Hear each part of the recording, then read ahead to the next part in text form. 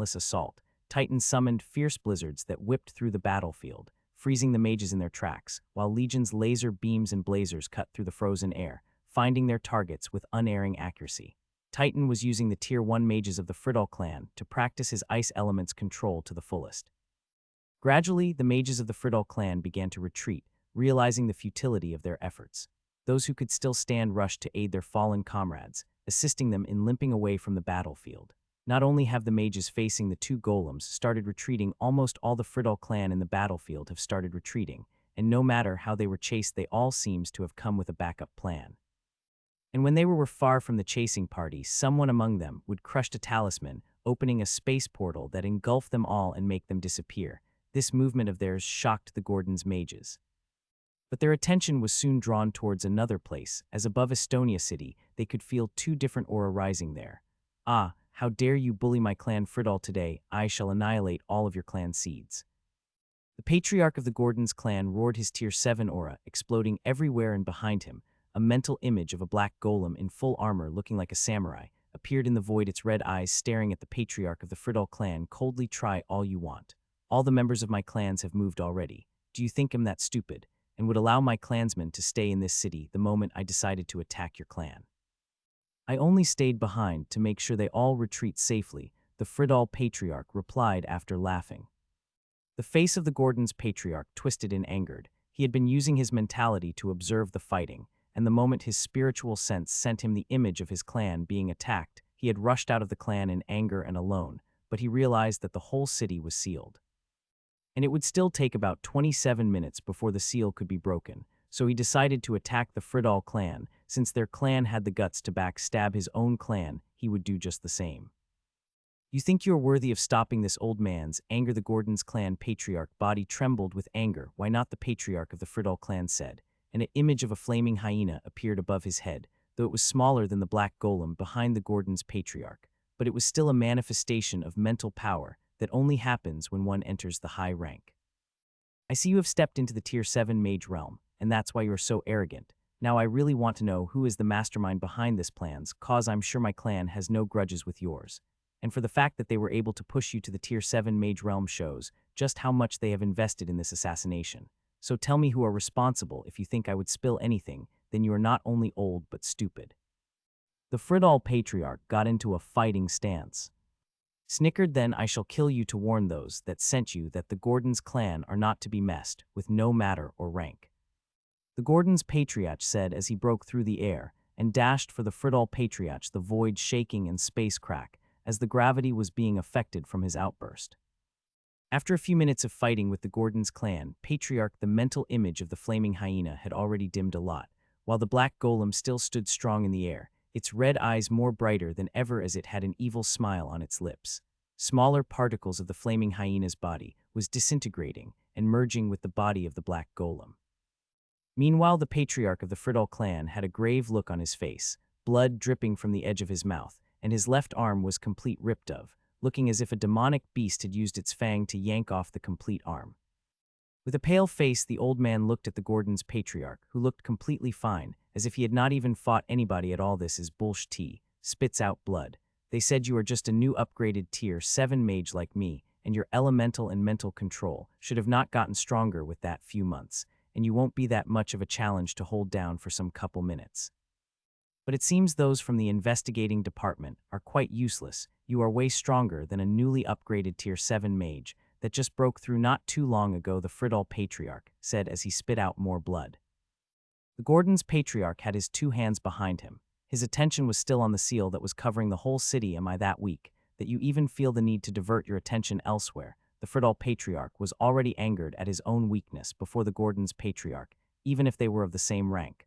But now he was really furious at the Gordon's patriarch because of the disdain he had showed to him ever since he came. He dashed towards the Gordon's patriarch as he used his hand to form an energy claw that had fire elements circulating under them, but before he could get closer, an earth shield appeared mysteriously in front of him, and he slammed his right hand on it, breaking it in the process. "Ah!" His shrill scream could be heard as he tried to send his mana into his hand to cure the injury. The earth shield had very good defense, but also a stronger rebounding force. "I don't know what the intentions of those behind you are for coming for at my family, but you must be very stupid to think that you can ever get away from me after your clansmen have attacked me. I can see that those behind you really planned well, even providing them with space stones. Tell me one thing, do you have one with you too? The Gordon's patriarch finally returned his attention towards the Friddall patriarch after he realized that the seal that was covering the city was cracking and would break soon. The words he said made the Friddall patriarch body shiver uncomfortably. Oh, it seems I have hit a sore spot. I really want to know where this space transmission of that stone lead to when I activate it. The moment I agreed to stop you, I already took countermeasures in case I die. You can forget about getting the space stone, as only my aura is registered to it. Another person using it would only make it shatter. Oh, is that so? What a pity. Touching his chin, I guess I can only keep you here then. Stay as a prisoner. Let's see if that scheming child of yours would be tempted to come rescue you or would throw you out as a pawn in his big game. The patriarch said, disappointed, as he stretched his hand forward, and a huge earth hand materialized in front of him and clamped down on the Friddall patriarch, restraining his movements, and no matter how he struggled, he was not able to free himself. The Friddall clan was surprised that the Gordon's patriarch knew a lot about his clan, but was planning on killing himself when he gets the chance, as he could not let himself stay with the Gordon's clan. He felt those bastards might even use him as a sort of bargaining chips with his son. Before he accepted the mission to stay behind and stop George Gordon's, he had made his son the temporary patriarch, as he felt he had to be ready for the worst, and he had confirmed that those fears were not baseless. The patriarch could feel that the barrier would break at any moment soon. He looked elsewhere when he noticed a few familiar aura flying towards him, but at the front was his clansman. He threw the bounded Friddall clan patriarch. Hold him for me, he said as he dashed ahead, leaving the fourth elder to quickly form some hand seal in the air, and sending them to the big hand made of earth elements, making it float and levitate beside him. The Grand Patriarch sighed when he saw the patriarch like that. How long has it been since he last changed completely to his cold side? The fourth elder asked, as it felt the coldness in the patriarch voice, and he was sure it was the second personality inside the patriarch that was talking to them a few moments ago. It's been way too long. He should have even broken to the Tier 8 Mage realm if he allowed both personality to cultivate at the same time using the Gemini star charts. But he had been restraining the cold side, as he thinks cultivating like that would turn him to an emotionless and cold patriarch. He was only holding on because of his grandson. Now he felt his grandson's life is on danger. He is letting go and allowing his cold personality to take over. Sigh. I just pray this time he does not do anything out of bounds. It's been quite long I've seen him, that angry, the Grand Elder said with a sad face. Mages of the Gordon's clan retreat. Z. The third elder didn't hesitate to order for a retreat the moment the aura of the two mages who ambushed him leaked. On a normal ground, he would have started escaping. Heck, if he wanted to, he was confident. No one would catch him, but now he had big baggages, and that is the juniors of the Gordon's clan. Draco saw that the third elder's expression and wanted to go assist, but the third elder's cold voice sounded in his mind. Goddammit, why are you still here, little twerp? Go lead the retreat. Those from our clan must not die here like ants. They shall only die on a battlefield with fair challenges. I would hold them back, just take them back to the city. The barrier is about to break. Draco's eyes was heavy at the moment. After hearing the third elder's words, he realized that he was a burden and would only get in the way, and decided to protect the mages of the clan as they retreated.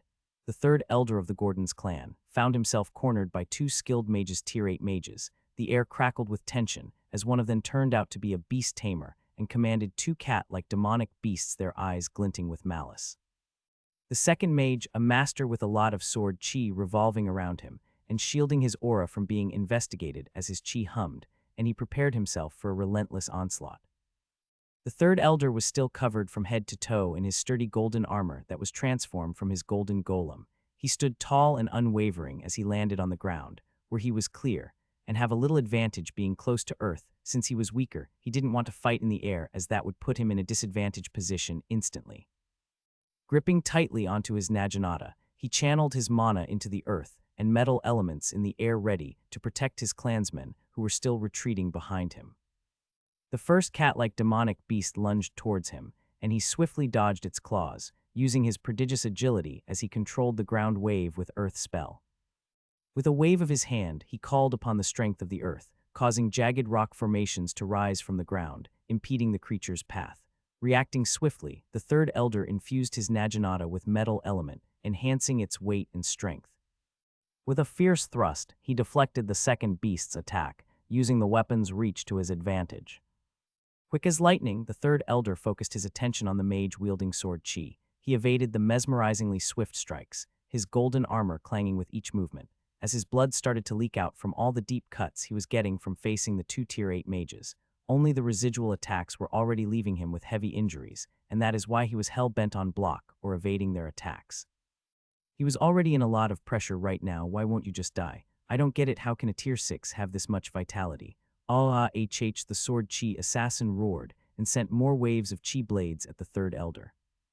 The third elder slammed his hand on the ground as he called upon the earth beneath him, creating a wall of solid rock to block the assailant's advances. Seizing the opportunity, the elder encased his naginata in a pulsating shield of metal, amplifying its power. Swish! With a mighty swing, the elder clashed his weapon against the mage's sword, as he wielded one of his sword Chi and planned to kill the third elder himself.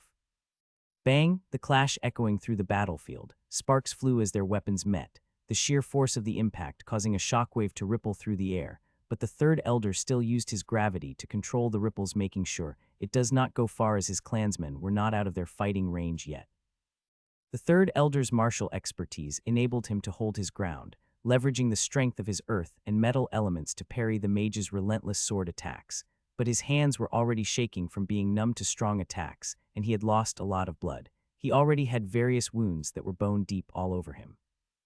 The only reason he was able to hold on was because of his strong willpower to protect his clansmen and his strong foundation.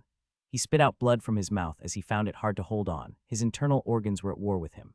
Despite the third elder's valiant efforts, protecting his clansmen took precedence over everything else. I will kill you too. A cold voice seems to break the void and sounded next to them three, and the assassins started to retreat, and sensing their retreat, the third elder made a split-second decision to stop them. As his clansmen hurriedly escaped, he braced himself against his injuries, refusing to let who was coming down. Brother, kill them all, the third elder said with a sadistic smile on his face. Seeing the patriarch of the Gordon's clan, who was completely an unknown variable, they wanted nothing more than to run. They have been warned never to engage fighting him. So they decided to run from there. His flying ability is incredible, and he was closing in on them fast. The mage and the beast tamer quickly realized their chances of victory in completing their mission were slim. Knowing their limits, they activated their void magic stone. A swirling portal of darkness engulfed them, enabling their escape after they crushed the void space stone.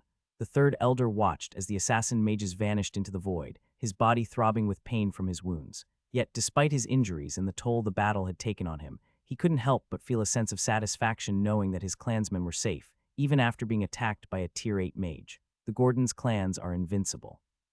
He shouted at the top of his voice before collapsing on the ground, his eyes closed shut. He was already at the end of his road. He was just pushing forward with the little willpower he had. With a deep breath, the patriarch called upon his mana strength, flinging the third elder away before resuming flight towards the escaping mages. The patriarch of the Gordon's clan showed that he was a figure of authority and power for the first time. He soared through the sky with grace, his eyes fixed on his target. For the first time, he was not bothered with hiding his power. He closed the distance quickly, and he channeled his remaining mana into the potent earth elements in the air, shaping it into a swirling tempest of blades.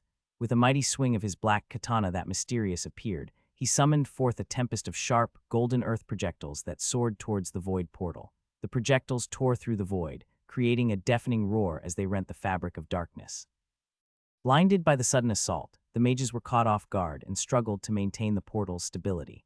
The relentless barrage forced them to retreat further into the void, their escape plans shattered. Feeling a surge of determination, the patriarch summoned more of his energy to propel himself forward at an incredible speed.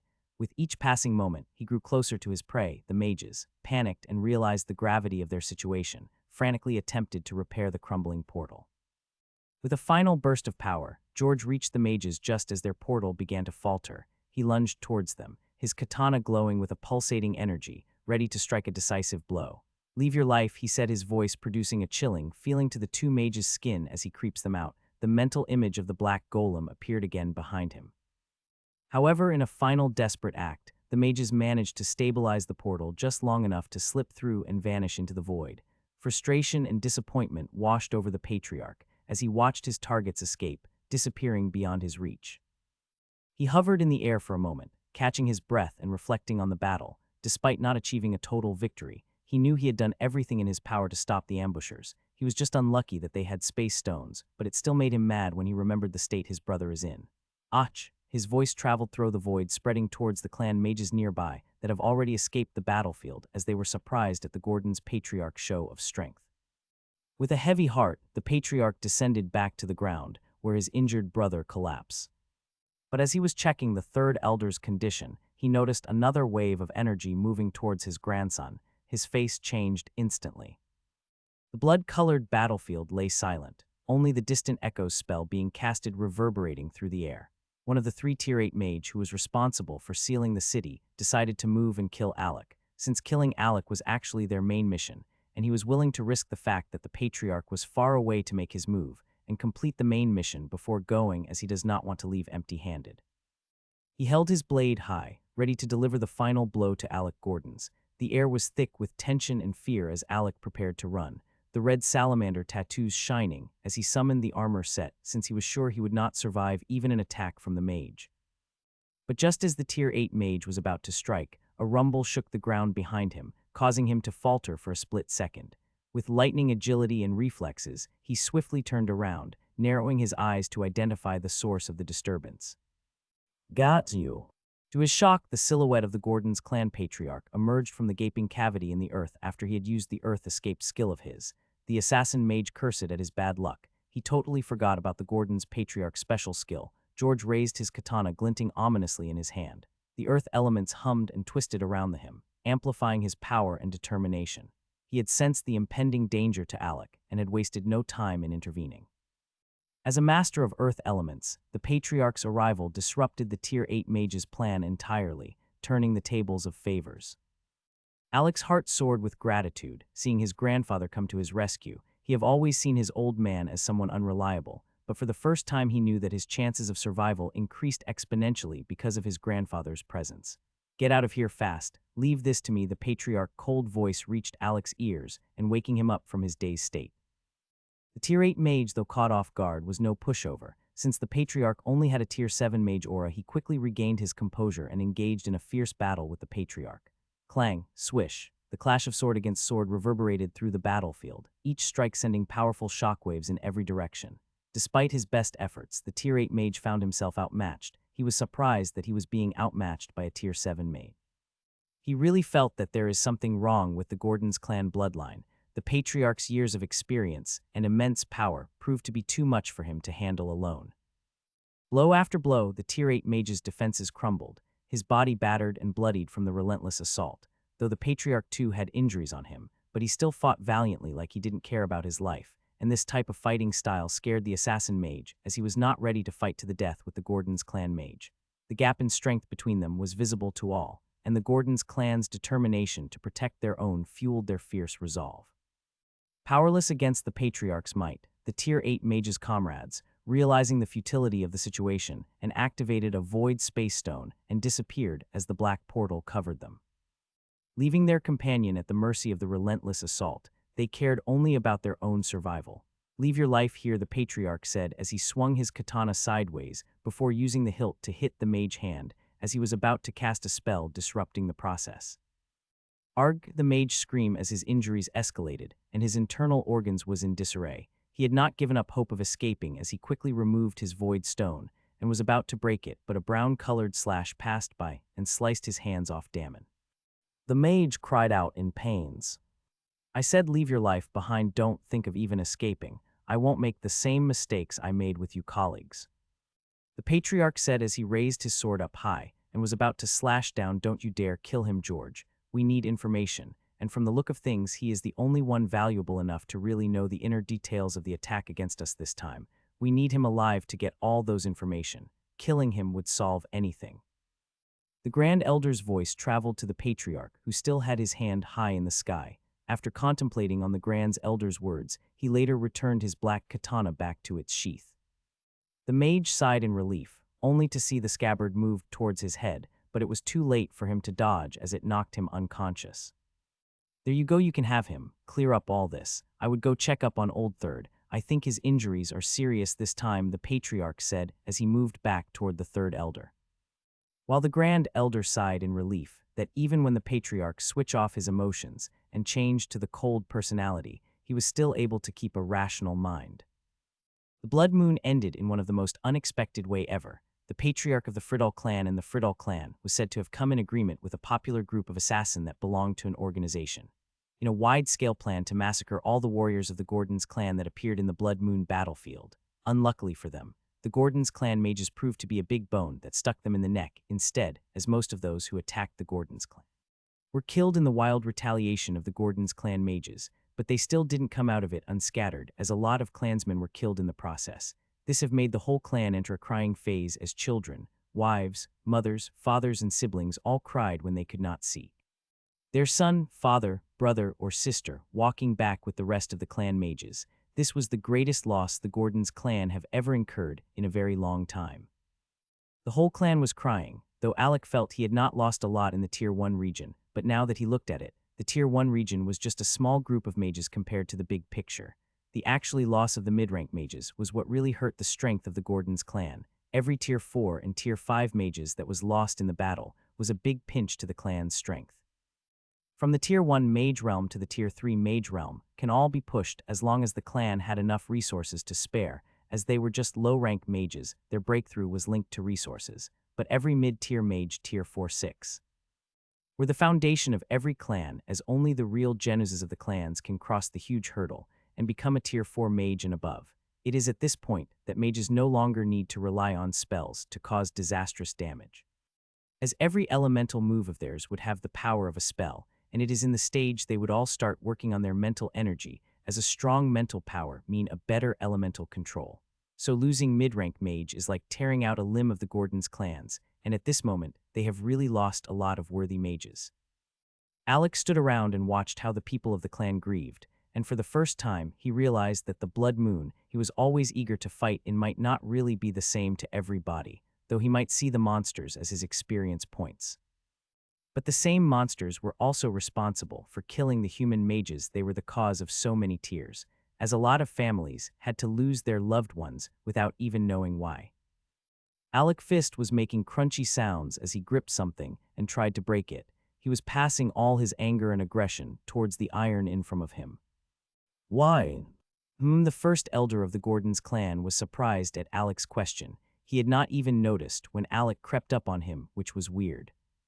Why would Alec? The first elder still took his time to reply Alec as polite as he can. He could see that the child was hurting inside.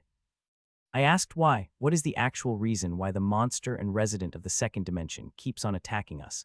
What is their motives? What is their objective? And what would they gain by continuing a needless war with the human race? Please, grand uncle, make me understand. Cause the reason something like this happened is because of them the Friddall clan used the opportunity of the blood moon to sneak on us. Alec questioned with a weak voice that made even the first elder unaware of what to say. Due to the great win they had last time, the younger generation were so happy that they didn't realize the little lose the clan had incurred. They were praised for being heroes, but were unaware of the clan's situation.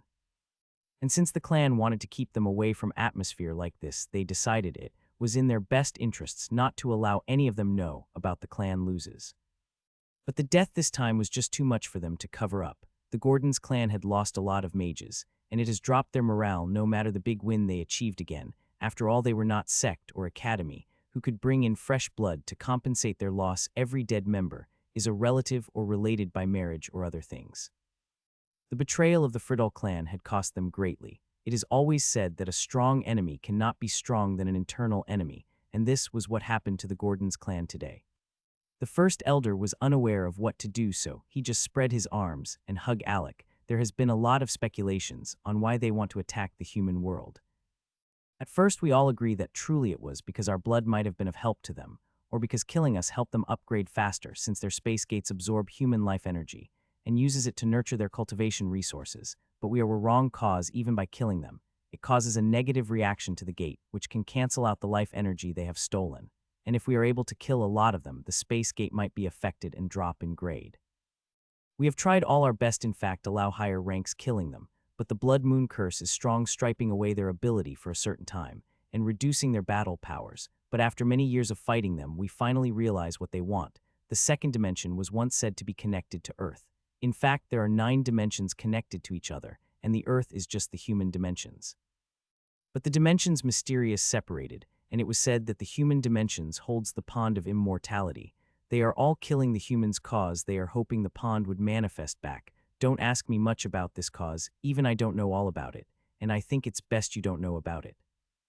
All I can tell you is even if they have a reason for coming here to kill humans, it's still unacceptable, and it's our duty to kill them all no matter the loses, and that is the only way we can revenge our fallen comrades. Do you understand me? The first elder finished his lecture with a question and Alec nodded with red eyes. Normally he was not like this, but it seems the old Alec soul that was merged with him have caused him some type of emotional imbalance. While Alec was feeling hurt due to the deaths of the clan, there was someone else who was hurting and crying.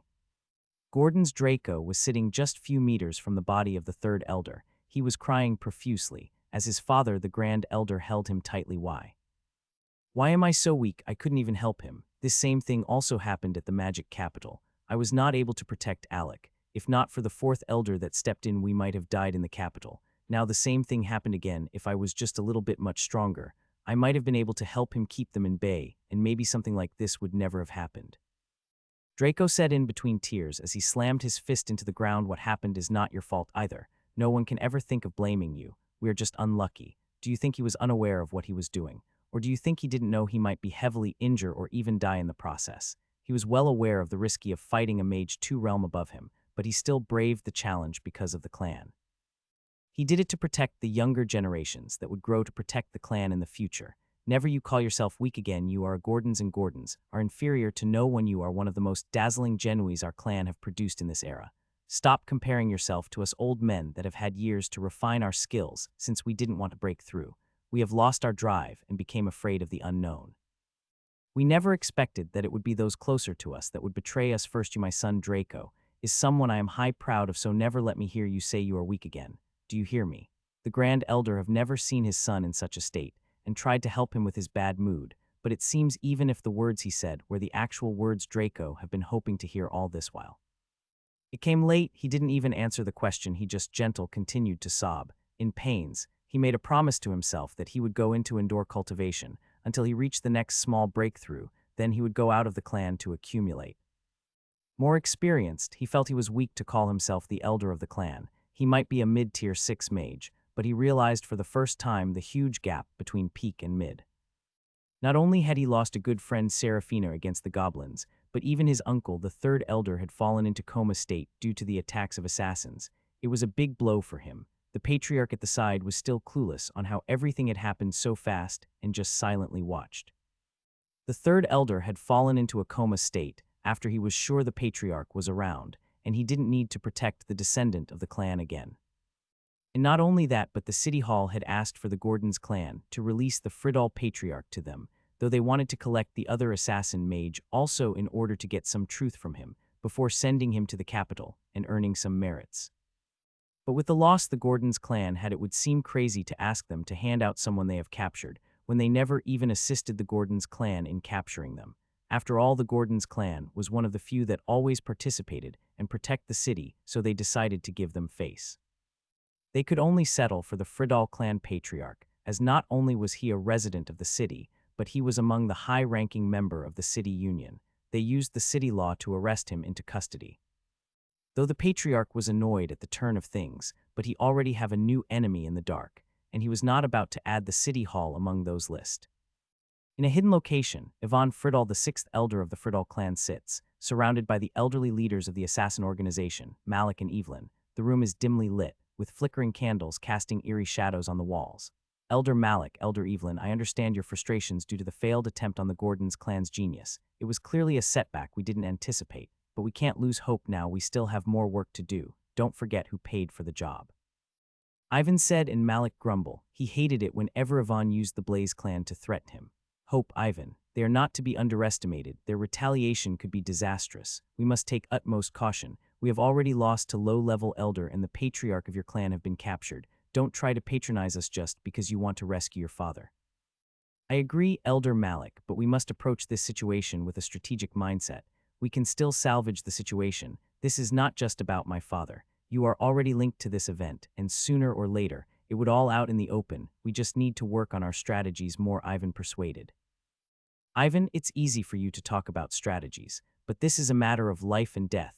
We need to find a way to protect ourselves and our organizational from harm. We have always striked in the dark, never in the open, like this, Evelyn said. While banging her hand in the table, it was clear she was against attacking the Gordons clan in the Blood Moon battle. Evelyn, I understand your concerns. Our safety is vital, and I assure you, I will do everything in my power to ensure it. We need to reevaluate our protocols and become even more clandestine. Yes, we have grown complacent. We mustn't make that mistake again. Our dealings must be hidden, our movements unpredictable. Malik said sternly, asked. He finally agreed with Evelyn's ideas. Absolutely, Malik. We can also strengthen our intelligence network, gather information, learn the inner workings of the Gordons clan. Knowledge is power, and we need every advantage we can get, regroup, and devise a new strategy. We cannot risk another failed mission. Indeed, perhaps we can reach out to our contacts, engage in discreet alliances. We need allies who can give us an edge. How dare a mere mid-tier clan try to capture our elder? We have even killed off a whole clan before, and we would make them feel the pinch of offending us, Evelyn chipped in. That's a brilliant idea. With carefully selected and trustworthy allies, we can form a formidable force that the Gordons won't see coming. We would catch the off guard again, but this time we would be assured of killing them, Yvonne said. Malik and Evelyn exchanged glances, considering Ivan's words slowly. Their expressions soften, realizing that there may still be hope in the face of adversity. Our assassin's failed attempt on the genius of the Gordons clan was too brazen. We must find a way to strike from the shadows without leaving any trace. The Blaze Outer clan paid way too much for that clan's mission, and there is no way I'm letting it go. Malik turned towards Yvonne after talking discreetly with Evelyn. You've always struck me as someone who is wise beyond your years, Ivan. But never forget, this is just a cooperation between us. If you ever try your schemes against us, I would chase you to the end of the world myself. Malik warned, and Ivan smiled. You won't have to worry about that. After we complete the Gordons clan mission, you won't see me again. As even I won't like to be linked with you guys, as it would be bad for my clan's image. Second dimension. Two huge dragons who were walking in the same direction transformed into their humanoid form. The ancient black dragon that Alec had watched in the capital, and Scar, who has also participated in that Blood Moon battle on that day, were the two dragons. They stood tall and majestic, their unique dragon traits incorporated into their appearance. Scar, who was in his humanoid form, exudes an aura of brutality, fierceness, and slaughter. His skin radiant a warmth air that reflects his fiery origins. His red hair flowed gracefully down his back, representing the flames that burned within him as a fire dragon, showing his high affinity for flame manipulation. Scar's eyes, now transformed from dragon-like slits to a more human shape, retain their vibrant, fiery red hue. On his forehead, protruding with regal elegance, sits a pair of long, sleek dragon horns, reminiscent of his true form. His long limbs possess a subtle strength and agility, a remnant of his dragon ancestry, and nails have become sharp, jet-black claws that glisten with an otherworldly sheen, ready to unleash flame's power if needed. While the black dragon who had accompanied Hadriel, the blindfolded Genoese, was also in his humanoid form, but his own form embodies a striking and commanding presence. His skin, like the depths of the night sky, is a deep shade of obsidian black due to the transparent black dragon scales that ran through his body. Giving him an air of mystery and power, his hair cascades down to his back. It was black and flowing, unrestrained with no band, as he walked in his dragon robes that symbolized his dragon family heritage. The black dragon's eyes, now transformed into a profound shade of crimson, hold an intensity and intelligence that speaks of his unwavering determination. On his head rests a pair of formidable dragon horns, long and curving like a majestic crown that echoes his true form.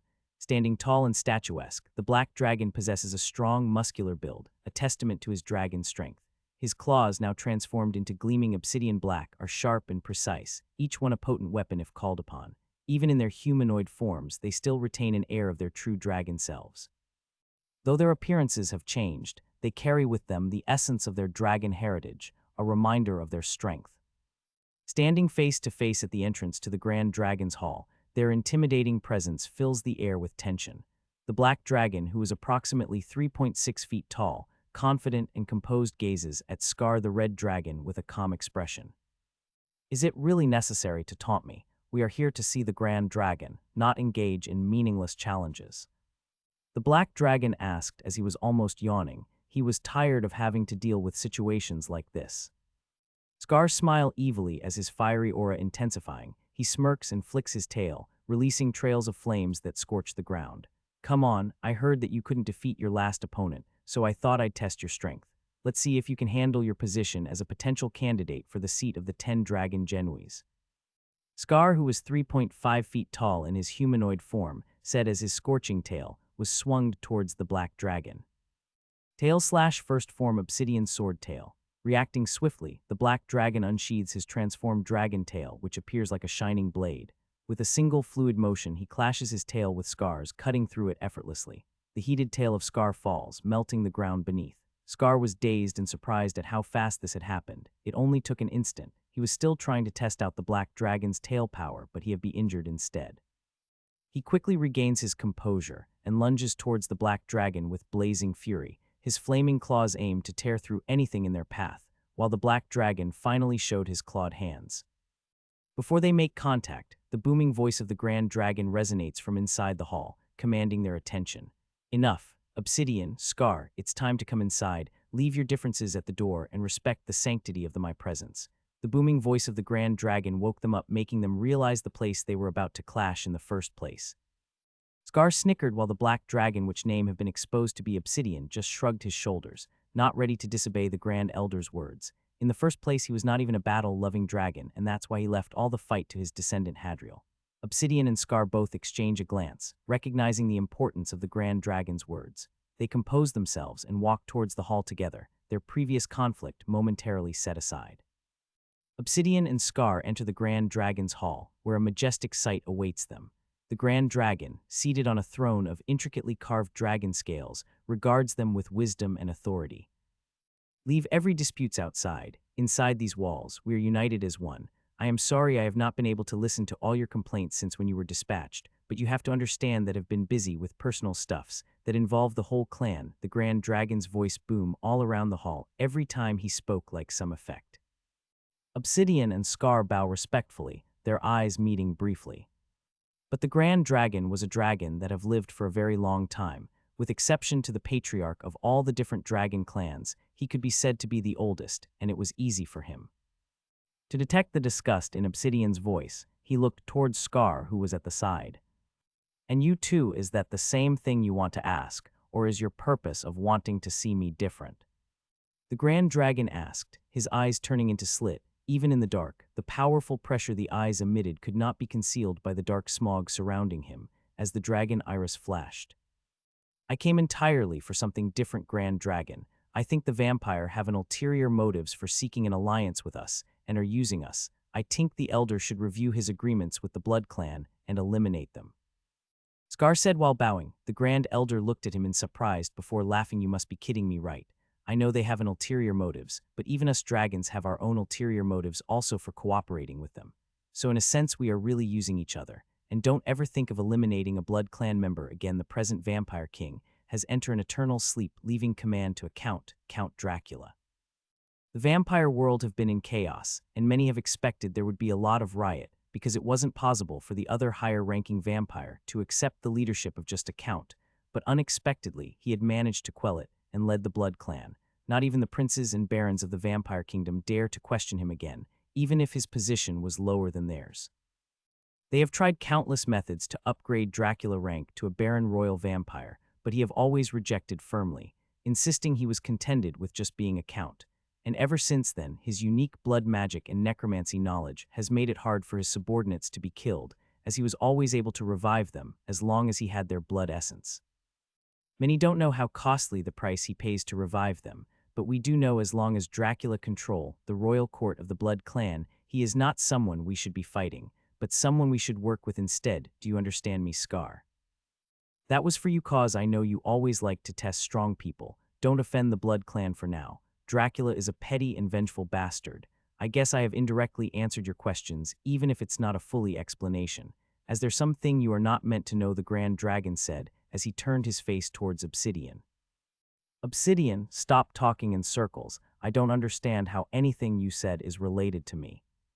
Though Obsidian was not satisfied, he still cupped his hand and left. The Grand Dragon had indirectly warned him not to pry into things that was higher than him, and he was taking a break before his curiosity killed him. Second dimension. The patriarch of the Goblin clan, who was responsible for managing the space gate that led to the Estonia city which Alec lived in, have not been able to calm himself ever since he heard the full battle reports.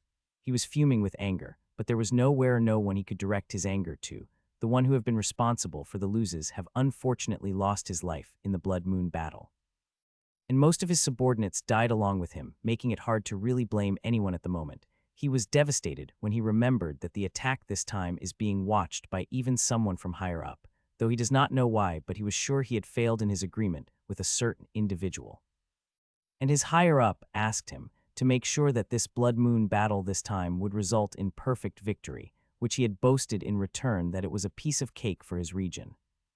Considering that Goten had a very big victory previously, and he assumed that the human forces must have been weakened to a certain extent, so he was still doubting how whenever he thinks he would conquer something. The city ends up fighting with more energy and making him suffer great losses. The first batch of lose have started when they lost a whole legions of Tier 1 goblin warriors. But this time the Tier 1 goblins have not been completely wiped out, but it was still not as important as the loss of Tier 6 battle power. He raised his head to look at his first child, who was still waiting for him to say something after what he have come to deliver. "Take that smug smile of your face. It doesn't fit you one bit," the goblin patriarch said with a weak smile. "I'm not smiling." Number one relied, "Your lips does not have to arch before I know how you really feel about this. I know you had high hopes for that goat, and you wanted him to enter under you, but you should realize I didn't have a choice. I know you would say I'm the patriarch and I always have a choice, but I still didn't care, but I just wanted this bunch of greenhorns who live in the castle, due to the contribution of their ancestors, to go out and contribute to our branch. I just didn't realize that it would end up so badly, and don't say anything like I told you," so the goblin patriarch said as he pointed at number one, who just shook his head. His father was already regretting his mistakes, and he was not the type that would stomp on the old man's pride just because he felt that removing Goten was a bad choice. Contrary to the patriarch, he was really happy that Goten didn't even show up this time, because it felt to him that the human forces have only used their best mages today, and that was why only the goblins that have such big loses, and it was not a type of mutual destruction thing between both race. Just as they were both conversing, another goblin brought someone in. This goblin in the front was as tall as number one, but his skin was red in color. He was putting on some type of robe that was engraved with ancient runes, while leading someone that was cloaked in a black robe, while he covered his head with a hood. "Guest, I can explain." The patriarch was still talking when the person in the black cloak removed his hood and shook his head at the goblin patriarch.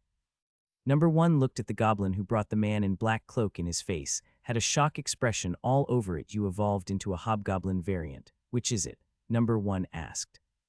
But the red-skinned hobgoblin just smirked and said, "I don't think our competition is what is important now." Number one felt like slapping the smirk off his face, but he stayed still since there was a visitor. He also had the desire of wanting an hobgoblin variant evolution, but he had been stuck as an half-goblin, and half another race he was unaware of. And his father would not really tell him which race his mother belonged to, so he could only hope that his evolution was stronger than the hobgoblin variants class. The blue-skinned hobgoblin were not something he was actually scared of. They could not compare to him, but the red-skinned hobgoblin don't just gain an increase in powers like the blueskin, but they also awaken some type of class-related skills that grow with them, and each variants have different skills, each more dangerous than the normal goblin skills. We had an agreement, and I was assured that your branch of goblins race would be able to help in disrupting the battlefield and even cause chaos, while my mages would be responsible for killing the mages of a particular clan. What happened? Why did you send a bunch of weaklings instead? The man who had fully opened his hood, exposing his identity as a human, asked with a fierce expression on his face. Well, if you ask me, I don't think even if we caused chaos your mages would be able to kill the mage from that clan. It seems you don't realize, but all the losses our branch have incurred till now have been confirmed to have come from that clan. Number one said, and the man stared at him, his iris turning red. I hate when someone interrupts me. You can say all what you want, but from your expression it's clear that even your mages failed to complete even your basic mission, and was not able to kill the one you want, and not only that, you have exposed yourselves to them, and they won't fall for schemes like that easily. In fact, they might even be hoping you attack them, so they can take revenge on you, number one said as he shrugged his shoulders. This all happened because you sent an incompetent leader. He was killed so easily without any chaos, and that was what led to the blood dome barrier breaking faster than expected. And not only that, you made it possible for them to be rescued. No matter what you say, this is all your fault, and I would give you 2 chances now. It's either you rectify your mistakes or you return all I have given you back. But the goblin patriarch aura seems to be fluctuating strongly, and the weak aura that was around him seems to disappear for a moment as he heard the human's voice. How dare you try to collect what have been already consumed by this patriarch? Even if your backing is stronger than me, I have to let you know that our region is being overseen by an hobgoblin variant from the main goblin clan. The patriarch felt things was not going his way and decided to use the backing card to hold on to the advantages he had gained from the transaction with this human mage. You mean Commander Kui? Well, the clan who wants the boy and his clan killed have actually settled with Commander Kui in private, just as I'm making deals with you. If not, do you think I can come to your place and go back without being detected? I'm not yet a Tier 9 mage that would be able to escape the mental detention of a Tier 9 hobgoblin variant. The goblin patriarch shivered in fear when he realized how deep the conspiracy of the human mage in front of him have gone, and he realized why the higher-up wanted a victory. We would rectify our mistakes, but you would have to help for a much higher guarantee that it would be successful. From what I heard, that clan is not your normal mid-rank mage clan. You don't have any grounds to make conditions here. You shall attack and definitely we would assist, but this time we would not be in a rush to expose ourselves or our cards like before. If you guys fail again, just know that an ancient clan is the one responsible for this mission. It would not really take much to massacre your whole clan after they send their inter-clan army into your space passage, and then they would bribe Commander Kui to send a more reliable goblin branch to complete their mission, so just have it in the back of your mind that you are replaceable. The human mages turned and wore his hood back as he walked out of the hall after he finished talking. The room was now filled with a lot of grim tension, as not only the patriarch and number one had concerned expression on their faces, but even the red hobgoblin there with them had a shocked look on his face. For a clan to be able to threaten them with extermination said a lot of their powers. They never expected that the ones they were really dealing with was an ancient clan, and their connection would stretch deep into the second dimension that they could bribe an higher up of the goblin clan. The goblin patriarch smiled weakly when he realized that he have entered a big scam as a mission. Go get me Goten. He has fought against this human mage clan before, though he did lost the whole tier 1 goblins, but he had been able to preserve the lives of the mid-rank goblins to some extent, so he should be the right person for this job. The patriarch goblin shouted, but number one just shook his head, while the red-skin hobgoblin beside him laughed weakly. Sorry to inform you this late, but Goten and his entire family branch seems to have moved from the forest. The hobgoblin said. What? Are you telling me that he became a deserted and abandoned our clan? The patriarch asked in shock. He never would have expected that Goten would leave the clan. He had seen how Goten volunteered for all the most dangerous quest, just to earn enough merits so he could move all his family branch to the castle area. If Goten wanted to enter the castle area, he could have done so a long time ago, because he already had enough merits points saved up, but he was someone that was loyal to his family, and that was why he asked to guard a space gate, and the patriarch had given the responsibility to him. The patriarch had made sure to work him to the bones, as he planned to extract every value he had. The patriarch was using his desire to manipulate him. He had been relieved of his duties and asked to give up his position as the commander of the Space Gate army he had recruited and trained to a very high level. How could something like this happen, for an individual to move that much amount of goblins out of the clan, and he was not stopped? What is really happening here? The goblin patriarch asked as he slammed his hand on his knee. Simple, that was because, when you were so reluctant to give one of your illegitimate child a chance to enter the clan core area, he got a better offer as one of the outer faction of the Wind Goblins clan branch, gave him a much better offer, and this offer even covered his whole family. So tell me, why won't he leave? After all, you already know he is someone who is too focused on his family. The red-skinned hobgoblin responded without holding back, making the patriarch grit his teeth. What about the generals under him? I do know there were 2 goblins that were responsible for the death of one genius human mage. It was said that it was Goat who found them. Let one of them lead the army and start training again. Since they have worked closely with him, they should be able to at least replicate a little of what he was capable to do with a new squad of new bloods. I'm sorry to inform you, but all the mid-tier goblins that was brought up by Goten had even left the clan with him. The lose that they witnessed made them doubt their belief on the clan. They feel that it's better staying with someone they understand better. Number one was the one who replied this time, and the patriarch finally lost it, as his aura of a peak tier 7 goblin was fully unleashed inside the hall. How dare that unfilial child revolt against me like this? Not only is he leaving the clan, but he is also taking worthy soldiers that the clan has cared for up till now. I really want to kill him. Old man, I think that you should calm down your horses. He is not someone you can touch at the moment. The only reason a Wind Goblins faction would want him means he have a certain connection with them, and we can't afford to offend the Wind Goblins. It would be no different from offending another human ancient clan again, and in the first place, he is not the cause of our problems, and stop looking for an easier person to push your blames on. But instead you should shift your anger to the greedy bastards in the castle that only want to reap the benefits but never want to do the work. Go to the family of the dead commander and ask them to provide someone else to take his place. Hypocrite. When it was sunny and Goten was making waves, they snatched his job, thinking it was a pie falling from heaven to their hands. But now even tier 6 goblins died. They are not even coming out to volunteer anymore. What a bunch of cowards. At least Goten was man enough to even attack against the humans even after he had lost before. But the castle people you are protecting so much worse, and are not even trying to clear up their mess. And it sucks cause the rest of the talented goblins in the wild are now cautions against the main clan family, and are not ready to take any risk for us again, as they take what happened to Goten as an example, thinking they would be discarded after they have done all the work. What a bad image you have given us again, Lord Father. The hobgoblin said as he made sure they felt the sarcasm in his statement. How dare you speak to Lord Father that way? Number 1 hand was already on his red axe asked. His muscles bulged, as the vein seems to have little life forms moving inside them. He was ready to attack at any moment, but his father only waved him off, making the once tension rising disappear. I totally understand why you are defending Goten. Finn, you are my number 50 child and the second most talented. Wait, I think I should say first now, considering you just had your second evolution, even before you reached 100 years, you are doing all this cause you see your past struggles in Goten, but let me tell you something. The people living in the castle might be useless and unreliable, but never forget that they are not really the ones that uphold TBE prestige of the castle area, but the old monsters hiding in seclusion. The old monsters that really fought and brought their clans here are the ones that make their descendants living here have such privilege.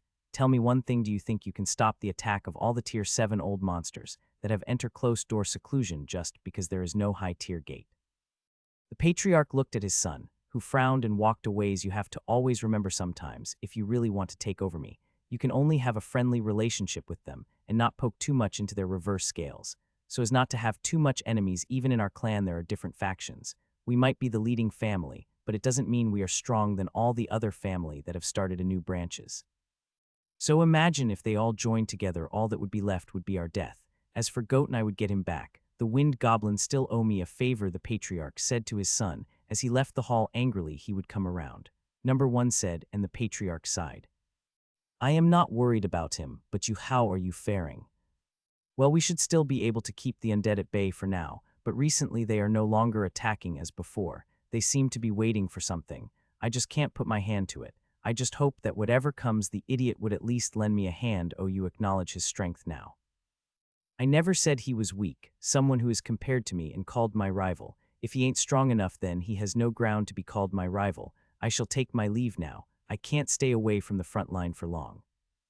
A week has passed after the last Blood Moon battle, and while the whole city have already fallen into a peaceful one, the clan house of the Gordons clan was different, as they still seems to have not recovered from the previous war. The air of the whole clan was heavy, as the patriarch, that was known to always play around and make fun of the clan members with a smile on his face, have not been seen since after that day.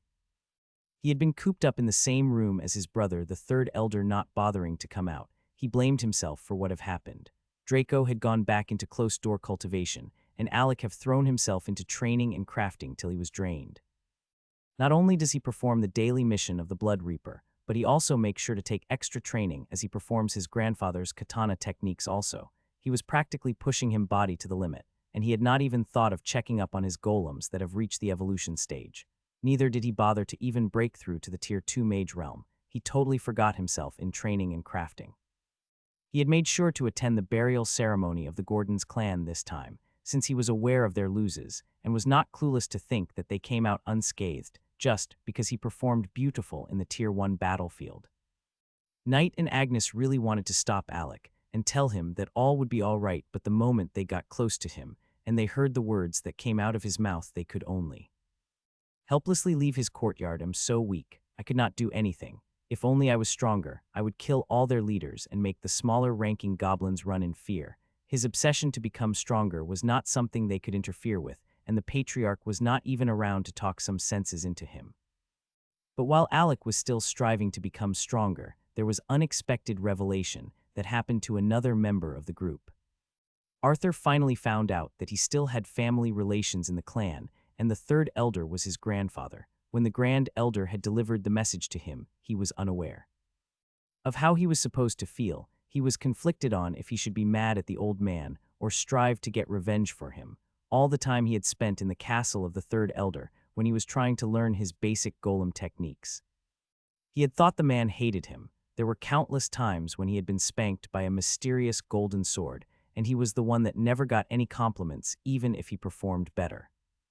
Now that he thought about it, the main reason he had been picked on the most was probably because he was the man's blood relative. He was not even given the time to take in all that have happened to him, and have been asked to come over to the third elder's castle, as there were things left there for him to inherit. It was said that the third elder have probably left a lot of goodies for him in case anything ever happens to him. He was hellbent in not letting his legacy die there, and even if he had a lot of disciples over the years. None of them have been able to reach the golden golem crafting. The most exceptional ones have only been able to reach the silver golem level. Their talent couldn't match to the third elder that used countless years to bring his techniques to the peak of the golden refining. And it has been confirmed that his bloodline would have an easier time crafting a golden golem, since before he even married, he had forged golden bones and gaining a golden body constitution. This is another rare body constitution among the Gordon's clan that only few have been able to awake, and that was why he had a very acute control over his power and a mad physical power to go with it. His body constitution has been what had made his metal element manipulation to reach the very peak even better than his innate earth element. So his child had inherited part a half-forged golden bone when he was born, which made his own forging of the golden bones more effective than those who just started after they got the advanced cultivation technique from the third elder, as being the child of the third elder itself seems to come with some benefits. Now Arthur has been brought back to the third elder castle as his heir, and the elder's main cultivation techniques of golden bone forging have been passed to him, as they hope he would continue the old man's legacy since he was still in a coma state, so they had to prepare for anything. If it was before Arthur became aware of the fact that the third elder was his grandfather, he might have been happy to have such a top-level cultivation technique that have been created by such a Genoese land on his lap. But instead he felt a big emptiness inside of him, and a very large feeling of sadness welled up inside him as he became the successor of the third castle like that. While Alec and Arthur seems to be tied up with their personal activities, Brandon wasted no time to returning to his father to continue his training, as he wanted to break through and consolidate his realm fast before the next time Alec called for them again. He finally realized that ever since they started getting stronger, it seems they were spending less time together, and he felt if he fell behind then, he might not even be able to walk with them again, so he put more pressure on himself. The atmosphere in the grand hall of the Gordon's clan was heavy with anticipation and concern. It was the place where the third elder, who had been in a comatose state for a week now, stayed. He lay still on the bed, surrounded by anxious patriarchs and two other elder of the clan. The first elder gently tugged on the patriarch's sleeve to get his attention. The grand elder asked for you. Should I inform him that you're occupied with the third elder? No, please, let him in. The first elder nodded and walked towards the entrance, and he guided the grand elder of the clan inside the hall. The level of seriousness on the grand elder's face sent a shiver through the room. George, I have come to speak with you. What is the matter? Why such urgency? The patriarch asked with a concerned look on his face. The grand elder took a deep breath, his eyes determined before he continued. I have decided that I will no longer suppress my cultivation. I wouldn't break through and become a tier 7 mage, entering the realm of high-ranking mages, so that they would be one more high-rank mages to protect the clan in the future. Silence filled the room as all eyes turned towards the patriarch, expecting him to dissuade his brother from this risky decision. But to everyone's surprise, the patriarch simply nodded his head in acceptance. I understand. For the first time since the third elder's incident, they saw the patriarch smiled slowly. The grand elder's eyes widened, his anticipation quickly replaced by confusion. I thought you would try to talk me out of it, just like you did with our other brothers. Why the sudden acceptance? The grand elder was baffled at George's decision. He had always said that too much high-ranking mages in the clan would lead to too much attention, and the Gordon's clan was really persistent in avoiding attention, but they just always seems to be caught up in it. The patriarch's smile faded slightly as he spoke, revealing a mixture of sorrow and determination. I cannot bear to witness another brother of mine fall into a coma, or worse, lose their life. Our enemies seem to have multiplied, and the dangers we are now facing have increased. I would rather see you alive and protected than risk your well-being. When you are prepared to break through, let me know so I can protect you. We don't know if there are still forces in the dark that want to restrain us. If we are ever going to be acting again, we must make sure we have full confidence. The Grand Elder was taken aback, his eyes welling up with surprise and admiration for his brother. I appreciate your understanding and willingness to protect me during my breakthrough. I promise to inform you when the time comes. The patriarch reached out and placed a hand on his brother's shoulder, cutting him short, a silent assurance passing between them. He didn't allow the Grand Elder to finish his statement. Stay strong, brother. We won't face these challenges alone. We have our brothers, and we would face whatever comes just like we have always done. No more hiding, no more holding back. Now I think that Old Fourth breaking through to the Tier 7 Mage realm ahead was a good thing, as that would mean you have 2 high-ranked Mage bodyguard. How good is that? The patriarch tried to joke, but his tired smile could not hide his hurting. What made you change your mind so suddenly? I know our third brother is hurt and all, but don't patronize me. Everything you do, you always plan 2 steps ahead, so tell me what really is your plan. The first elder asked. We are too weak, and am tired of hiding and behaving like a turtle. I know our father wanted us to be patient because of our bloodline background, but even if we continue acting like a wolf in sheep clothing, it won't matter if we lost all those we care about. So since some idiots think it's okay to attack us, then we would make them pay till they realize that the Gordon's clan ain't one to mess with. So do you have a plan? Technically no. Oh God, don't tell me. Just listen to me first. I have known the patriarch of the Friddle clan for a while now, and I know the type of things he can do. He might be a scheming old man, but his schemes are just for low-level clan dispute, and not at an organized level like this. There is someone else that is pulling the strings in the dark, of course. There would be someone else after all from what we have learnt up till now. They have been hired by a very rich and high-ranking clan to have all this preparation and resources. Smack! The patriarch smacked the first elder at the back of his head. Oh, what was that for? That was for stating the obvious, dummy. I do know there is a high clan behind this attack, and the main motive of this attack was to kill Alec, and the killing of the rest of our clan's Genuis was just a big cover-up, and I already have a few suspects, but I can't get rid of the feeling that the ancient Blaze clan had a huge hand in this. The patriarch said, and the first elder's face changed drastically. Don't look at me like that. The main masters might not know about this. I'm guessing it's the outer clan members that are trying to eliminate my boy. It seems this happened because of the internal fighting among the inner court's factions. Cause there is no way that Oldman, called the patriarch of the ancient Blaze clan, would actually sanction a hit on his own grandson. He might have not agreed to accept Alec into the clan due to the nature of his birth. But he is not evil enough to harm his own flesh and blood with his level. There is no way he won't have felt that Alec had his bloodline, so I can only predict that we are dealing with the smaller fries.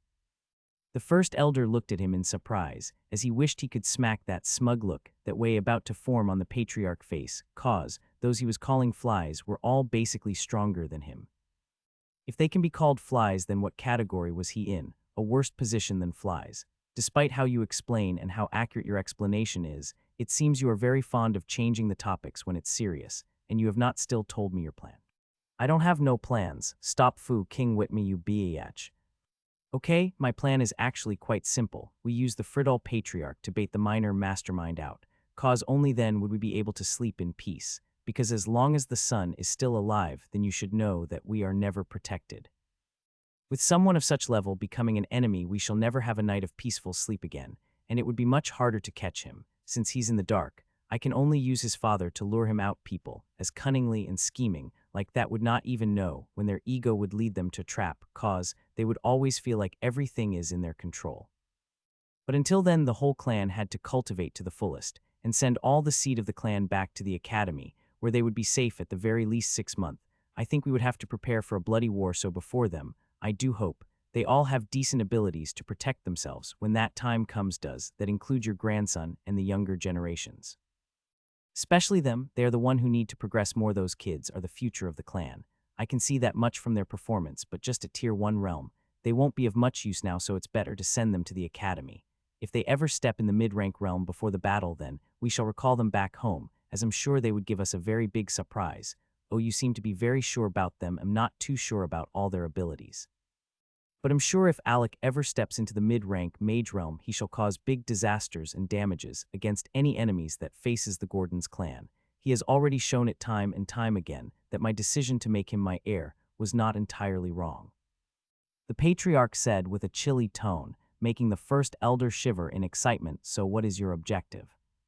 Whoever did this gonna die, whoever did this clan's gonna cry, ain't stopping till one of us die, the patriarch said as he finally left the grand hall.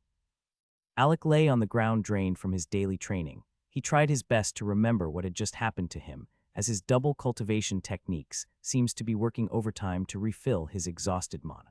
He had been trying to manipulate his elements better after what he saw the third elder do. He also wanted to be able to use the full force of all of his attack, and along the way, he had created something from copying a Tier 6 control of element and have unexpected entered the Tier 2 mage realm. His consciousness synced into his mana pool, and just above it there was 2 different Tier 1 spell runes that intertwined with each other. Even up till now he had not realized how something like this could have happened to him. He had been aware that when a mage steps into the Tier 2 realm, his or her mana pool would construct 1 magical spell rune that correspond to their last realm, and the mage would be able to cast that certain spell easily with even less mana required, and it's normally called the innate spell of a mage. And when the mage breaks through to the Tier 3 realm, another magic spell Tier 2 rune would combine with the Tier 1 rune that have materialized in the mana pool before, forming a chain tower of spell runes that matched. For mages that have 2 different elements, they had to go through the stress of forming both runes separately, and most times it ends up taking a long time, so most of them try their best to conjure one of the elements runes and stepping into the next realm as they would try to form the rune of the other elements later. This was the path a lot of mages follow, as they didn't want to fall behind, and this is where the affinity of their elements shows its advantages. Those with high affinity are able to conjure their runes easily, while the mid-affinity have to put in some extra work, but those with a low affinity always have a hard time sorting out things like this.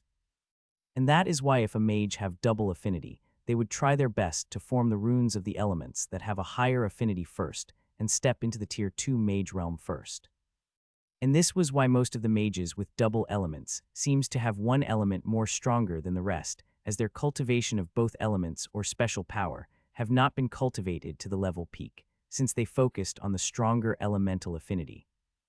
But Alec had found out without even trying to break through. He had already entered the Tier 2 realm, and not only had he stepped into the realm, he had done so with his 2 elements. This means even if he, a newly advanced Tier 2 mage, met another Tier 2 mage that have been at the realm for long, he would be able to defeat the mage without the use of any of his golems, equipment or anything, but just his raw talent and elemental magic. How did this happen?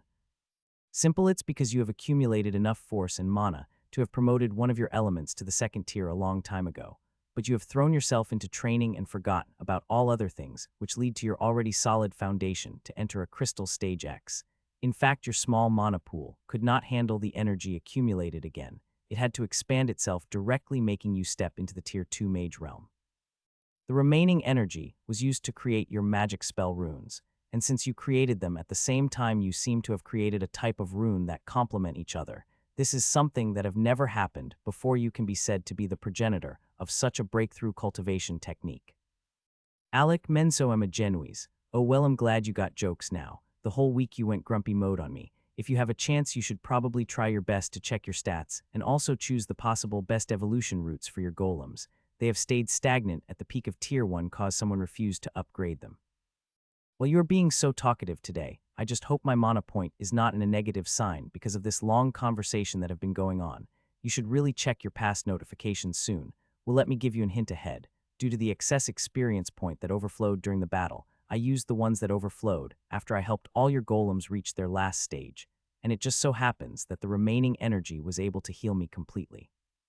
So I don't have to scheme for pitiful mana from you just to heal myself again. Whoa, that is good news for a start, so I would be needing you to make me a body soon. Alec, come again, what did you just say? Have never seen a mage that have such bad hearing problems like you before. I said I want you to make me a body, and how is that even possible? Is it that the overflowing energy affected your head also? I don't have an head, idiot, and for God's sake, you are a mage. Mage always seek the creation of magic evolution, and you are not just any mage.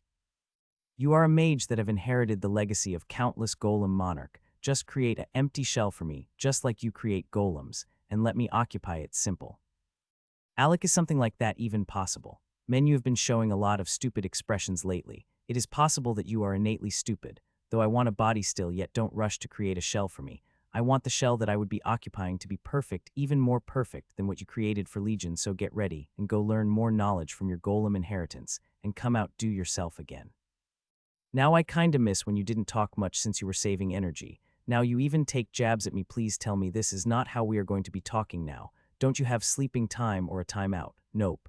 Either you like it or not, it's clear you're stuck with me. Alex sighed in defeat, but he quickly noticed that the weather have changed and he looked at the sky and realized that black clouds was forming above the Gordon's Grand Hall area, that is where the third elder is resting. Don't tell me that the clan is attacked directly now, Alex said with a serious face, but the next statement of the system shut him up. You so stupid boy. That is the tribulations of someone who is about to break through to the high rank realm. Someone from your clan is about to become a tier 7 mage. Dumb. The atmosphere in the Grand Hall of the Gordon's clan is charged with anticipation as every clan member's attention is being drawn. Gasps fill the air as the Grand Elder, the esteemed figure second only to the patriarch of the Gordon's clan, defies gravity, levitating high above the ground in front of everyone. Beside him, the patriarch also hovers, his katana tightly gripped in his hand, prepared to ward off any potential disruptors, ensuring the Grand Elder's breakthrough proceeds undisturbed, the different earth elements particles in the air circulating around him forming some type of earth ring.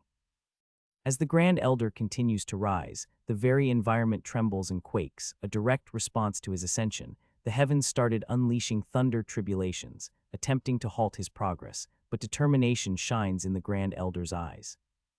A mysterious phantom image of a siren slowly materializes behind him, ethereal and captivating. Its presence serves as a symbol of strength and guidance for the Grand Elder.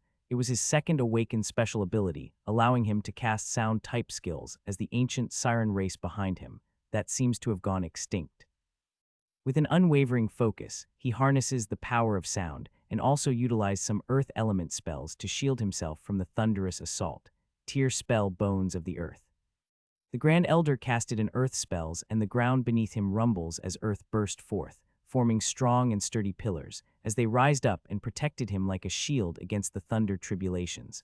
Bloodline skill Shockwave. Waves of sound magic deflect the thunderbolts that was about to hit him, creating a harmonious symphony of defiance and determination. The Patriarch's main mission was only to protect him against anyone with evil intent that would want to move against them again. 7 rounds of thunder tribulations crash upon the Grand Elder, each round with different colors and waves, challenging his will in a dazzling display of power. He stands resolute, undeterred by the colorful and ferocious storms that assault him.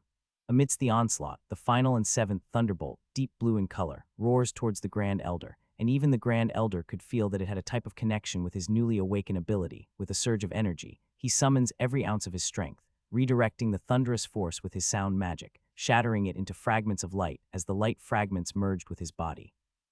Finally breaking free from the relentless tribulations, the Grand Elder descends gracefully to the ground. The phantom image of the siren behind him morphs and solidifies, becoming more vibrant, more alive, a testament to the power he has earned.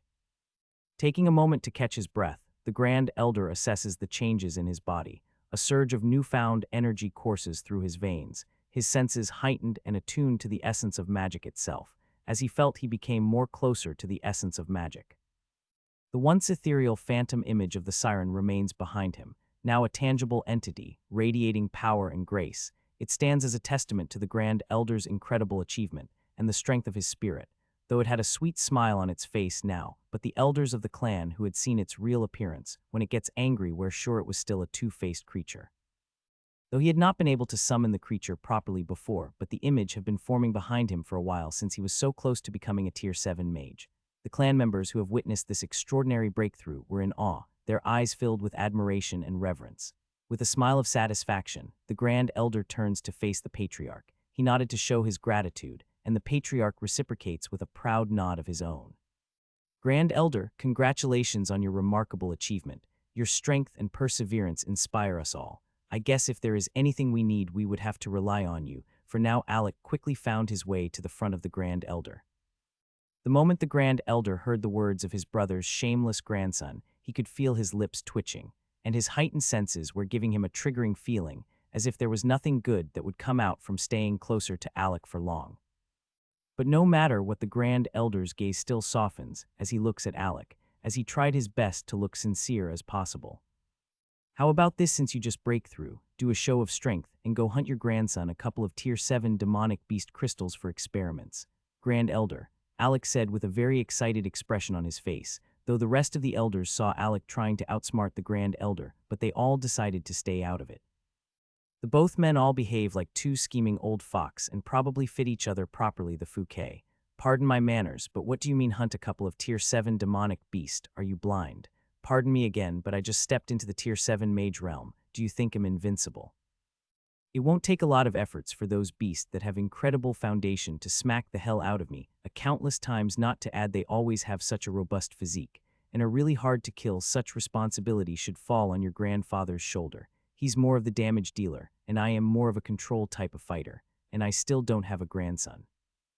Alec just pouted after he realized the Grand Elder's shameless way of writing him off and trying to push this to the patriarch. Alec was never gonna give up. His grandfather was still grieving, trying to shop for benefits from him, now might really risky, so he turned to the Grand Elder who needed his face now. What do you mean you don't have a grandson? The grandson of your brother is your grandson also. Grand Elder, well, about a couple of Tier 6 demonic beast crystal. The Grand Elder was having a hard time dealing with someone as shameless as him. Every other clan member don't even bother to argue with him that much, and were quick to cave in, but this younger blood was not giving him any face, and he needed to drop some goodies, so he doesn't lose any face now. He just break through. He dipped his hand in his space pouch, and removed 2 huge demonic beast power crystal, and threw them to Alec, which he gladly caught, and laughed like a maniac before dashing out of the area while thanking the Grand Elder. He was not ready to stay long there cause he already got what he wanted. The Grand Elder seriously was close to spanking Alec just now, but he restrained himself since he was in public. He felt that he had been scammed. He could not understand how he had just given a junior such valuable resources, just so he could keep some face since he just broke through. Just as he looked around the crowd and he saw the eyes they were using to look at him, his body trembled. That boy Alec have set a bad example again for the youth of the clan. I better get out of here. The Grand Elder wasted no much time as he materialized a sound note under his feet and stamping on it, as he was pushed to the air and quickly escaped. The elders and the patriarch laughed cheerful for the first time after the third elder incident, when they saw the Grand Elder losing to a kid. Today, you raised a good kid, George. The first elder complimented as he touched his beard with one hand and the other hand behind him as he was acting like some sort of immortal. I am proud, the patriarch replied. Alec Gordon sat surrounded by all type of different materials and resources he had acquired. His mind raced with thoughts and strategies on his next step. Just as he was about to take a break and catch his breath, a voice resounded in his mind. Congratulations, Alec. You successfully managed to scam 2 Tier 6 demonic beast power crystals away from the Grand Elder. Quite the achievement, if I may say so myself.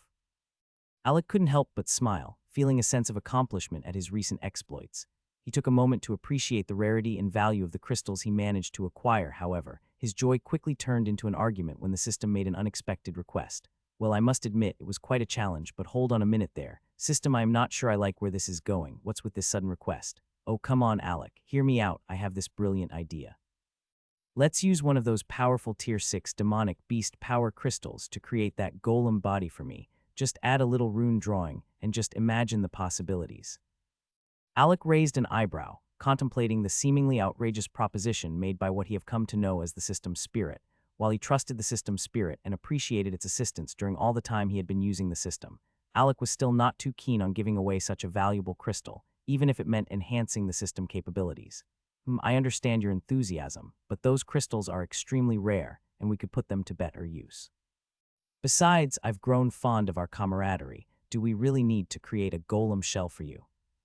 It's not like I'm running away, it's just a split consciousness that would be inside X. Oh, Alec, I must admit, I never expected you to be so possessive over these crystals, but think about it with a stronger physical presence. I could assist you during battles, protect you when necessary, and even take on some tasks independently. It would be a win-win situation, as I would be finally getting my upgrade. The system's persuasive tone managed to sway Alec's initial resistance. He couldn't deny the advantages the golem shell could bring, but it still tugged at his heartstrings, almost like a betrayal. Fine, fine, you win, but I must say I'm doing this reluctantly. Those crystals are precious, and parting with one feels like a personal loss to me. But if it means enhancing our efficiency and ensuring our success, I suppose I can make an exception. The system spirit let out a cheerful laugh, sensing Alec's bittersweet acceptance. It knew how hard it was for him to let go of something valuable, even if it was just an inanimate object. Another week passed by, and the whole clan has been made aware that the younger generation and the others would be returning to the Mage's Academy. While the younger generation would just be enrolling, and the one leading them this time is the fourth elder, the group of elite young mages gathered at the clan gates. Anticipation filled the air. The first to arrive among the gang was Brandon Gordons. As he carried his dual slaughter saber and his tranquility sword, he exuded confidence as he approached, his blades polished and gleaming. His presence alone commanded attention, and the other mages couldn't help but marvel at his unmatched presence. Next came Agnes, adorned in her magnificent magical robes, with Night walking alongside her, his imposing figure adding to their formidable duo. Agnes was giving out an aura of wisdom and power, and the other mages respected her greatly after her performance in the last war, cause clearly her barrier saved a lot of lives.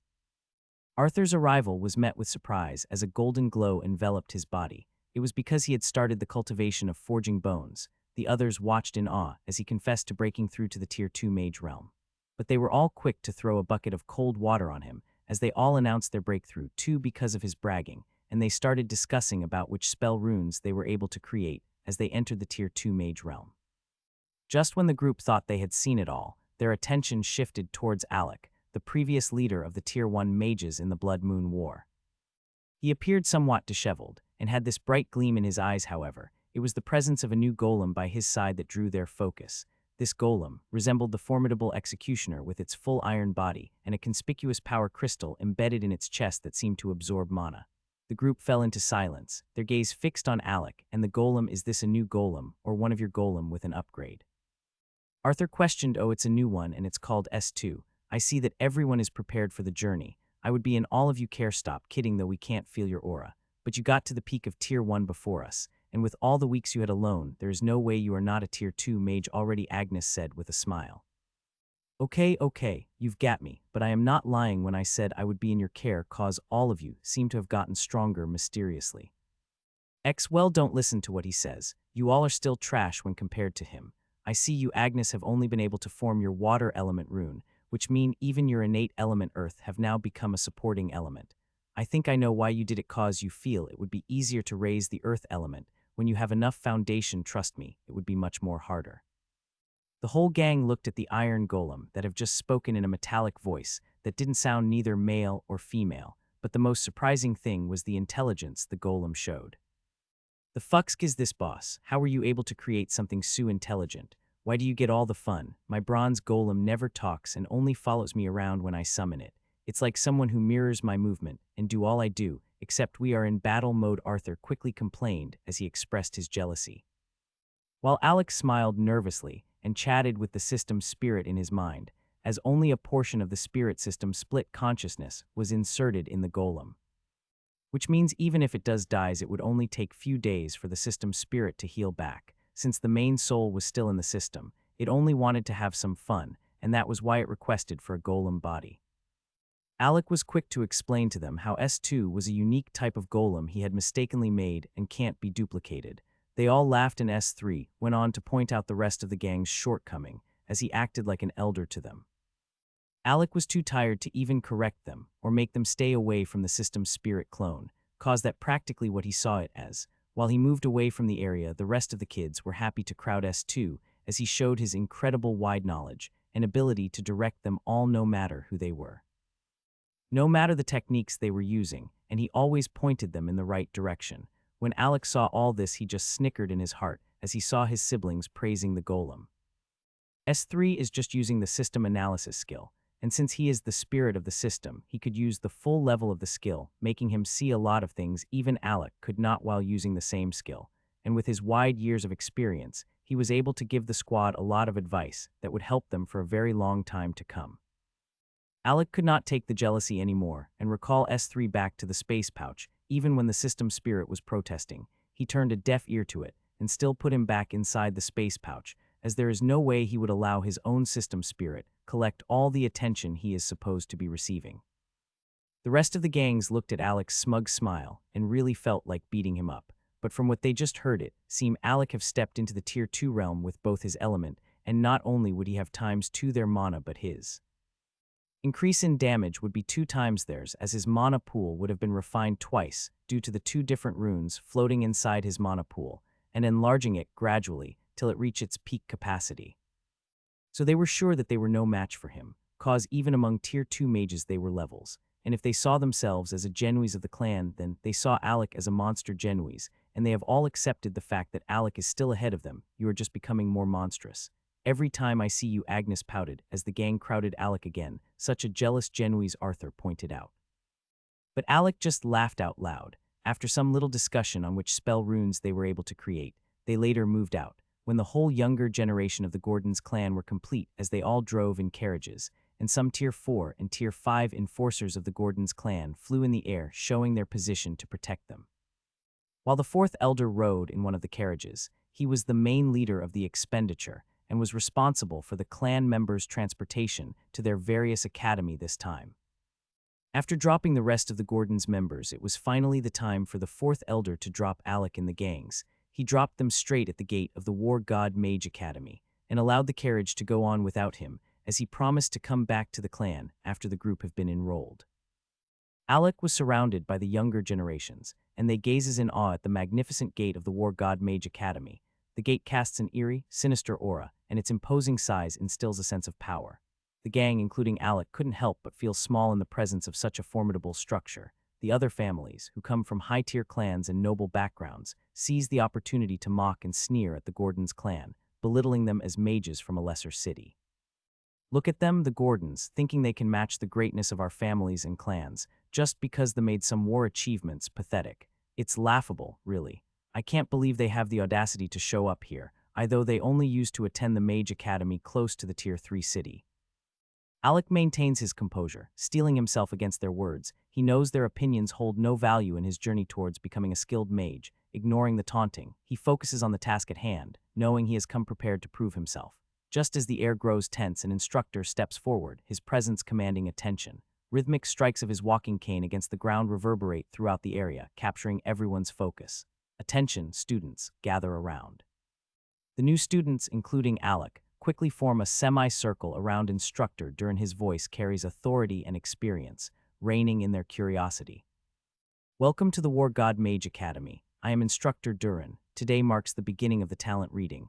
This is a crucial and exciting step in your journey as mages. You don't have to worry about being rejected, cause in this academy we welcome all mages, and we also have the highest causality rate, and that is why we always hope you think things through before you walk past this gate, as there is no going back. The students' excitement rises as the weight of the occasion dawns upon them. Even though he was warning them, they still didn't heed to it. Most of them were among the abandoned of their clan, or the prestigious academy won't receive them for their talent. Only here were they accepted.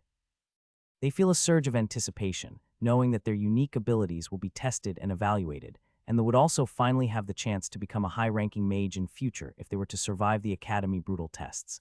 The gate, with its bloody aura and sturdy presence, further ignites their determination. Alec looks at it with a renewed sense of purpose, ready to face any challenge that comes his way. I guess our journey is about to begin now. Alec smirked towards his siblings. Everyone was allowed through the school gate, and were led to a place where some set of people seems to have been waiting for them.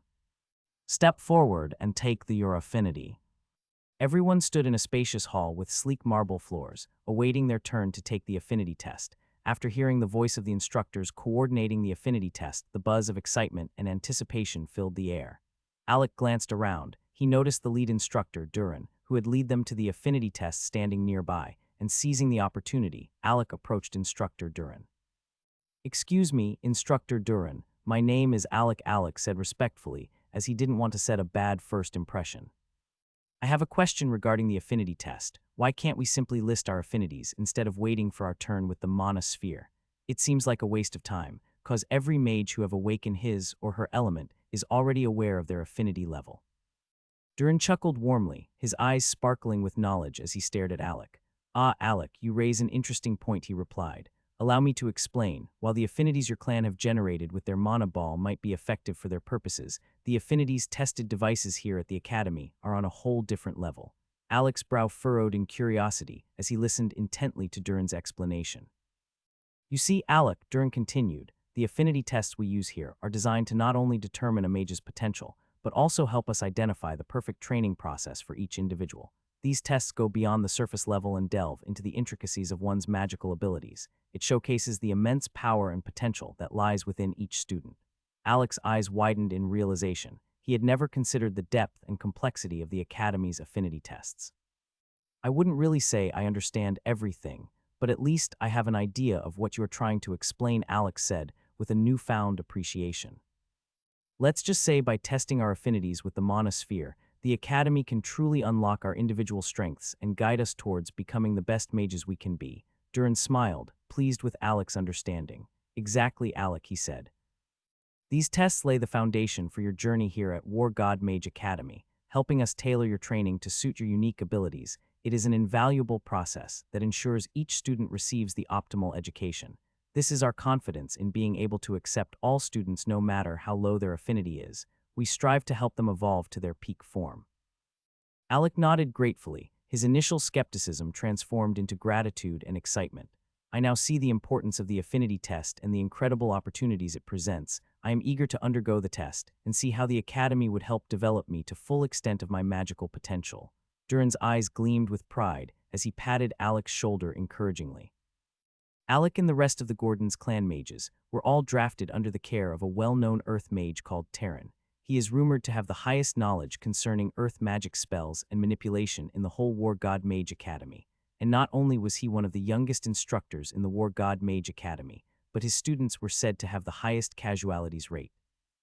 Though Terran was among the most strongest mages of the Academy, but the fact that he was still very young had incurred the jealousy and the envy of some instructors who felt their positions in the Academy was being threatened. Some even rumors were even being pushed around that the death of his students might be linked with the other instructors trying to restrain him, so he would never be able to tutor a student that might excel more than their own student, which might really end up making things worse for them, as they would not only be shamed as being weaker than a junior colleague, and also shamed for not being good at teaching than him, even with their years of experience. Such an event would be a double blow to them at the end of the year assessment, as it would be their new nightmares. When Alec heard all the whispers of the noble mages around them, as they realized the instructor that had been given to them, he smiled bitterly. It seems that staying out of their territory made them have less knowledge about a lot of things. Though he had kept a low profile when he still entered the Academy, but it still seems as if there was someone trying to mess up with them. If not, there was no way the whole Gordon's clan members were assigned to the same instructor. The War God Mage Academy definitely had a lot of Earth Elements mages, but it just so happens that the whole Gordons had to be drafted to the same instructor, and Alec was already detecting false play. It was like they were making it easy to attack and kill all of them once. After thinking about all this, Alec's smile finally returned back to normal. It's even better this way, at least this way. We would be able to watch each other's back all the time, even if we are entitled to Instructor Terran's private lessons. Still, yet it's a known fact that every dual mage get offers, but we didn't receive any offer from our other Elements Institute, which means that there is someone plotting against us in the dark. The moment the gang heard Alec's statement, their expression fell instantly. Even the 4 new Gordon's clansmen that have chosen to come to the War God Mage Academy due to their low affinity found it hard to take in. Most of them in the clan could not understand why their clan was being targeted by a lot of powerful underground forces. Let them come. Anyways, it won't matter much. All we just have to do is get really strong till they become afraid of even showing their faces around us. It's clear that whoever is after us does not have enough power to kill us directly and clean his tracks, so they are taking such underhand method, Arthur interjected. I guess we should go to the second examination hall then and see what is in store for us. I'm sure that this won't be the end of their plans. Alec said, and the Gordon's clanmen started following the rest of the mages deep into the school as Instructor Durin was leading them to their next testing center, before they would become full-fledged students and given the badge along with the uniform of the academy. The hall for the second test the War God Mage Academy was holding is already filled with anticipation as the students from different clans gather, eagerly awaiting at their designated spots. Instructor Durin stands at the front as he whispered into the ears of the old man with white beards who sat at the corner. When he was through with whatever he was telling the man, he nodded his head towards the two middle-aged men that were standing beside the entrance door of the Fighting Pavilion Tower. Instructor Durin raised his walking cane in the air as he got ready to address the students. All right, everyone, gather around. It is time to determine your rightful places in this prestigious academy. The students quickly formed circles and groups. It was clear that most of those noble mages and other clans have formed alliances. In just their few minutes, they have gone through the test of affinity. Instructor Durin noticed he finally got their attention, their eyes fixed on the huge basket that appeared mysteriously next to him. The basket is filled with intricately carved wooden badges, each representing a student, as the actual number of badges was the same as the number of students standing in the hall waiting to enter the huge tower in front of them.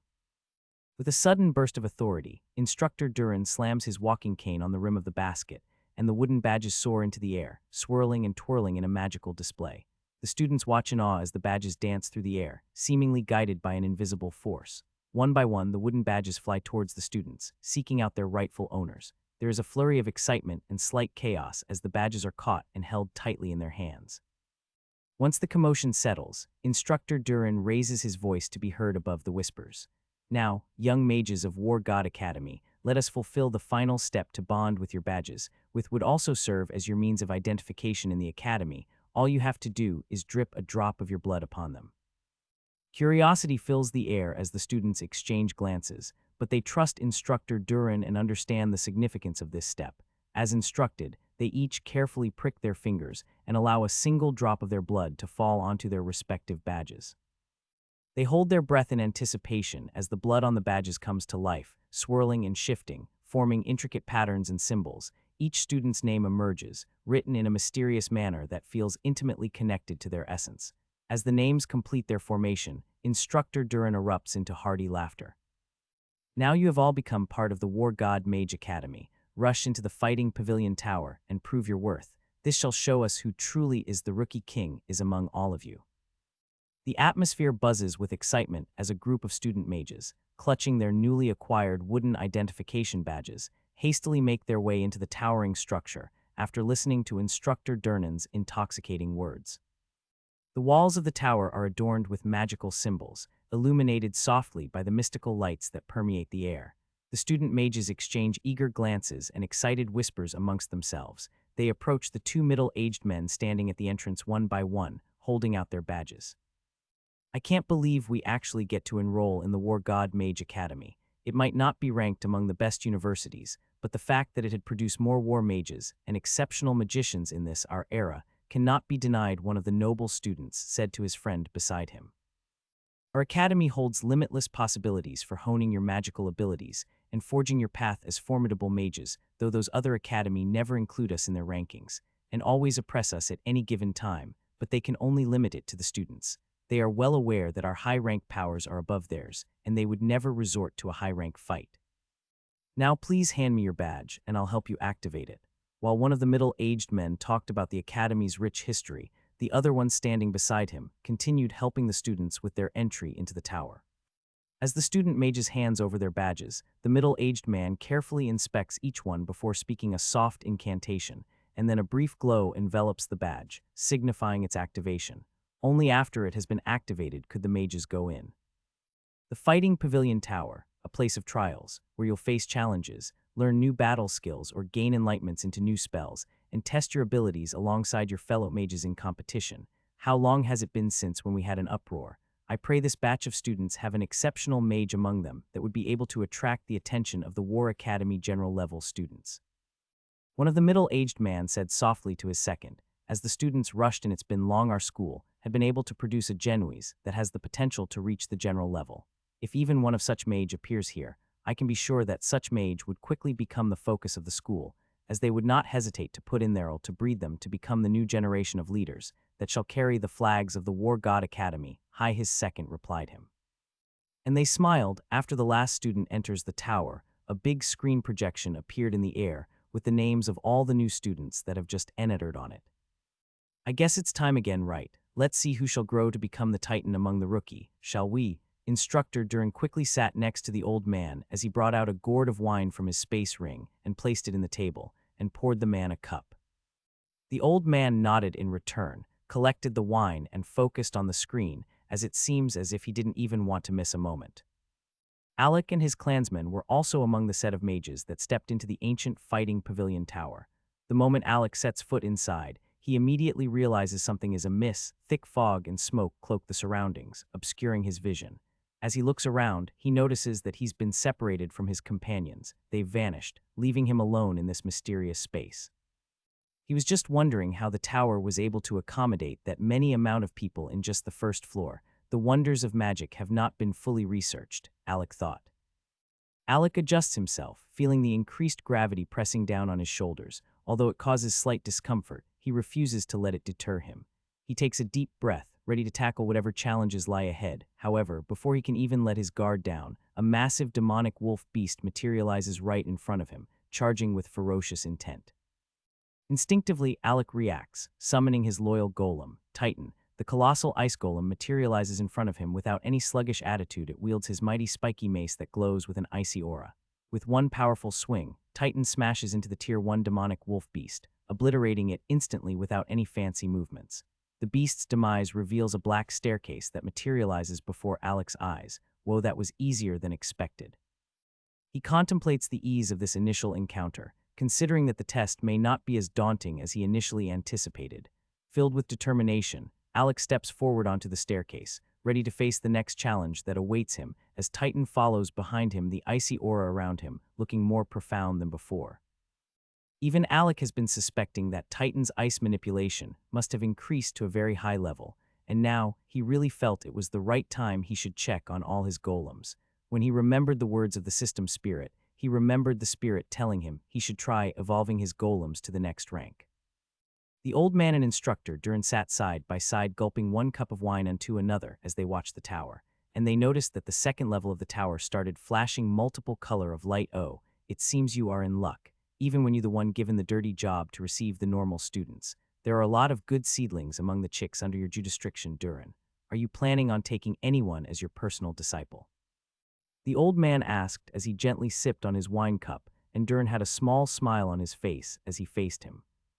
I would only be considering receiving a disciple if any student shows a general level potential. If not, I won't even budge. I don't want to rear mages that I won't be able to reap from in the future, or mages that won't be strong enough to complete some basic tasks for me. The old man seems to be in deep thought as he thought of what Durin just said, and his look changed from the carefree one to a more serious one in an instant. I happened to hear a whisper on how you kinda twinkle with the result of the instructor choosing and assigned a whole clan of mages. Towards a single instructor. At first I thought maybe it might have been the intention of the clan, or the instructor was just close to the clan in question, only for another whisper to deliver another message to me saying the instructor in question also happens to be Instructor Terran. So if you don't mind explaining, what exactly are you trying to do? The old man finished speaking, and his face returned to his nonchalant look as he continued sipping the wine, but the air around his started making cracking sounds like space was being folded and destroyed constantly. The look on Durin's face was not as simple as before as he frowned, and a brown-colored hue radiated around his body, trying to protect him from the old man's oppression. I just felt it has been long since any new student has been left under Instructor Terran. And since we all know he is not perfect, I just felt it would be better to leave only those that were familiar with each other under him. That way it's easier for them to watch out for each other. Durin answered with great difficulty before the oppressive energy disappeared. Just don't let me find out that you have any hand in meddling in the academy issues due to external forces.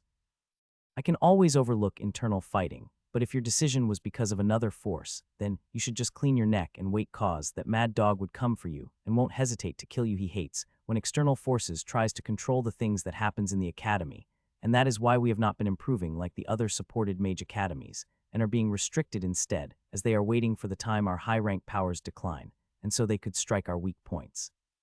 So don't give that Mad Dog a reason to kill you. The old man finished his sentence and got up as he made his way out of the hall. This enrollment is all yours. I don't know why those old foggies are still hell-bent on making me do the supervising work. I should be resting and waiting for my retirement. The old man kept mumbling to himself as he walked away, but even Durin could still hear due to his cultivation level, his hands behind his back as his words made beads of sweats appear on his Durin's forehead. He thought about what the old man said and frowned. The War God Mage Academy had not been supported by the capital that much, because they never did any favors for the nobles in the capitals or allowed them to stretch their hands into the controlling of the academy. The old dean of the academy had made it clear that his academy was for all, so the nobles could give upon their desire to be in control there, and all his disciples, that later became elders or enforcers, also made sure that the factions of the capital mages were restricted in the War God Mage Academy, and that was one of the reasons why their funds was restricted too. Since it was the nobles that control the funds that gets distributed to the academies, the academy has been surviving due to their expenditure into the second dimension, though it is very dangerous, but such battles have made it capable for them to be able to produce top battle mages that are all exceptional than other mages from other academies. But among all, the old dean's last disciple was nicknamed Mad Dog because of how rash he was at attacking. He only saw things in black and white. You were either with the academy or not. And he also had the strength to back up his rash behavior. If not, he would have been killed a long time ago. A lot of factions have tried to recruit him, but he was too loyal to the academy. It was said that the old dean had picked him up from the streets, brought him up, and adopted him as his. And that was why he had dedicated his all back to the dean's most treasured possession, which is the academy. Durin shivered just thinking about the last person that tried to sneak into the academy that got captured by the Mad Dog, and he really wished he had not tried to cooperate with the enforcer from the Blaze clan, as he was preparing to erase all links with them as soon as possible. Arthur and Brandon have rushed straight to the 7th level of the tower, and were each facing 10 Tier 1 demonic beast at the very peak, while Agnes was at the 5th level and seems to have reached her limits. Though Knight just finished the 4th level of the tower, but he was resting and trying to accumulate enough mana before he moved on to the next stage. The gravity seems to have the highest effects on him the most among the whole gang, since he trained towards having a much lethal attack than training his body strength. Though he might be really strong, but facing such fierce demonic beast under that amount of gravity pressure, it was really proving hard for him to keep up with his peak state power.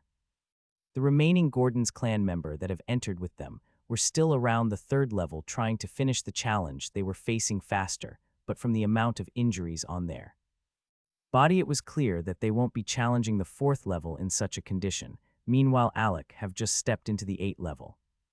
Alec, who had just stepped into the 8th level of the Fighting Pavilion Tower, was surprised to find himself in an entirely new world. Towering trees obstructed most of his view, adding an eerie atmosphere to the already treacherous environment. The gravity in this level was 10 times stronger than what he was used to, making him feel vulnerable and on edge. Determined to push forward, Alec quickly summoned Legion, who had been started getting used with the fact that it was now a robotic golem armed with a laser spear. With Legion guarding his back and Titan, shielding him from the front, Alec began to feel a surge of reassurance despite his pale and sickly appearance caused by the overwhelming gravitational pressure. Just as Alec was beginning to calm down, Legion's shoulder-mounted missiles locked onto a few suspicious spots within the dense foliage. Who is there? Come out now. The moment Alec saw Legion's missiles aiming, he was sure that there was someone preparing to lay an ambush on him. Legion had a type of scanner that was able to lock on to the location of enemies nearby. So unless the enemy was a mid-rank lifeform, it could forget about escaping Legion's scanner. After realizing that the ambushers had no intentions of coming out, Alec ordered for Legion to fire. The missiles shot out towards their intended targets, but before they reached their destination, 5 black blurs leaped down from the trees, revealing themselves to be a group of black elves. Alec involuntarily took in a sharp breath. These black elves were known to be swift and deadly adversaries, their agility and dark magic unmatched. There was no room for underestimation. Agnes had been making sure that he read a lot about other races since they were leaving the clan. As the black elves landed gracefully amidst the forest floor, Alec's focus sharpened, and I thought I could get out of all the stages without fighting. How naive I was. Too bad I can't summon the Hive Queen around here. If not, she won't have any problems restricting you all. Though Alec was talking with them, but he had already casted a spell in an instant. Earth runes light up around his hand, and with a determined flick of his wrist, he unleashed his earth spell towards one of the black elves, creating jagged earth spikes that shot towards the enemy. Tier spell earth spikes. Simultaneously, Titan moved and swung his large mace, conjured freezing gusts of wind, attempting to immobilize another elf. The black elves, however, were agile and adept at evading. As they escaped the range of the attacks, they gracefully dodged the earth spikes, effortlessly leaping and flipping to avoid the gusts of wind that was raging from Titan's great physical strength. Legion, recognizing the need to intervene, lunged forward with its laser spear raised high. A series of powerful strikes followed, aiming to catch the black elves off guard. The elves countered with lightning-fast moves, managing to narrowly avoid the lethal blows. Alec's heart pounded with adrenaline as he assessed the evolving battle. He refused to be overwhelmed by the enemy's speed and elusiveness. Titan. Alec called, and Titan just seems to understand what Alec wanted, and he focused his energy. He channeled his ice magic to the ground and created icy barriers instantly, placing them strategically to impede the movements of the black elves. The black elves, momentarily hindered, found themselves struggling to navigate through the icy obstacles. This was the window of opportunity Alec had been waiting for. But while Alec was planning against them, the dark elves also had their eyes on Alec. One dark elf in particular proved to be a relentless adversary. She ignored Titan and Legion directly and went out for Alec, wielding a pair of short swords with unparalleled finesse. She moved with lightning speed, her strikes narrowly missing Alec's vital points as he pushed his agility to the peak and dodged her strikes with close encounters.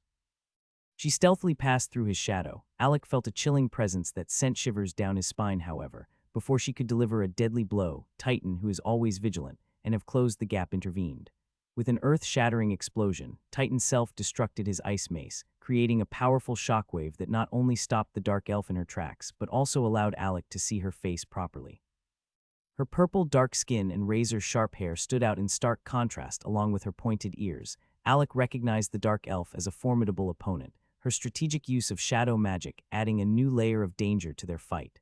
Origin Spear. However, as Legion poised to strike her down with his laser spear, the dark elf cast a shadow spell, disappearing into the darkness once again.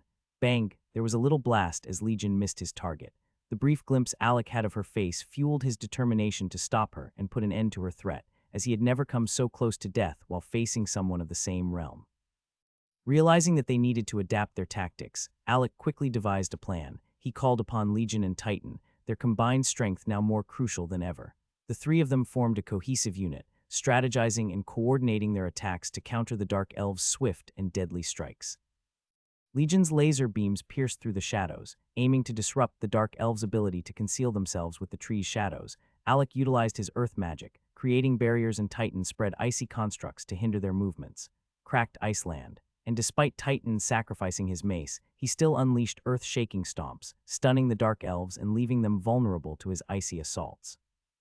Legion's laser spears tore through the shadows. Alec began to anticipate the dark elf's movements. He focused his energy into enhancing his senses, allowing him to detect even the slightest disturbances in the air as the dark elf slipped from one shadow to another. This was the first time he had ever had to stress himself in a battle like this, and it seems being alone was allowing him to grow even in battle. With a swift and precise motion, Alec conjured a burst of fire magic, creating a blinding flare that temporarily banished the shadows surrounding them. In that crucial moment, he caught a glimpse of the dark elf preparing to strike from behind. Reacting quickly, Alec spun around and sent a powerful punch that carried a gust of wind in her direction, knocking her off balance. Seizing the opportunity, Legion unleashed a barrage of laser spears aimed directly at the dark elf. The combined force of Alec's windy punch and Legion's relentless assault forced her out of the shadows, leaving her exposed. Cracked Iceland. With precise timing, Titan delivered a devastating blow, slamming his giant fists into the ground beneath her. The impact sent shockwaves rippling through the area, incapacitating the dark elf and rendering her unable to continue the fight, and she disappeared, leaving them with only 4 elves left. The remaining dark elves were stunned and taking advantage of the distracted black elves. Alec nodded toward Titan, who summoned his ice magic again, conjuring a swirling blizzard that encompassed the area. The frigid winds descended upon the startled enemies, their vision obscured by swirling white. As the blizzard cleared, Alec saw that his plan had worked. The black elves were disoriented, momentarily blinded by the blizzard. Seizing the opportunity, Alec swiftly maneuvered through the forest, his agile movements enhanced by his unwavering focus, as both of his golem followed behind him. Moving with grace and precision, Alec launched a series of attacks. He unleashed earth tendrils from his hands, ensnaring several black elves and rendering them immobilized. Others were knocked off balance by bursts of freezing winds, leaving them vulnerable. Legion, seeing an advantageous opening, unleashed a barrage of laser strikes, precisely aiming for the exposed black elves. The laser beams sliced through the air, leaving trails of burning energy in their wake. One by one, the black elves were incapacitated, unable to withstand the combined onslaught of Alec and Legion. But the battle was far from over. The remaining black elves, their determination unyielding, continued to resist. They launched their own aggressive attacks, nimble and precise despite the increased gravity that burdened Alec, and Alec realized that the Black Elves seems to have much more physical advantages than the average human, and he was also flabbergasted at the realness of the tower's test. It was like everything was real, and that was why he was not ready to lose at all. With determination etched on his face, Alec called upon Titan once again. The towering ice golem unleashed a massive wave of freezing energy, encasing the remaining Black Elves in solid ice. Their movements halted. They stared at Alec with wide eyes, defeated, and they slowly disappeared from the solid ice that imprisoned them. The forest fell silent. Alec allowed himself a brief moment to catch his breath. The 8th level of the Fighting Pavilion Tower had proven to be the greatest challenge he had faced yet. In that moment, Alec allowed himself to be free as he shouted to the skies in excitement. Ever since the last Blood Moon War, he had been thinking he was not good enough, but this battle have allowed him to let out some pent-up emotions. Once Alec finished clearing the 8th level of the Fighting Pavilion Tower, he stood at the precipice of a new challenge, as a new stair appeared before him, but it was different from the normal and eerily black one he normally sees, and was used to. The appearance of the new golden stairs intrigued him, emanating an air of majesty and beckoning him to ascend further. However, the weight of his recent battle lingered in his mind, reminding him of the importance of recuperation. Taking a moment to catch his breath as the pressure of the gravity on him was not as tough as before, he was getting used to being under such hard gravity and environment. Alec glanced back at the grueling path he had conquered. Each level didn't really freak him, as only Titan had been enough to smash them, but the 8th level had pushed his limits, testing his skills and resilience. The battle had been intense, and the victory had hung by a thread, remembering how close he came to defeat in the last encounter when the assassin elves passed through his shadows. He decided it would be wise to wait and recover his mana before venturing forth. Alec knew that his success in the next level would heavily rely on his magical abilities, and he was low on mana now. Alec conjured his mana and summoned the rest of his golems from the space pouch, and they materialized around him, now in their strongest form, just one step away from entering the realm of Tier 2 golems. Guiding them towards a concealed corner within the forest just few meters away from the gate, Alec ensured that his privacy is secured. The tower's intricate layout provided a perfect enclave where they could undergo their evolution undisturbed. Surrounded by the tower's ancient walls, he knew that any external threats would be kept at bay, ensuring the sanctity of the process. As the golems settled into their designated space, Alec felt a sense of accomplishment and anticipation. Each golem had accompanied him, fighting alongside him with unwavering loyalty. Evolving them would not only enhance their abilities, but also help ensure their ability to stay safe, as he didn't want to part with any of them. He saw them like some little children he had raised. Status tab. Name Alec Gordons. Race human. Level 21. Tier 2 low. Exp till next level, 507,50,000. Attributes. Strength 60 plus 15. Agility 55 plus 10. Endurance 65 plus 25. Mana 0 5,000. Affinity Earth High plus, Fire High plus. Available points 44. System points 270,007. Alec was stunned when he opened his stats. He had always felt he was strong after his evolution, but he was not aware of just how much. But looking at his stats, he could tell that he was definitely an unusual element among Tier 2 mages. He was practically drooling as he realized just how much system point he had acquired from the last Blood Moon War, though he had not opened his status system in a while. But it was clear that he was crazily stronger now. He turned and looked at the Axe Demon, that is the first golem he has picked for evolution. He quick asked the system to bring out his evolution process. One of your golems has reached maximum value and can evolve into a Tier 2 golem. Choose its path. Inferno Axe Demon. This evolution path turns your Axe Demon into a fiery powerhouse. As your golem continues to grow and evolve, it gains the ability to control and channel flames, making it even more fearsome in battle. Its body becomes cloaked in fiery rocks resembling molten lava, and its huge two-handed axe becomes engulfed in flames. The Inferno Golem's attacks become imbued with fire, dealing devastating damage to opponents. Cost 2,000 mana and 5,000 system points. Stormbringer Axe Golem. In this evolution, your Axe Demon becomes the embodiment of the storm itself. As it evolves, it gains the power to summon raging winds and thunderstorms, making it a force to be reckoned with. Its rocky exterior transforms into swirling dark clouds, crackling with lightning. Its two-handed axe becomes infused with electric energy, able to discharge powerful bolts of lightning with each swing. Cost 2,000 mana and 50,000 system point. Shadowbane Golem, this evolution path imbues your axe demon with darkness and stealth. As it evolves, it gains the ability to manipulate shadows, making it incredibly elusive and deadly in combat. Its rocky exterior takes on a darker tone, with a smoky aura surrounding its body. The two-handed axe becomes sleek and black, infused with shadowy energy.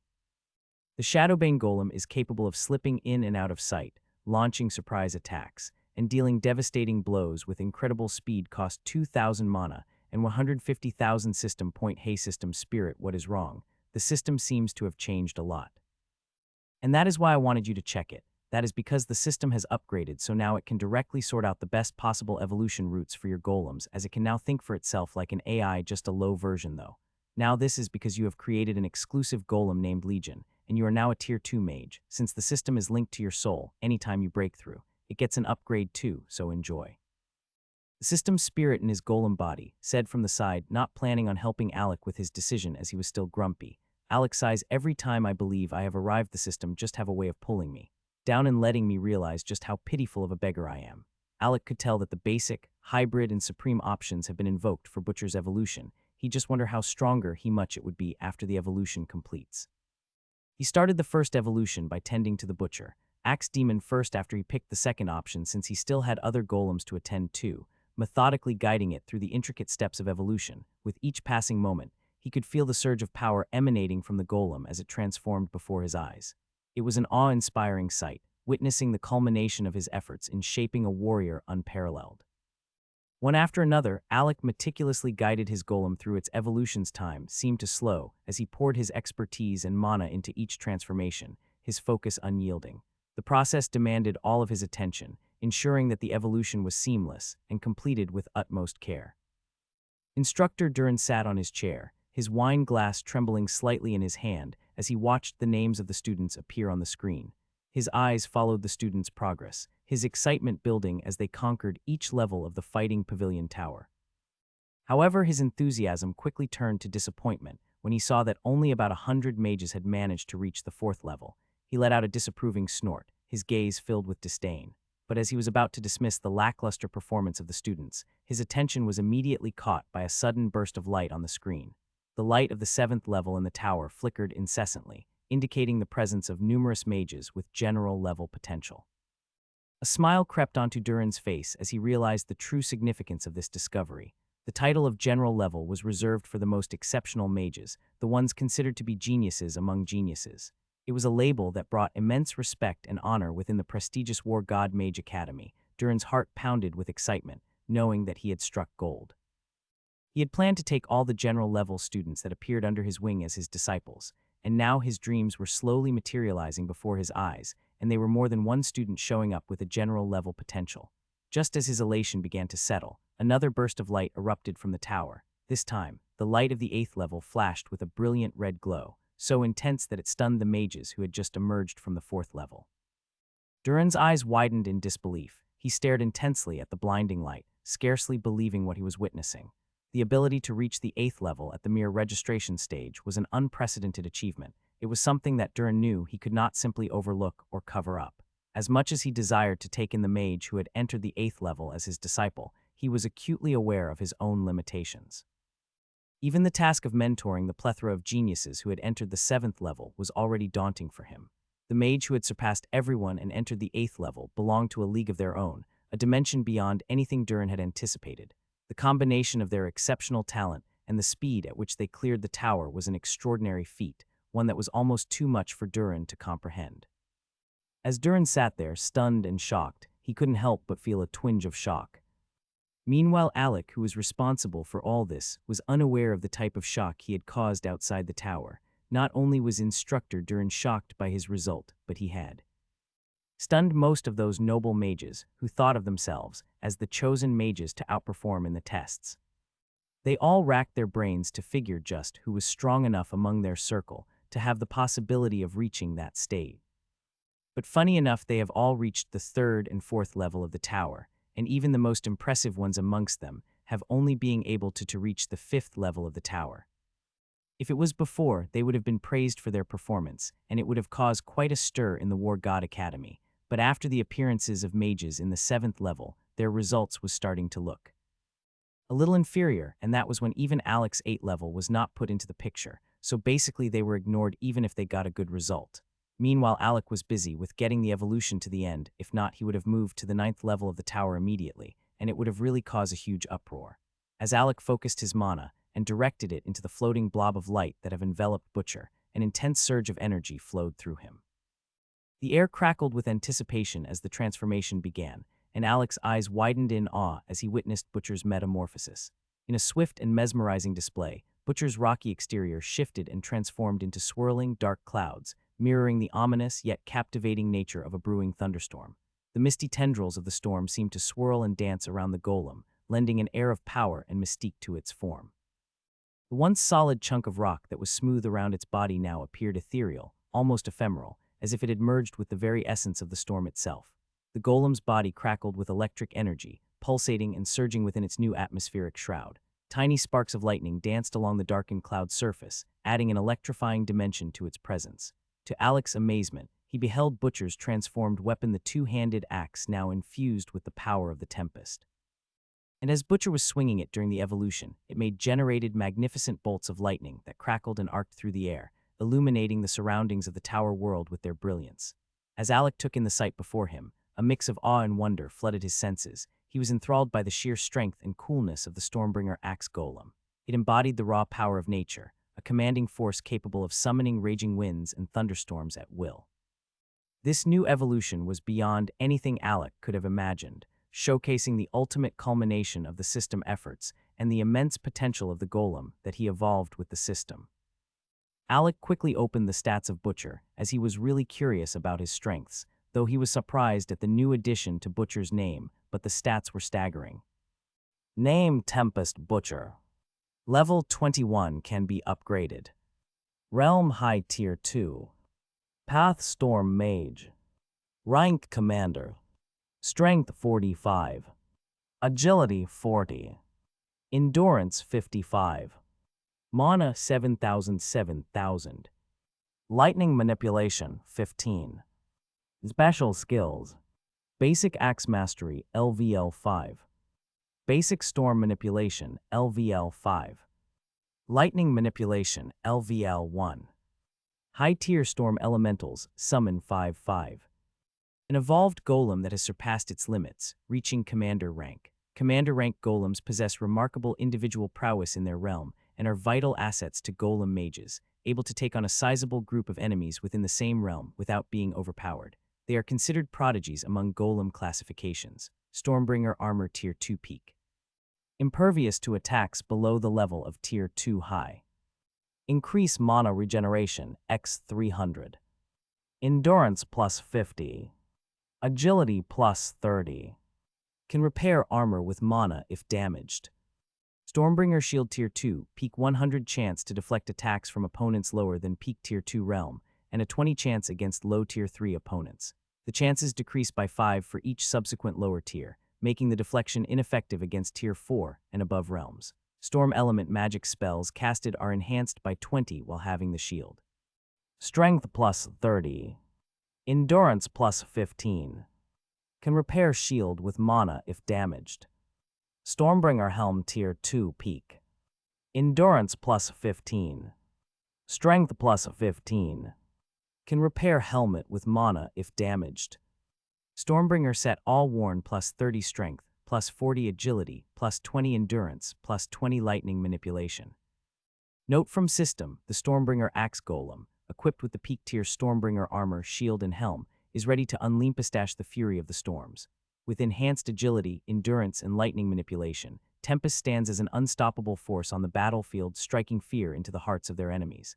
The Stormbringer set enhances Tempest's strength and lightning manipulation, allowing them to conquer any challenge that crosses their path. Seeing as he had jumped straight to the high Tier 2 rank from being a peak Tier 1 golem, just Mage Alec, more eager to work on the rest of the golems in a rush.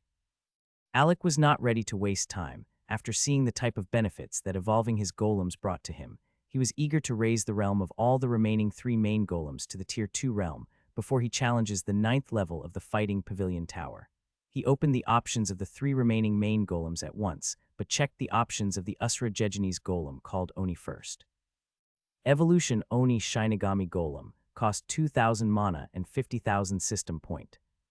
Description: the Usura Jejanese Golem evolves into the formidable Oni Shinigami Golem, embodying the essence of Japanese evil gods and death itself. Its Oni demon mask takes on a sinister appearance, exuding an aura of darkness.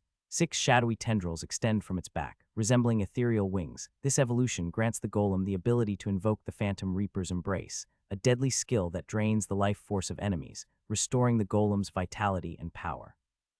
Evolution Kitsune Kamikaze Golem, cost 2,000 mana and 50,000 system point.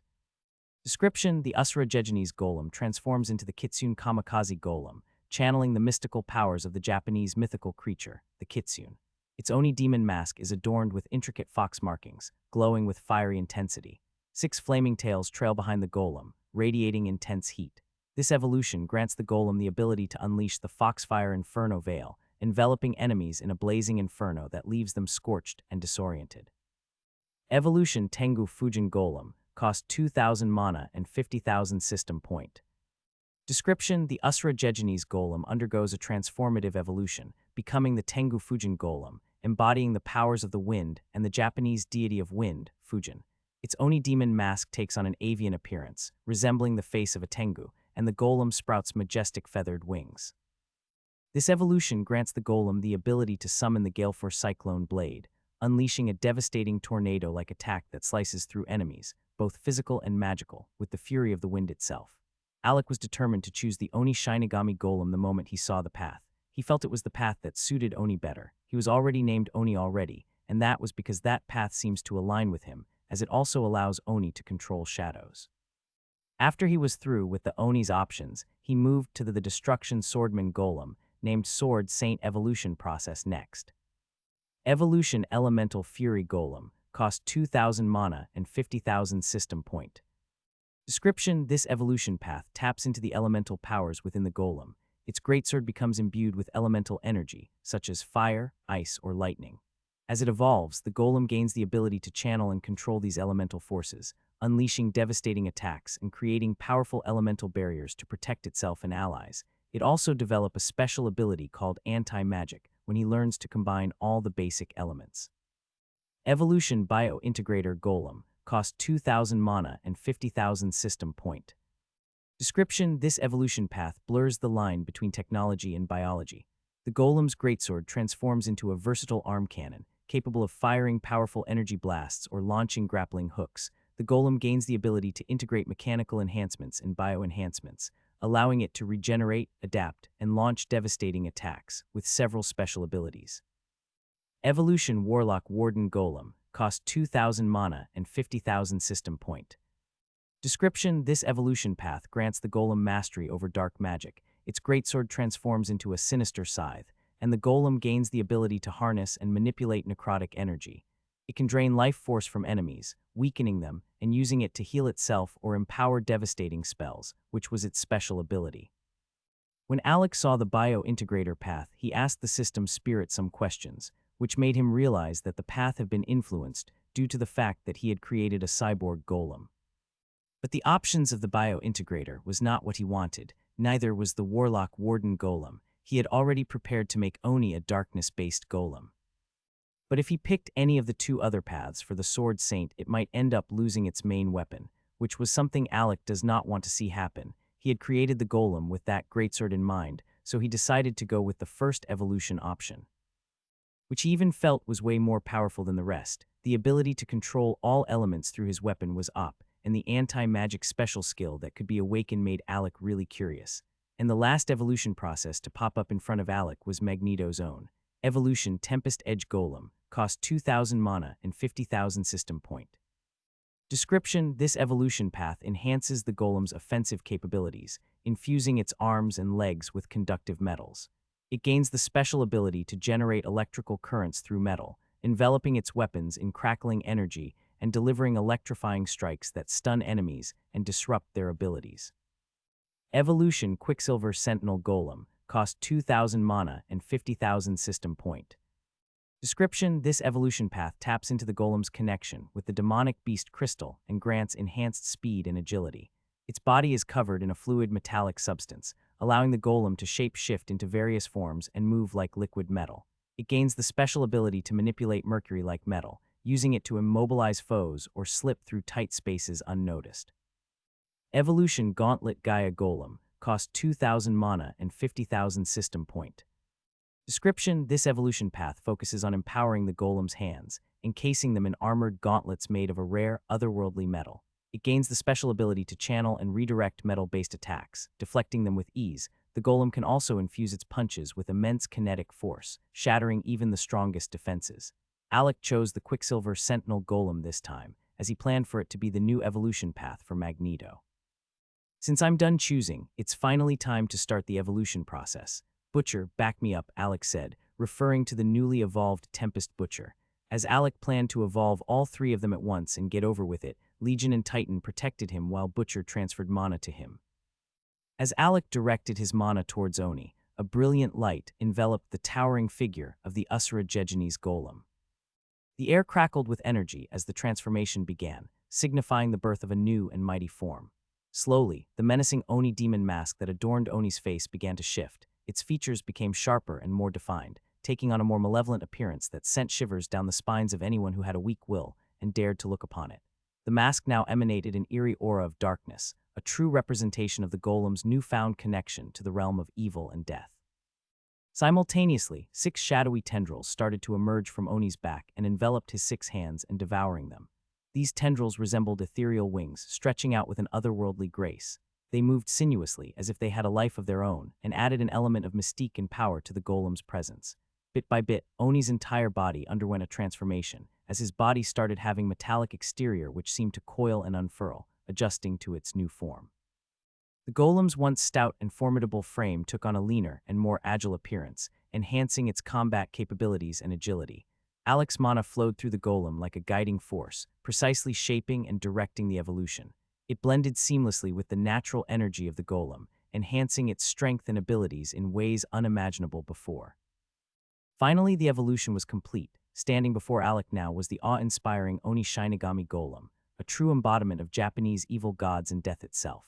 It radiated an aura of power and darkness, its presence enough to strike fear into the hearts of its enemies.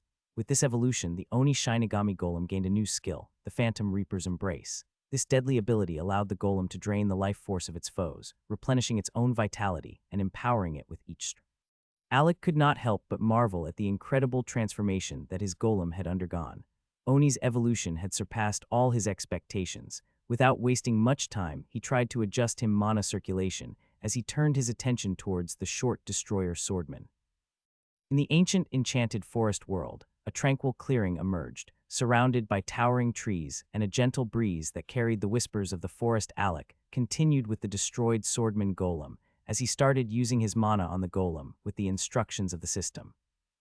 Before him, the swordsman golem floated, suspended in the air, its massive body radiating an ethereal light. Alec extended his hands towards the golem, his palms open as if offering his very essence to aid in the golem's forging. A meditative stillness settled over the clearing as Alec closed his eyes, entering a deep state of concentration. His mana, the essence of his being, surged within him, pulsating with life and energy. He gradually channeled it through his hands, directing the flow towards the golem.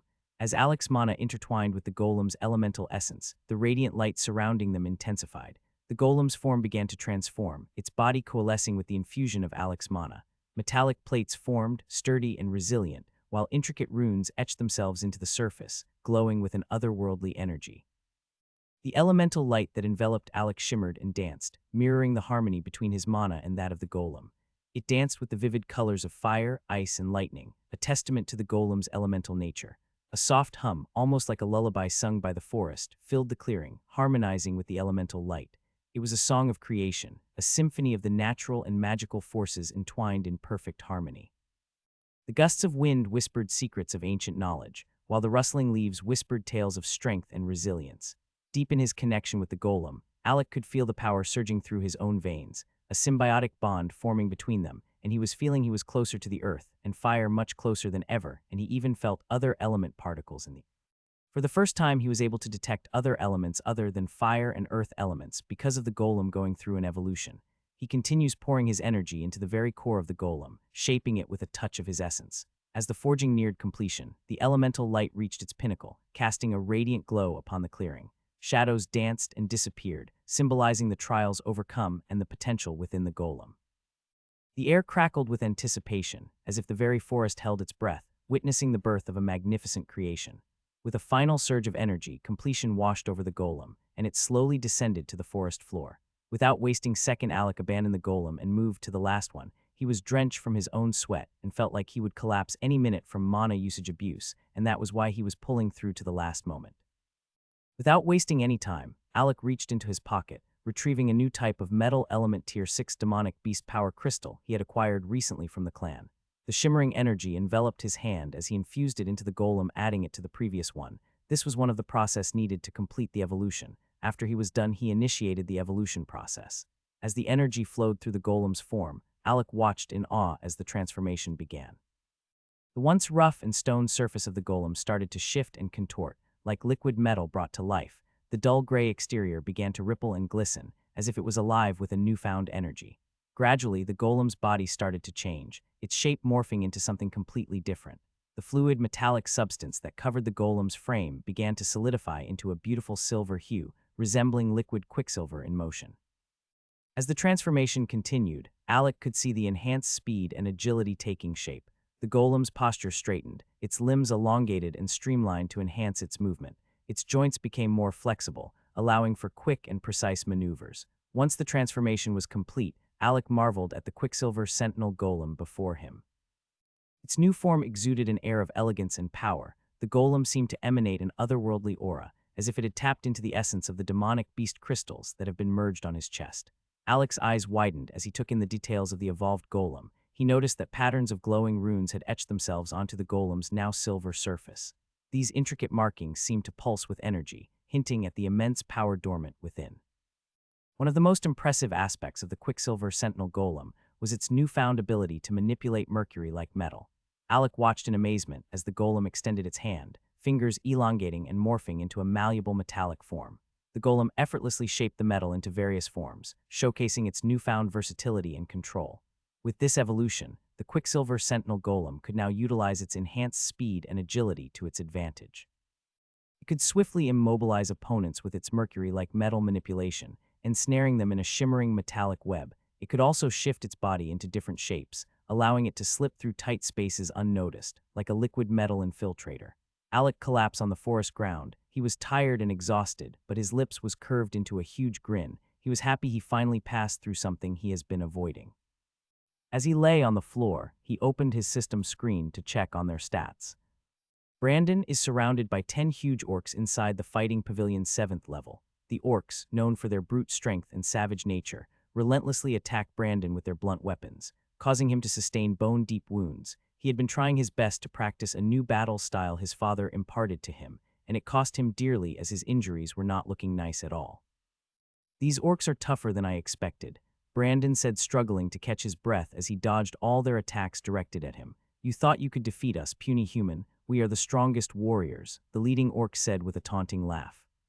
As the orc leader swings his mace toward Brandon, he quickly invokes his Earth Hand Grasp spell with determination, as earth-colored runes shined on his wrist. Tier spell Earth Hand's Grasp.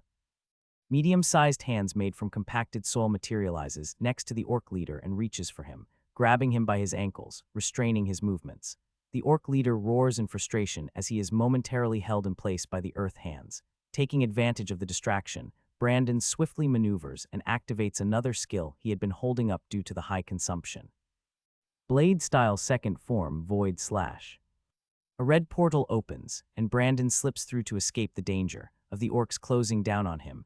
They might just be peak Tier 1 orcs, but their physical strength and cooperation made them way better any regular Tier 2 mage, and not only that. He was tied up with 10 of them, and he was quick to suffer a loss. "Where did he go?" the orc leader grunted angrily and confused. The scene shifts to a nearby location, where Brandon reemerges from the red portal as he stealthily approaches one of the orc from behind, preparing for a surprise attack.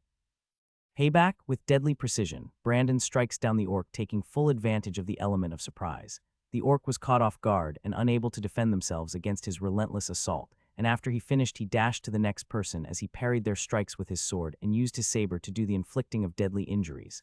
What is happening? We're being slaughtered, the orc leader said, panicking as his subordinates fell. One by one, Brandon's blade slashes through the orcs, leaving a trail of defeated enemies in his wake. As the last orc falls, silence fills the air. Brandon stands amid the fallen orcs, his breath heavy, wounds still visible across his body. He wipes the sweat from his brow and takes a moment to catch his breath before sheathing his sword and saber.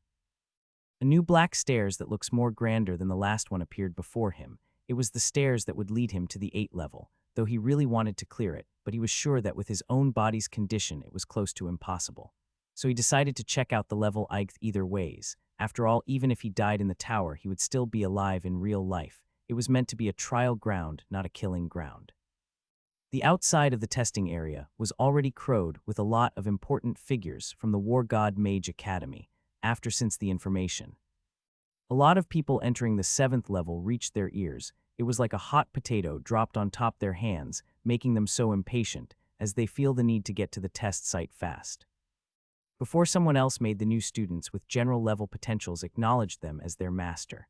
The news of a 7-level Genuese excited the old foggyists so much, but when they heard that someone managed to step on the 8th level, they become dumbstruck.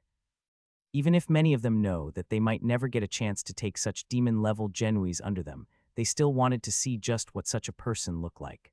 The fighting pavilion tower in the testing area was a replica from the original that was restricted inside the core zone of the War God Mage Academy. And so its replica was only consisting of 9 levels, so for someone to reach the 8th level at his registration level, it shows just how much talented the person is. Instructor Duran almost had all of his hair pulled out. He was so fucking pissed. Almost all the senior instructors in the academy was already here. His plans to hoard all the general potential student has already fallen into a failure phase, but what he was really bothered about was if he could even have the chance to even gain one student with a general level potential. When he had the idea of hoarding all of them, he thought maybe they would be defeated fast and would have to be kicked out of the 7th level. But who would have expected that not only have they not been kicked out, but they have also stayed so long inside that he was not able to restrain all the spies that have been planning to disappear and report such messages to their masters. He gritted his teeth in anger, as he could not believe all the Genuese that managed to pass to the 7th level still had the strength to continue challenging the level. So he expected them to be out now, but his thoughts were still around. Why are they still inside? Why are they not out yet? Just as he was feeling depressed, another flash of light spread in the 7th level, signifying that another student have managed to enter the 7th level. Just the gasp from the student was enough to wake him from his dazed state, as all the old and eccentric instructors waiting all laughed like madmen that have just escaped from a mental home as they were. Already dreaming about how many Genuese Thainwolf be able to bring under them, it seems the heavens are shining on our academy this year. With such high-quality Genuese, it won't be a problem to train them to become worth soldiers. One-eyed the old instructor that just came out of seclusion said. And his colleagues beside him all nodded their heads to his suggestion, as it has been long when the whole academy have been moved like this due to the high appearance of high-level Genueses. The area outside the testing site was already crowded with numerous important figures from the War God Mage Academy. News about newly enrolled students reaching the 7th level had spread like wildfire, leaving everyone impatient to get to the test site quickly, fearful of being overshadowed by the talented newcomers. While many instructors knew they might never have the chance to mentor such a prodigious individual, they still yearned to catch a glimpse of what such a person looked like. The fighting pavilion tower in the testing area was a replica of the original tower located within the core zone of the War God Mage Academy. It only consisted of 9 levels, so for someone to reach the 8th level at their current registration level showcased immense talent.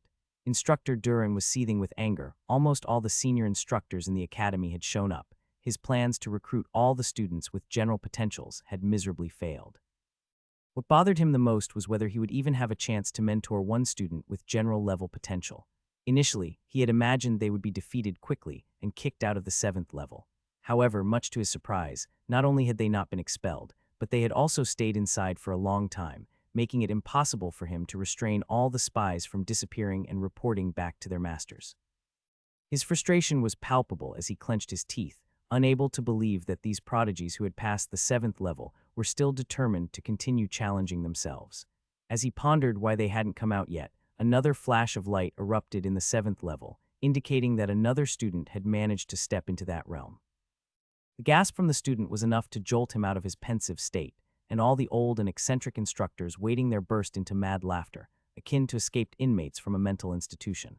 They were already dreaming about how many geniuses they could personally nurture. It seems the heavens are shining upon our academy this year. With such high-quality geniuses, it won't be a problem to train them into worthy soldiers that shall battle the second dimension.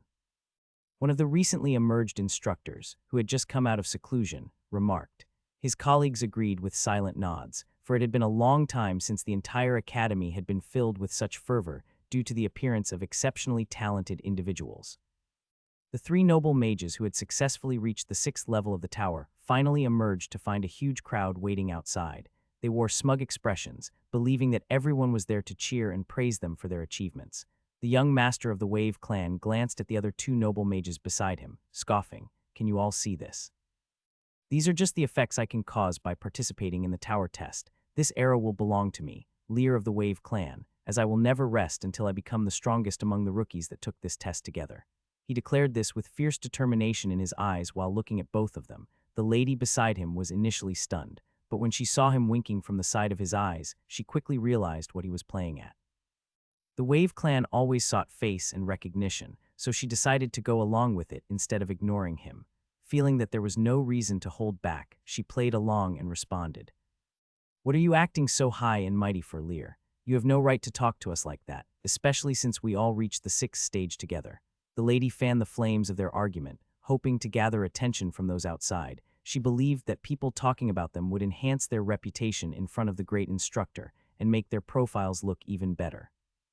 Unfortunately, their anticipation turned awkward when no one looked their way or approached them with congratulations. The lady felt embarrassed, wishing the ground would swallow her and Lear. However, the third person who came out with them quickly understood the situation. Realizing that they were being ignored because someone inside had outperformed them, he distanced himself from the attention-seeking duo, not wanting to be associated with them. His actions indirectly conveyed, "I don't know them," even though he was acquainted with both of them. As Lear gritted his teeth in anger, some of his clansmen who had exited the tower before him approached and whispered in his ear. The look on Lear's face shifted from shock to envy, then anger. He swiftly pushed his way through the gathering crowd, determined to see the names that were still light up on the floating screen. Upon seeing the number of people still remaining and not yet disqualified, he realized they were ahead of him. The realization only fueled his frustration, as he wondered how so many geniuses had managed to reach the 7th level of the tower. He had struggled to survive even a few extra minutes on the 6th level before being eliminated. Frustrated and seething with anger, Lear couldn't help but wonder why so many members of the Gordon's clan were among the remaining participants. He vaguely recalled hearing others make fun of the clan's younger generation, but now it seemed there was more to them than met the eye. "Did something happen in the Gordon's clan that none of us know about?" one bystander asked. The young mage who overheard the conversation sneered. "Of course, only those close to Estonia City have heard the news. The younger generation of the Gordon's clan is incredibly compatible with the War God Mage Academy. They excel in combat and have an impressive war record." He went on to explain that despite the Gordon's clan's ranking as a mid-tier clan, their younger generation was responsible for the deaths of tens of thousands of creatures in just 2 Blood Moon Wars. Rumor had it that every genius of the Gordon's clan, accompanying the main heir, possessed insane levels of power and was unrestrained. Listening to the discussion, Lear's frown deepened. While most of the mages nearby believed the stories to be exaggerated, Lear's own clan had received news of a clan from the far south whose younger generations slaughtered an entire army of second-dimensional creatures that were in the same realm as them. His father had warned him that there was often a grain of truth in every exaggeration. His gaze returned to the board displaying the remaining participants, and a shiver ran down his spine. 8 people were still inside the tower, and it was said that one had even reached the 8th level. The most unsettling revelation, however, was that among the 8, 5 were from the Gordon's clan. This alone painted a vivid picture of the Gordon's clan's prowess not to be taken lightly. Suddenly, Lear's misplaced pride and underestimation of the Gordon's clan evaporated, though he continued to hope that the one who reached the 8th level wasn't from the Gordon's clan. Deep down, he knew the probability was high. The realization hit him hard, causing his face to drain of color. Lear could accept being surpassed by the remaining 3 individuals, as he knew they all came from reputable backgrounds far from his region. However, the fact that the Gordon's clan, who were ranked as a mid-tier clan, has taken the spotlight from him infuriates him. He secretly plans to use underhanded schemes to trouble them, desperately hoping that the person who reached the 8th level is not from the Gordon's clan. Though the probability is high, Lear clings to his stubborn pride, still underestimating the capabilities of the Gordon's clan in the back of his mind. He reassures himself by believing that they can only reach the 7th level. He continues to struggle, even patting himself on the back for giving them such a high evaluation. However, Lear's eyes lose color in an instant when the 8th level of the tower flashes with 2 more bright-colored lights. His face pales, realizing that the probability of someone from the Gordon's clan entering the 8th level has now become even higher than before. How? How can they have mages of such caliber?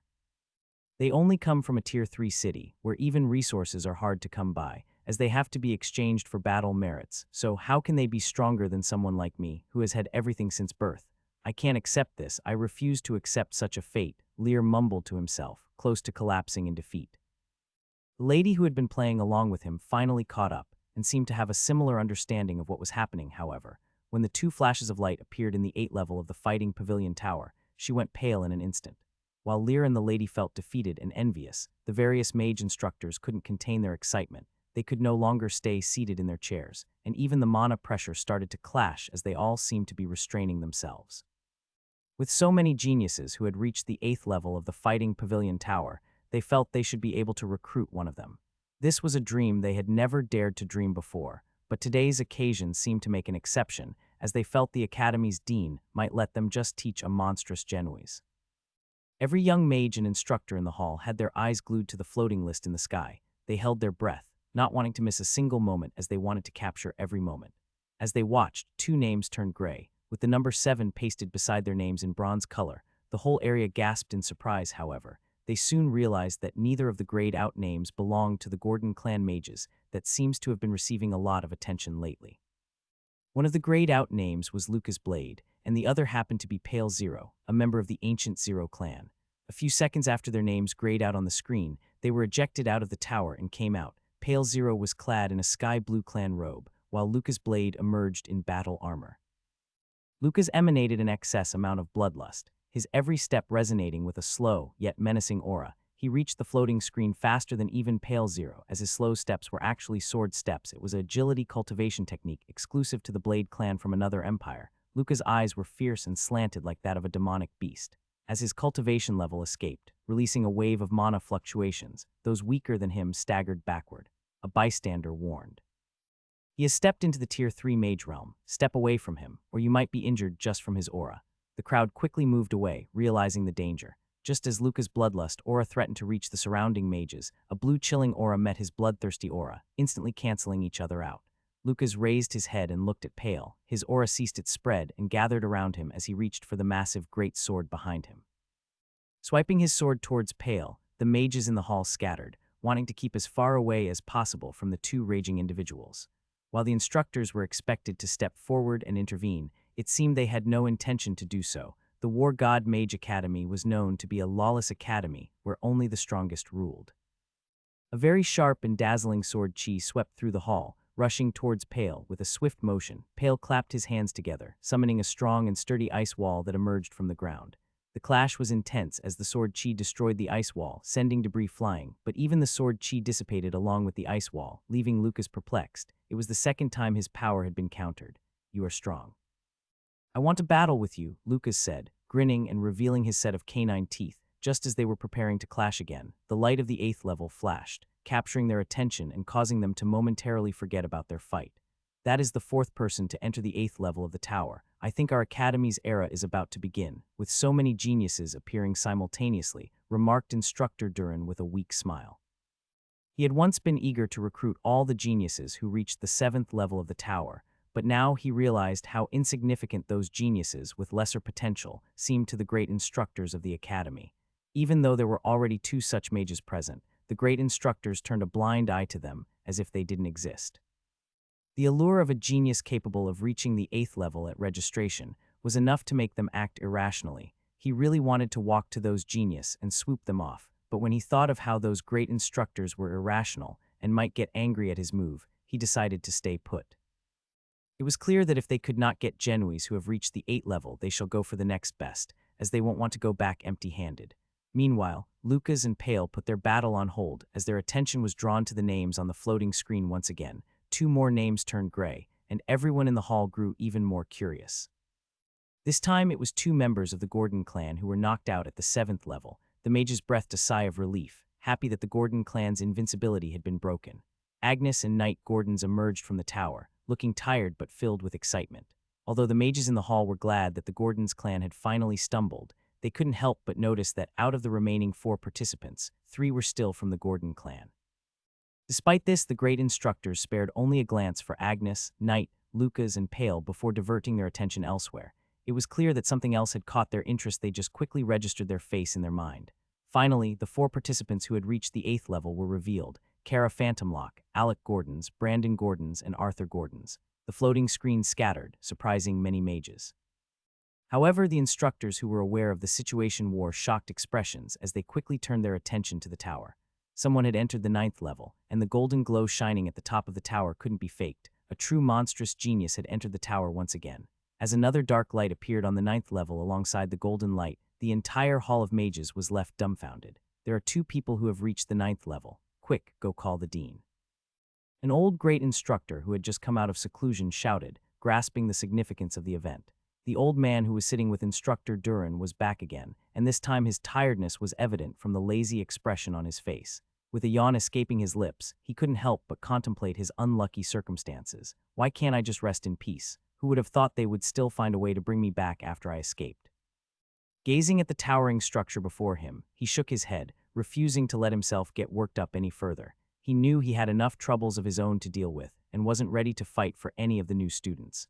Having a brilliant disciple came with the unfortunate consequence of having less time to sleep, something he could never fully accept. Oni Shinigami Golem. Name Onis. Level 21 can be upgraded. Realm Low Tier 2. Path Oni Shinigami. Rank Captain. Strength 45. Agility 43. Endurance 40. Mana 5000. Shadow Element Manipulation 15. Special Skills: Dark Reaper Scythe Mastery LVL 5. Shadow Manipulation LVL 2. Life Drain LVL 1. Oni Shinigami Golem Summons 3-3. A golem who has embraced the power of the Japanese evil gods and death, rising to the rank of captain. Its mastery in wielding the Dark Reaper Scythe makes them formidable opponents, capable of taking on multiple enemies with ease. Oni Shinigami Armor Tier 2 Peak. Any attack below the level of Tier 2 high cannot cause damage to the golem. Increase Mana Regeneration x 200. Endurance plus 40. Agility plus 20. Can repair armor with mana if damaged. Oni Shinigami Scythe Tier 2 Peak 100 chance to cause the life-draining effect on opponents below the level of Tier 2 high. Shadow Elemental magic spells casted are reduced by 20 while wielding the scythe. Strength plus 30. Endurance plus 10. Can repair scythe with mana if damaged. Oni Shinigami Mask Tier 2 Peak. Endurance plus 10. Agility plus 10. Can repair mask with mana if damaged. Oni Shinigami Set All Worn plus 30 Strength, plus 30 Agility, plus 20 Endurance, plus 10 Shadow Manipulation. Oni Shinigami Wings. Grants ability to glide. Enhances agility by 5. Increases evasion by 10. Phantom Reaper's Embrace. Deadly skill that drains the life force of enemies, restoring the golem's vitality and power. Elemental Fury Golem. Name Sword Saint. Level 21 can be upgraded. Realm Low Tier 2. Path Elemental Fury. Rank Captain. Strength 40. Agility 53. Endurance 35. Mana 5000. Elemental Fury Greatsword Mastery 10. Special Skills: Elemental Channeling LVL 2. Elemental Barrier LVL 1. Elemental Fusion. A golem who has harnessed the power of elemental forces, rising to the rank of captain. Sword Saint's mastery in wielding the Elemental Fury Greatsword makes it easier to manipulate fire, ice, and lightning. making it a formidable opponent, a worthy golem companion for any golem mage that takes on the path of slaying mages, as the elemental fury golem would grow to wield anti-magic. Elemental fury armor tier 2 peak. Any attack below the level of tier 2 high cannot cause damage to the golem. Increase mana regeneration x 200. Endurance plus 40. Agility plus 20. Can repair armor with mana if damaged. Elemental Fury Greatsword Tier 2, peak 100 chance to imbue attacks with elemental energy. Elemental magic spells casted are reduced by 20 while wielding the Greatsword. Strength plus 30. Endurance plus 10. Can repair Greatsword with mana if damaged. Elemental Fury Gauntlet Tier 2 peak. Endurance plus 10. Agility plus 10. Can repair Gauntlet with mana if damaged. Elemental Fury set all worn plus 30 strength, plus 30 agility, plus 20 endurance.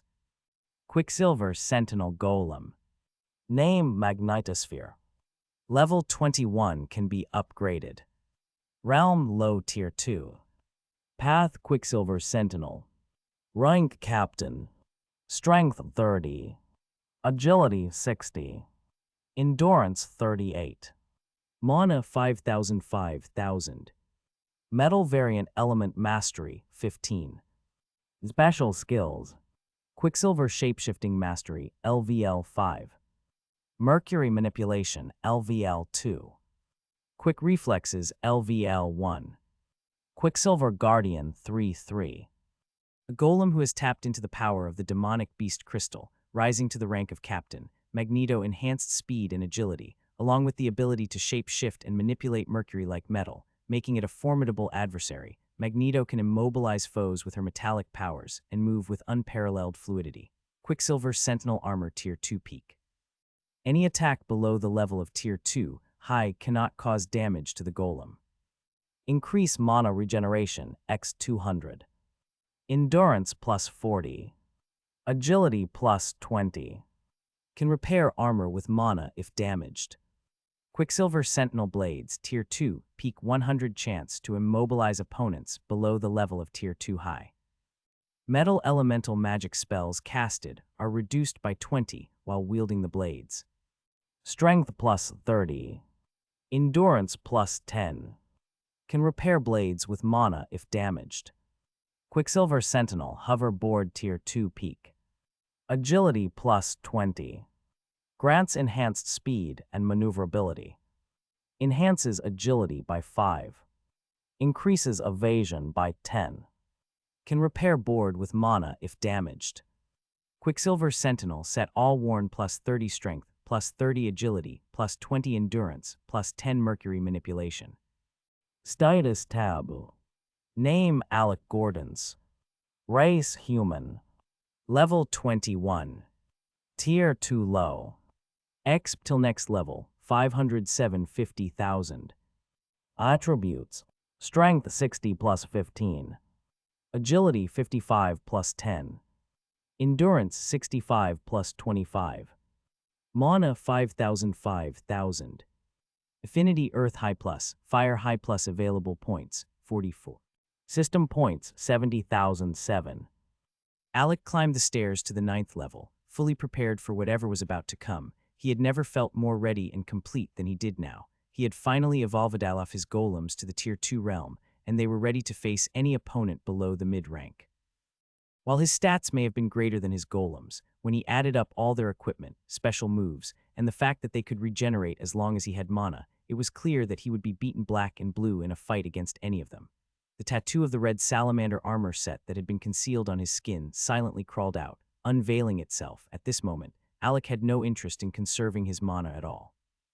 Since the 9th level of the tower was the last level, he was ready to give it his all. The red scales of the salamander armor quickly crept up his skin, covering his chest and protecting him.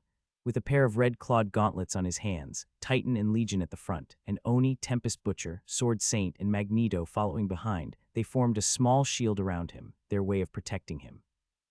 They climbed the stairs, Alec's mind filled with anticipation and excitement as his curiosity about the unknown peaked. Alex stepped into the ninth-level world after passing through the shining light at the end of the stairs, though there was an increased gravity pull, but he was not concerned by that anymore. Ever since he wore the armor set, he got more powerful and didn't feel that pressured. He looked around and found himself facing a small orc army consisting of 100 orcs. Even from where he stood, he could feel the intense aura they emitted. Each orc was a peak Tier 2 warrior, led by their fearsome orc sub-captain who commanded them. The sub-captain sat atop his loyal war beast, a monstrous direwolf, exuded an air of undeniable authority. His battle-scarred plate mail, adorned with the spoils of countless victories, gleamed dully under the weight of his dominance. He wielded a colossal battle axe, forged with intimidating precision, which seemed like an extension of his very being. As one of the finest of his kind, the sub-captain commanded the respect and allegiance of 100 fierce orc warriors. They followed him into battle without hesitation, their loyalty unwavering and their spirits unyielding. Clad in crude yet effective armor, they mirrored their leader's brutal strength and unwavering determination. Beside the sub-captain stood an orc shaman, mounted upon a noble-looking wolf. The shaman's unwavering loyalty and respect for him were apparent in the way he carried himself and how he addressed his leader. He was adorned with tribal markings and draped in mystical robes. The orc shaman and his wolf exuded an aura that gave Alec a significant advantage. Oh, how am I supposed to defeat so many of them on my own? Alec muttered to himself, feeling the weight of the impending battle. Well, I guess it can't be helped. I'll just have to do my best. I have given my all and tried. As Alec stood surrounded by his golems, readying himself to initiate an attack, a flash of dark light appeared, and a mysterious young lady stepped into the 9th level, just a few steps away from him. Alec's curiosity was piqued, and he couldn't help but intensely gaze at her. Her doll-like face, with a blank expression, intrigued him, and he couldn't quite understand the strange pull he felt towards her. The lady turned to look at him briefly before shifting her attention towards the orcs. "Are you a new student who just registered?" Alec asked, hoping for a response. However, she remained silent, leaving him a bit surprised. Nonetheless, Alec shrugged his shoulders, realizing she wasn't interested in engaging in conversation. Since she showed no interest in talking to him, Alec decided not to force it. The fact that she had reached the 9th level of the tower spoke volumes about her power and skill. He recalled his grandfather's advice about keeping a low profile and thought that now was the time to exercise it. "You both need to defeat the orc army to complete this level. Finish the mission, and you shall be greatly rewarded. The war against the orcs will commence in the next 15 minutes, so get ready." A loud voice echoed throughout the area, catching the lady's attention. Almost instinctively, the woman began making hand signs, and a dark rune started forming on the ground. From within the rune, a hand emerged, crawling its way out. Alec's eyes never left the scene as he observed the appearance of a human dressed in blood-red armor come out of the rune on the ground with a sword on his waist. The man had normal eyes, yet a gloomy rune marked his forehead. Alec could sense that there was something different about this person. Despite his pure white eyes, Alec was certain that the man could still see and identify him. What surprised him even more was the feeling of a certain amount of sinister techniques that had been performed on the man's body, transforming him into what he was now. While he was still captivated by the mysterious man with the gloomy rune on his forehead, Alec noticed another figure emerging from the rune. But this time, it wasn't a human. It was a wooden puppet in the shape of a spider. Although it appeared wooden, Alec could tell it was no ordinary puppet. The refined craftsmanship made it look almost too smooth and glittery to be true, resembling gold. On its forehead, he noticed the same rune that adorned the man's forehead. Alec knew then that the woman was a member of the legendary Puppet Clan, revered as one of the 5 ancient hero clan along with the ancient Blaze and Zero clan in the Empire. He couldn't comprehend why they would allow one of their descendants to venture into such a perilous region that was not under their control. However, their arrival didn't end there. Another being emerged from the rune, but this time it was a demonic beast, a large crocodile with an unmistakable Tier 3 power. Not only that, but the human puppet emitted a similar Tier 3 aura. Alec shivered at the thought of facing opponents of such high caliber. He wondered how someone as seemingly harmless as the girl could defeat a Tier 3 mage and turn him into a puppet. Legion's mechanical voice broke his reverie, offering a plausible explanation that she might have received assistance from her clan. Realizing that he had been inadvertently speaking his thoughts aloud, Alec felt a surge of embarrassment. While Alec couldn't condone such actions, he understood that he had to focus on the impending battle. Whether he approved of her methods or not, the fact remained that they were in this fight together. Outside, chaos consumed the school grounds as Alec Gordons and the puppet girl remained inside the tower. Brandon and Arthur had already exited, and the other students were too preoccupied with watching the Gordons' genius, forgetting to note the name of the lone fighter still inside by Alec's side. "The dean is here. The dean is here." Everyone started to shout the moment they saw the new dean of the college approaching. It was rumored that the old dean had entered into closed-door cultivation, so he appointed another dean from among his disciples, granting him the same rights to control the school until he emerged from seclusion. The sight of the dean brought immense joy to the old students, but the new students remained unaware of the reason. As the dean landed in the hall, all the instructors and old students bowed in reverence, and the new students followed suit, their confusion still lingering about the happenings in the war god Mage Academy. With his long white beard gently swaying in the wind, the dean walked towards the tower. As he lightly touched the tower, there was no visible fluctuation of mana, but the tower seemed to respond to his touch. Suddenly, the top of the tower emitted a dazzling light, piercing through the skies. Within seconds, another screen materialized, even larger than the last one. To the astonishment of everyone, the screen displayed Alec and the other puppet girl, who were preparing to face the large orc army on the other side. The new students were shocked to realize that the world inside the tower could be observed, but only the dean had the ability to perform such a feat. As the new students eagerly watched the two remaining geniuses, the old students and instructors, including the dean, couldn't help but be surprised by the sheer power displayed by Alec and the puppet girl. The sight of Alec's golem and his set armor alone was enough to evoke envy in anyone. Moreover, the girl, despite having fewer summons, exuded a pressure that could only be expected from a Tier 3 mage. Though they couldn't sense anything from the wooden puppet spider, its refined and smooth craftsmanship left no doubt in their minds that it too was a Tier 3 creation. They couldn't fathom the idea of the puppet girl settling for anything less. Alec and the girl now posed a formidable threat, causing the veteran seniors to finally realize that their days of tyrannizing new students might have come to an end. As the 15-minute timer neared its end, Alec prepared himself for the imminent war. He had two earth-crafted spears behind his back as he was staying ready for whatever that was going to come, fully focused on the task at hand. The entire area was engulfed in silence, that it even allowed him to hear his own breath and heartbeat. Alec's serious expression seemed to inspire his golems to act just as tough. He turned his head and glanced at the lady standing beside him. Despite the gravity of the situation, she appeared calm and nonchalant. Realizing that he was the only one truly taking this war seriously, Alec's expression grew even grimmer. Even the help he had been banking on seems to bail on him. The countdown reached its final seconds. Start now. The mysterious voice declared once again, its impact feeling much more louder than before. As Alec spotted the orc sub-captain, perched atop his direwolf mount, barking orders in their native orcish language, he commanded two of his golems to make their move. Oni and Magneto swiftly sprung into action. Oni conjured a glaive using shadow elements, its chain coiling around his hands and connecting to his main hand like some type of prisoner cuffs. Unfazed by the charging orcs, Oni swung his glaive horizontally, sending a streak of black light towards them. To the orc sub-captain's astonishment, three of his top warriors were suddenly split in half from the waist down. Alec, keeping a close watch on the sub-captain, observed the subtle fluctuations in his expression. Oni didn't stop there, as he swiftly swiped the glaive with his backhand, killing another 3 orcs instantly among the 20 coming at him. A twisted and malevolent laugh could be heard emanating from behind Oni's mask, signaling his delight in slaughtering the orcs. Surprisingly, Oni abruptly halted his forward momentum, perplexing Alec. He planted his glaive in the ground, pointed towards the 6 fallen bodies, and began speaking in an ancient Japanese language. A sense of impending danger washed over Alec as he watched Oni with closed eyes, his ramblings escalating. A massive fireball was launched at Oni, yet he made no attempt to dodge it. Just as the flaming projectile approached, a silver hoverboard carrying Magneto appeared, creating a grand metal fortress in its path. The resulting explosion flung Magneto away from the battle, but their combined efforts successfully blocked the attack. Alec noticed the orc shaman lurking at the back of the army orc soldiers, preparing to launch a sneak attack on Oni at the most opportune moment. Alec's attention shifted to the lady beside him, sensing her continued nonchalant attitude, and he just wondered just how long it would take before she got involved. How much longer? Magneto's voice called out after he came back floating in the air with his board, leaving Alec unsure of its meaning. He had given his golems the freedom to fight as they saw fit, believing that their Tier 2 golem status had allowed them to develop their own consciousness and independent personalities. His golems have always been special since they developed intelligence fast in the Tier 1 golem rank, and he suspected it had something to do with the system, and that is why he has this confidence that they would be an improvement. Oni replied in his eerie voice, "Give me 20 seconds."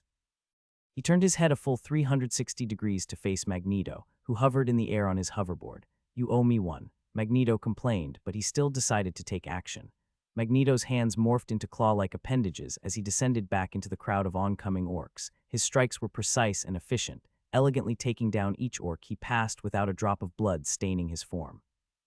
6 blue lights shimmered from the bodies of the fallen orcs that Oni had slain, flying swiftly towards him. The mouth on Oni's mask opened wide, consuming the souls of the orcs.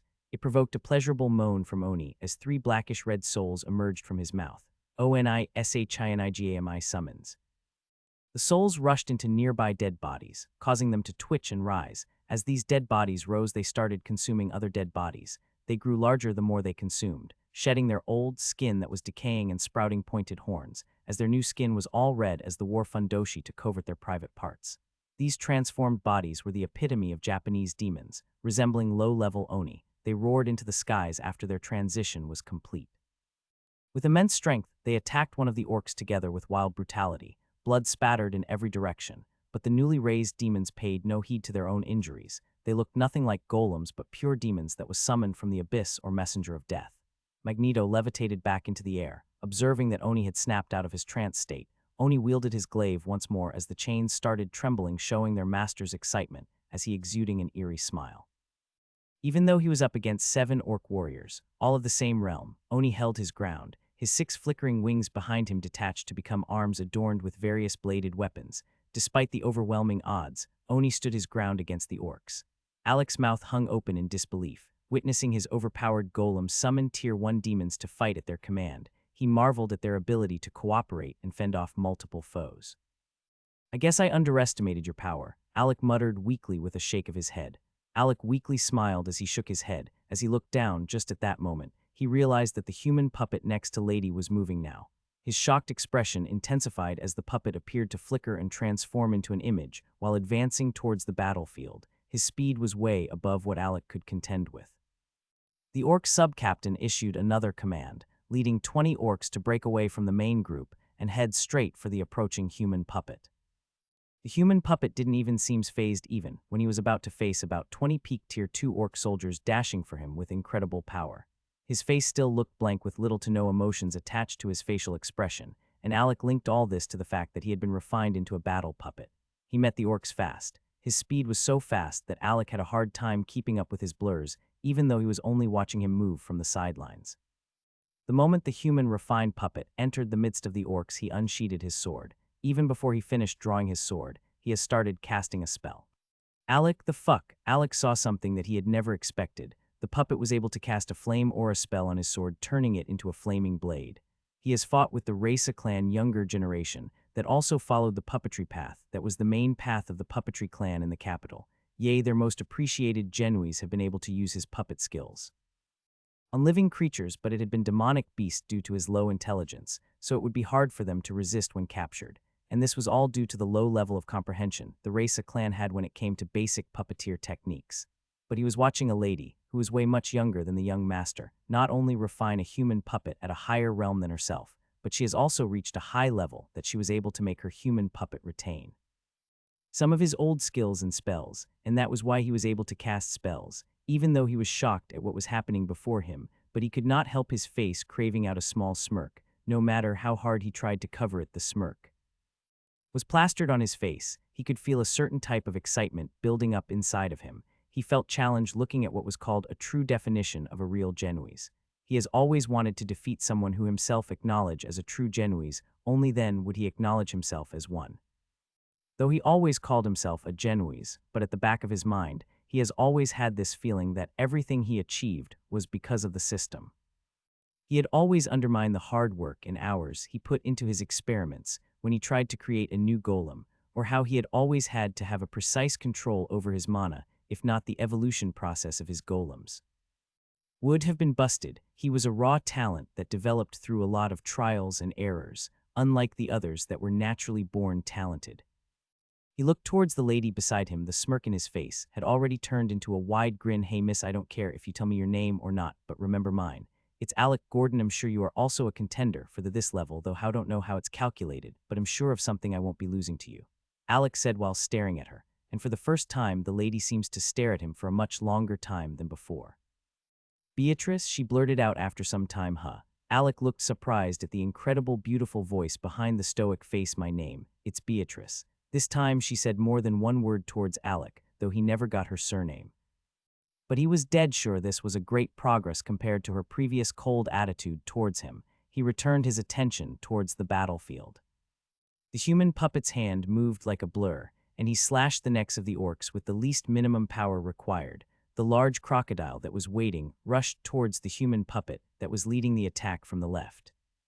While Oni lead his from the right, the crocodile opened his wide jaws and swallowed one of the orc that has been killed, though part of the orc tried to attack the crocodile, but its movements were just too agile for them to catch him, as he was always able to find a way to evade danger, as it also made sure to wipe out his tail at any orc that mistakenly enters his attacking range, thus breaking some bones in the process. Erg Vekker Shah Kruk, Zul Anish come out all of you, the orc sub-captain, shouted in orcish language when he realized that his warriors were about to be massacred. And suddenly about 500 orc warriors came out from their hiding place, and that is when Alec realized that they have been surrounded.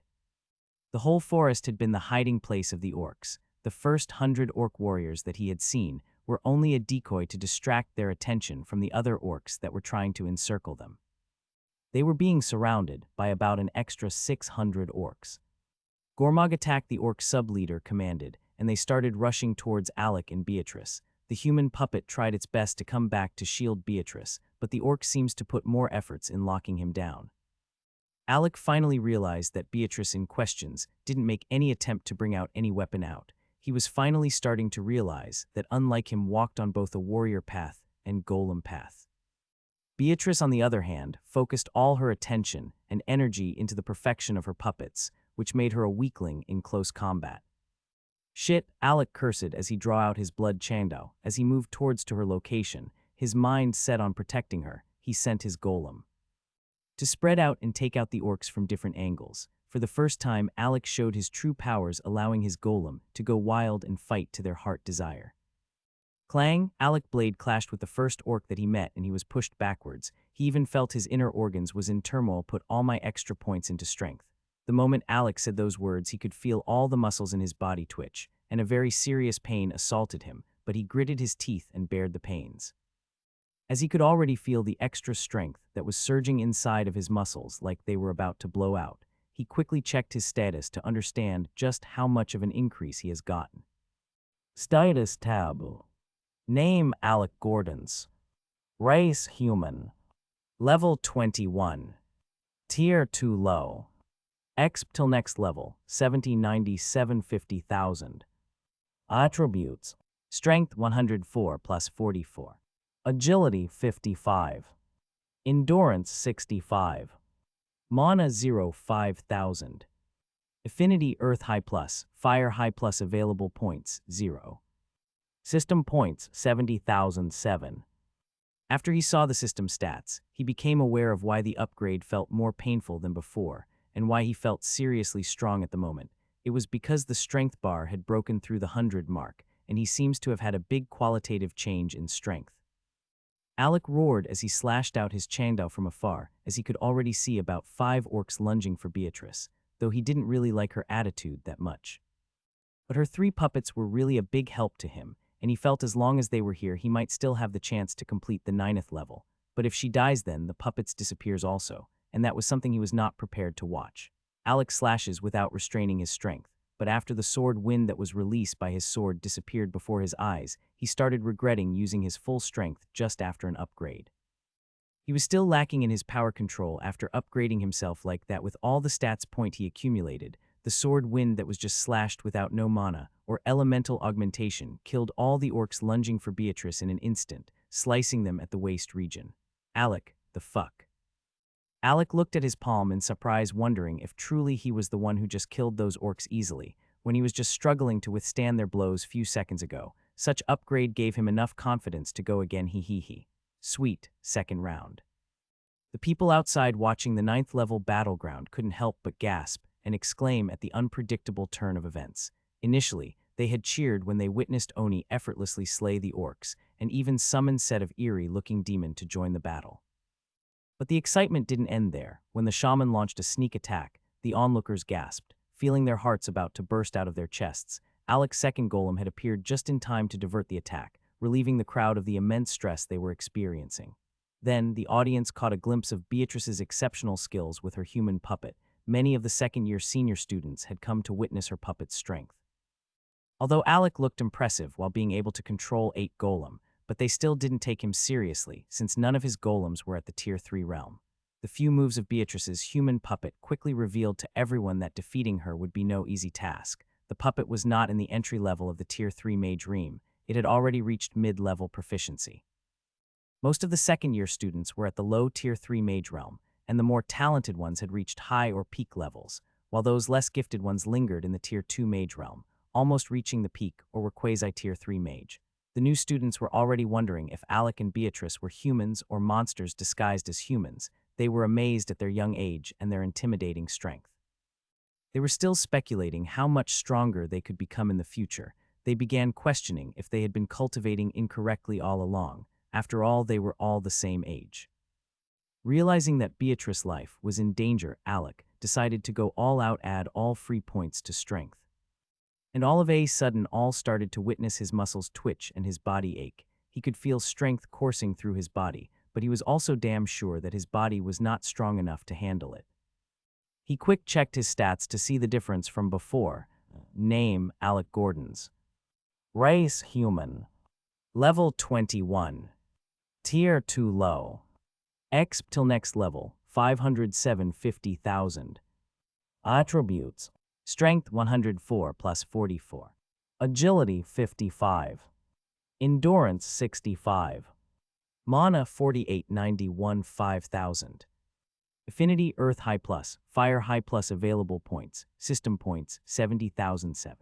Not a single orc could withstand his strikes after his strength surpassed the 100 mark. Alec couldn't help but daydream about pushing all his other stats to reach the same level. His fighting style resembled that of a barbarian soldier, relying solely on raw power instead of technique. His blood Changdao hummed with every life he extinguished. The rising blood aura behind him started to materialize into a human form. Though the orcs saw it, they still mindlessly threw themselves at Alec like a horde of mad rabbits. But as he grabbed Beatrice's waist and dashed away from the encroaching orcs, he felt his arms beginning to grow sore, and his hand trembled uncontrollably. I guess the side effects of unleashing that kind of power are coming fast, Beatrice said. Beatrice looked at him with blank eyes, questioning why he had saved her, while Alec stared at her dumbfounded. I thought you could have used that burst of power to fight your way through and take out the orc sub-captain. Saving me in the midst of this competition doesn't make much sense. Didn't you say you weren't going to lose to me? Beatrice's words left Alec feeling frustrated. He had saved a lady, and according to his grandpa, anyone who saved a lady would be appreciated and showered with gratitude. But here he was, feeling scammed in more ways than one meeting the wrong kind of lady. He gently set Beatrice down, instructing her to stay put as he prepared to go all out and attempt to kill the sub-captain to complete the mission instantly. If I fail, good luck to you, he said before dashing back to join his golems in battle. He summoned the Hive Queen, who quickly summoned her babies, while Titan summoned his lesser ice golems. 5 lesser ice golems followed closely behind him, the other golems joining in a domino effect of summoning. With Tempest Butcher leading the way after summoning his storm elemental golem, they turned the entire battlefield into an all-out attack party. Though their numbers were dwindling, the golems were clearing a path for Alec to follow. They were creating a straight line towards the orc sub-captain who was still waiting atop his direwolf mount. Finally, Alec stood face to face with the formidable orc sub-captain. After pushing through a horde of orcs, he tightly gripped his sheathed Changdao, determined to confront the leader and put an end to this test once and for all.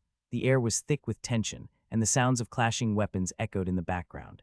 Alec could already envision his golems fighting desperately to hold off the relentless orcs, allowing him to focus on the impending duel. The sub-captain loomed tall and imposing, sitting confidently on his fearsome direwolf mount, brandishing a massive, menacing axe. Summoning his courage, Alec charged at the sub-captain, his Changdao swinging with all his might. He released a deadly, blood-colored blade chi that struck fear into the hearts of onlookers. Is this the best you can do, human? You're nothing but fodder for my blade, taunted the orc sub-captain. Determined not to be discouraged, Alec channeled his mana and created sturdy earth walls around him, after sensing the imminent danger. He hoped to shield himself from any attacks the sub-captain had planned. However, it was the orc shaman, standing by the side all the while, who was making the move. This cunning spellcaster easily saw through Alec's strategy with just a glance. Your tricks won't save you, weakling, sneered the orc shaman sadistically, slamming his staff onto the ground. Releasing a powerful blast of arcane energy, the orc shaman tore through Alec's earth walls, sending him sprawling backward. Alec crashed onto the ground, his body battered and bruised. He was taken aback by the strength of the attack, as it nearly reached Tier 4 power, surpassing even the capabilities of a low-rank mage. Facing such dishonorable orcs was no easy feat, especially when dealing with the orc shaman who had relentlessly launched 2 sneak attacks at them. It was always said that orcs were honorable creatures, but the orc shaman has changed his views on that. No ordinary mage can dream of defeating the shaman alone, talkless of when they have to also face the sub-captain. Alec tried his best to get up as he gasped for breath. The sub-captain dismounts his direwolf and walks towards Alec, a wicked grin plastered across his face, as he raises his axe. "You're tenacious, I'll give you that, but your bravery means nothing against the might of the orc horde." Just as the sub-captain raises his axe to deliver the final blow, Alec's vision blurs and his body weakens. His last conscious thought of this battle ends there. Alec Gordon opened his eyes to find himself suspended in midair, completely upside down. He couldn't believe it, the laws of gravity seemed to be defying him in this peculiar place. Amidst the darkness, Alec anxiously waited, hoping for some sign of escape. Suddenly, a door of light materialized before him, rapidly approaching. Although his natural instinct was to flee from the light, he soon noticed something peculiar. Not only was the door drawing closer, but his own body felt an inexplicable pull towards it as well. Realizing the futility of resisting, Alec decided to relinquish control and submit to the mysterious force. Slowly, he allowed his body to be enveloped by the luminous gateway, embracing the unknown that awaited beyond. The resounding cheers of the crowd served as a wake-up call for Alec, instantly reminding him of his location. He found himself standing outside the temple, precisely at the entrance of the renowned fighting pavilion tower. As he surveyed his surroundings, Alec realized that the radiant light he had spotted earlier was likely connected to the tower's main entrance. His eyes quickly focused on Beatrice, who appeared to be surrounded by a group of elderly individuals. However, he couldn't comprehend why she seemed both annoyed and disturbed by their presence. It dawned on Alec that the reason behind Beatrice's current predicament was her remarkable achievement of reaching the 9th level in the tower. His curiosity piqued, as he had long wondered how she had managed to emerge before him, given his own efforts and challenges within the tower's depths. Considering he had no knowledge of Beatrice's current situation, Alec had believed that he would be the first to escape the perilous realm of orc hell. However, her presence here indicated that she must have met her demise before him. Oddly enough, he felt relieved at the thought, as he couldn't fathom enduring what she was going through. Surrounded by a chorus of old men who sounded like a broken record, each making the same promises with no distinguishing features, all of them desired one thing: for Beatrice to become their disciple, yet she remained silent, offering no response to any of them. Quietly, she approached the lazy old man who was supposed to be on watch duty with Instructor Durin and gracefully bowed before him. "I greet you, master," she said respectfully. The old man's expression, bemused, responded with a playful smile. "Oh, why would you choose someone like me? No, I refuse to accept another disciple. The stress is far too much," the old man protested, causing the other esteemed instructors to fix their gaze upon him. It seemed preposterous to them that any instructor in their right mind would reject the opportunity to guide and nurture such a prodigious talent. However, they secretly rejoiced knowing that his refusal would grant them the chance to bring Beatrice under their wing. Yet despite their expectations, Beatrice remained determined, maintaining her bow in front of the lazy old man who was now even feigning tears. "Who the hell said that?" Elder Alfred choked in surprise, almost cursing until he recognized the person who had spoken. It was none other than the new dean of the academy. In that moment, Elder Alfred cursed his recklessness, realizing that the dean's request for him to accept Beatrice meant that it was now finalized. The authority of the dean held immense weight, second only to the old dean himself. The rest of the great instructors cursed their own luck, as there was nothing they could do. The decision had been made. Some of the great instructors standing nearby were already cursing at Elder Alfred, feeling that they were far superior to him in terms of cultivation. It didn't sit well with them to lose to someone they believed they had surpassed. However, Alec took advantage of the distraction caused by Beatrice and calmly slipped away from the crowd, avoiding the gaze of the furious great instructor. With a sigh of frustration, Elder Alfred spoke up. "I accept your bow, rise, disciple. From today onward, you shall be my 10th and final disciple." This statement caused the dean's lips to twitch in anger, even though others couldn't comprehend the underlying meaning. How could the new dean be oblivious to what Elder Alfred was implying?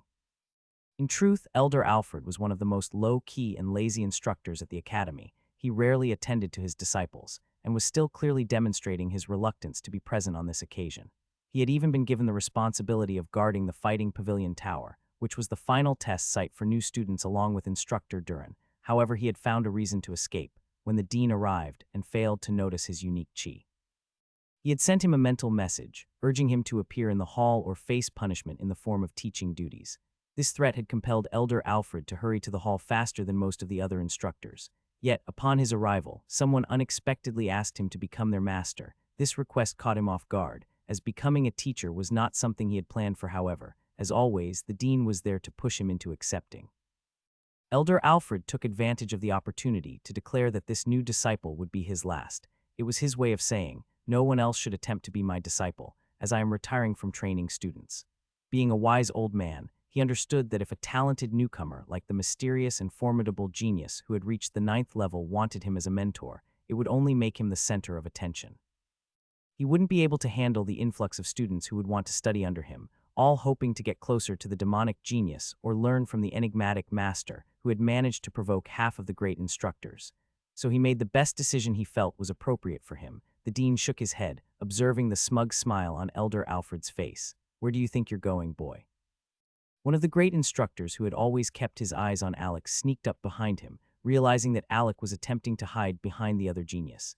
His voice wasn't loud, but it swiftly grabbed the attention of the other instructors, causing them to rush towards Alec, remembering that one genius remained unassigned. Esteemed masters, I already have a mentor," Alec quickly replied in his defense, shivering under the intense aura that locked onto him. Each and every one of them felt as strong as his Gramps when he entered rage mode after what happened to the third elder. "Boy, do you think you can fool us? There's no way you would be assigned a master unless you're from a mid-tier or low-tier clan," one of the instructors sneered. As the two instructors continued to run their mouths in front of Alec, he couldn't help but grow sick of their superiority complex. Suddenly, he understood where Beatrice's disdain had originated. These so-called great instructors looked down on individuals from low or mid-tier clans. "Well, for your information, I come from a mid-tier clan," Alec declared, stunning them all. Some even walked away with a sour expression on their faces. "Big deal. With your ability, it won't be long before you elevate your clan's status. You can reject your master's teachings and come learn under me, and everything will be resolved," one instructor said, his face dripping with disdain, as if he were doing Alec a great favor. However, Alec looked at him as though he were a fool. No matter what happened, he was determined not to register under this man or any of the other great instructors who acted so high and mighty. While the War God Mage Academy claimed to accept all mages who wanted to walk their own path regardless of their affinity, discrimination still prevailed. There were factions created by the great instructors, driven by their personal interests. A massive great sword suddenly flew between the great instructor and Alec, creating a barrier between them. A middle-aged man strolled in with a confident swagger, his face portraying a sense of indifference. With each step he took, his presence seemed to grow stronger, and he locked eyes with the great instructor. "Now, who in their right mind would try to poach my own disciple while I'm still breathing?" the middle-aged man questioned casually, even using his left index finger to clean his ear. "Taryn." "I had no idea he was your disciple," exclaimed the man, acknowledging the middle-aged man who had just arrived before facing Alec. "I believe you have plenty of reasons to reject your master's teachings and become my disciple instead. If you ask anyone in the academy, you'll hear tales of how most of Taryn's disciples meet a mysterious death," the instructor whispered. Though with most mages present, it was easy for them to eavesdrop on conversations. Taryn chuckled as the great instructor attempted to scare off Alec with his records. Taryn disliked the underhanded tactics the great instructor had employed, but he wouldn't say otherwise or try to sugarcoat it. He would leave the decision to the new student to make. He only wanted to teach those with true determination, not weaklings who grew up sheltered like inexperienced newcomers, destined to get themselves killed and become another statistic on his list. "I appreciate the great instructor's kind words, but I think I would prefer to remain with my assigned master since fate brought us together," Alex spoke, bowing respectfully with his hands cupped. The great instructor's face turned red with embarrassment. He wished he could bury himself underground and disappear. As he looked at Alec, he realized that the boy couldn't possibly be older than 16, confirming his assumption that Alec was still very young. He had exhausted every tactic he knew in an attempt to persuade Alec to join him as a disciple, but all of his efforts had been in vain. He was not a crafty old fox anyways. This was the first time he had experienced such humiliation. He had lost the first prodigy to Old Man Alfred, who seemed to spend most of his days sleeping. Initially, he had never taken the old man seriously, believing him to be a waste of mana, but now he had been rejected by a student who hadn't even reached the mage mid-rank realm. Though he felt a burning fury, he couldn't direct his anger towards the old man or the girl, as their union had been arranged by the new dean. He couldn't blame Terran either, since he had been automatically assigned a student. These kinds of things happened every year. It just so happened that the student assigned to him this year turned out to be exceptionally strong. Trying to reason with Terran was out of the question. He was incredibly rude and wouldn't hesitate to fight back, so the great instructor could only unleash his anger on Alec, who seemed to have no strong backing. "You will regret this," the great instructor exclaimed, swinging his cloak as he stormed out of the room. The other great instructors followed suit, showing off their own skills as they departed. Terran's laughter filled the hall as he approached Alec and lightly slapped his shoulder. Alec's expression changed as he felt the weight of a mountain being placed on his fragile shoulders. He looked at his proclaimed instructor with a pleading smile. "Not bad, kiddo, not bad. That bastard was about to make you reject me as your master and join him instead. That would have caused quite a scandal on your record and your journey on the battlefield," Terran stated with a bored expression. "How is that even possible, master?" Alec inquired, his curiosity piqued. "Isn't it simple? No other instructors would look at you with respect if they knew you dismissed your master just to learn under a higher-ranking instructor. It would be a stigma that would always follow you, and no one would trust you. Even when you find yourself on the battlefield in the future, your comrades would never show trust in you, as they would always fear you might betray them for your own benefit. That old bastard doesn't care about you at all. He only wants to enhance his tutor profile, boasting that he once taught a student who climbed the 9th level of the Fighting Pavilion Tower. All of your future achievements would become his stepping stones to further glory in his profession." Terran finished explaining as he went to retrieve his great sword. The remaining instructors in the hall weakly smiled, realizing that only someone like Terran could curse and insult a great instructor so carefree. Although the difference between a peak instructor and a regular great instructor was only realm, but the gap between Tier 7 and Tier 8 was even greater than breaking through from Tier 1 to reaching the Tier 6 mage bottleneck. Every Tier 8 mage expert was highly revered, except for Terran, who had a battle record of fighting and killing a Tier 8 lifeform. No one else he could look down on them with disdain and insult them so freely, only does that because he had the strength to be arrogant. "Let's go, including all the mages under my tutelage. There is nothing left to do here. Follow behind me," Terran commanded, placing his great sword behind him and walking off. The members of the Gordon clan in the hall slowly followed behind him, with Alec leading the way. Arthur looked at their new tutor with fervent eyes, clenching his fist in anticipation. He loved the way his new tutor handled things unrestricted and unrestrained. His style was wild, but no one dared to stop him due to fear of his outbursts. Having such type of mentor is what he had always dreamed of, someone who could help him become unrestrained as well, and cause a lot of trouble, and when the older generation comes out to deal with him, his master would mysteriously appear and handle the situation. Arthur was lost in his fantasies to the point where he didn't even notice a stick being swung towards his head. "Dong, wipe that smug smirk off your face when you stare at me. It gives me the creeps," Terran said as he continued on his journey, while the rest of the group laughed at Arthur. The Gordon's clan mages eagerly followed instructor Terran up to his peak, the magnificent War God Mage Academy, nestled amidst towering mountains and peaks. Within the academy, the direct disciples of the esteemed instructors were privileged to reside with their mentors in their own private peaks.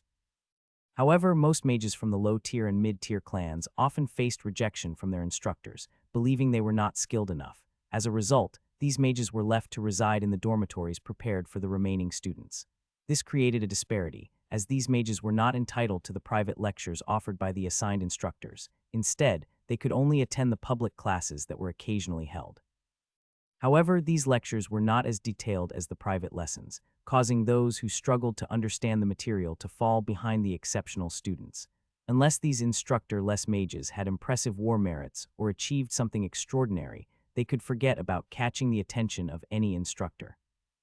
The moment Alec reached the peak, he noticed the sparsity of the area and the overgrown bushes that veiled it. It became evident that no one had tended to their new master's peak for quite some time. Alec and the group gazed at the closest peak, which was bustling with numerous mages. They were crammed together, and if Alec were to count, he estimated there would be around 300 of them. He also observed an instructor ushering in new disciples, introducing them to his existing students, and familiarizing them with the routine. Alec recalled the warning he had heard about Terran's students having the highest casualty rate. Master," Alec spoke up, curiosity brimming in his voice. "Where are the rest of our seniors? Are you not going to introduce us to your other students?" Terran sighed and replied, "As you can see, I'm the only one residing in this peak. I only have one disciple alive, and he spends most of his time on the battlefield. As if his life depended on it, he rarely returns to the peak since he believes he has already learned all he needed to." Alec furrowed his brow, the mention of battlefields and military rankings piquing his interest. He's been hearing about it since he entered the school like they were in some type of war with another faction. Unable to contain his curiosity, he asked another question. I apologize for my persistence, but I can't help but wonder about this battlefield that keeps being mentioned. Who exactly are we fighting? Are there still people foolish enough to engage in combat with fellow humans during such a treacherous period where everyone is in danger whenever the blood moon arrives? Alec's expression turned serious as he posed his questions. For the first time since they began their journey, his master turned to look at him, studying his eyes in an attempt to decipher his true feelings. From your expression, it's evident that you have experienced many battles and hold deep grudges against the creatures from the second dimension, Terran stated, his gaze unwavering. I appreciate that kind of spirit, however. If you believe that your enemies are only limited to the races from the second dimension, then you won't even know how you met your end. As they flew towards the only castle on the peak, Terran instructed them to choose where they wanted to live. There were numerous unused houses within the peak, all available without any cost, providing them with comfort and no issues.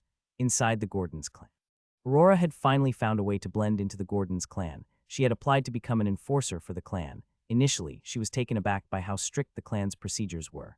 Given the Tier 5 mage abilities she showed, she had assumed the clan would be more eager to recruit her. Talented lone mages like herself were usually highly respected by other clans, sometimes leading to marriage proposals in an attempt to establish a stronger connection. However, since her acceptance into the clan, nothing of that sort had occurred. While the treatment she received was good and the food satisfactory, there seemed to be no indication that she was favored above the rest. While on guard duty near the clan gates, an overwhelming sense of danger washed over her. Though she could detect someone appearing behind her, the unique chi emanating from the person made her dead certain that he was a member of the Gordon's clan. After spending some time in the Gordon's clan, Aurora had managed to learn a few things. She discovered that the entire clan was connected through chi, so when someone lower in rank was injured, those higher up would be alerted.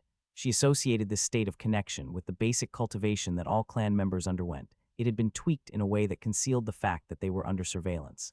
However, Aurora understood that this was done with the intention of protection. So tell me which clan sent you, and what is your objective? Lastly, how has your treatment been so far? Aurora was taken aback when she turned around and saw who had discovered her. She let out a defeated sigh, realizing that she should have noticed someone probing her. The person in front of her had become incredibly stealthy since breaking through. The Grand Elder of the Gordon's clan, who had silently appeared beside Aurora, detected a hint of disdain in her tone at the end of her sentence. He could already piece together why her attitude had changed. Based on how she spoke, he sensed that she came from a high-ranking clan, and being treated as an enforcer seemed to have dampened her mood. It was clear that someone as strong as her would be pampered like a princess in her own clan. And who might this nephew of yours be? Because I don't recall any of our clansmen having a connection with a clan of such standing, the Grand Elder asked, trying to probe, his expression serious as he started to suspect her. Aurora looked at the Grand Elder and realized that if she ever wanted to get out of this predicament, she would have to come clean. My nephew is Alec Gordon, one of the rightful heirs of the ancient Blaze clan. Young lady, I can't help but argue with you on that. As far as I'm concerned, Alec is not interested in knowing anyone from that clan. And not only that, but you should be well aware that your clan has made attempts to assassinate him, the Grand Elder said with a grim expression. You have to understand that there are different factions within our clan due to its size, and this means not everyone is interested in seeing him dead. To some people, Alec is the person they have been waiting for to come and stir things up. I just need a moment with him. I need to clarify some matters that happened in the past, Aurora explained. I'm sorry, but that would not be possible. If I'm not mistaken, he should be at the War God Mage Academy now, the Grand Elder responded. Aurora became visibly upset upon hearing that Alec was attending the academy that the major clan was targeting. However, the Grand Elder seemed uninterested in explaining anything to her. Well, I guess I should go back then since there is nothing else for me to do here, Aurora said, feeling frustrated, but just as she began to move, a loud howl echoed through the air. Both Aurora and the Grand Elder floated up into the sky and observed a massive wolf on a mountain hill, howling towards the heavens, and different types of wolf demonic beasts from the nearby forest were dashing towards Estonia City, and various experts began levitating into the sky. Even the high-ranking members of the Gordon's clan joined them.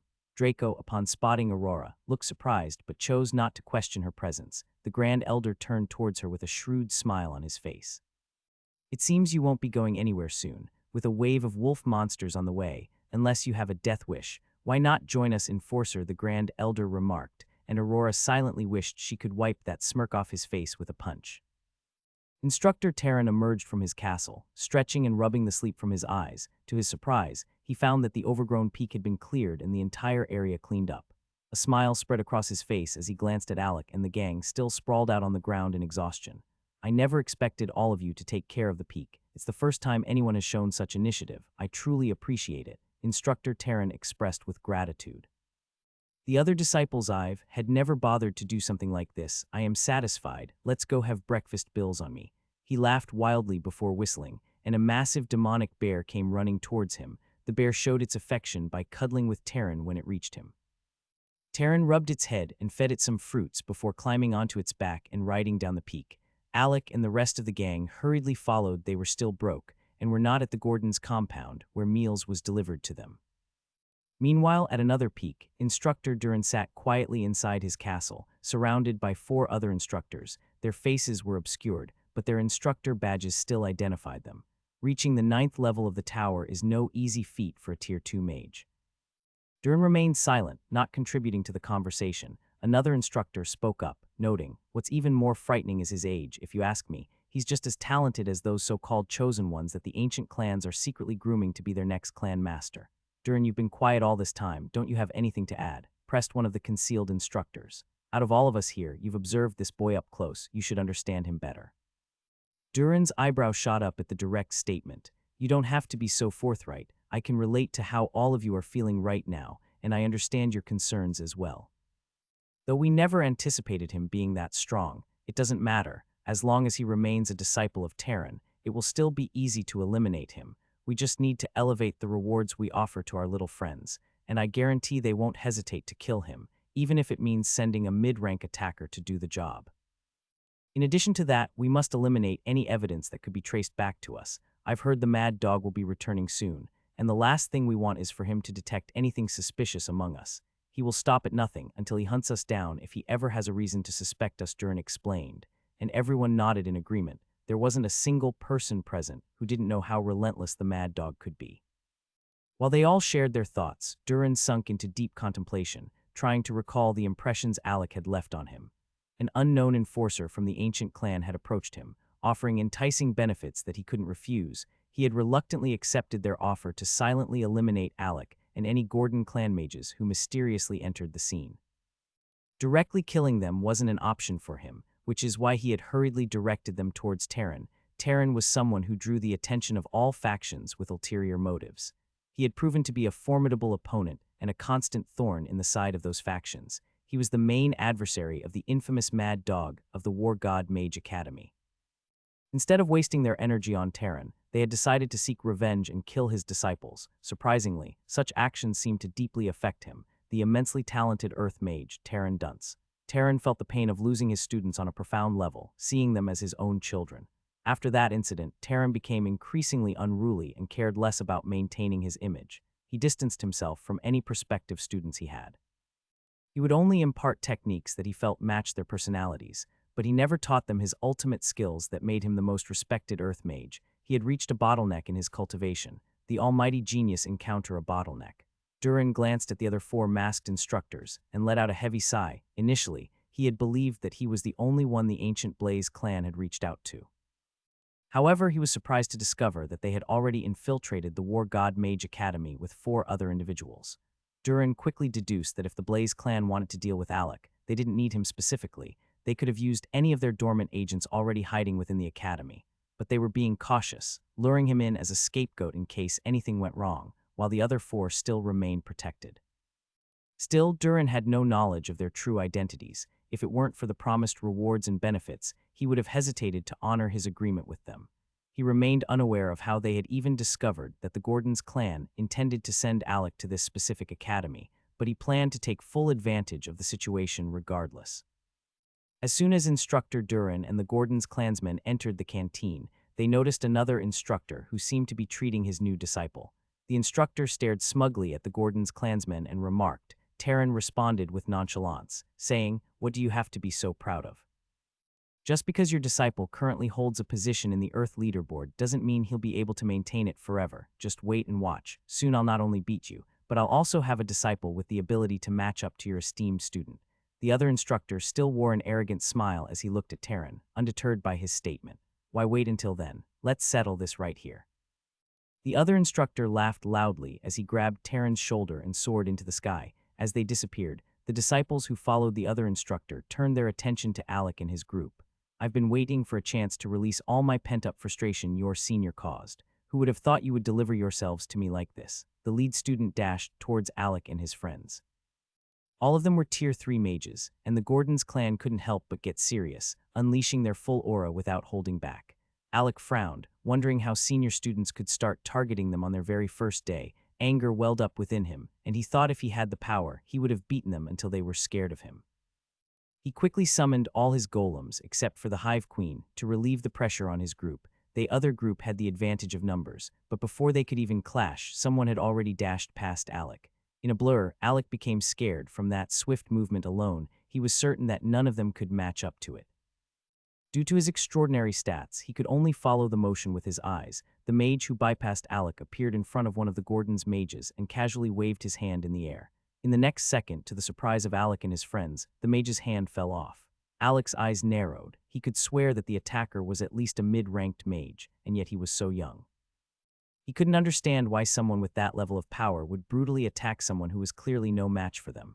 Why would you attack him? We have no grudge against you, so tell me one reason why you would attack someone who was never your equal in the first place, Alec demanded, his voice filled with confusion and frustration.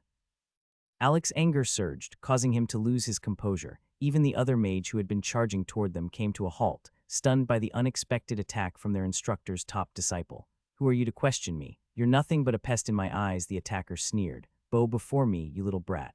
Gravity.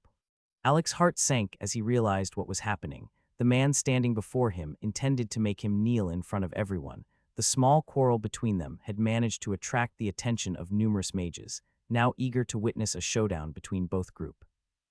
The mage, who is said to be ranked in the Earthboard expert, possessed an incredibly direct attitude that Alec could clearly feel being directed at them.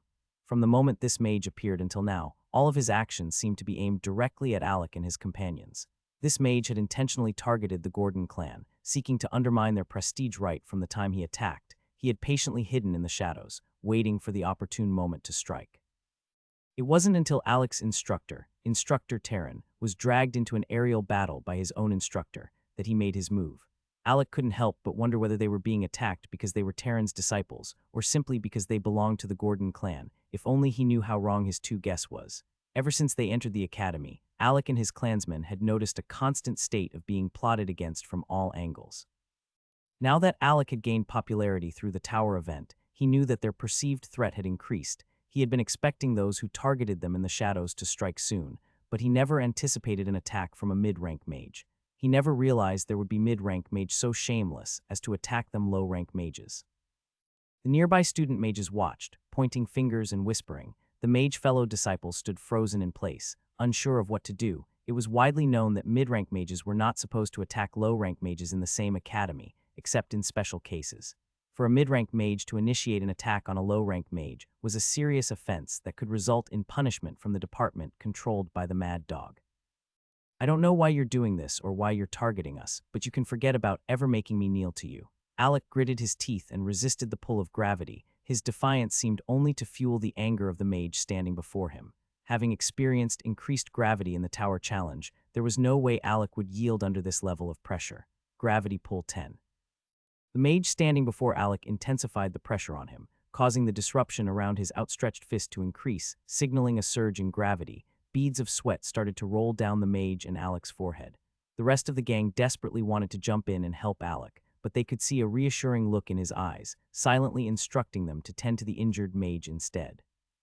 From the events that had unfolded so far, Alec could deduce that the mage in front of him had recently awakened the element of gravity. It was likely that it was his awakening element for entering the mid-rank realm. The mage had not been able to hone his proficiency with gravity that well, and that is why Alec could still resist. While Alec reveled in the fact that the mage couldn't make him kneel, the mage in question, Orion, was already feeling embarrassed. He knew he could easily defeat Alec, but when he heard about Alec's records at the Fighting Pavilion Tower, jealousy took over. Discovering that Alec was under instructor Taryn's guidance gave Orion hope of embarrassing him. He couldn't accept the fact that someone else had entered the 9th level and broken his records. True, there were two people who reached the ninth level, but Beatrice, from the ancient puppetry clan, was not someone Orion wanted to cross. Despite her branch of the clan not being discovered yet, her techniques alone marked her as a core member of the clan. Yet, Alec was the focus of his jealousy, as he found out he had even emerged as the MVP of the fight. Orion had gained recognition throughout the academy as a genius with the highest level at registration, while reaching the 8th level of the tower. However, having his record broken so easily left a deep scar on his ego. And that is why, when his instructor attacked Terran, he took the opportunity to strike. He believed that an opportunity like this might never present itself again, and he sought to make Alec kneel before him. However, as he attacked, it became clear that his motives were purely selfish. Things began to spiral out of control when Alec seemed unaffected by the gravity, and his plans to embarrass him in front of a large crowd failed. Frustrated, he decided to punish Alec instead. With his free hand, a blue rune gathered around him, and a water ball appeared. Using the space element, he started compressing the water ball into the shape of a three-mouthed fan. The condensing water under the space element sent a chill through Alec's body, making him acutely aware of the danger he was in. If that water blade even grazed his body, he would be torn apart. The water blade began to slowly rotate, eventually picking up speed and affecting the air around it. Alec stared at the highly compressed jet cutter made purely of water, knowing that no metal could stop its momentum. However, Alec's agility was still hampered by the gravity, making it difficult for him to dodge. "This is your punishment for offending me, you insignificant insect, go die," Orion said as he released the water blade towards Alec. Even the mages in the crowd gasped, sensing that Orion had gone too far with his actions. While he may have attacked a low-ranking mage, his affiliation with his instructor had given him some leniency. But if his blade struck Alec, there was a high probability that he would die. Such an offense was significant, and even his master would struggle to defend him in the face of such a crime. Tear spell verdant vortex. Alec was taken aback by the deep voice that sounded right next to his ear. Another mage walked past him, and to his surprise, he felt the weight of gravity that had bound him suddenly release. The water blade that had been hurtling towards him was engulfed by a swirling vortex of sand that rose from the ground, created by the mage who now stood in front of Alec with his hands still extended. "I don't know who gave you the audacity to attack my master's disciples, but be prepared for a thorough thrashing," the new mage coldly declared, his voice sending shivers down Alec's spine. It suddenly clicked in Alec's mind that Terran had mentioned having a disciple who rarely appeared at the peak. "How dare you speak to me like that? Do you even know who you're talking to? This is not like the last time we met. I have now entered the Earth ranking board and have become one of the core members of the Academy. Fighting with me is only going to end badly for you. You should be aware of this. Since you no longer reside at the Terran Peak, it means you are no longer his disciple and should not concern yourself with such matters." Orion said this towards the new mage that had just appeared, but he only snorted in response. Different types of large earth element runes revolved around him as his chill smile never changed. "I dare you to make your move, because I'm really interested in checking out the powers of the so-called Earth-ranking masters, and no one of you have the right to revoke my status as Terran's disciple. That decision is only between him and me, so let that statement never repeat itself." Orion's facial expression changed when he realized that the new mage wasn't going to back down easily. It was clear for all to see that he was determined to be a thorn in Orion's side. Orion knew about him. He was someone that had always survived death, no matter the amount of assassination attempt on his life. Though many people were unaware of who he was, what was even more shocking to them was the fact that the mighty Orion was hesitant to strike or not. Such actions on his part only served to raise the new mage's prestige, as they had never heard of a mage who could make an Earth-ranking genius hesitate to fight. As only a genius could face another genius, Orion grew tired of the new mage's expression and made his move. He was followed by a raging tide of water, while the other mage protecting Alec and the rest of the Gordon's clan cast another sandstorm, planning to clash with Orion. Enough. A man mysteriously appeared before both of them and opened his palm, blocking the two destructive attacks of Orion and the Earth Mage at the opposite side. His grip was so strong that they couldn't retract their hands. The mage who protected Alec quickly bowed before the man, while Orion could only stare at Terran in shock. Terran was the one who effortlessly stopped their attacks, as if it was nothing spectacular at all. The other instructor also descended from the skies. Although his clothes appeared fine, his pale facial expression indicated that he must have been internally injured.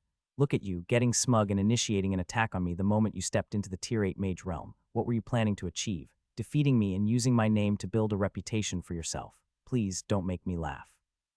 I have killed Tier 8 lifeforms before, don't make me add a mage to the list." Terran sneered at the instructor who had finally reappeared. Alec's eyes kept darting between his master and the other instructor. While his instructor's clothes were in shambles, he seemed completely unharmed. Alec couldn't comprehend how his instructor had won a fight against a Tier 8 mage in the skies when he himself was only a peak Tier 7 mage. Alec had always been taught that the gap between mid-rank stages was vast and difficult to bridge with talent alone. The high-rank stages were even more daunting, however. Just like his grandfather, the patriarch of the Gordon's clan and the Third Elder, his instructor shattered his preconceived notions. Taran proved himself to be among those talented and extraordinary mages. Though Alec still had questions, he decided to keep them to himself for now and inquire his master about them later. "What are you so proud of? Once I stabilize my realm, I will come back to attack you, and if I still can't defeat you, I will go back and train until I reach a realm where I can conquer you. You want to know why I'm so arrogant? It's simple, you haven't made any progress in your cultivation for a very long time, while I have continuously moved forward, step by step, and as long as you still have your heart demons, I am confident that I will be able to defeat you one day." The instructor said this before adjusting his clothes, and walking away. Histasip quickly joined him, but before he could go far, Alec stopped him. "I shall repay this humiliation back in multiple folds. I just hope you are prepared, causes I would stop at nothing to defeat you. Bring it on, insect, I shall be waiting for you. 2 months from now on the death arena, it's a deal." Orion left after setting a match with Alec, and the mages nearby stare at Alec like he was already gone, as they felt it was another plan hatched to kill another of Instructor Taran's disciple. Alec looked at his master with eyes filled with questions, but Brandon appeared unaffected. Arthur's eyes held admiration, while Agnes looked at him with great curiosity. When Taran witnessed this, it reminded him of his previous disciple, and his fist clenched in determination. He made up his mind to give his all in raising this new set of disciples, so that they would not easily perish in life and death tribulations where he couldn't save them. He approached the Gordon clansman whose hand had been severed and summoned an earth elemental spirit to use heal magic, reattaching the mage's hand to its previous state. "That's enough. You are all under my care, so forgive me for only being able to provide limited security." This was one of the reasons why he hadn't been able to step into the Tier 8 mage realm. His body, mana, and spirit were unable to unite due to his strong attachment to his student. Whenever anyone got hurt, it affected his spirit, making it more difficult for him to achieve a breakthrough. His body and mana levels were much higher than his spiritual power, and without the unity of spirit, he would be unable to evolve his manifestation. Thus, Taran had been trapped in his current realm due to the heart demon of his disciple's potential demise. Though he acted as if he didn't care, but he was like the earth element he controlled, tough on the outside, yet soft on the inside. The high-ranking mages of Estonia City collectively sighed in relief as they finally managed to repel the wave of demonic wolves back into the forest. It was a hard-fought victory, resulting in the deaths of many brave mages. However, they believed that the victory was worth it, as they successfully protected the city gates from further damage ahead of the Blood Moon battle. Aurora gazed at the Grand Elder of the Gordon's clan, who stood beside her. Despite his aged appearance, he had proved himself formidable against the horde of wolves. Simply being in his presence, Aurora could sense his craftiness and experience. He was a skilled mage who could control the battlefield with his siren-like magical skills.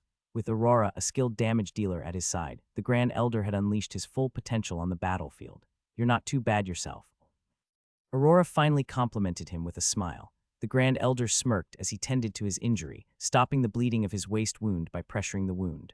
"Well, little girl, you're not so bad either. If you didn't consider me an old man, I wouldn't mind teaching you a thing or two about battlefield control," he replied, bantering playfully. Aurora waved off his comment.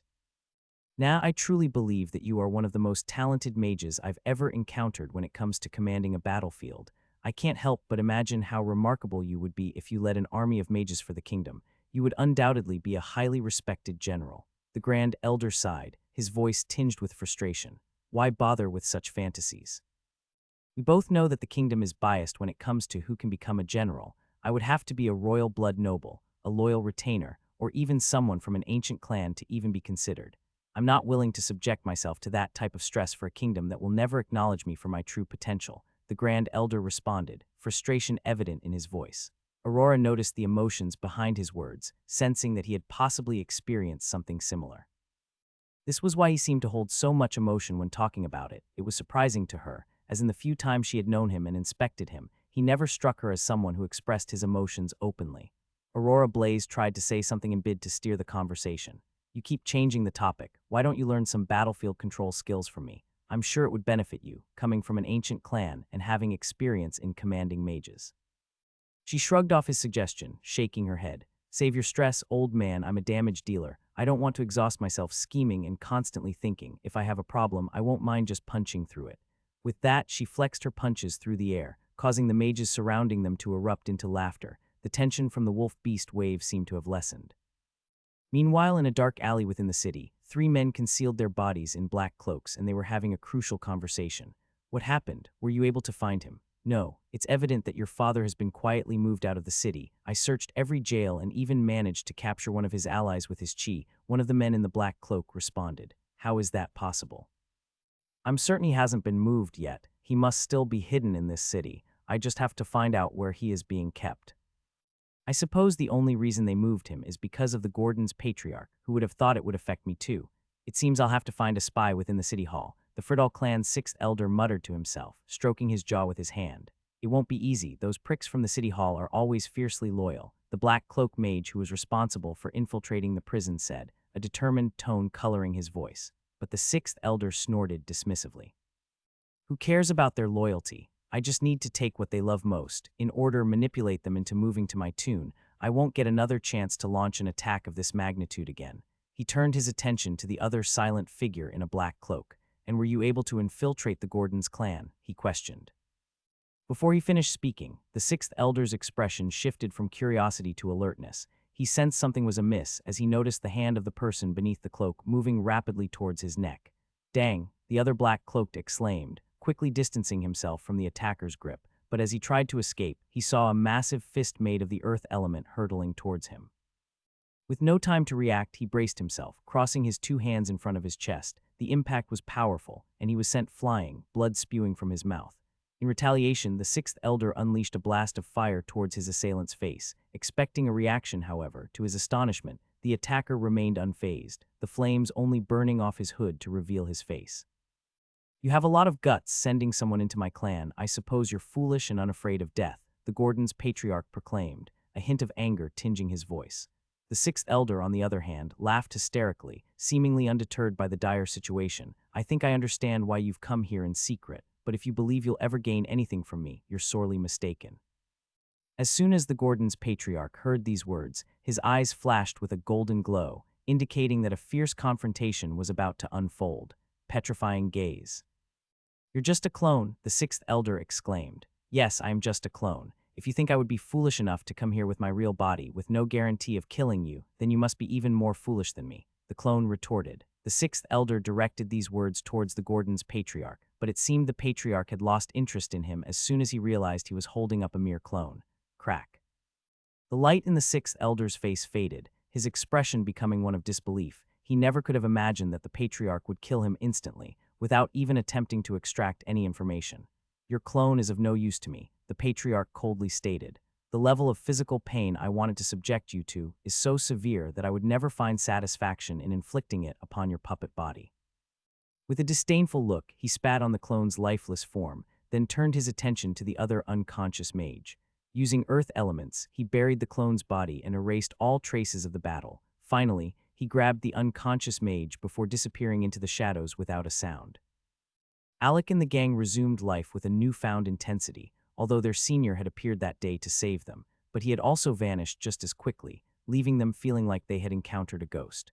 They made sure to attend all the public classes related to their respective elemental affinities. Alec was adamant about them going out in pairs and strictly forbade any of them from walking alone. In just a few days at the academy, Alec could sense the malevolent intentions directed at them. They had even come close to clashing with some direct disciples of other instructors more than once. Today, I will be teaching you all the basics and differences between what is known as a space gate and a space passage, but first I want to ask, who would like to explain to us what a space gate is? Instructor Walter asked. He was the most beloved instructor among the common students since he taught general knowledge and held the most public classes.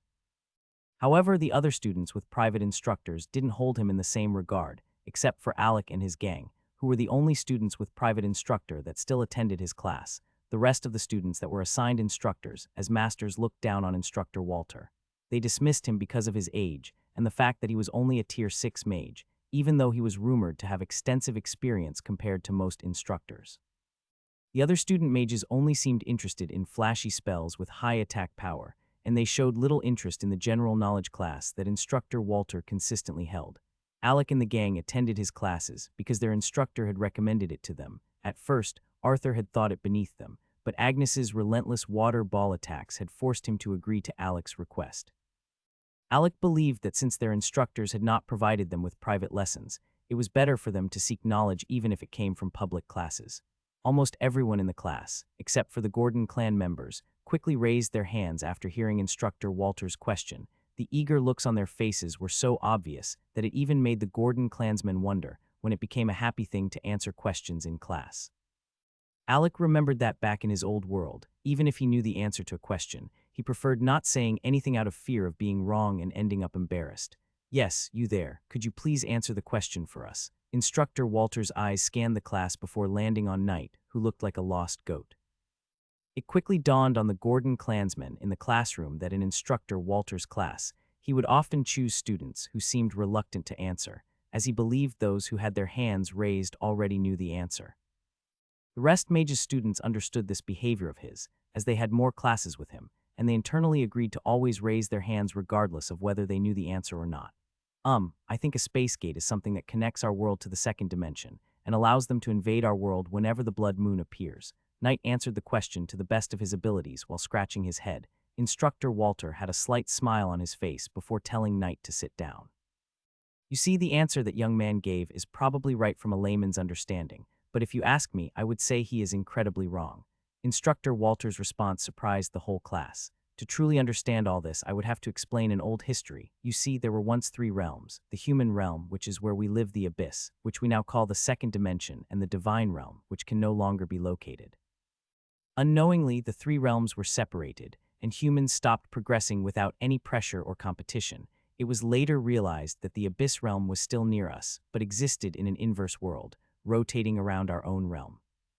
The moment the red moon occurs is when both worlds align completely, facing each other directly and without any space in between. In the past, this alignment was called an eclipse, but due to the loss of many people and the restrictions imposed by the moon, which seems to have been programmed by a deity, it was changed to the blood moon.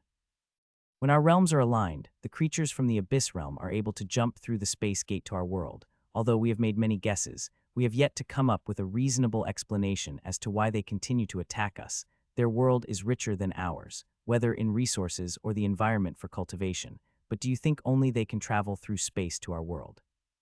Instructor Walter finished his explanation with a question, leaving the students in suspense, and the Gordon clansmen at the back of the class had grim expressions on their faces. Alex suspected that the goblins and the Friddle clan had some kind of agreement with each other. Otherwise, they wouldn't have been able to plan such a perfect ambush.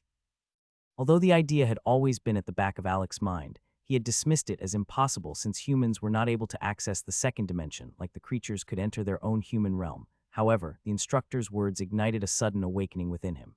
Humans can also enter the second dimension, and we are not restricted by the blood moon either. We can enter any time as long as we have a space passage. Instructor Walter said, and Alec exclaimed in shock. Alec's understanding of the second dimension creatures crumbled before him as he heard what Walter said. This revelation was not only happening to him, most of the students in the class were also shocked by the news. As the students were still processing the revelation that humans could enter the second dimension, a group of impeccably dressed mages strolled past the free tutorial being conducted by Walter. The leading mage couldn't help but sneer. His gaze shifted towards Alec, who was tucked away at the back with his gang. "And who's that? Is that not Alec, the one they call the so-called Rookie King? Why is he attending a free class?" One of the mages walking with him pointed at Alec, drawing attention to his presence. Despite Alec's reserved nature, his face was widely known throughout the school as one of the 2 mages who had reached the 9th level of the tower. Alec's low-key demeanor didn't exempt him from being the talk of the academy. The leading mage gritted his teeth, consumed by envy and bitter jealousy at Alec's fame and talent. "What's so special about him? I bet he won't make much progress in the future. Do you all not know who his master is? It's that poor and dispirited instructor Terran. And not only that, Alec is merely a genius from a mid-tier clan.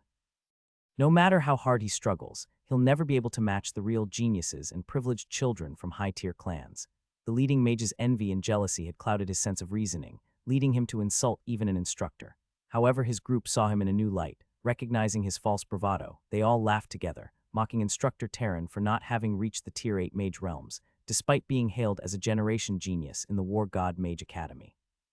Just before instructor Walter could continue with his lesson, a middle-aged man clad in a beast armor set entered the classroom and whispered something to instructor Walter. Within seconds, his expression shifted from surprise to shock, and he nodded towards the man who then left the class. Instructor Walter maintained a gentle smile as he addressed the whole class.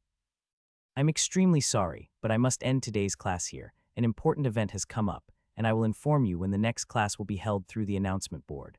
The common mages grumbled and voiced their disappointment, but deep down, they knew that instructor Walter owed them nothing. He was the only one who willingly taught them out of his kind nature. His class was one of the few where students could learn various survival techniques in the magic world. As Alex stepped outside, he noticed a group of mages sneering and whispering amongst themselves, their gaze directed towards them. Arthur, who already hot temper and was still pissed, was about to confront them. "It's not worth it, Arthur, for now. We should try to keep a low profile," Alec quietly advised. "There are still many people trying to gather information about us. The less we act, the less they will know about our abilities and how to deal with us." Arthur reluctantly backed down, unable to disobey Alec's wise words. As they continued their journey back to their peak, a mage dressed in an icy blue mage robe approached them, accompanied by a group of mages. Well, if it isn't the Blaze clan's bastard trying to act all high and mighty," the mage taunted, his words infused with mana that spread to almost all the mages around. With their enhanced hearing, they could clearly hear the broadcasted insult, courtesy of the mage from the ancient Zero clan. Although many mages might not have understood the significance of those words, but Alec and the Gordon's clansmen quickly recognized their intended target. Alec's legs felt like they were rooted to the ground, trembling with intense anger. The rest of the gang wisely kept their distance, sensing his fury. He locked eyes with the mage who had spoken, desperately trying to recall where he had seen him before. The memory eluded him, but a familiar feeling lingered. "That's Pale Zero from the ancient Zero clan," Agnes interjected, sharing her gathered knowledge in the few days she had spent at the academy. "Although he is said to come from a branch clan, a reliable source has informed me that he is from the main clan Ancient Clan. It seems he was sent here as a form of punishment." Apparently he ranked last within his clan's younger generation. Otherwise, he would have been studying at the prestigious academy in the capital alongside other chosen clan geniuses. Agnes continued to explain. "If he defeats you, it implies that he aims to impress his clan's elders, possibly hoping they will reconsider their decision. Even if they don't reinstate him in the capital academy, where they have influence, they might still reward him for besting you," she concluded. Arthur and Brandon exchanged surprised glances, wondering how Agnes had managed to establish such a network within the academy when they had all enrolled together. She seemed to operate as Alec's personal assistant, similar to the modern world. Only Knight appeared unfazed, having worked closely with her and aware of her resourcefulness. "Why would he be rewarded if he defeats me?" Alec asked in astonishment, unable to recall ever offending the Zero clan. "It's simple," Agnes replied. "Because you are considered a half-blooded Blaze, with tainted blood from the core clan's bloodline. To the Zero clan, you are seen as significant as any other important member of the ancient Blaze clan. Let's not forget that the Blaze and Zero clans are fierce rivals, incapable of reconciling their differences. Thus, even a small altercation like this is encouraged by the elders of both clans." "What a pity," Alec muttered, disappointed by the situation. Pale Zero, unable to comprehend Alec and his gang's conversation, decided to provoke Alec further. Unfazed by Alec's use of golems, Pale Zero felt confident since Alec couldn't summon them due to the restrictions on mana. If not, there is no way he would challenge Alec, as he knew there is no way he could defeat some like that who reached the 9th level of the tower. Just like every other mage, they believed Alec was only that strong because of his golems. However, according to the Academy's rules, spells and magic were forbidden within the teaching premises. If they wanted to fight on campus, they were only allowed to use weapons and their own physical abilities.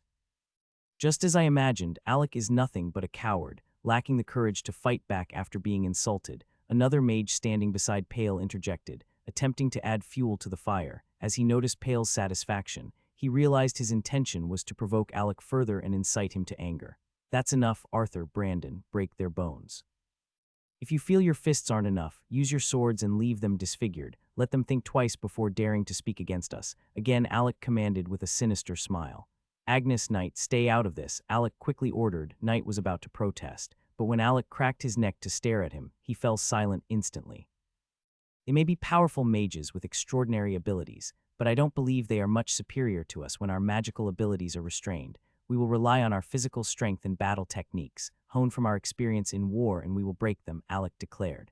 As Alex spoke, Arthur's grin widened, stretching his lips until it almost seemed unnatural. Since their arrival at the school, they had restrained themselves, not wanting to offend anyone. Yet it was evident that most mages saw them in a negative light simply because they were Instructor Terran's disciples. Arthur yearned for the freedom to act without restrictions, to do something grand and shock the whole school, as they always did back in the clan. And here I was thinking I lost you to your gentleman act. Arthur chuckled heartily. How naive of me, you crazy fucker. You've just been restraining your demons. You're even worse than the Gemini star mages of our clan, you sicko. Brandon raised his fists and assumed a fighting stance, clearly displaying his readiness for a battle. Meanwhile, Arthur burst into wild laughter. The 10 mages accompanying Pale were taken aback by Brandon's stance. They had come here for a verbal exchange, never expecting that the Gordon's clansmen would immediately resort to physical confrontation without uttering a word. They exemplified the belief that problems should always be resolved with violence. What the fuck? The insulting mage started, but before he could finish his sentence, he was interrupted by a sudden blow. He had boldly approached, hoping to impress Pale, but he never expected that his actions would be met with a powerful punch. Witnessing the mage being sent flying and crashing to the ground, both the surrounding onlookers and Pale's group were dumbfounded. Alec cracked his fingers, emitting a satisfying crunching sound. Enough with the noise and talking, let's settle this with our fists. I'll beat you all to a pulp, Alec declared, his smile slowly morphing into a twisted grin. With his strength surpassing 100 on his stats, even his regular punches carried the force of peak Tier 1 spells. He clearly held the advantage in this type of situation where magic was restrained. Since they were restricted from using spells in the teaching areas, their group was forced into a physical battle. While the opponents may possess the bodies of Tier 2 mages, they would be utterly crushed if bombarded by peak Tier 1 spells, regardless of armor or defense. A thorough trashing awaited them for offending Alec's group. Alec darted towards Pale, aiming a punch at his face. Pale managed to slightly dodge it, surprising Alec. However, Alec's grin only grew wider as he retracted his right hand that he had used to throw the punch. The right hand punch turned out to be a feint. Suddenly, Alec switched his hand from a punch to a sword fist and swung it directly at Pale's neck. Pale quickly reacted, raising his hands in defense. However, it wasn't enough to fully shield him from Alec's attack. Alec's strike landed, sending Pale flying towards the first guy he had hit earlier. The second guy, who had just started to stand up, trembled as he witnessed Pale's body hurtling towards him. The body hit him back, and they both went tumbling back to the ground. It seems I've been too preoccupied with commanding mages that I've become rusty in handling opponents myself. It has been a while since I fought without a weapon, so go easy on me, Alex said with a smile on his face. But to Pale and the mage who was sent flying, his smile appeared more sinister, almost demonic. Pale could feel the bones in his neck on the verge of breaking. Alec's sword fist had packed much more power than he had anticipated. Though Pale was in a better state, the same couldn't be said for the mage beside him. The mage, still clutching his sides, knew his rib bones were definitely broken and internal injuries were present, but he couldn't use his mana either to heal himself. There was a monitoring device installed throughout the teaching area that tracked mana usage. If he were to use it, the mages from the discipline hall would easily discover him, leading to severe consequences. Those mages from the hall were all madmen, like their hall master, the infamous mad dog of the War God Mage Academy. Leave 4 for me, you 2 can handle 3 each, Alec declared as he dove back into the chaos, with Arthur and Brandon following closely behind. The mages accompanying Pale were taken aback by their brazen behavior, choosing whom to fight without any regard for them. Nonetheless, they still rushed towards Alec and the other 2, determined to unleash their anger upon them. Alec's eyes narrowed, determination gleaming within them as he dashed towards his first opponents with remarkable agility. His body shifted fluidly from defensive to offensive stances, always anticipating their next move before they had a chance to make it. Pale quickly recovered from the punch and charged towards Alec with a telekinetic rush. However, Alec swiftly sidestepped, evading the assault effortlessly. Seizing the opportunity, he countered with a lightning-fast roundhouse kick, landing a solid blow across Pale's chest. The impact from Alec, who boasted a strength stat of over 100, sent Pale sprawling backward once again. Pale was momentarily dazed, unable to gain any advantage against Alec no matter what he tried. This time he decided to stay down and watch as Alec displayed his physical prowess and swiftly closed the distance to his next target. In a blur of motion, Alec expertly disarmed the next mage, sending his sword clattering across the stone floor. With a powerful shove, Alec executed a sweeping kick that knocked the mage off balance, leaving them momentarily defenseless. The third mage Alec faced had a cunning glint in his eyes, attempting to outmaneuver him. However, Alec's extraordinary reflexes and rich battle experience allowed him to anticipate the mage's movements. He gracefully dodged and parried every strike attempted by the mage. After understanding his attack pattern, Alec timed his strike perfectly, delivering another sweeping kick that sent the mage sprawling to the ground. Before Alec could finish him off, the final mage kicked him from behind, pushing him away. As Alec turned to face his new opponent, he realized that it was a petite yet fierce-looking woman with a determined expression. Without hesitation, she charged at Alec, meeting him head-on. With a clash of muscles and determination, they engaged in a fierce hand-to-hand combat exchange. Initially, Alec had planned on taking it easy on her, but as she matched him fist for fist, it became evident that she not only had a strong physical build, but also possessed formidable skills. She was clearly skilled in fighting otherwise. There was no way she would have been able to hold her own against him. While he may not engage in combat often, he had accumulated all the battle skills of his golems, making him a versatile fighter capable of using various fighting styles. With his exceptional stats and proficiency in handling his Changdao, many in his realm would be hesitant to face him. Although his opponent possessed physical enhancements that allowed her to match Alec, but he was still restraining himself to avoid causing significant harm. However, there was something she lacked, and that was Alec's advantage, his experience in bloodshed and the bloodlust he unknowingly cultivated through his Blood Reaper training and the Blood Changdao, which made him a superior warrior. Despite the intense battle, Alec managed to maintain his composure and strategize his next moves. He skillfully evaded her powerful strikes, relying on his agility and quick reflexes to maneuver around her attacks while conserving his stamina. Sensing the intensity of the battle building, Alec took a step back to analyze the situation. He noticed a flaw in the mage's movements, a slight hesitation before each strike. Determined to exploit this weakness, Alec took a risk and launched a lightning-quick counterattack. Employing a precise and calculated feint towards her stomach, Alec swiftly entered her attacking range after she fell for the distraction, leaving her defenseless. He then delivered a powerful uppercut, stunning the mage and causing her to stumble backward. The other mages around them were surprised at how Alec had managed to incapacitate her with a single punch. They noted that he had not held back, despite her being a woman. However, what they did not realize was that Alec had actually restrained his power and did not intend for his strike to be so devastating. "My apologies," Alec spoke, genuine regret evident in his voice. "I never meant for such a blow to happen. I got lost in the moment, as you fought well." Alec bowed towards her while apologizing, though she had fury in her eyes, but she didn't pursue the matter, silently accepting his apologies. It was clear for all to see that Alec only showed her respect because he was captivated by her strength. "Who would have thought the strongest among you is actually a lady, such spineless bastard?" Arthur's voice came from a distance, and when Alec looked at him, he could see him raising a mage up with his robe as he punched his face continuously as he spoke. Arthur was letting out his pent-up anger on the poor mage. Beside him lay two other mages that were knocked unconsciously. Though Arthur might not be as strong as Alex after he passed the 100 mark in strength, but he definitely won't lose that badly after. He switched into cultivating the Golden Bones forging. This cultivation doesn't only boost his strength, but also his control of his powers. Even his casual attack were lethal. At the side, Brandon was resting his back at a wall, though Alec didn't know which cultivation technique his father had him change to, but it seemed he is also crazily strong just like Arthur. Alec couldn't help getting happy for having such strong supporters beside him, and knowing he didn't have to go through such stress all the time. Cause he was pretty much running low from abusing his strength when his endurance could not match his strength. This was another disadvantage of his that he noticed. "You have no right talking to me like that. If I could use my magic, you would be dead by now." The mage, who insulted Alec with pale, was quick to retort again, as he was not comfortable with Arthur calling them a weakling who could only rely on a woman. He say that when you are able to resist a punch from our boss, idiot." Arthur said as he threw the mage he was holding away as he walked away and met up with Alec and Brandon, who was going back as they had enough of the small fight. Pale gritted his teeth in anger as he saw them walking away. He was really curring the stupid rule that banned them from using mana in the teaching area. But he could only watch them go, as no matter how many times he saw Alex move, he could not react in time to stop them. His physical attributes were not that developed. Normally, with his abnormal large mana pool, he had never still faced a situation like this, as all he had to do was reinforce himself with mana, and he would be able to make up for his shortcomings in the strength department.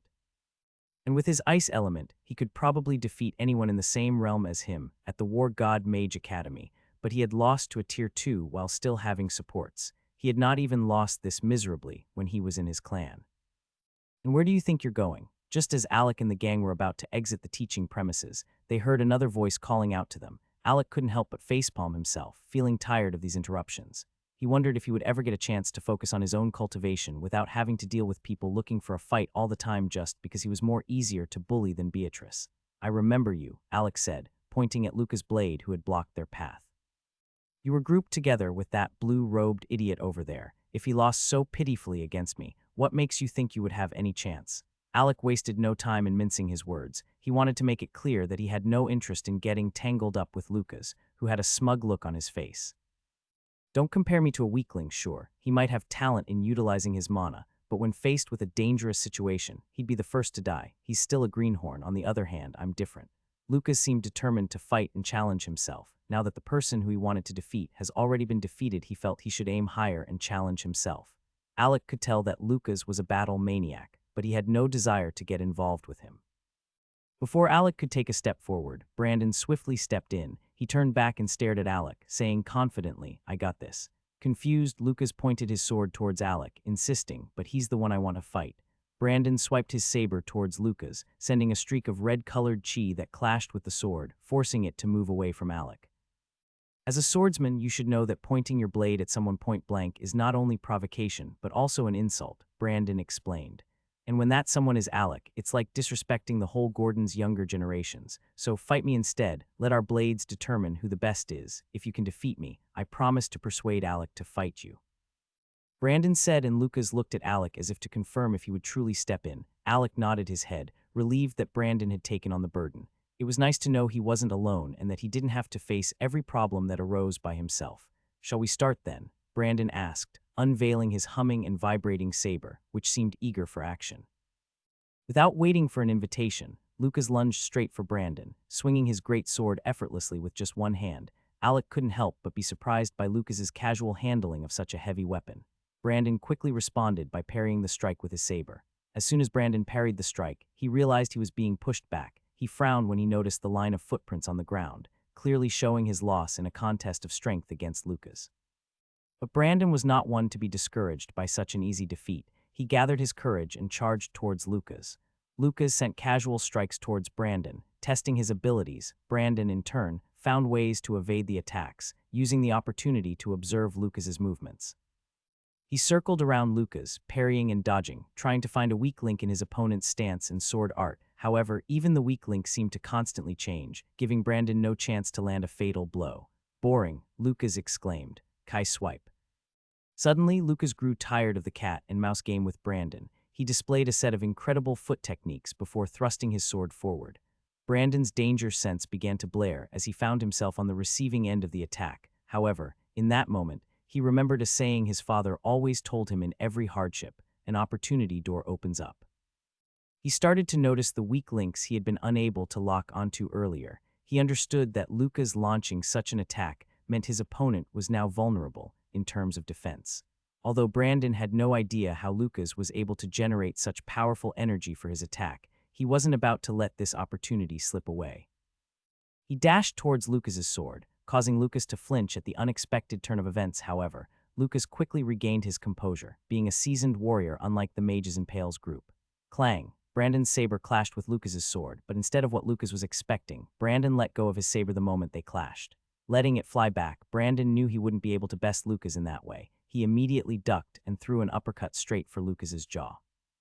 Caught off guard, Lucas swiftly responded and blocked the punch with his other arm. "Got you," Brandon said, smiling for the first time since the fight started. Lucas finally realized he had left himself wide open to Brandon, who had closed the distance between them. Unable to defend himself with his hands occupied, Lucas was about to find out what Brandon's real move was. Brandon's hands moved swiftly, striking Lucas straight in the Adam's apple region of his neck. Arg. Lucas couldn't help but release his sword as he used his hands to clutch his throat in pain, but while Lucas was in agony, Brandon was just getting started. Brandon quickly positioned himself behind the still choking Lucas and tightly locked both of his arms around his waist. He then turned him over his shoulders, delivering a suplex that smashed Lucas's neck straight into the ground, causing him to immediately lose consciousness. It was a fast and quick victory that happened unexpectedly after Brandon started seeing the weak links. This was an attribute of the technique he cultivated. It makes him see the place much vulnerable to attack. "Sweet, my brother wins." Arthur ran up to Brandon, shouting with excitement. Brandon was heaving heavily, struggling to catch his breath. Even though they had fought for just a few minutes, he knew that if he had made any mistakes in his plan or moves, he could have been the one unconscious instead. Lucas's raw power was truly intimidating. But in the end, Brandon had emerged victorious, surpassing and even surprising himself. "Let's go, brother," Alex said, walking over and draping his arm over Brandon's shoulders, with Arthur doing the same on the other side. They placed him in the middle as they walked away, one of other clansmen picking up Brandon's saber. And this time, nobody dared to intervene with the mages from the Gordons clan. It had become apparent to everyone that they possessed great physical strength and formidable combat skills, so everyone wisely decided to give them space. Even if someone wanted to cause trouble for them, it certainly would not be within the confines of the teaching premises, where they are restricted from using their mana. Deep within the depths of a secluded forest in the northern region of the Northern Kingdom, a hidden cave unveiled an underground factory and world filled with bustling mages going about their daily work. Within one of the numerous buildings, the sixth elder of the Friddall clan lay in a state of distress, his attempts to cover his mouth failing as blood escaped from his lips. Elder. Two mages, positioned on either side, hurriedly rushed to his aid. Alarmed by his deteriorating condition, however, he raised his hand, gesturing for them to stay back. Taking a deep sigh, he wiped his lips with the back of his hand and scowled in frustration. His mission had not only failed completely, but it had also exposed their presence to the city they had attacked. If the patriarch of the Gordons clan was able to locate us, it's only a matter of time before he uncovers our spies. We must order the escape of all our spies in the city swiftly, he murmured to himself, his mind clouded with thoughts of the formidable strength possessed by the old man. Although the Gordons' patriarch was merely a Tier 7 mage, his power and presence rivaled that of the elders from the revered ancient Blaze clan. The sixth elder knew he had to be cautious to avoid losing his life if he ever crossed paths with the patriarch. Gently massaging his neck, he could still feel the phantom grip of the Gordons' patriarch's hands tightening around it. Even though he had used a clone body, the connection between his essence and the puppet had allowed him to experience the physical pain inflicted upon it. The clone's demise had resulted in a severe backlash, causing lingering discomfort. The elder suspected the Gordons' patriarch had some involvement in this unexpected intensity. As he replayed the image of George Gordon's effortlessly snapping his clone's neck, a shiver ran down the sixth elder's spine. This led to its untimely demise, and the fact that he experienced pain for something that happened to his clone only solidified his belief that he should avoid the Gordons' patriarch at all costs. Although he had lost the portion of his soul that was imbued in the clone, allowing him to see through its eyes and access its memories like a control room, he wasn't overly concerned. With some rest and the right resources, he could replenish his soul energy. However, the thought of sacrificing more of his soul to create another puppet sent shivers down his spine. Send a message to the rest of the elders, he instructed. Tell them to halt all movements and plans that involve the forest. For now, we must focus on recuperation. Let them know that I promised to rescue my father, regardless of the circumstances. They can rest assured that this is not a ploy for me to become patriarch, as it will be mine when the old man eventually passes away. After the sixth elder concluded his speech, a black shadow detached from the wall, taking on a human form before swiftly darting away. While the two clansmen guarding him were taken aback by the sudden transformation, they quickly regained their composure. Where could that old city lord have my father imprisoned? The elder pondered aloud. If only the old man in guild didn't hesitate to use his divination spells, but he insists that there is someone watching him. This would have been much easier. I can't help but feel he's making up excuses. I suppose it's time to seek more assistance from the Blaze clan. In the meeting room of the Gordons clan, two men dressed in black were imprisoned within a massive cage made of earth elements. The overlapping layers of earth made it apparent to any observing mages that escape would not come easily. Despite their attempts to break free, the cage exhibited a remarkable ability to quickly repair itself using the magic in the air, rendering it nearly impenetrable and making it exceedingly challenging for the imprisoned mages to escape. One of the mages trapped in the cage happened to be the same one who was captured when George Gordons confronted the clone of the Friddall sixth elder. The massive doors swung open, and George Gordons, the patriarch, entered with a cold expression. Since Alec had departed from the clan, George had chosen to maintain his stoic demeanor, which seemed to have a significant impact on the clan. They all longed to see him smile more often, as he did in the past. He was fully clad in his formidable battle armor, though it may not have been as extravagant as Alec's salamander armor set. Even if Alec's armor was of lower rank, its beauty and engraving were high class. Once seated, he rested his chin on his left hand, and his gaze unconsciously shifted towards the throne engraved with the number 3. He let out a sigh. Rest easy, brother, I will go after anyone I come across, no matter who they are or where they come from. I will show them that the Gordons clan is not to be trifled with. This is my promise to you, little brother. With a silent vow, the patriarch fixed his gaze on the empty seat beside him. Before he could even finish his pledge, the others he had been waiting for began to arrive. The Grand Elder and his son, the seventh Elder, Draco, entered together. The fifth Elder joined, riding on his Golem tiger and adorned in a luxurious fur-lined inner body armor. George could tell that the fifth Elder was attempting to flaunt his wealth, but he chose to ignore it, pretending not to see or understand the fifth Elder's intentions. The first Elder, responsible for the clan's finances, entered alongside the second Elder, who rarely made appearances. The final arrival was the sixth Elder. They all took their seats in their respective throne chairs with numbers engraved upon them, but two chairs remained unoccupied. Imagine all of us together, the old squad. Can't we just have a complete meeting, even today, even though old third has to be in bed? The sixth Elder, who hadn't attended a meeting in a long time, voiced his complaint with a sigh as the fourth Elder swiftly entered the room, holding his spear. I'm sorry for coming late, the fourth Elder apologized, bowing to express his regret. The others brushed off his tardiness and he quickly found his seat nearby.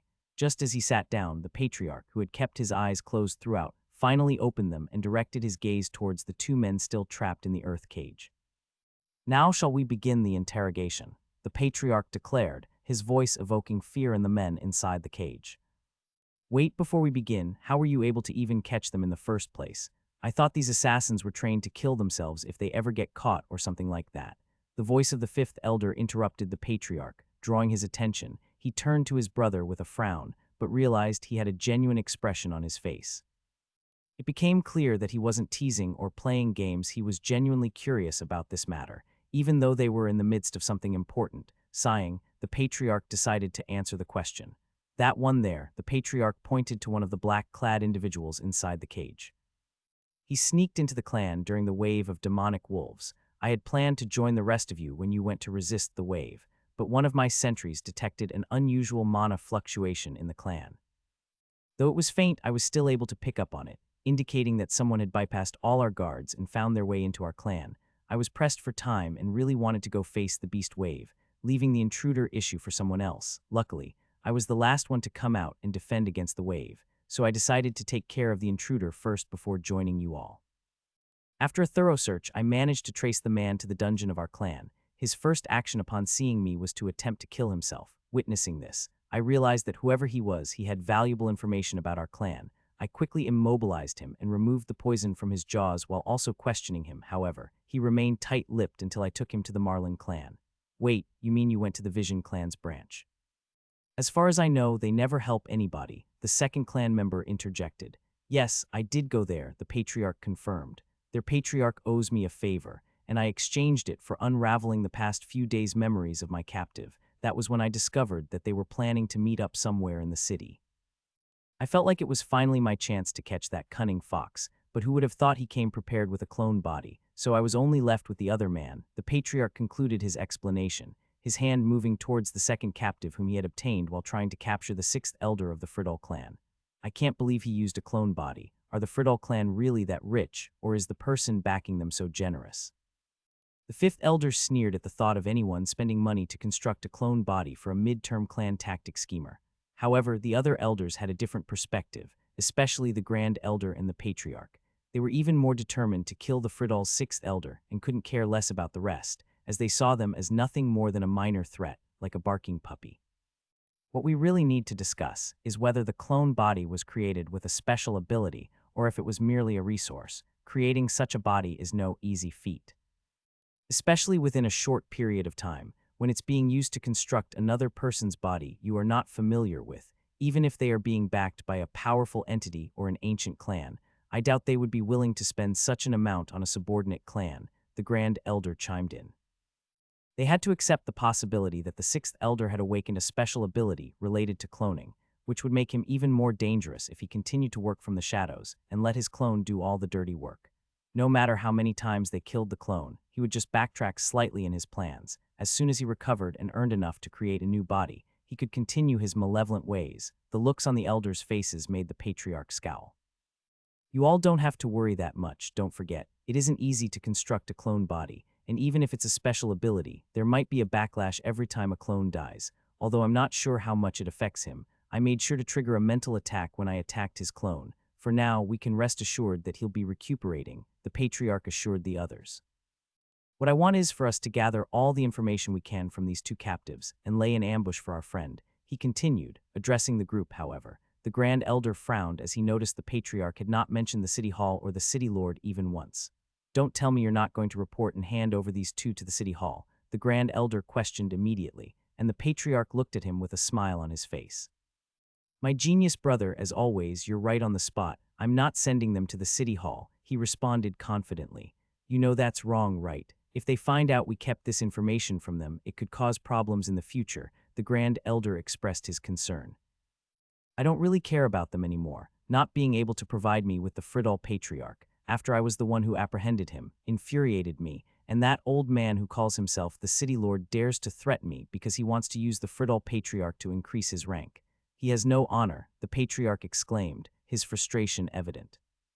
My clan bled for this city. When Old Third was attacked, he couldn't even overlook that and allow me to kill that Friddle bastard or use him as bait. If that's the case, then our relationship with the city hall ends.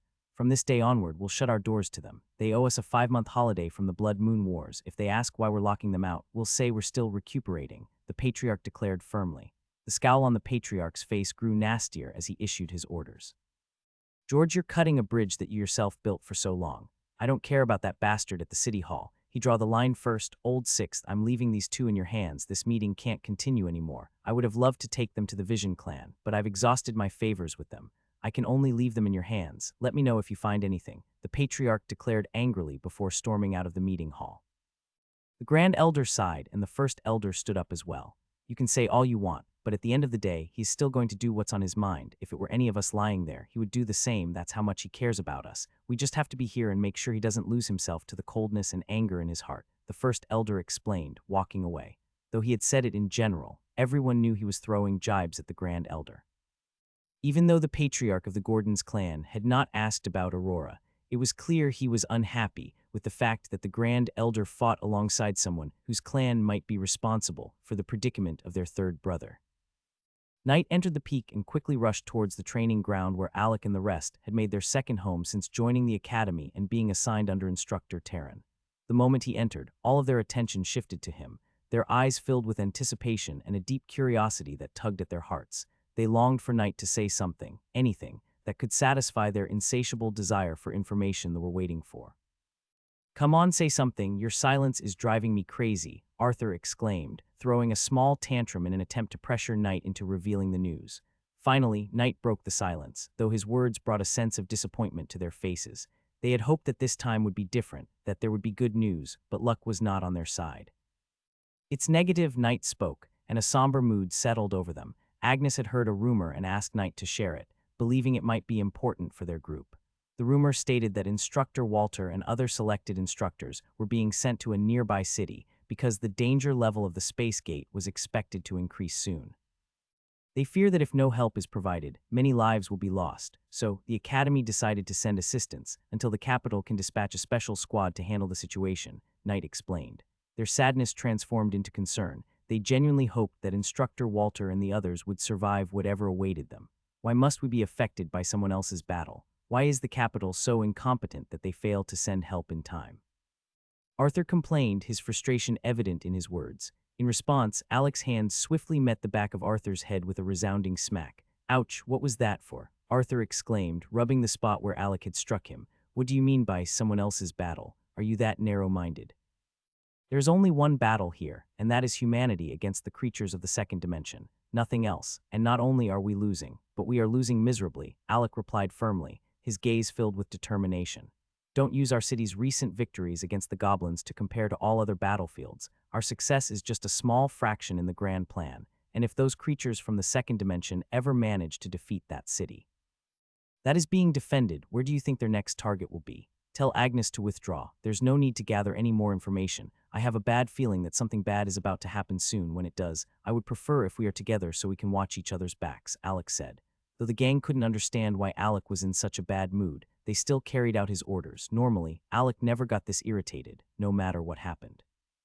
But he realized that ever since he started training with his sword, Blood Changdao, he easily became agitated when something bad was about to happen. It seemed like the sword was warning him about an impending danger. A streak of blue light swiftly passed above them and headed straight for their master's castle. Though they didn't know who it was evident that the person possessed the power of a high-rank mage. Alec's irritation increased, and he could almost sense that something bad was about to occur. "Go get your weapons and anything else you need. Meet me at the front of the master's castle," Alec commanded, dashing towards the castle without waiting for any of them. Arthur and Brandon swiftly followed behind him. Brandon didn't see the need to prepare anything, as his previous armor couldn't keep up with him after entering the Tier 2 mage realm. His natural defense was stronger than the armor itself now that he entered the Tier 2 mage realm. He always carried his sword and saber with him and had no problem following Alec immediately. On the other hand, Arthur was like a walking bag of equipment, considering that his element was metal. He constructed his swords from his element, so whether he had a sword or not didn't make a huge difference to him. It only added to his lethality. He probably enjoyed using his fists more these days after he cultivated the golden forging bones, especially while being merged with his bronze golem. Inside Terran's study, Terran sat reading his books carefully, enjoying the morning breeze. He was truly happy after receiving new disciples.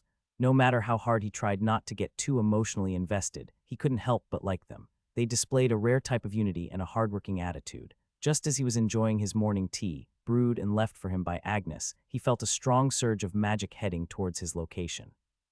He squinted his eyes, trying his best to recognize the familiar magical energy approaching him. To his dismay, he realized that it was someone he detested meeting. A fast, blue electric bolt flew into his study through the opened windows, scattering the books all over the place. Terran's face maintained its calm appearance, but the fluctuations in his mana revealed his true mood. "Oh, it seems someone is grumpy this morning," he remarked.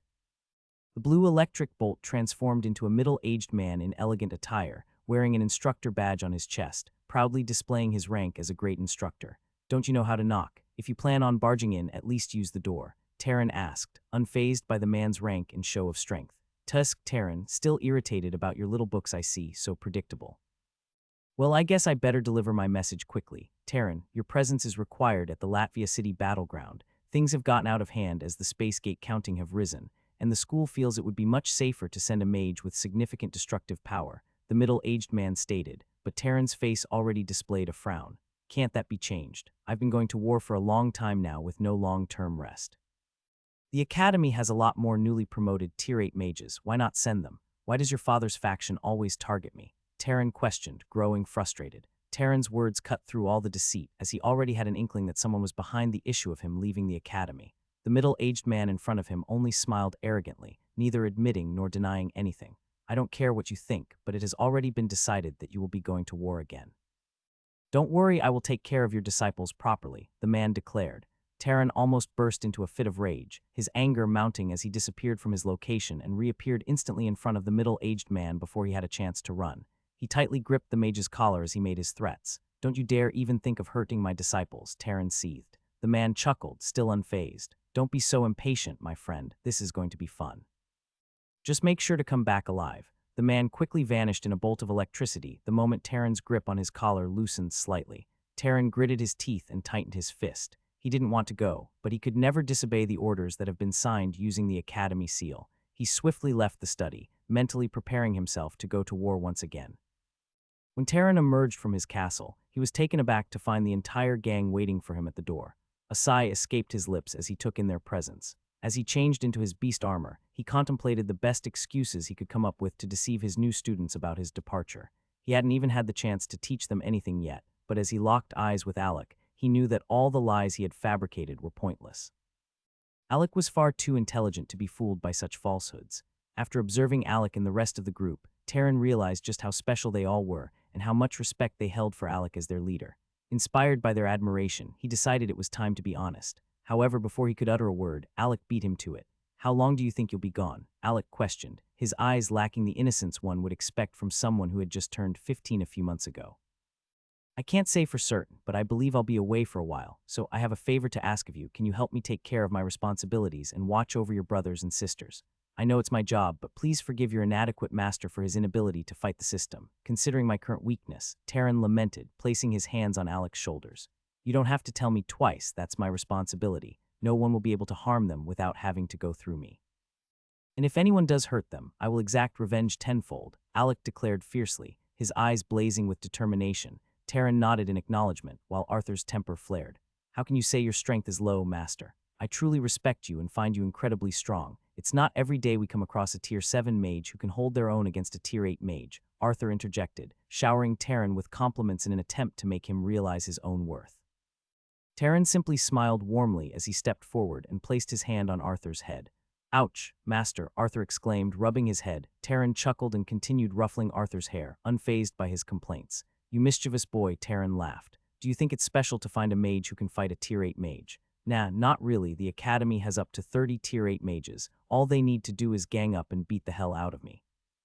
The only way to truly command respect and reach real power is by entering that realm they hold so dear, the realm that distinguishes a regular instructor from a great one, Terran mused.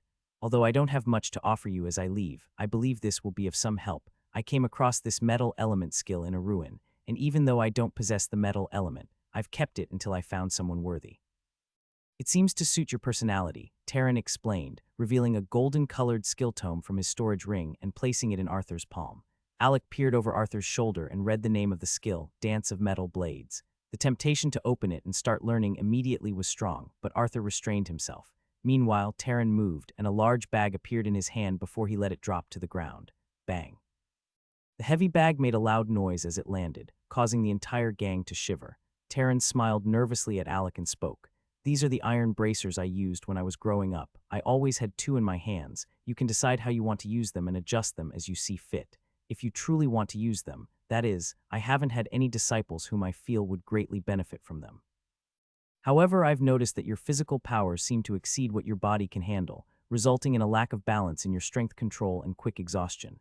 These bracers will help you regain control as they create a gravitational effect, acting as resistance training, Terran explained. Terran looked at Alec, and a faint twitch appeared on Alec's lips as he met his master's gaze. It was as if Alec was silently questioning him. How the heck do you expect me to carry that gigantic bag? Even you were so quick to toss it aside. Oh, I see your concern, Terran chuckled. Here, take this, it might help you with storing things. Terran handed Alec a storage ring, and Alec's eyes gleaming mischievously. Alec had always wanted a storage ring, but all he had was a storage pouch that could only hold summons, pets, and other living beings in those categories. This was his very own first storage ring, and he eagerly snatched it from his master's hands, admiring his latest acquisition with a wide grin. He infused his mana into the ring to inspect it, only to discover that it provided a mere 5 cubic meters of space. Alec couldn't help but pout as he glanced at his master. Clearly, it was a low-level storage ring. He had heard rumors that his master was not the wealthiest, but this was the first time he truly felt the extent of his master's financial struggles. Alec couldn't understand how his master couldn't even afford to gift him a mid-rank space ring. He had heard tales of exceptional disciples from other instructors receiving mid-rank space rings as gifts. Agnes had mentioned it once. Terran laughed nervously, trying to ease the situation. He then proceeded to distribute gifts to everyone.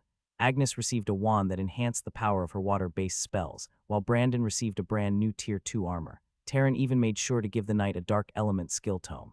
He continued to distribute benefits to the other clan members, providing them with what he felt they deserved and needed. That's it for now, goodbye, my disciples. Always take care of each other, Terran said before wrapping them all in a group hug, not giving any of them a chance to reject or escape the reach of his wide arms. Terran cast one final glance at his students, a heavy sigh escaping his lips before he descended the peak. He did not turn back, not even once, as his students waved goodbye to their beloved master. As he walked away, making his way towards the Academy space axis, 2 mages observed him from a distance.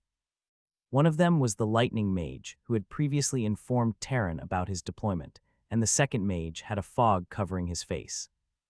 Finally, he has left the Academy now. What should our next move be? The Lightning Mage, tasked with informing Terran of his deployment, turned to the other mage beside him. This mage, also wearing a sky-blue robe with an instructor badge on his waist, replied with confidence. Let's wait for him to fully leave the Academy first, because my next move in this chess game will be incredibly ruthlessly. The mage in the sky-blue robe said, his face covered by a mysterious blue mist. The Lightning Mage stood there, stunned by his companion's statement. Wait, do you think Terran has always been our main target? No, he is merely a pawn in the bigger game. These moves we're making are just meant to eliminate obstacles like Terran. My true target is the Mad Dog. The mage continued, dismissing Terran as a mere stepping stone. Now that Terran is out of the way, I will make plans to rid ourselves of all the Mad Dog's loyalists, the mage with the mist-covered face declared, but the Lightning Mage still had concerns. Sorry, but we also need to do something about Terran's disciples. He has about 10 of them, although his top disciple is never present in the academy and always in the second dimension, the lightning mage explained. We can arrange for an assassination on him, while taking care of the other 9 students here at the academy. The news of their deaths at their peak will bring me great joy, the lightning mage said with a fierce glint in his eyes. You shall not do anything of the sort. The mage with the mist-covered face suddenly interjected. The lightning mage was taken aback by this unexpected statement. This other mage, the one shrouded in the sky-blue fog, was usually the one insisting on eliminating all loose ends and leaving no tiger cub alive while striking down its parents. We will still deal with them, just not with your approach. You've tried to kill Terran top disciple before, and I'm sure you've failed. He has become resilient and has escaped almost every time. The mage in the sky-blue robe responded, emphasizing the need for a different strategy. I think we can afford to leave him for now, but if you insist on attacking him, then you should only send several people from the top 50 of the Earth Board ranking, the mage with the concealed face suggested, leaving the lightning mage shocked. He had already thought that sending a mage from the top 100 was generous enough for Terran's #1 disciple, but now his superior was suggesting multiple mages from the top 50. It wasn't that they didn't have mages in the top 50 under their command, but sending more than one posed risks. If anything were to go wrong during the attack, their unknown faction could be exposed, however. When he imagined over 3 top 50 mages in the Earth Board ranking going after a mage who was said to be on par with Orion, who had just entered the lower rankings of the top 100, he felt reassured that nothing would go wrong.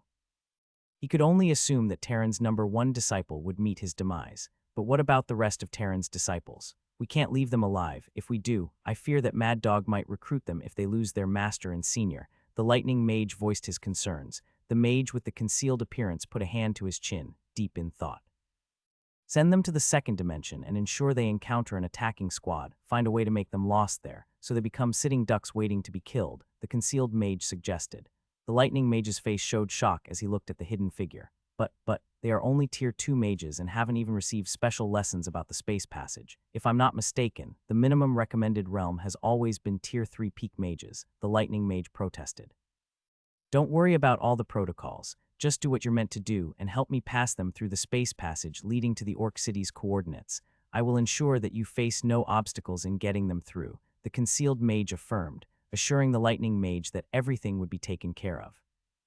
The concealed mage stated, and the lightning mage let out a defeated sigh. All he had to do was follow orders. Even though he knew that this mage he had been assigned to by his father's faction had many connections in the academy, however, he never expected that this mage would be so powerful as to send a batch of tier 2 mages through a forbidden space passage. Just one day after Terran left the academy, Arthur had finally gained a small mastery over the skill tome that his master had given him. However, Knight still faced a few challenges. Nevertheless, he was getting closer to having a basic mastery over his own skill tome. Alec wasted no time in using the iron bracers on both his arms and feet.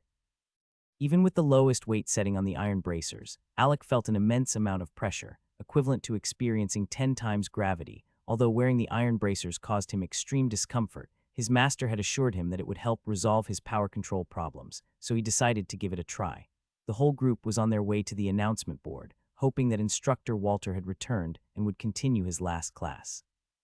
Normally, Agnes would easily gather such information, but Alec was being extra cautious now that his master wasn't around. Alec had warned them about leaving the peak, emphasizing that if they were ever going to leave, they should all leave together. In fact, they made it a point to have their meals together in the food sector. While others might not understand why Alec insisted on this, it was because he still felt on edge. Although it wasn't intense, he had a premonition that something was about to happen to them, and he preferred for them to face it together. And so they all walked down the peak together, heading towards the announcement board in the hopes of receiving good news. However, while they were on their way down, anticipating positive updates, there was someone else approaching them with the intention of delivering bad news. Alec and the rest of the gang were taken aback when they encountered a man in a blue robe blocking their path. It would seem as though he knew they would eventually pass by that spot. Although Alec couldn't help but feel suspicious about the man's motives, the fact that he wore the instructor badge of the academy made him consider 2 possibilities. Either the man had ulterior motives and was taking advantage of the instructor's absence, or he had simply arrived unannounced and was unaware of the instructor's absence. The latter seemed highly unlikely to Alec, as he distinctly remembered his instructor mentioning that he had no friends who were great instructors, so there was absolutely no reason why he should be visited by one now that he is out of the academy. Yet there stood the man in front of them, proudly displaying his status with the great instructor badge on his chest. The mage blocking their way happened to be the lightning mage who had previously informed their master of his deployment to the battle. "You look familiar, I don't think so, as this is the first time I'm seeing you," Alec replied almost instantly. "Well, that's a relief, because I would feel bad if I had to do this while also knowing you," the lightning mage responded. Alec's guard was instantly raised as he squinted his eyes, trying to decipher the motives behind the mage's words. "You can rest assured that I have no interest in attacking or killing you, with my own hands perhaps, so please keep your insignificant killing intent to yourself, as it's only irritating me," the lightning mage said, waving his right hand dismissively at Alec. Unbeknownst to the mage, Alec had unintentionally unleashed his killing intent. Since obtaining his blood changdao, he had discovered a side tab in addition to his main status tab. This side tab revealed his class as a blood reaper, and one of his skills there happened to involve cultivating and materializing killing intents. Once fully formed, he could use these killing intents to attack without even moving his changdao. While swordsmen pursued the pinnacle of sword chi and sword intent, Alec's class took a different approach, granting him the ability to comprehend a killing intent that surfaced whenever he was in danger or became agitated in battle. Because he hadn't yet gained perfect control over this power, Alec continued to practice the exercises of the Blood Reaper every day. It was this killing intent that the Lightning Mage had sensed, causing irritation to those on the same realm as Alec. They might perceive it as a blade coming for their neck. However, to a seasoned warrior like the Lightning Mage, who had experienced all types of warfare and reached the prestigious Tier 8 Mage realm, such an intent was nothing more than annoying. Yet deep inside, he couldn't help but sigh and wonder why Terran always seemed to possess the most exceptional kind of genius, leading talented mages who had the potential to become pillars of the academy, only to witness their deaths due to the clashes between his father's faction and the Mad Dog faction. He had grown tiresome of the killings himself. The Mad Dog, the hall master of the Discipline Hall, considered Terran to be his strongest knight. They had hoped Terran would never reach the Tier 8 realm. They had searched for any flaw in him because he appeared too perfect. He abstained from drinking, smoking, or engaging in any vices. Instead, he dedicated himself to relentless cultivation, hoping to bring his earth element spells and spell skills to a profound level. With these efforts, he could defeat newly promoted Tier 8 mages and could even compete evenly with a mid-Tier 8 mage. However, he would inevitably lose against a high or peak Tier 8 mage. This was why Terran had been keeping a low profile, only engaging in battles where he could deal significant damage to a Tier 8 mage as quickly as possible. While Terran had the ability to unleash powers comparable to Tier 8, this didn't mean he was without his own disadvantages. He lacked the ability to recover mana and mental energy like the Tier 8 mages did. The reason he could easily defeat newly promoted Tier 8 mages was that they weren't accustomed to properly materialized mental energy, leading to their defeat. However, mid-Tier 8 mages had already reached a level of control over their mental energy. As long as they could withstand Alec's special moves and deplete his mana, he would be vulnerable and easily dispatched, as his mana recovery wasn't as efficient or natural as that of a Tier 8 mage. It was a high Tier 8 mage who made a brief observation after witnessing Terran unleash his special skill, Fangs of the Earth Dragon, and tearing apart a low Tier 8 creature from the second dimension. The mage noted that Terran's special skills and spells demanded a high amount of mana. The lightning mage, Igor, stared at Alec with firm determination in his gaze and heart. "My name is Igor, a great instructor of this prestigious academy. I'm here to inform you that you need to gather everything you'll need, as all of you are about to be thrown into a war that can either make or break you." With those words, Igor delivered the unfortunate news he had brought to them with a mysterious smile on his face. Igor had efficiently guided them to the space gate that led to an Orc City coordinate. The place was teeming with people, and security measures were tight. It surprised Igor to see how prepared Terran's students were. He had expected some complaints or resistance, hoping it would give him an excuse to force them to the space gate and make it look like a punishment. However, Alec, who seemed to be the group's leader, followed Igor without questioning. There were moments when Igor wanted to turn back and ask Alec what exactly was going through his mind. Alec took in the surroundings of the area known as the Space Passage. It was the first time he realized that such a place existed in the school. It was located on the abandoned south side, rumored to be home to some demonic beast. But Alec quickly realized that the rumors about the demonic beast were just a facade to keep students who weren't supposed to know about the Space Passage away from it. Although Alec believed he shouldn't have been exposed to the space gate at such an early stage, he couldn't shake off the feeling that something fishy was going on. It felt like too much of a coincidence that this happened right after his master had been deployed outside the academy. However, Alec's determination to see what a space passage looked like drove him forward. Recalling the little knowledge he had gained from instructor Walter's class, Alec understood that a space passage was the only way for humans to invade the second dimension, just like how the second dimension races could invade the human realm during the Blood Moon period with their space gates. This made him incredibly curious about the hidden space gate underground in the south side of the academy. Alec swiftly used his inspect skill on the mages standing around the area, and he concluded that they were Tier 3 mages. This relieved Alec, knowing that he could handle whatever difficulties arose as long as the humans believed that Tier 3 mages were enough to sort out the problems here as the lowest realm. However, if the lowest realm were more powerful mages beyond Tier 3, there was no way he would let them force him inside. He was prepared to make a run for it if necessary.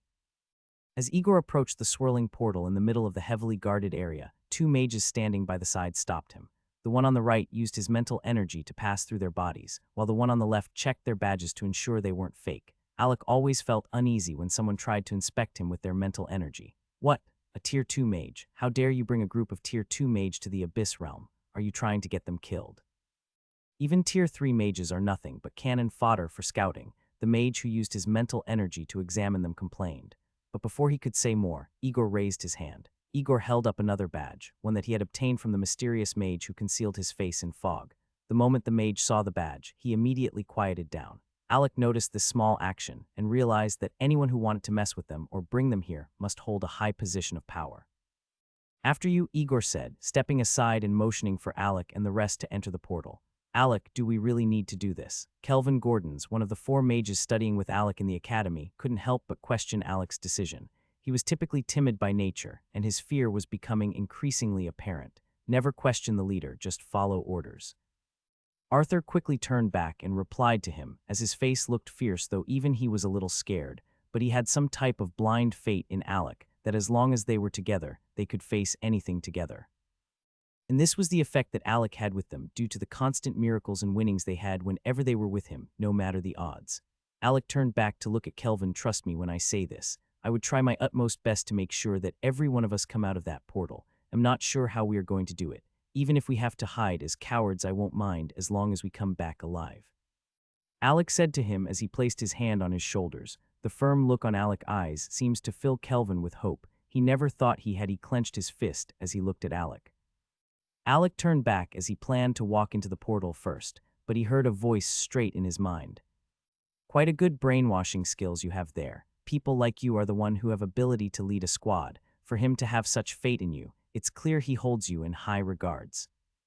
Alec turned back to look at Igor, who was smiling at him. He couldn't not understand which technique he had used in communicating with him in his mind. He just could only predict that it might be a sound transmission that was only available to high-rank mages. Let's go. Alec wasted no time as he led by entering the portal first, and the rest of the gang entered one after another. After they all entered, Igor followed through with them. Do they belong to Terran? Yes, I think he is bound to get crazy again once he comes back. For his disciples that have not even reached Tier 3 realm to be thrown to the abyss, death is already certain. That is a fact. If any of them manages to come out of the abyss alive, he would change dramatically. Even the Tier 3 disciples dies there, and there is no way those set of Tier 2 mages would survive. The two gatekeeper at the space passage converse with each other, as they have already predicted the outcome of Alec and the rest. Alec opened his eyes and found himself in a city. He had anticipated various scenarios upon exiting the space passage, but he never expected to be transported to an entirely new world. Keep moving, or those coming behind you will have a problem, a man dressed in black armor warned, jolting Alec out of his thoughts. Quickly surveying his surroundings, Alec realized that he was blocking the space passage.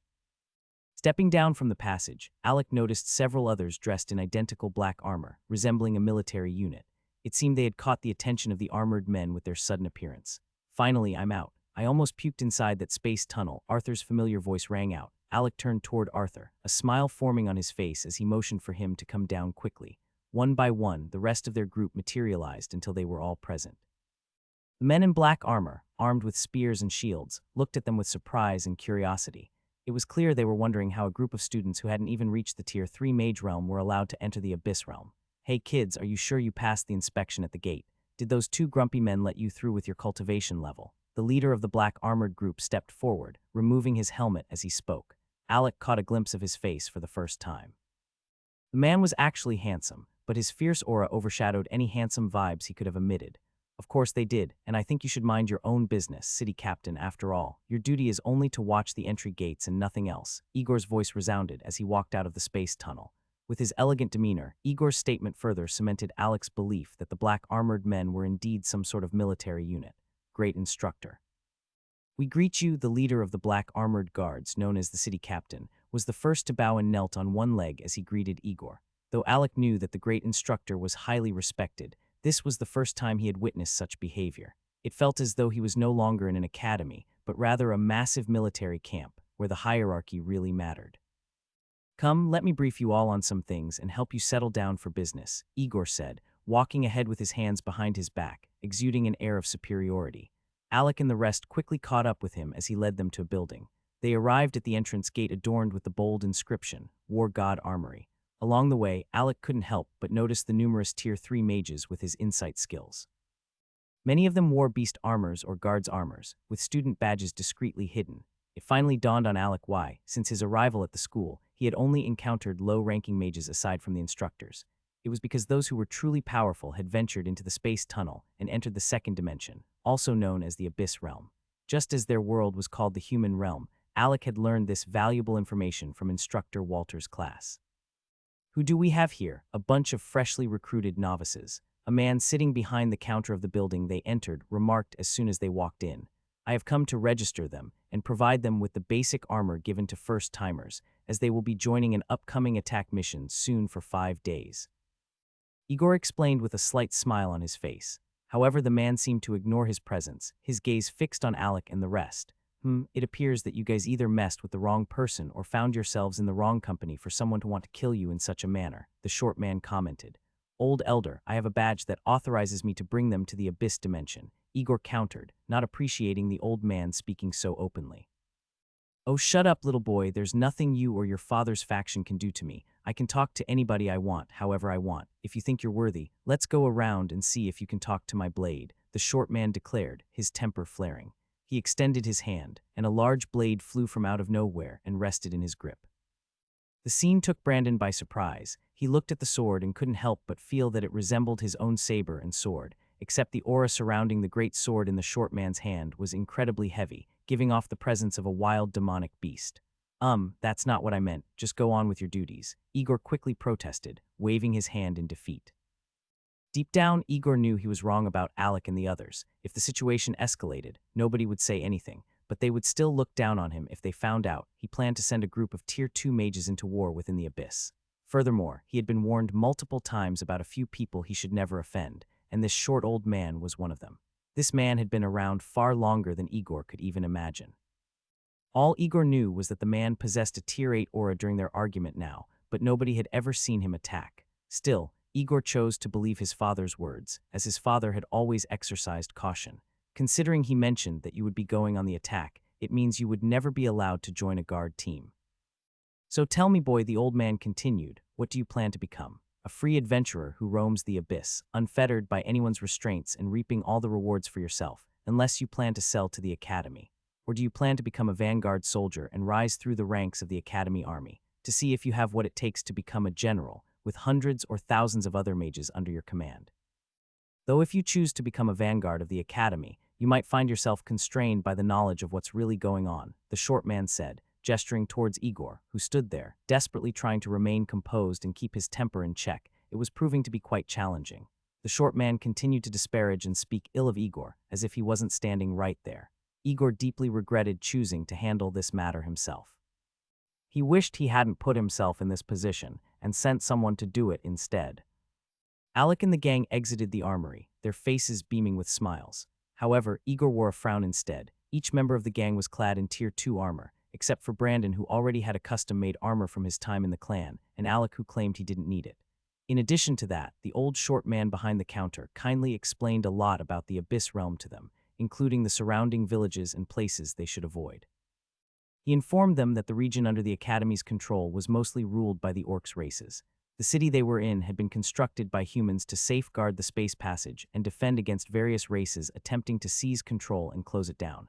You know, Alec, you've changed a lot, Agnes remarked. How so? Alec inquired. Ever since you acquired that blade of yours, you've transformed. While you've always been a good leader, you used to be quite clumsy and overly focused on your golem experiments. But ever since you got that Changdao sword, you've become an entirely different person, Agnes continued. Yes, you're more composed, make precise decisions, and take responsibility. You may not even realize it, but you give out orders more frequently now, and no matter what happens, you always maintain a calm mind, which helps us stay calm too. Knight added, further supporting Agnes' observation. You're the one who gives us strength to keep moving forward, even in times of fear. Oh, come on, enough with these heartfelt speeches. Now, this team will be guiding you through the ropes. You'll be going with them, Igor interjected. Igor grew tired of their emotional conversation, as he felt like the members of the Gordon clan were delivering their final speeches, expressing how proud they were of Alec, as if they weren't sure they would make it out alive. Hey, these guys are a newly registered group. I want you to show them around the fighting zones and the forests, so they can get familiar with the drill. They would be returning 5 days later, Igor instructed. Igor walked over to another group of students who had registered as adventurers, leaving Alec and the rest under the care of the designated guide. After a brief and concise briefing, Igor departed. Alec observed the leader of the new adventure group they were supposed to follow and noticed a look of disdain on his face. The group consisted of 15 members, with all of them, except for the leader, being in the Tier 3 mage realm. The leader himself was a low Tier 4 mage, and Alec could easily sense the condescending attitude radiating from their group. This was something Alec had grown accustomed to at the Academy Popple, judging others based solely on their realm. I'm James, the leader of the Wild Adventure Group, and you, the leader, introduced himself. Alec Gordons, leader of the Gordons Adventure Group, Alec replied. The rest of Alec's gang looked at him in surprise. Though they had registered as adventurers on the advice of the old man, they hadn't even decided on a name for their group yet. Alec had come up with the name on the spot, not wanting to further embarrass himself. They were already being looked down upon, and if they found out they didn't even have a name, it would give them another reason to be laughed at. Alec saw no harm in naming the group after their own family name since all members were from the Gordons clan. Let's set off. Try your best not to lag behind. Today, all you have to do is observe and learn from us. Tomorrow, we'll split into teams. I'm not interested in babysitting a bunch of kids. James stated dismissively as he summoned a demonic wolf beast and rode off. The rest of his team with mounts did the and followed, while the rest ran after them. Alec's squad fell into formation and followed them from behind. I feel like smacking their smug faces, Arthur muttered through gritted teeth as he glanced at the Wild Adventure Group, who were intentionally making it difficult for them, unable to conceal their arrogant attitudes. Calm down now, we need them to understand some things better. After that, nothing else matters, Alec reassured Arthur with a smirk. As they discussed in the back, the members of the Wild Adventure Group, who were also mounted, were having their own discussion. Boss, why did you give them a whole 24 hours? We shouldn't be babysitting a bunch of newcomers. One of the ladies in the group riding a fox demonic beast spoke up, but their leader only sneered. This mission was given to me by great instructor Igor. Do you have any idea how well connected he is? All he wants us to do is take them deep into the outer ring of the Abyss battlefield, James explained. In return, he promised us enough to live comfortably for the next month and still make a breakthrough in our realms if we use the chance properly. Now do you understand why I said one day? He questioned the girl, who was still stunned by his harsh words. Another mage, who was riding the same breed of wolf mount as James, spoke up, because with our abilities, it would only be safe if we took longer routes to reach the Abyss battleground. Exactly. I love your way of thinking. From what I can deduce, they are nothing spectacular, just some mages who have stepped on the wrong toes and have been sent here to be killed, James declared, leaving those who heard his words with grim expressions. They could not fathom just how strong the people Alec and his group have offended were. What if they were descendants of one of the Hall Masters and were sent here to train with an expert secretly watching them, waiting to rescue them if they encounter hardship? The female member suggested, causing their leader to facepalm in frustration.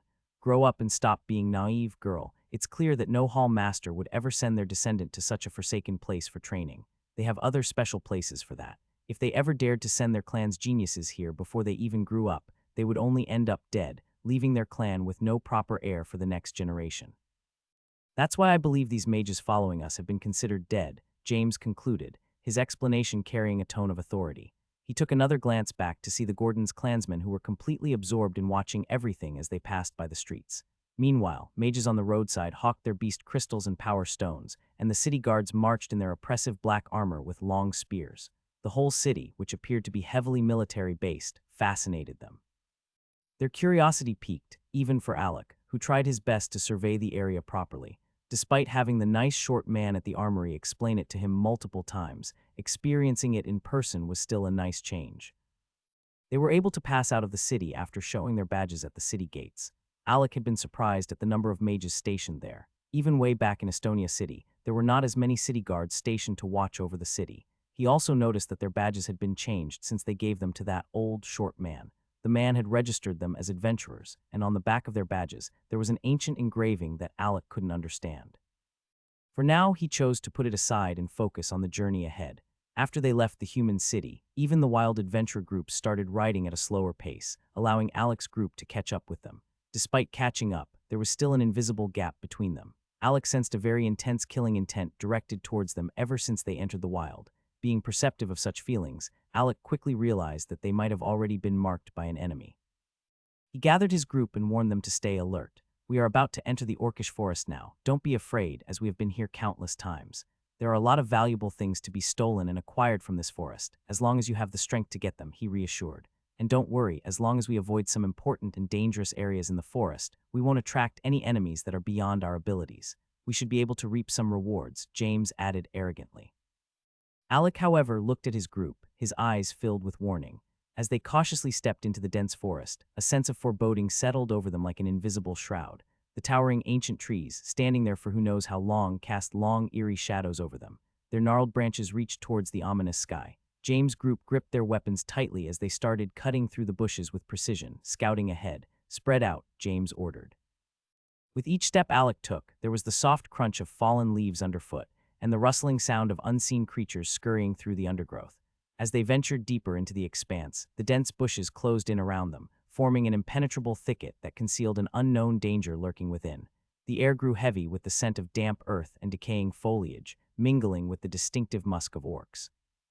Alec, ever attentive and keenly aware of his surroundings, felt a chill creep up his spine. He couldn't shake the feeling that unseen eyes were watching their every move, and an uncanny silence settled upon the forest. A sharp, tingling sensation danced across his skin as the hairs on the back of his neck stood upright.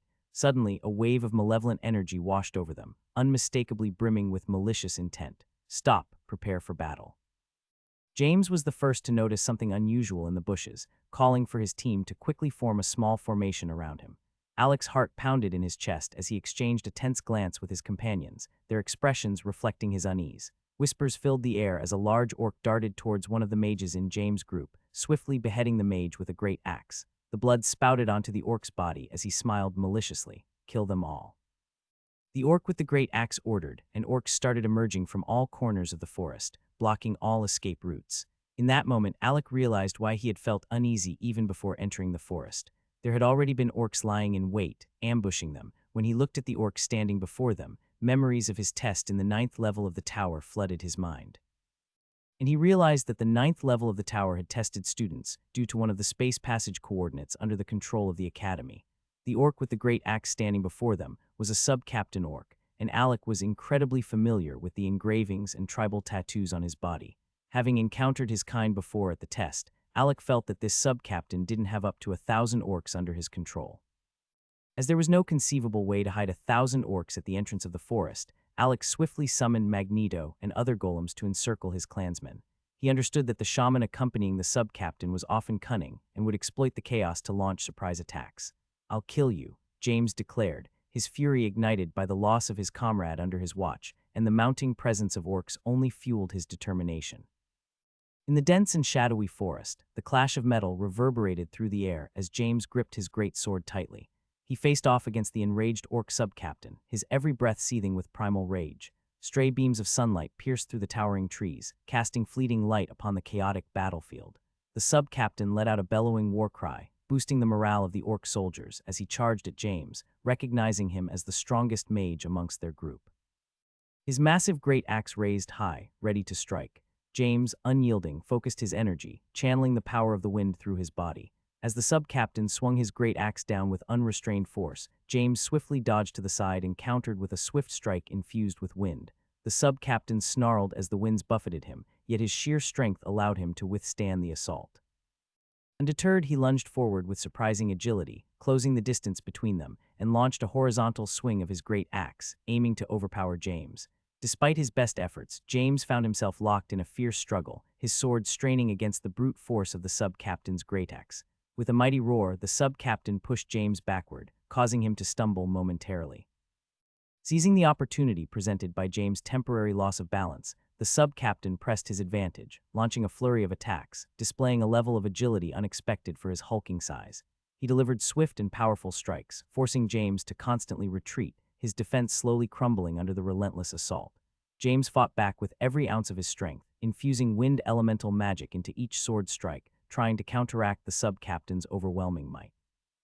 Yet despite his best efforts, James found himself outmatched. The sub-captain had anticipated his every move, easily deflecting his wind-infused strikes and overpowering him with sheer brute force. The clash continued, the sound of steel meeting steel reverberating throughout the forest. Fueled by determination, James refused to back down, his spirit unyielding, however. With each passing moment, his movements grew slower and his attacks lacked the precision they once held. His overconfidence had been replaced by a stark realization of the sub-captain's superiority. Meanwhile, the battlefield around them raged on. The wild adventure group fought valiantly, but they had forgotten to check on Alex's group, their survival becoming their main priority. Encounters with orc soldiers created pockets of chaos within the forest, overshadowing James' struggle. James' comrades caught glimpses of his fight, their hearts sinking as they witnessed their leader being pushed to his limits. As the battle wore on, James' breath grew labored and his body weakened. The sub-captain's attacks became more relentless, exploiting every weakness as James felt his strength waning. He knew he was reaching his breaking point, yet despite his fatigue and the onslaught of blows, he retained a remarkable resolve. With a final burst of determination, James summoned the last remaining reserves of his mana for a powerful wind magic attack. Channeling it through his sword, he unleashed a devastating whirlwind assault, aiming to disorient the sub-captain and turn the tide of the battle in his favor. However, to his dismay, the sub-captain met the attack head-on with unwavering resolve. The whirlwind clashed with the sub-captain's immense strength, causing a violent collision of elemental forces against physical force. The surrounding trees swayed violently as the impact sent shockwaves throughout the forest. James held his breath, hoping that this last-ditch effort would grant him the brief advantage he needed to regain his footing. But the sub-captain, fueled by his unwavering determination, broke through the whirlwind assault with an earth-shattering roar. He charged towards James once again. His great axe, it was evident that nothing could deter him from emerging victorious.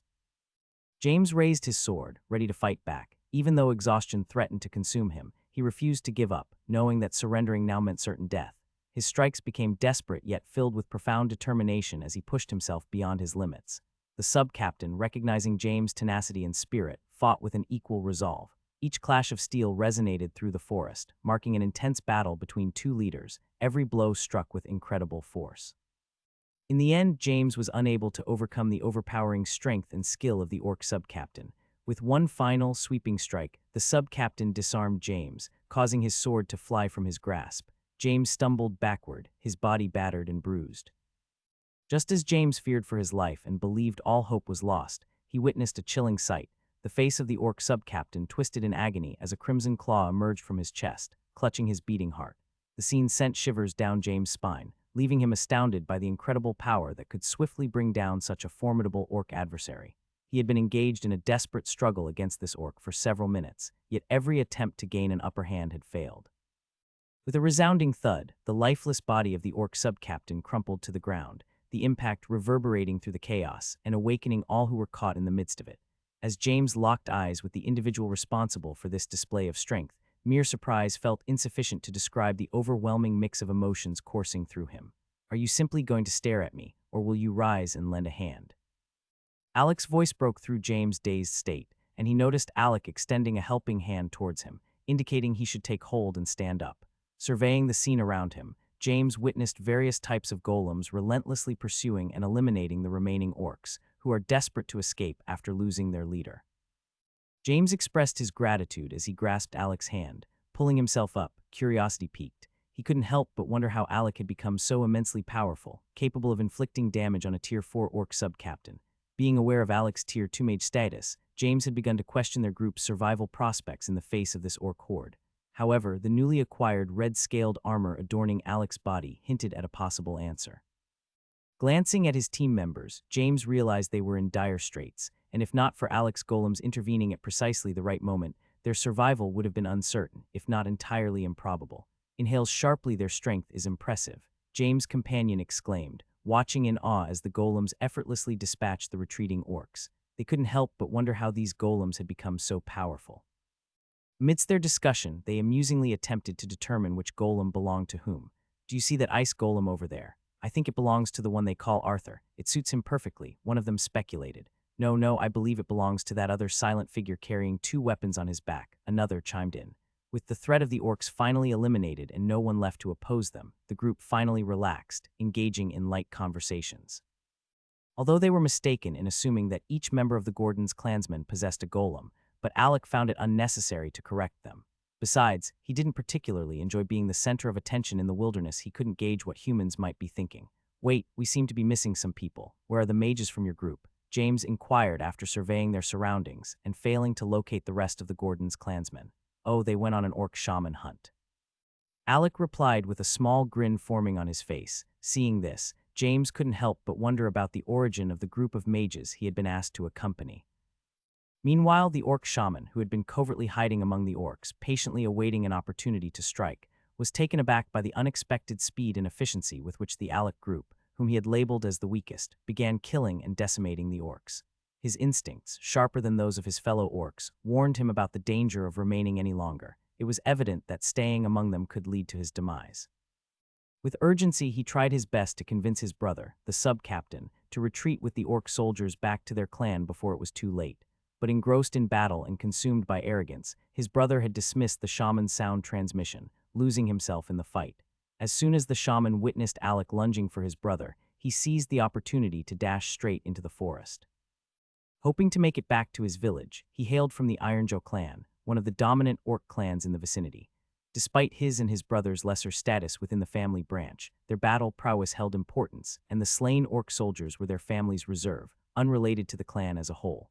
His sole desire was to run and never look back. He believes that as long as he survived, he could lead his family branch to rise again among the clan's other branches. Provided he managed to reach the Tier 4 realm, however, his delusion was swiftly shattered when he noticed a colossal earth wall forming in front of him, obstructing his path. Turning around, he saw 4 mages charging at him, while another 4 maintained the earth wall, effectively blocking all escape routes and preparing to engage in combat with him. As the orc shaman assessed the situation and realized that only 4 mages were pursuing him, his confidence surged. He planned to unleash his anger on these mages, who were chasing him on behalf of his brother. Come, let me teach you Tier 2 humans the difference in realms, he taunted. Finally coming to a stop, the orc shaman faced the mages. With no option remaining but to confront them, he acknowledged the collective effort of the 4 mages in sealing his path. With pleasure, Arthur responded, swiftly taking action upon hearing the shaman's voice. He summoned his bronze golem, which disassembled into various pieces that integrated with his body in an instant. Arthur leaped into the air, his body now adorned in a wholly yet worn-looking bronze battle armor, and launched a punch at the shaman. The shaman easily evaded the attack, realizing that Arthur was far too slow to keep up with him, despite being a shaman who specializes in spells. It didn't alter the fact that he was first and foremost an orc. Even an average orc possessed greater physical attributes than humans. Seizing the opportunity, the shaman launched a powerful punch directly at Arthur's exposed ribs. Tear spell water shield. Crack, the only reason he had managed to avoid a serious blow was because Agnes had conjured a small, compressed water shield that absorbed the impact of the shaman's punch, allowing him to escape fast. Although it eventually cracked under the pressure, it allowed Arthur to dodge the attack. Noticing Agnes lingering behind after catching up with him, the shaman's attention shifted toward her. A pure magic path human, huh? What a nuisance, I suppose I'll deal with you first, he declared, narrowing his eyes as he focused on Agnes.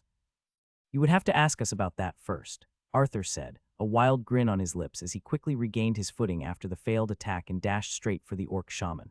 Along the way, he had already condensed a golden-colored blade and sent it flying towards the shaman, who raised his staff and deflected the metal sword. The shaman was surprised to see that the sword didn't disappear, but instead flew into the air, a deviation from his knowledge concerning spells. The shaman's senses were telling him that something was wrong, but he couldn't quite understand where the problem had escalated from.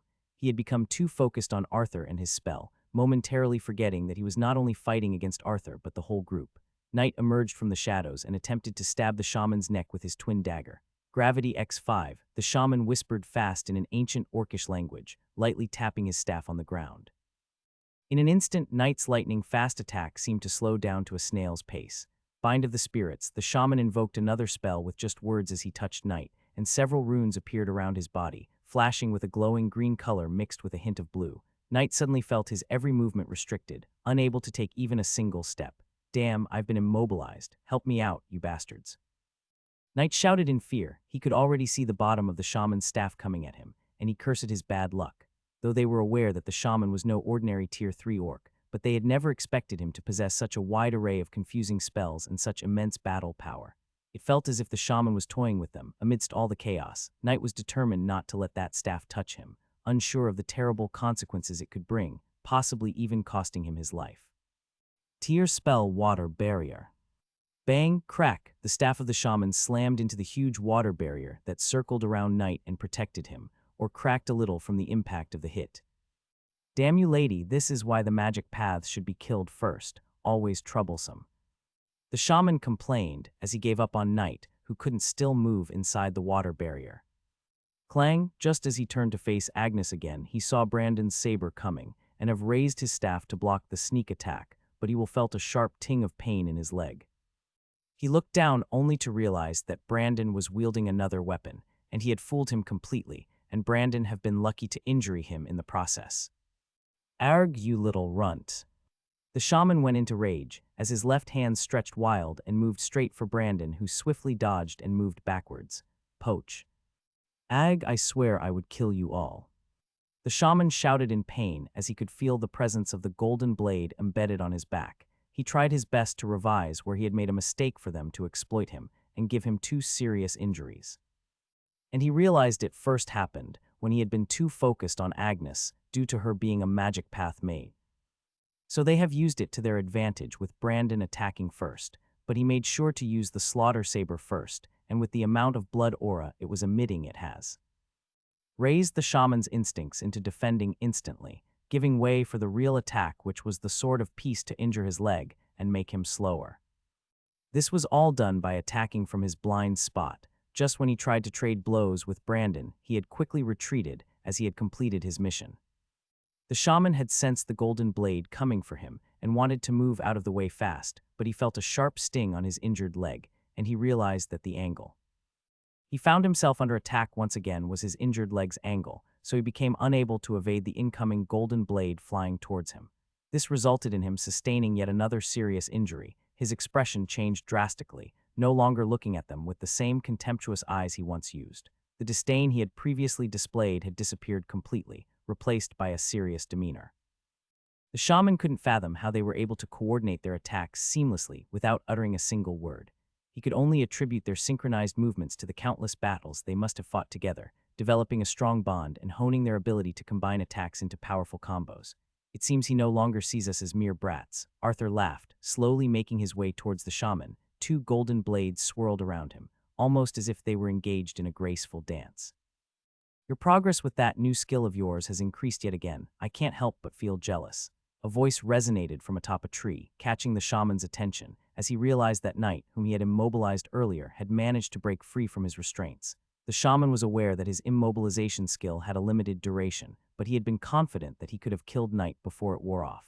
Yet, as he had predicted, Agnes had been the biggest obstacle in his path. However, it was too late for regrets now. The earth dome surrounding them had expanded to a massive size, leaving no room for him to find any loopholes to exploit. Besides, he knew they wouldn't just stand idly by and watch. Come at me then, the shaman finally declared. He removed his cloak, revealing his muscular physique that had been hiding beneath his clothing all this while. He's certainly an orc, respective of his class as a shaman now. Let's put an end to this. After all, we don't want to keep Alec waiting, Knight remarked, his tone dripping with determination.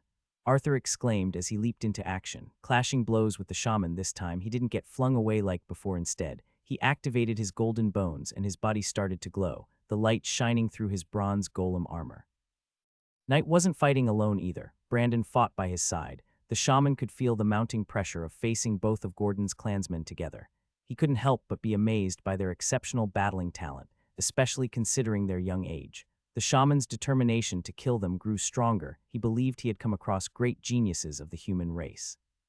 He knew that if he didn't eliminate them now, they would become a threat to the orcs in the future. If that were to happen, he would never be able to forgive himself. Seeing that they were currently just Tier 2 mages, the shaman couldn't help but wonder how ridiculously powerful they could become once they reached Tier 3. In response to the increasing intensity of the battle, the shaman resorted to drastic measures. His fingers morphed into red-colored claws as he attempted to slash at Brandon, who used his sword chi to restrain him, while Arthur unleashed a barrage of boxing techniques mixed with his golden blade's sneak attacks, as he controlled them with his mental energy. Just how are you able to multitask like this? You're just a low-ranked mage. Even peak Tier 3 life forms require extensive practice. The shaman couldn't help but express his surprise at Arthur's abilities. However, amidst the astonishment, the shaman remained focused on his objective of taking out Brandon. Now, Brandon shouted, crossing his sword in front of him. In response, a massive shadow emerged from the ground, gripping the shaman's body as night reappeared beside them. Tear spell darkness embrace. The shaman was taken aback to discover that the night's spell had rendered him completely restrained, unable to move a muscle. Does that feel familiar to you? Yeah, that's revenge for back then. The knight breathed heavily while speaking. He realized that trapping a Tier 3 lifeform wasn't as easy as he had made it seem during his speech. However, the shaman wasn't worried about that. His concern still lay with Agnes, who had finally finished casting the spell that has been hindering her from participating fully in the fight. Mutated Tear spell Earth and Water Spear. The moment the Earth Spear hurtled towards him, the shaman felt every organ in his body scream danger, yet he remained frozen, unable to move a single muscle. The Earth Spear, spinning rapidly due to the water snake wrapped around it, found its mark and pierced the orc shaman's heart, killing him swiftly. As the shaman's life was swiftly and cleanly taken, Knight released a heavy sigh and collapsed to the ground, feeling his strength drain from his body. He hadn't anticipated such immediate danger upon entering the orcish forest. It left him pondering what other challenges awaited them. I can't believe we have to stay here for 5 days. It's clear they're trying to get us killed, the knight protested, lying on the ground. The other 4 Gordon's clansmen nodded, agreeing entirely with his perspective on why they had been forced into the Abyss realm. It doesn't matter, all I know is that we won't die here, but instead come out stronger than ever. Don't tell me you don't trust Alec, brother. He wouldn't do something unless he's sure, Arthur said as he unsummoned his golem. Just then, they heard footsteps and quickly readied their tired bodies, assuming battle stances. If there was one thing the orcish forest had taught them, it was to be prepared for sneak attacks. However, they relaxed their vigilance slightly when they saw who was approaching. Nevertheless, they still held onto their weapons until they saw Alec walking towards them, with both Legion and Titan at his sides. Ah, the boss is here, Knight chimed in as Brandon carefully returned his sword and saber to their sheaths, making sure to cover them up properly. How in the world were you able to defeat an orc shaman? It's a life form that can go head-to-head with a newly promoted Tier 4 mage, James exclaimed in disbelief. The expressions on the other mages' faces showed that they were equally astonished by what the Gordon's clansmen had achieved. Well, boys, it's simple. We defeated him by working together. Clearly, Arthur spoke up, unable to resist making a comment, however. James' expression remained unchanged. That's impossible. If shamans could be taken down by a group of Tier 2 mages, why would shamans be dreaded? One of James' companions questioned. Arthur simply shrugged, unable to offer a better explanation than the fact that they had managed to defeat the shaman themselves. This revelation was a lot for James and his mage group to process. They had always looked down upon the Gordons' group due to their realm, but now they had to come to terms with the fact that the mages they had underestimated had achieved the seemingly impossible. What are you all standing around for? Quickly extract the power stone from his chest and see if he's managed to manifest anything else of interest, Alex suggested, rubbing his hands together with anticipation. Although when the members of the Wild Adventure group caught sight of his smile, they couldn't help but find it rather sinister. I've told you before, Alec, try to smile less like that. If you don't stop, people might mistake you for a criminal based on your laughter alone, Agnes complained. And so what? We're already treated like outlaws anyway. I don't think you quite understand our situation here, Agnes. They want us out. So what's wrong with embracing the role of the bad guy? Just as Arthur was about to continue speaking, a loud knock on his head interrupted him, and they all turned to see Arthur sprawled on the ground with his tongue peeking out. His gaze met Alec's, silently pleading for protection. However, it seemed like the desired effect didn't happen. Not only Alec, but every other member of the Gordon's clansmen looked away, avoiding eye contact with Arthur. They weren't willing to intervene or get on Agnes' bad side. There was an unwritten rule in the Gordon's clan, a rule that everyone practically followed but never talked about. It was to always respect those of the female gender and never harm them unless absolutely necessary, and when it came to arguing with a Gordon's female, one should always be prepared to lose miserably. That was why the rest of the group acted as if they couldn't see Arthur. He was the only foolish one constantly seek trouble with Agnes. Meanwhile, elsewhere in another city, Instructor Terran was walking out of a space axis that had led him directly to Latvia City. He took a moment to breathe in the scent of the surroundings, before Hebent to feel the earth with a touch of his hands. His eyes closed as he sensed the environment, feeling an overwhelming sense of worry for his new set of disciples back at the academy. I should have contacted Tyson to watch over them. No, I have to trust Alec with this one. I'm sure he will step up. I just need to have faith, Taran thought to himself, getting lost in his thoughts and forgetting where he was. What? An instructor. Just an instructor. Note a great instructor. Why would they send a Tier 7 mage? If all we wanted was a Tier 7 mage, there would be no reason to ask for their assistance. We have plenty of capable Tier 7 mages. Even if they were to send a Tier 7 mage, why only one person? Is the War God Mage Academy trying to mock us? Someone stepped forward, their words filled with anger and disgust. Taran was jolted awake by the rudeness of their statement and gave them a hard stare, trying to remember if their paths had ever crossed before to warrant such offensive comments. It seems I'm having a hard time recalling any offense I may have committed against you before. You hardly know anything about me, let alone have the right to speak ill of the academy, Taran retorted, anger flaring within him. However, before their tempers could escalate any further, someone quickly stepped in between them, preventing a physical confrontation. Now, there's no need for unnecessary violence here. Instructor Walter exclaimed, appearing mysteriously in their midst. He placed his hands on both men's chests to symbolize his attempt to defuse the situation and keep them from tearing each other apart. I must inform you that he is none other than the renowned Son of the Earth. Walter divulged to the middle-aged mage who had expressed resentment towards the academy for sending only a Tier 7 mage. And who might that be? The middle-aged mage inquired. We gladly welcome the esteemed high-ranking mage, Taran. It is an honor to have the most talented Earth mage from the War God Mage Academy amongst us. Another middle-aged man from the City Mage group interjected, saving Walter from the task of listing Taran's accomplishments just to reassure the skeptical mage. Instantly, the mage who had initially acted rashly against Taran's presence had a change of expression. I apologize for any offense I may have caused earlier. I acted out of desperation, as I only care about the well-being of the city. My name is Maze, also an Earth Mage. I've heard of your impressive feats, and your reputation precedes you. Maze stretched out his hand for a handshake as a gesture of reconciliation, but Taran merely scoffed and walked away with Walter, and the rest of the War God Mage Academy following closely behind. With Taran as their leader, their group, which had arrived in the city to offer assistance, would not come under the city's command anymore. Maze couldn't help gritting his teeth at Taran's behavior, but he couldn't blame him entirely, as he was the one who had sparked the conflict in the first place. What's all this about? And why do I get the sense that the city mages are divided and not as united as they should be? You do realize that if this continues until tomorrow when the blood moon occurs, we'll be in big trouble, Taran expressed his concerns. I understand your point, Taran, but we currently have a pressing situation on our hands, Walter replied, causing Taran to furrow his brow. He glanced at the other Tier 6 mages that the Academy had sent along, realizing they seemed unaware of what Walter was referring to, evident from the surprise on their faces.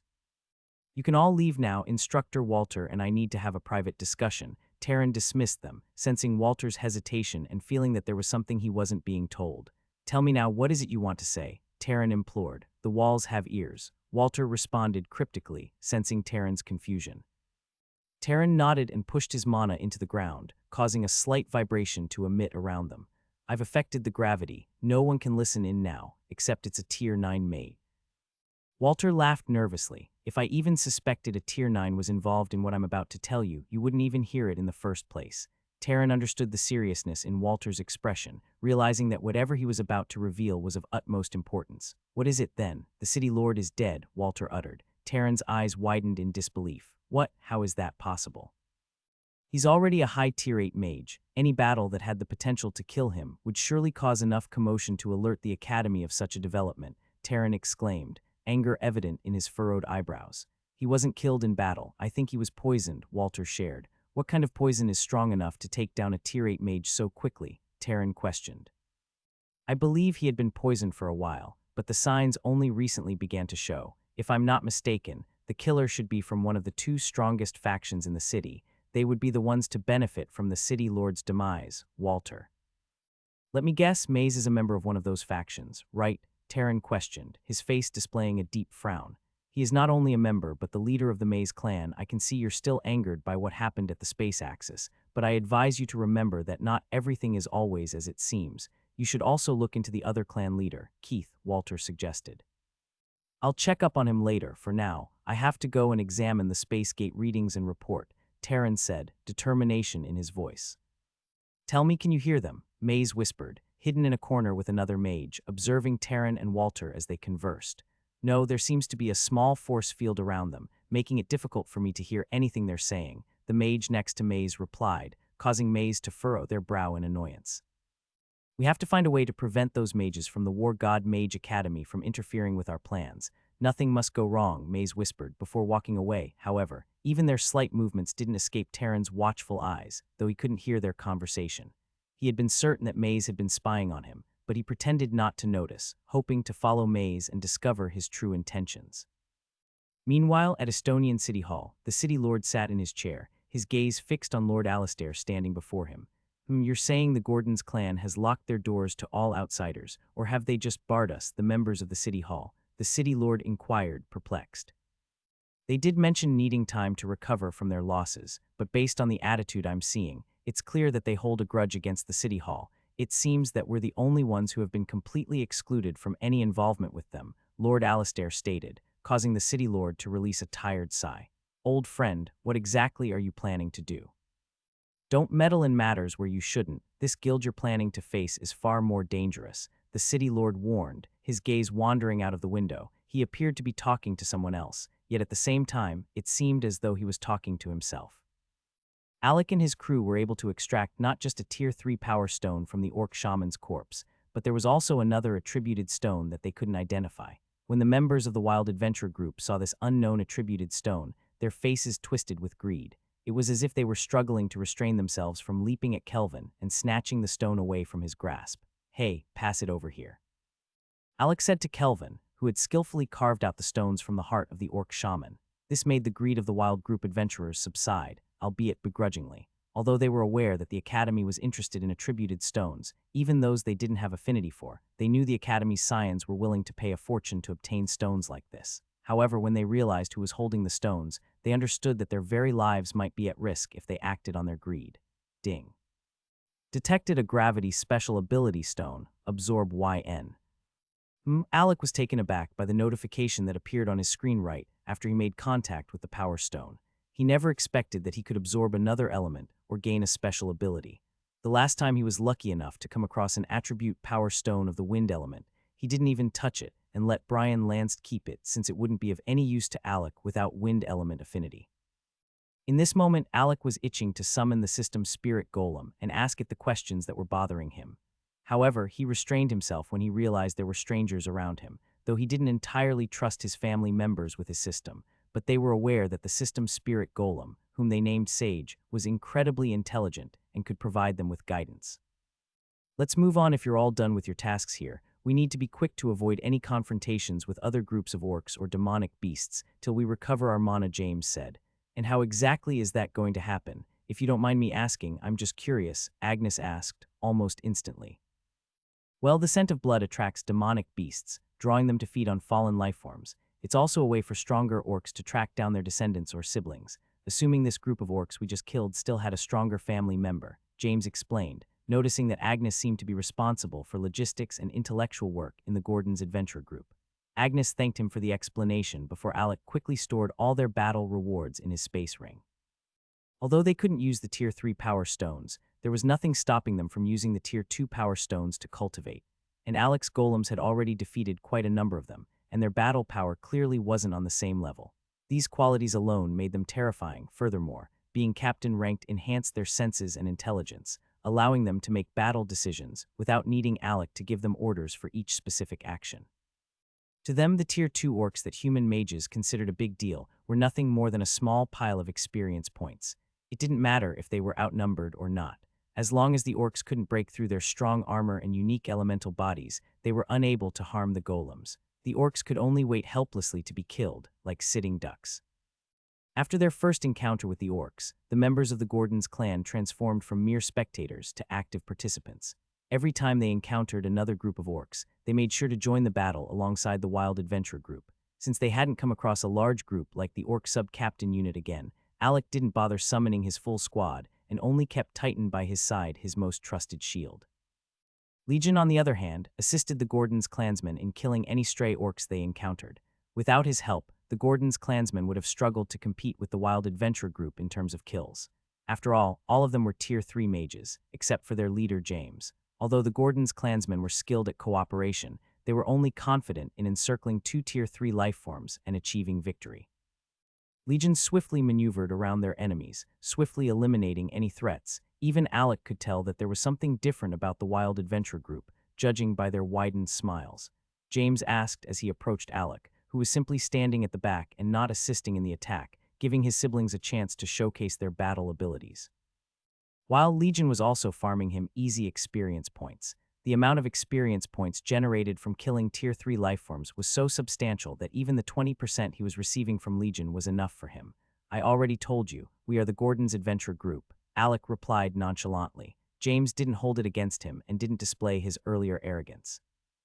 "From my observation, I can tell that you're all family and closely related. Otherwise, you wouldn't have such a deep understanding of each other's spells and skills," James stated. Alec shrugged before replying, "I never said we weren't family, and why didn't you say that?"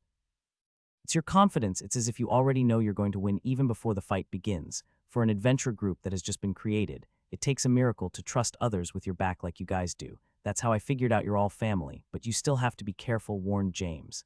Alec frowned after hearing James' statement. "Why would you say something like that?" he asked. "I don't know why that great instructor brought you all here, but it's clear he had no good intentions.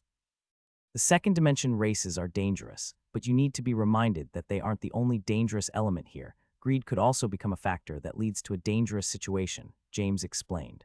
Alec replied to James with a slight smile of his own. He was perceptive enough to pick up on the underlying meaning of James' words.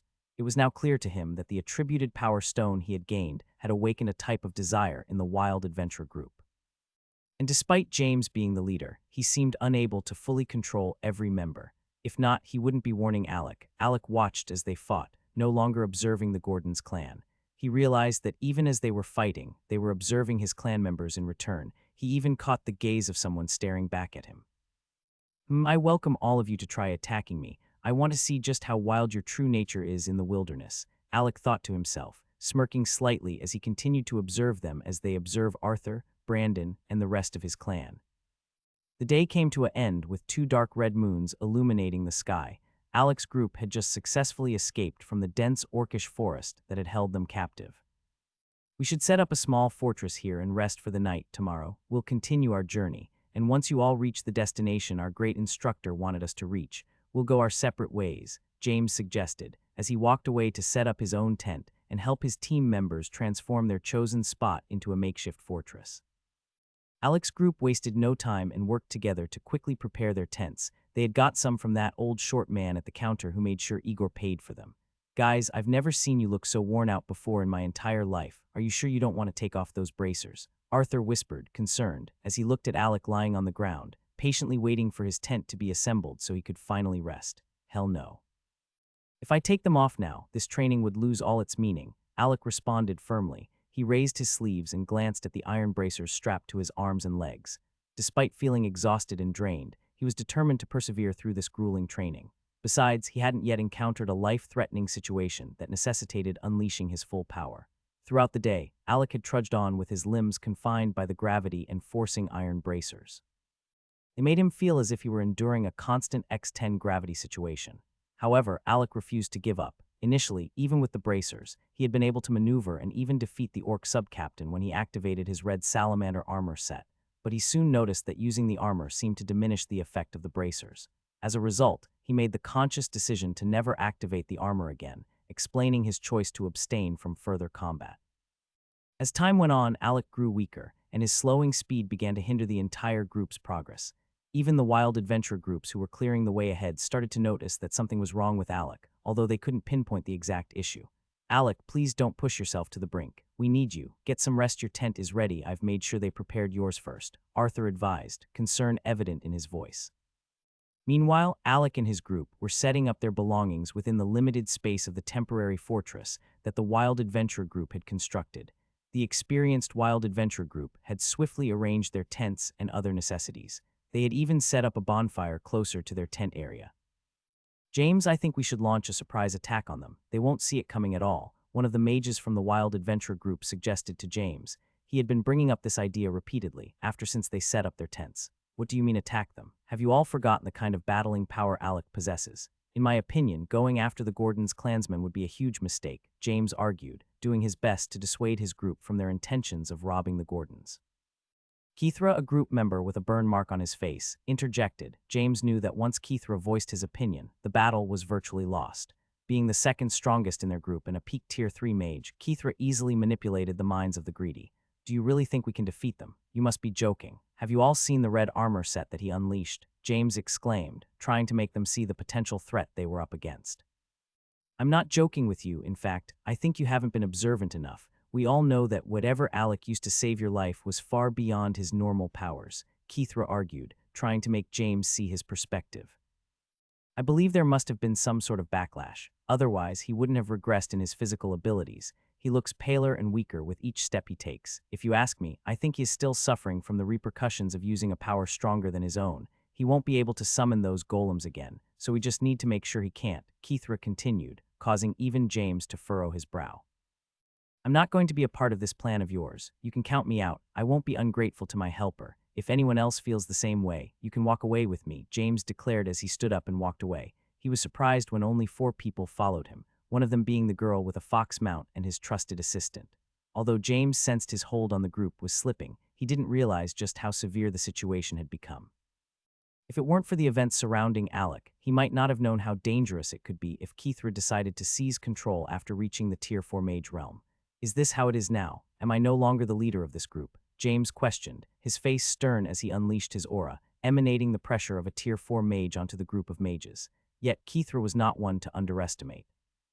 He and 3 other mages beside him responded by releasing their peak Tier 3 auras, matching James's display of power. With the 4 of them standing against James, they were able to neutralize his aura pressure. Don't do anything you'll regret, James. Yes, you may be a Tier 4 mage, but we all know you recently broke through, and you're still adjusting to your newfound powers. Otherwise, why would you have been easily defeated by that orc of the same realm? Kithra remarked, trying to reason with James as he walked away, his teeth clenched. We still see you as one of us, so we won't attack you, but if you insist on acting like a hero, be my guest. Just know that you'll be the first person we take out. Kithra warned, his tone conveying a mix of concern and determination. As James walked away, his thoughts consumed by worry, he couldn't help but think. I hope you can make it out of this situation on your own, Alec. I've done my best to warn you, but I can't risk endangering the lives of my friends. It was already nighttime, and everyone was expected to be asleep except for those on lookout duty.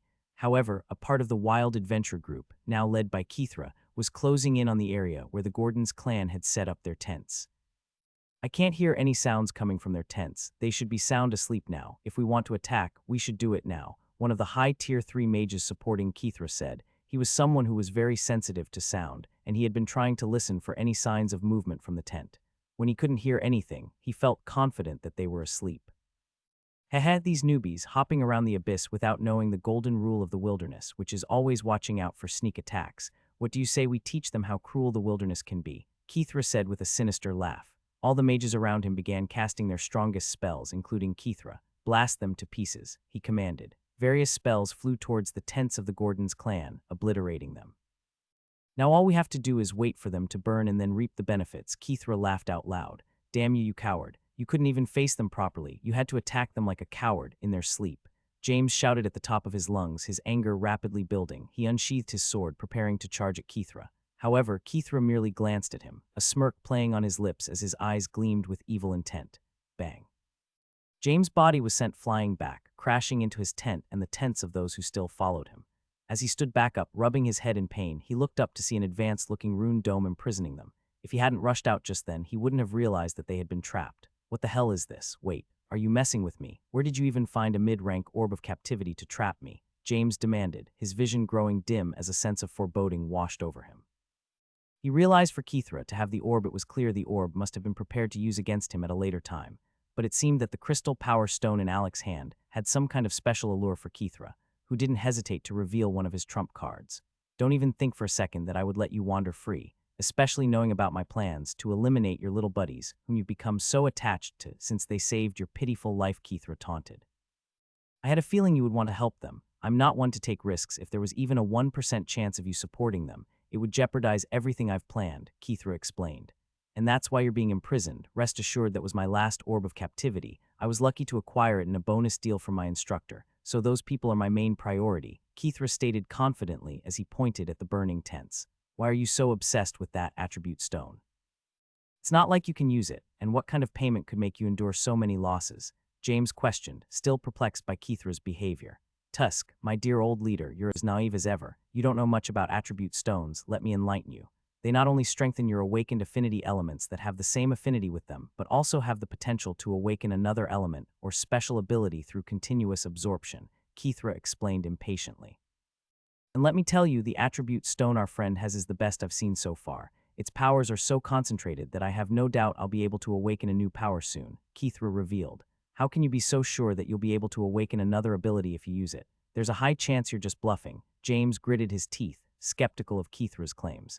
Kithra smirked in response before turning back to face James. You know me better than that, old buddy. I never take risks unless I'm absolutely certain. I don't bluff. And even if I can't awaken the power now, I'll embark on an orc shaman hunt until I complete the process and unlock a new power. I won't rest until then. Kithra explained confidently. It was clear that the allure of the attributed stone had drove his greed to higher level. Although it's said to be a challenging method, it has been confirmed as valid.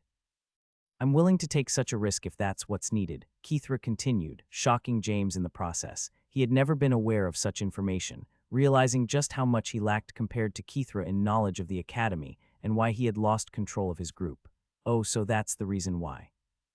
A familiar voice spoke, causing a variety of expressions among the group. James' group, still trapped in the mid-rank orb of captivity, showed joy and excitement, while Kithra's group wore expressions of disappointment and frustration. Just a few meters behind them, the younger generation of the Gordon's clan from the War God Mage Academy watched from above a tree, some sitting, some standing, and some leaning against a nearby tree branch. Alec rested his chin on his hand, lost in deep thought which only served to further infuriate Kithra. How is it that all of you are supposed to be dead? I had 2 separate surveillance measures in place. You didn't escape through the front tents or any other tents. Kithra furrowed his brow, perplexed. But Knight grinned and replied, someone was spying on us, I suppose. Before the attack, Alec approached his group, discreetly tapping them on the shoulders as if offering a friendly greeting. Despite his cheerful demeanor, his true intentions remained well hidden. Having been together for a long time, the Gordon's clan's group was well versed in recognizing different signs. They swiftly set up their large tent, positioning it to face each other as if preparing for an important gathering. Opting to stay separate from the Wild Adventure group and their bonfire, they gradually filtered into Alec's tent. Once everyone had assembled, Alec cleared his throat and began silently mouthing his words, careful not to make a sound. Thankfully, the group managed to decipher Alec's intended message. Some of them even engaged in unrelated conversations to divert any suspicion. I apologize for the circumstances, but it seems we may be facing an attack tonight. I already have a plan in place, but going forward, we must avoid discussing important information openly. Let's remain cautious, just in case our adversaries have a mage with acute hearing. Alec mumbled each word attentively. Though it proved challenging initially, the group soon grasped Alec's meaning. Their strategy mainly revolved around Knight. After everyone had returned to their respective tents, Knight discreetly moved from tent to tent, utilizing his shadow travel skill. Transporting them to a nearby tree, selected by Alec as an advantageous spot, they promptly concealed their mana fluctuations upon arrival. Knight faced a difficult challenge as he had to wait for his mana to recover before undertaking the process again. He felt the urge to complain about being overworked, but he quickly realized that given the circumstances, there was no choice but to fulfill his duties. If he made a mistake and disrupted Alec's plan, everything could go terribly wrong. Thus, they remained hidden in the trees, observing Kithra's actions and witnessing the events unfold, including James being locked up in a strange orb that expanded into a transparent dome. Back in the present, Alec spoke up, wondering about the excessive stress they were under. He smirked, taunting the mages from the Wild Adventure group. So you want the treasures I possess, right? If that's the case, come and get them. Alec said as his hands began moving towards the iron bracers on his wrists. The mages of the Wild group looked uneasy upon seeing them. Unfamiliar with such items, they couldn't discern their purpose. Mages typically focused solely on honing their spellcasting abilities, aiming to unleash devastating destruction. Alec's use of these unknown iron bracers left them perplexed. With a snide laugh, Kithra tried to undermine Alec's advantage, sarcastically asking if the bracers were meant to restrain his powers. Confident in his own strength, Kithra doubted anyone among their group would stand a chance against him. Well, technically, you're not entirely wrong, Alec replied, his voice carrying from the tree branch he stood upon. He let the iron bracers fall freely from his hands, creating a loud bang as they hit the ground, causing the mages to feel a slight trembling beneath their feet. Unexpectedly, Alec received a system notification, Endurance +2. Although surprised, Alec set aside checking the system for later, as he had more pressing matters at hand. The mages within Kithra's group exchanged glances, realization dawning upon them. They now understood the purpose of the iron bracers that encased Alec's body. If they still couldn't comprehend their significance, they knew they would be complete fools. Iron bracers, and 4 of them at that, one of the attackers whispered, a shiver creeping down his spine at the mere thought of carrying such weight all day. Don't any of you dare step back on me now. We've already overcome this hurdle together. They're just a group of tier 2 mages. Once we deplete his mana reserve, he won't be able to summon those golems of his. This is an easy win for us, and you all might even have a chance to command such strong golems, Kithra said, doing his best to convince them to change their minds. He saw their wavering after witnessing Alec's display of strength. Suddenly, Kithra took another approach, as he figured out that his first approach was not working. What do you all think he'll let you off the hook if you step back now? Don't forget that you all tried to kill him just to get your hands on his treasures. Judging by what he's shown, it's clear he has some sort of background in the academy. Kithra continued, sowing doubt in the mages' minds. Can you guarantee your safety when you return to the academy? Believe me when I say this, you will all be at his mercy. I may still have the protection of being a great instructor-disciple, but you all can forget about backing down now. Kithra's words manipulated their wavering determination, rekindling their resolve. Those who had begun to step back quickly stood their ground, deciding to face Alec no matter the outcome. A smile curled Kithra's lips as he witnessed the shift in their collective will. He had been terrified when they seemed on the verge of abandoning him earlier. The claims he made about Alec's background had been nothing but empty words. Even he didn't believe them. After all, Kithra was well aware that Alec's group possessed the power to defeat a peak tier 3 lifeform like the orc shaman. This knowledge served as a chilling reminder that Alec and his companions had some formidable tricks up their sleeves. However, Kithra's calculations had one major oversight, had underestimated the presence of a member named Knight within Alec's group.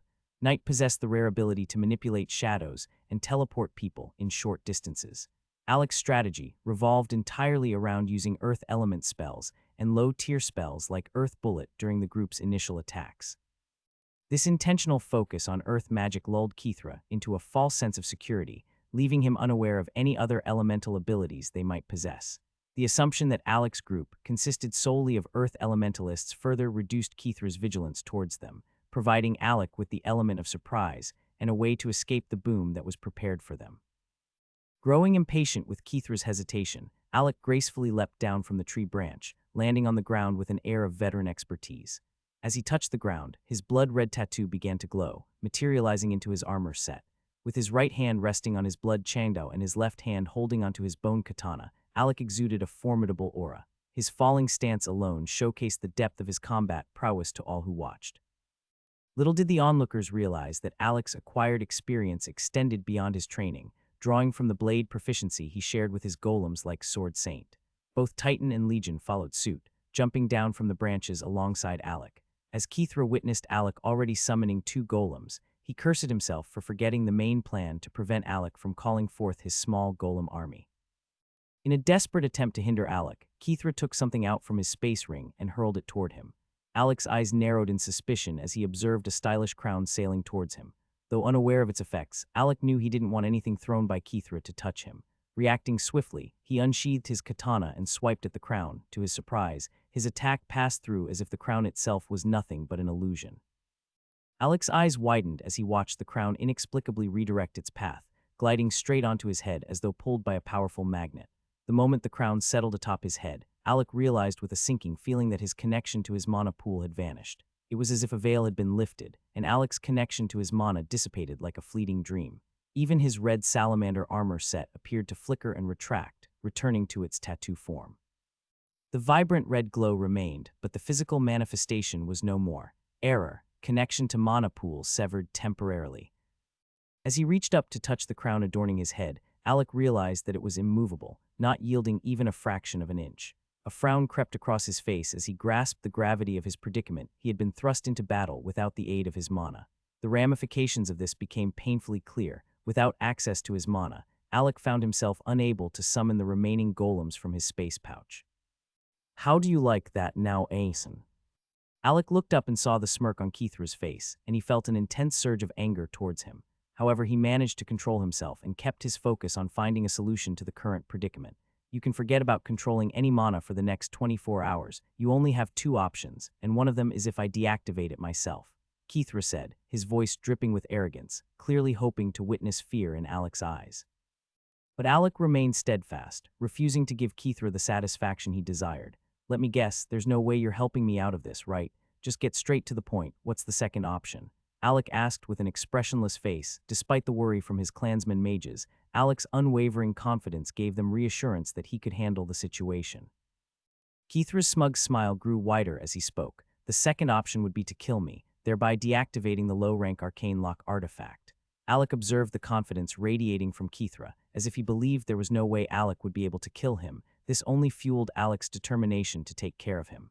Alone and with no assistance, Alec began to carefully remove the Tier 2 armor he had obtained from the armory. He knew that the armor would be no match against an attack from Kithra, who was a Tier 3 mage. However, Alec still felt a faint connection with the red salamander armor set, even though it was currently in tattoo mode. He had used a significant amount of mana to summon the armor. Alec realized that there might be another way to utilize it without exhausting all of his mana. He felt a surge of information being passed into his mind, making him aware that the armor had this option before. However, it would only become available after Alec used it for a prolonged period or awakened an ego within it. While it wasn't complete yet, there was a chance that it could ascend into the realm of mid-rank armor sets and become a Tier 4 armor set. This second option clearly only stayed in tattoo form. They watched as Alec stripped off his armor and clothes, leaving his upper body bare. Though they didn't know what he was doing, both groups remained still, observing him intently. In that moment, Alec appeared transformed to them. He wasn't large or bulky, but his well-defined muscles showed the outcome of his rigorous training. The red glowing tattoo of a red salamander demonic beast only added to his fierce image, especially with the sanguine-colored crown resting on his head. Take care of the others, leave that guy to me. Don't get killed. This is not a drill, don't mess up the plan, Alec declared, pointing his katana directly at Kithra. Kithra responded with a loud laugh.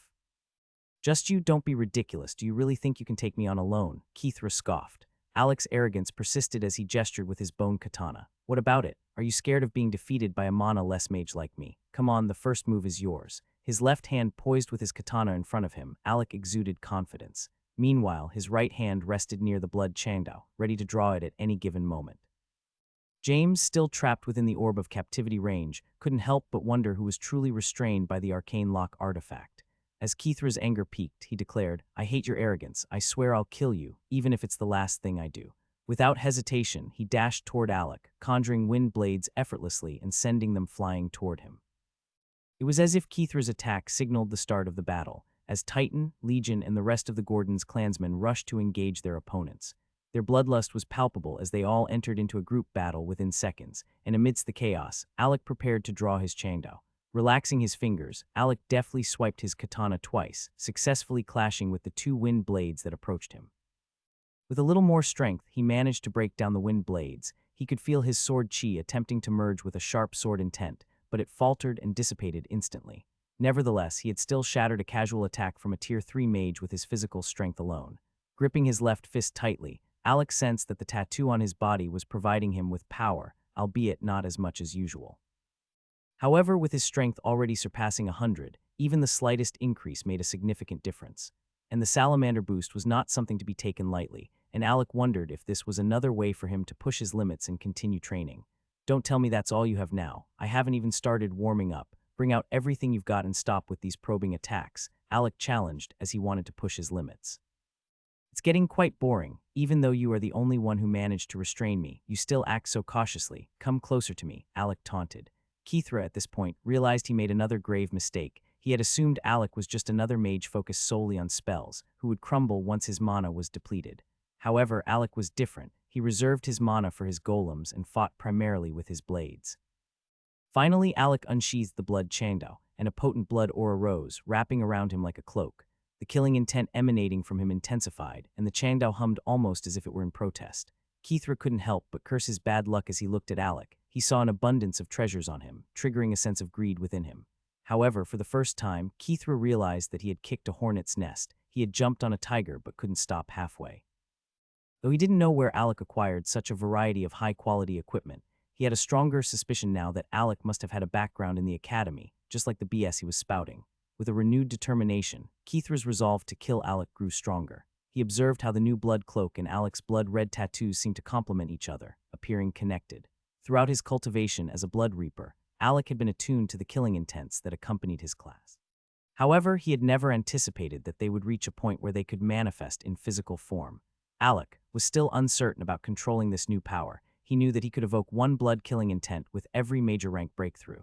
These killing intents held their own wills, capable of taking various forms, yet they would only materialize their forms when he unsheathed the Chandao and disappear once he sheathed it again. Glancing at himself, Alec couldn't help but question the true origin of the Chandao and his great-grandfather's involvement in all of this. However, he pushed those thoughts aside for now. There were more urgent matters at hand. "You'll regret getting distracted in battle with me, boy," Keithra warned with a steely resolve. Low-tier spell Tornado Fury. Closing the distance between them with stealth, Keithra swiftly moved towards Alec, taking advantage of his momentary daze. With impeccable timing, he cast a powerful tornado spell near Alec, flicking his wrist to send the swirling winds spinning towards him. With such an attack loomed over him at such a close range, it seemed impossible for Alec to escape unscathed. But something changed within him, as if he entered some type of battle state where his body acted on instinct. Without hesitation, he shifted into a battle stance, unleashing his full aura, and caught sight of the end of his sanguine cloak wrapping around his Chandao. Alec could swear he felt the blade pulsating in his hand, akin to a human heartbeat, after it connected with the cloak. In that moment, a surge of power unlike anything he had ever felt coursed through him. It wasn't just the augmented strength from the system, or the small upgrades in his glowing armor. There was an unknown energy emanating from the sanguine cloak that connected to his tattoo and wrapped around his Chandao, forming a powerful resonance link between his weapon and armor. As Alec witnessed the blade glow with a sanguine color, fueled by his intense determination, he wasted no time. With a swift swing of his Chandao, he effortlessly cut through Keithra's tornado attack. The sight left Keithra astonished, his eyes nearly bulging out of their sockets. To his disbelief, Alec had triumphed using nothing more than his physical strength and the enhancements from his equipment. Even Alec himself couldn't help but feel perplexed by what had just happened. As the tornadoes dissipated and wreaked havoc in their path, Alec stood firm, gradually realizing that not only had the power not dissipated, but the infusion of killing intent had fused his chi-infused attacks and his sword intent, resulting in a far more lethal strike. Quickly returning his katana to its scabbard, Alec tightly gripped the Chandao with both hands and unleashed a series of blood-red swipes towards Keithra.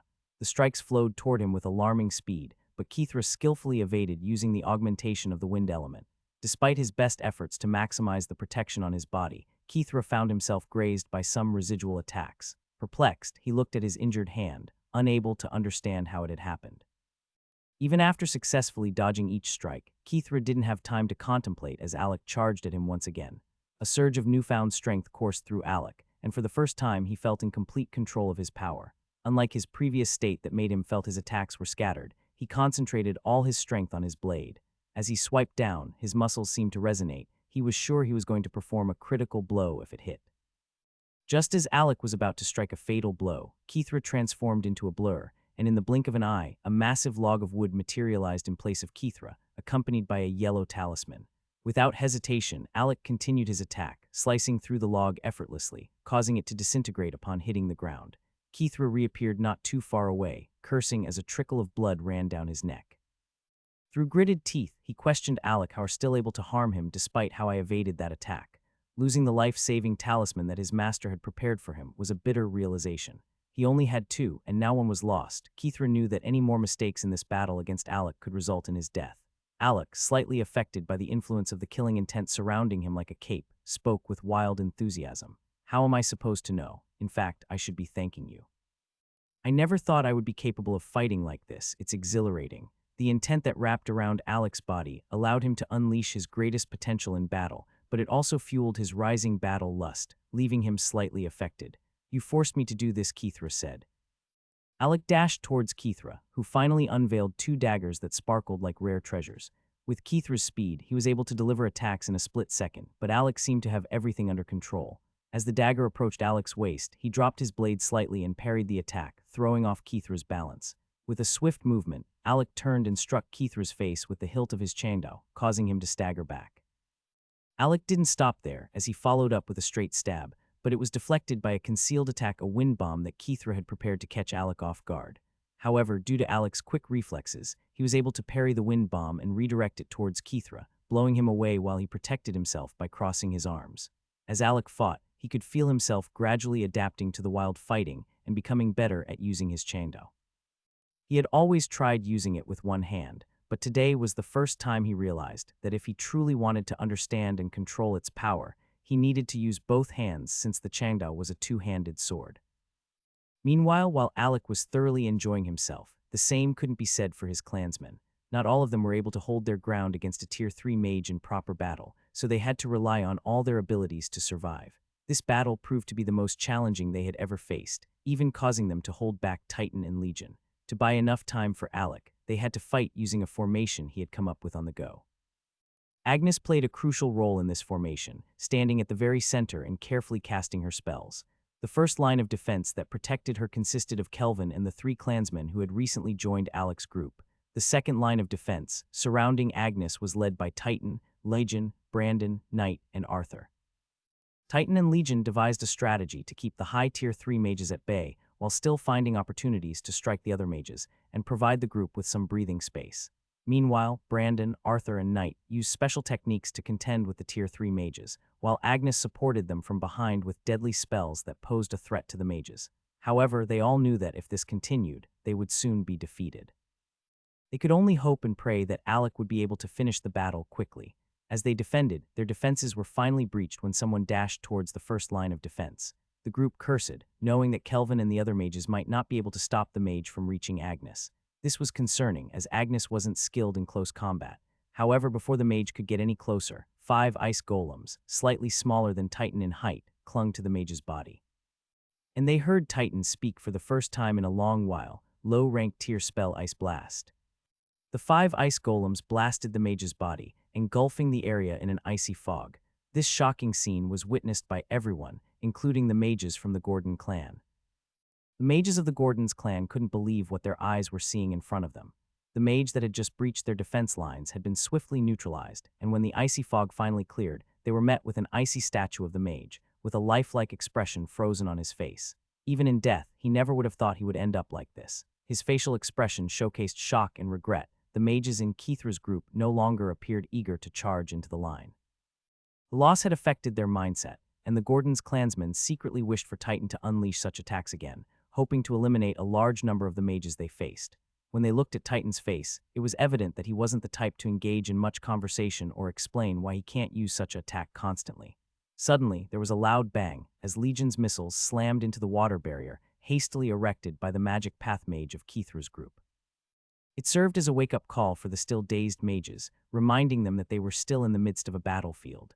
"You'll have to do better than that to break my shield," the mages said smugly, although they all felt that one of their own had died due to carelessness. But it didn't mean they didn't take Alec's group seriously, as they now poured all their efforts into enchanting their spells to their maximum power. However, this statement sounded like a challenge to Legion, who had always strived to be Alec's greatest golem.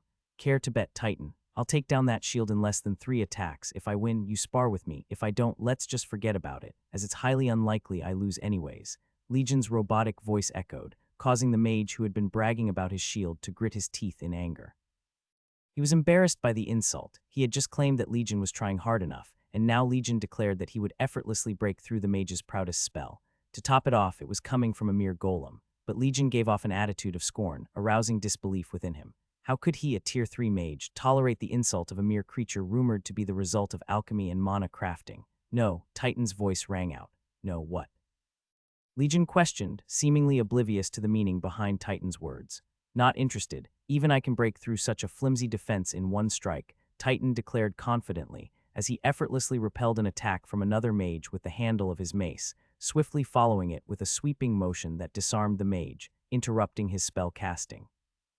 Arthur's anger nearly consumed him when he saw those 2 golems chatting so carefree, yet it was the mage from Kithra's group that completely lost his composure and pointed an accusing finger at Titan and Legion.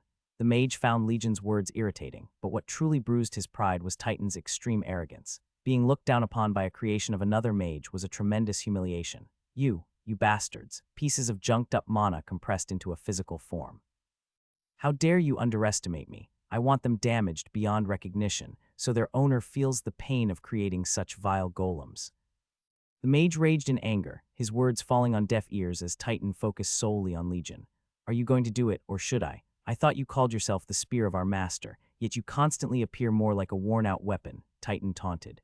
This unexpected display of interest from Titan surprised the entire group. It was the first time they had witnessed such a reaction from him. Shut up and watch how it's done. Just help me fill the gaps. I don't want our master to get mad because of my negligence.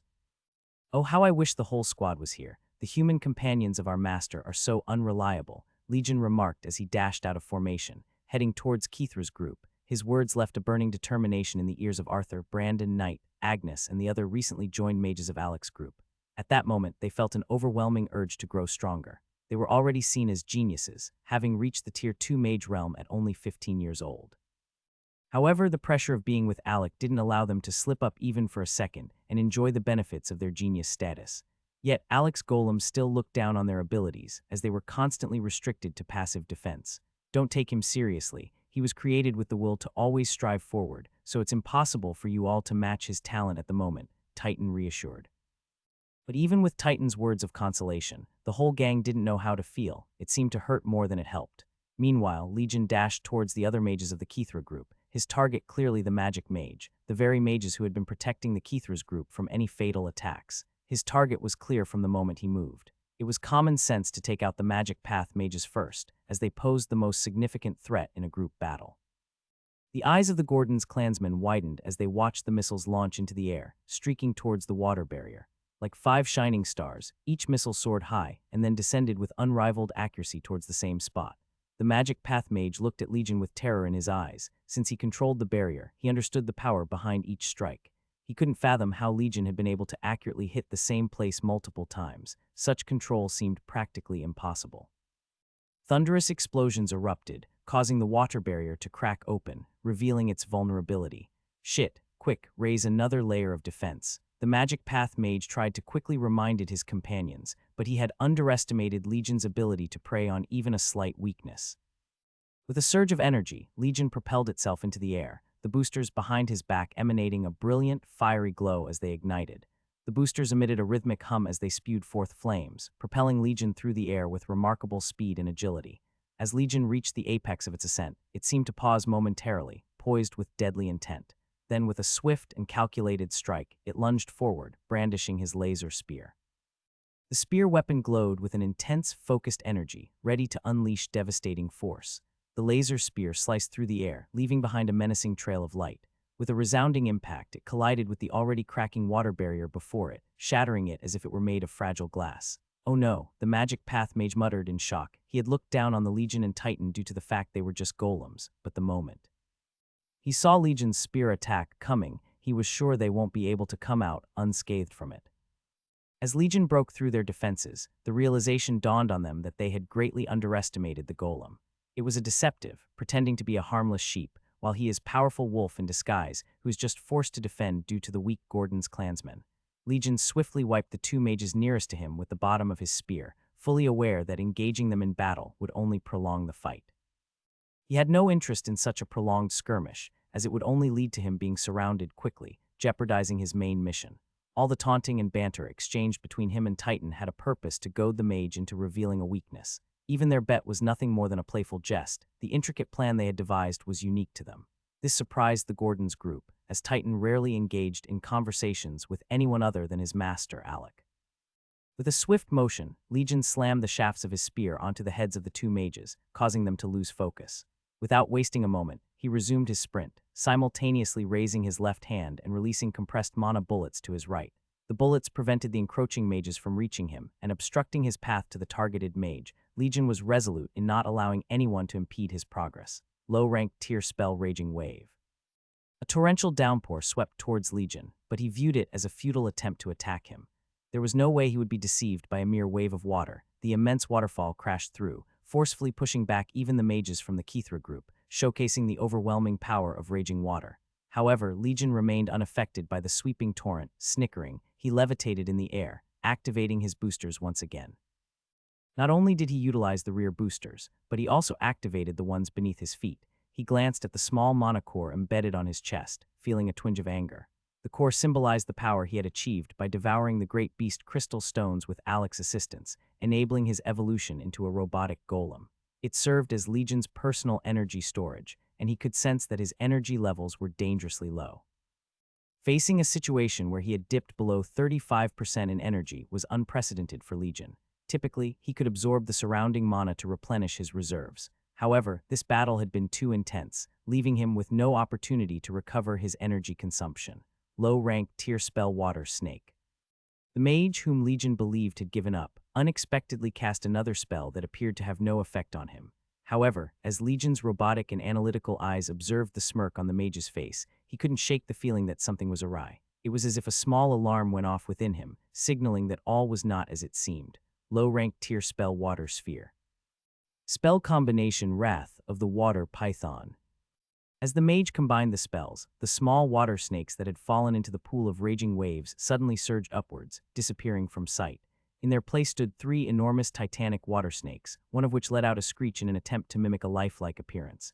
With Legion still suspended in the air, the water snakes dashed towards him.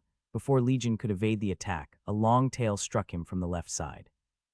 Reacting quickly, he swung his spear upwards, emitting a wave of hot streaming energy that sliced through the water snake's tail.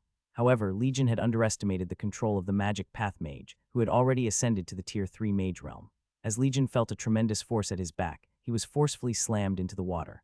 Lost in his concentration on the 2 water snakes in front of him, Legion was caught off guard when the 3rd snake attacked from his blind spot. Outside the newly erected water sphere, the Gordon mages watched in confusion. Both Legion and the mages from the Kithra group were now trapped within the immense water barrier, which contained a minimal amount of raging water, giving it the appearance of a small, enclosed section of the sea. Their main concern now was that this battlefield heavily favored the Kithra group's magic path mage. Shit. That idiot should have informed me he couldn't handle water. What a clueless block of metal, Titan muttered, frustration evident as he placed his left hand on the enormous water sphere imprisoning Legion. As soon as he made contact, ice rapidly spread across the sphere. Once satisfied with the spread, Titan swung his hand. Crack, with immense force, his mace struck the barrier, immediately causing it to shatter. The impact was so powerful that the wind created by the swing alone had already started to weaken it before the mace even made contact. The water sphere that had been imprisoning even the mages of Kithra's group burst apart, leaving them coughing and gasping for breath. Unable to react quickly enough, they were unable to save themselves. As the water dissipated, the raging wave dispersed, and the massive snakes that had been restraining Legion reverted back into harmless baby snakes. Taking advantage of the chaos, Legion effortlessly broke free from their grasp. Are you kidding me? Do I really have to clean up your mess as well? Capture the foolish mage. Titan cursed at Legion, clearly irritated by the situation. He thrust his spear forward, and even though the distance between him and the other mage was significant, a powerful beam of light shot out from the weapon and pierced straight through the mage's back as he was trying to escape. The mage fell to the ground, his condition unknown. Legion's robotic face frowned as he desperately tried to absorb mana from his surroundings. What are you all waiting for? Tie them up, or do you expect us golems to do everything for you? Legion exclaimed, feeling embarrassed by his own vulnerability after his energy had dangerously depleted. I owe you one, Legion said to Titan, who only grumbled in response. The Gordon mages quickly restrained the weakened mages from the Kithra group, then turned to observe Alec's battle, only to discover that it had already concluded.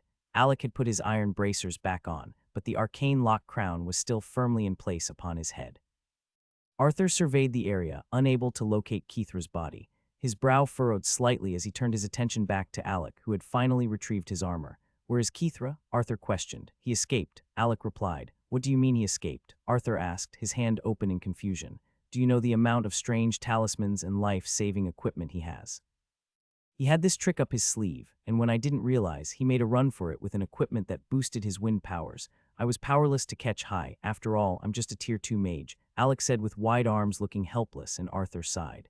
Well, let's ask James what's next, and if there would be any legal ramifications for taking down this backstabber, Agnes suggested, and Alec nodded in agreement.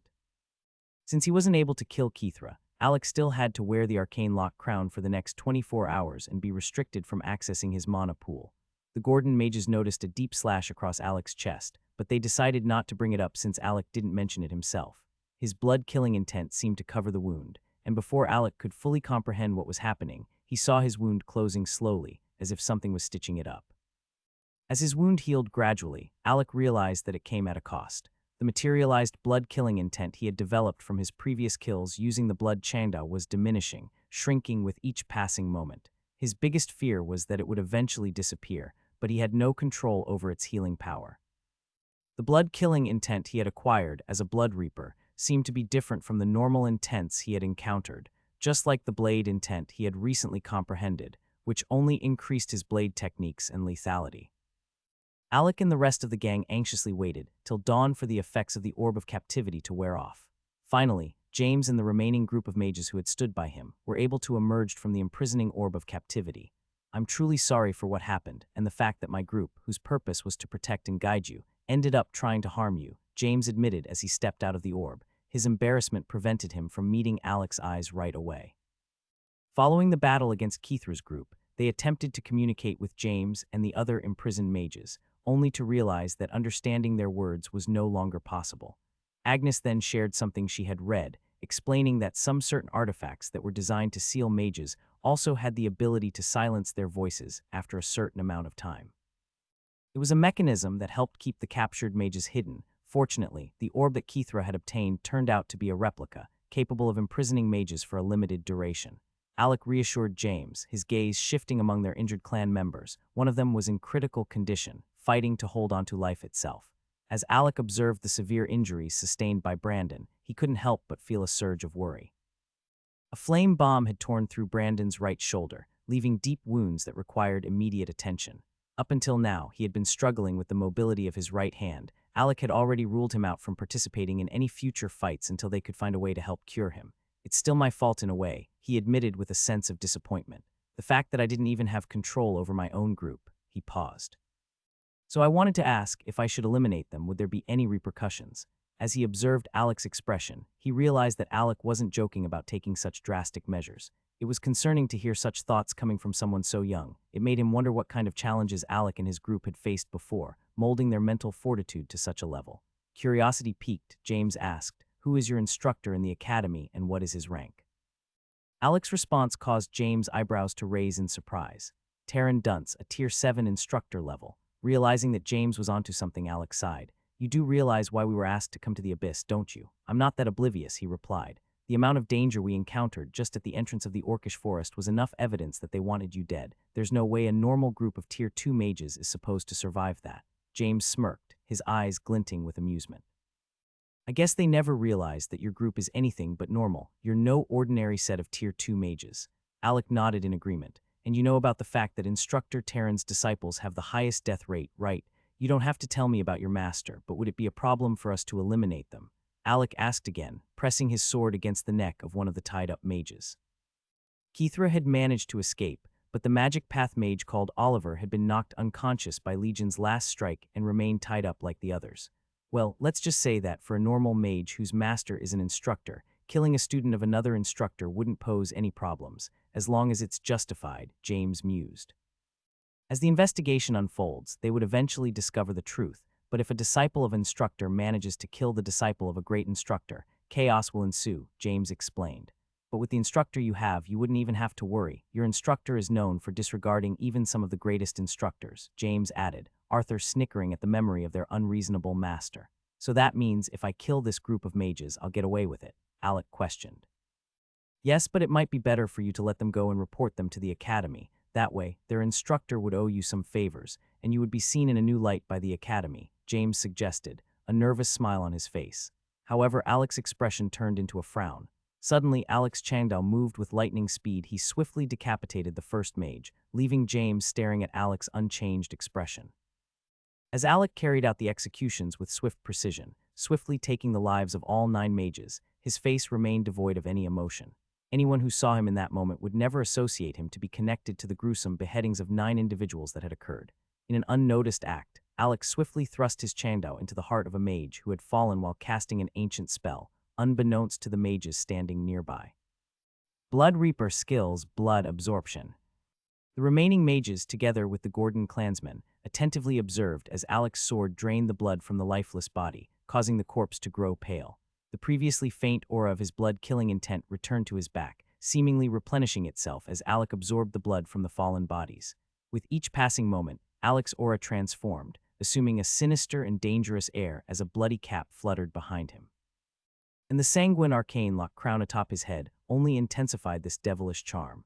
James found himself blocked by the imposing figure of Titan before he could make a move. Although he felt confident in his ability to handle Titan, he did not wish to give Alec the wrong impression. James recognized Alec's immense potential and did not want to become an enemy unnecessarily. Alec proceeded to collect the heads of the deceased and stored them in his space ring.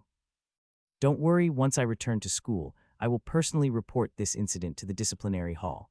They can conduct an investigation and make a decision regarding any punishment, Alec assured. However, I will not allow anyone who has tried to harm me or my clan to escape without consequences. Favors from the instructors mean nothing to me. Let it be known that those who come for me should be aware that they might face the same fate. I am not one to be trifled with. Alec declared his words, sending chills down the spines of the mages standing behind James, as if swords were being pointed at their necks from all directions. However, the effects of the blood-killing intent were simply a manifestation of Alec's anger. As it moved with his mood, he had not gotten to the point where he would be able to command it yet.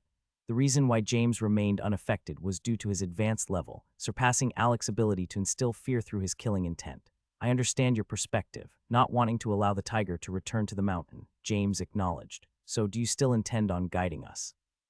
Alec asked, curiosity evident in their voice. Absolutely, James affirmed with a gentle smile gracing his face. I have given my word, and I am committed to seeing this task through to the end. Somewhere else in the Abyss realm, 3 mages lay sprawled on the ground with various wounds on their bodies. They watched as someone else stood on a pillar not far from them, in a meditative position, practicing his mana circulation technique. You bastard, kill us if you dare, one of the mages mustered the strength to say, attempting to stand up. However, the mage on the pillar snapped his fingers, causing the earth beneath to transform into sharp fangs, biting into his legs and forcing him back down. Ah, the mage howled out in pains. The mage on the pillar turned out to be Alec's senior and Taryn's senior disciple, who managed to stay alive amidst the chaos. He was adorned in a complete set of peak Tier 5 beast armor, paired with a matching gauntlet. It was evident that he possessed a full spirit armor set, even with weapons included. Igor had assigned the 3 mages to take care of him, intending for them to eliminate him discreetly. However, the current situation did not align with Igor's plans. You despicable bastard, one of the mages pointed and accused him. You clearly have the battle power of someone ranked in the top 10 of the Earth Board ranking, and you are hiding this fact. Despite the accusation, the mage on the pillar paid no attention, not even bothering to look in their direction. How stupid are you to think that those on the list are the only strong people in the academy? Taryn's top disciple scoffed. Idiot, the real powerhouses are the predators who conceal their strengths, waiting for the perfect moment to strike. He dismissed the others with a wave of his hand. The rest of you can have fun playing house with your stupid ranking board. As he stood up and began walking away, one of the mages laughed loudly. It doesn't change anything. No matter how much stronger you are, you're still someone they would want to kill because you're under Taryn. His words carefully chosen as he continued. That indirectly makes you a member of the Mad Dog faction. They would never allow someone as talented as you to go free. Your ability to defeat us would only make them even more wary of you. The mage whose legs were bitten by the earth fangs spat in anger and retorted.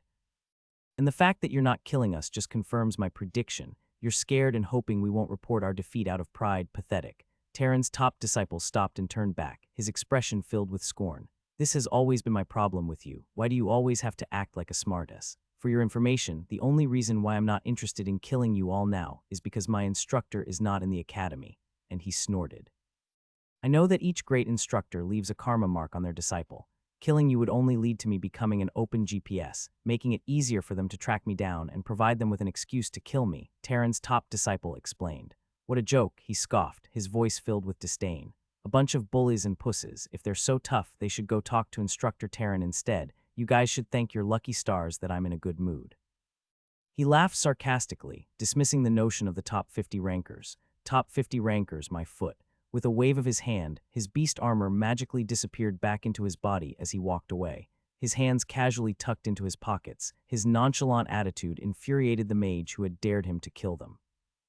Meanwhile, in Latvia City, the city walls were now brimming with city guards. A few kilometers outside the city gates, various clans and organizations that planned to partake in the Blood Moon War had taken their positions on their respective tier battlefields. The nervousness in the air was palpable as the city guards stood in their fitted armors adorned with the city flag symbol. I really hate this type of waiting, Taryn grumbled. Why can't the blood moon just start already? Do I really have to wait before I get down to business? Terran complained from the top of the mount where he sat, yawning and displaying a rare carefree attitude for a mage. Facing the blood moon was not something mages took lightly, as there was always that looming fear of death, the uncertainty of returning. I really cherish your confident attitude, Instructor Walter said with a gentle smile, attempting to boost morale. However, Terran simply glanced in his direction, not bothering to pay attention to the other mages of the War God Mage Academy. Why should I care about the morale of people who are too scared to continue, scared to fight, scared they might not make it back? Terran responded, his tone filled with indifference. I respect you, Instructor Walter, but today, Terran's voice trailed off as he looked towards the location of the space gate. However, it had not yet appeared, and yet he could sense that something was very wrong. With his heightened affinity for the earth element and his barriers for manipulation already broken, he felt a pervasive sense of unease without understanding why. What is the problem? Instructor Walter asked, noticing the worry on Terran's face. Suddenly, with a swoosh, the red blood moon appeared in the sky and the space gate began to open, its speed even faster than normal.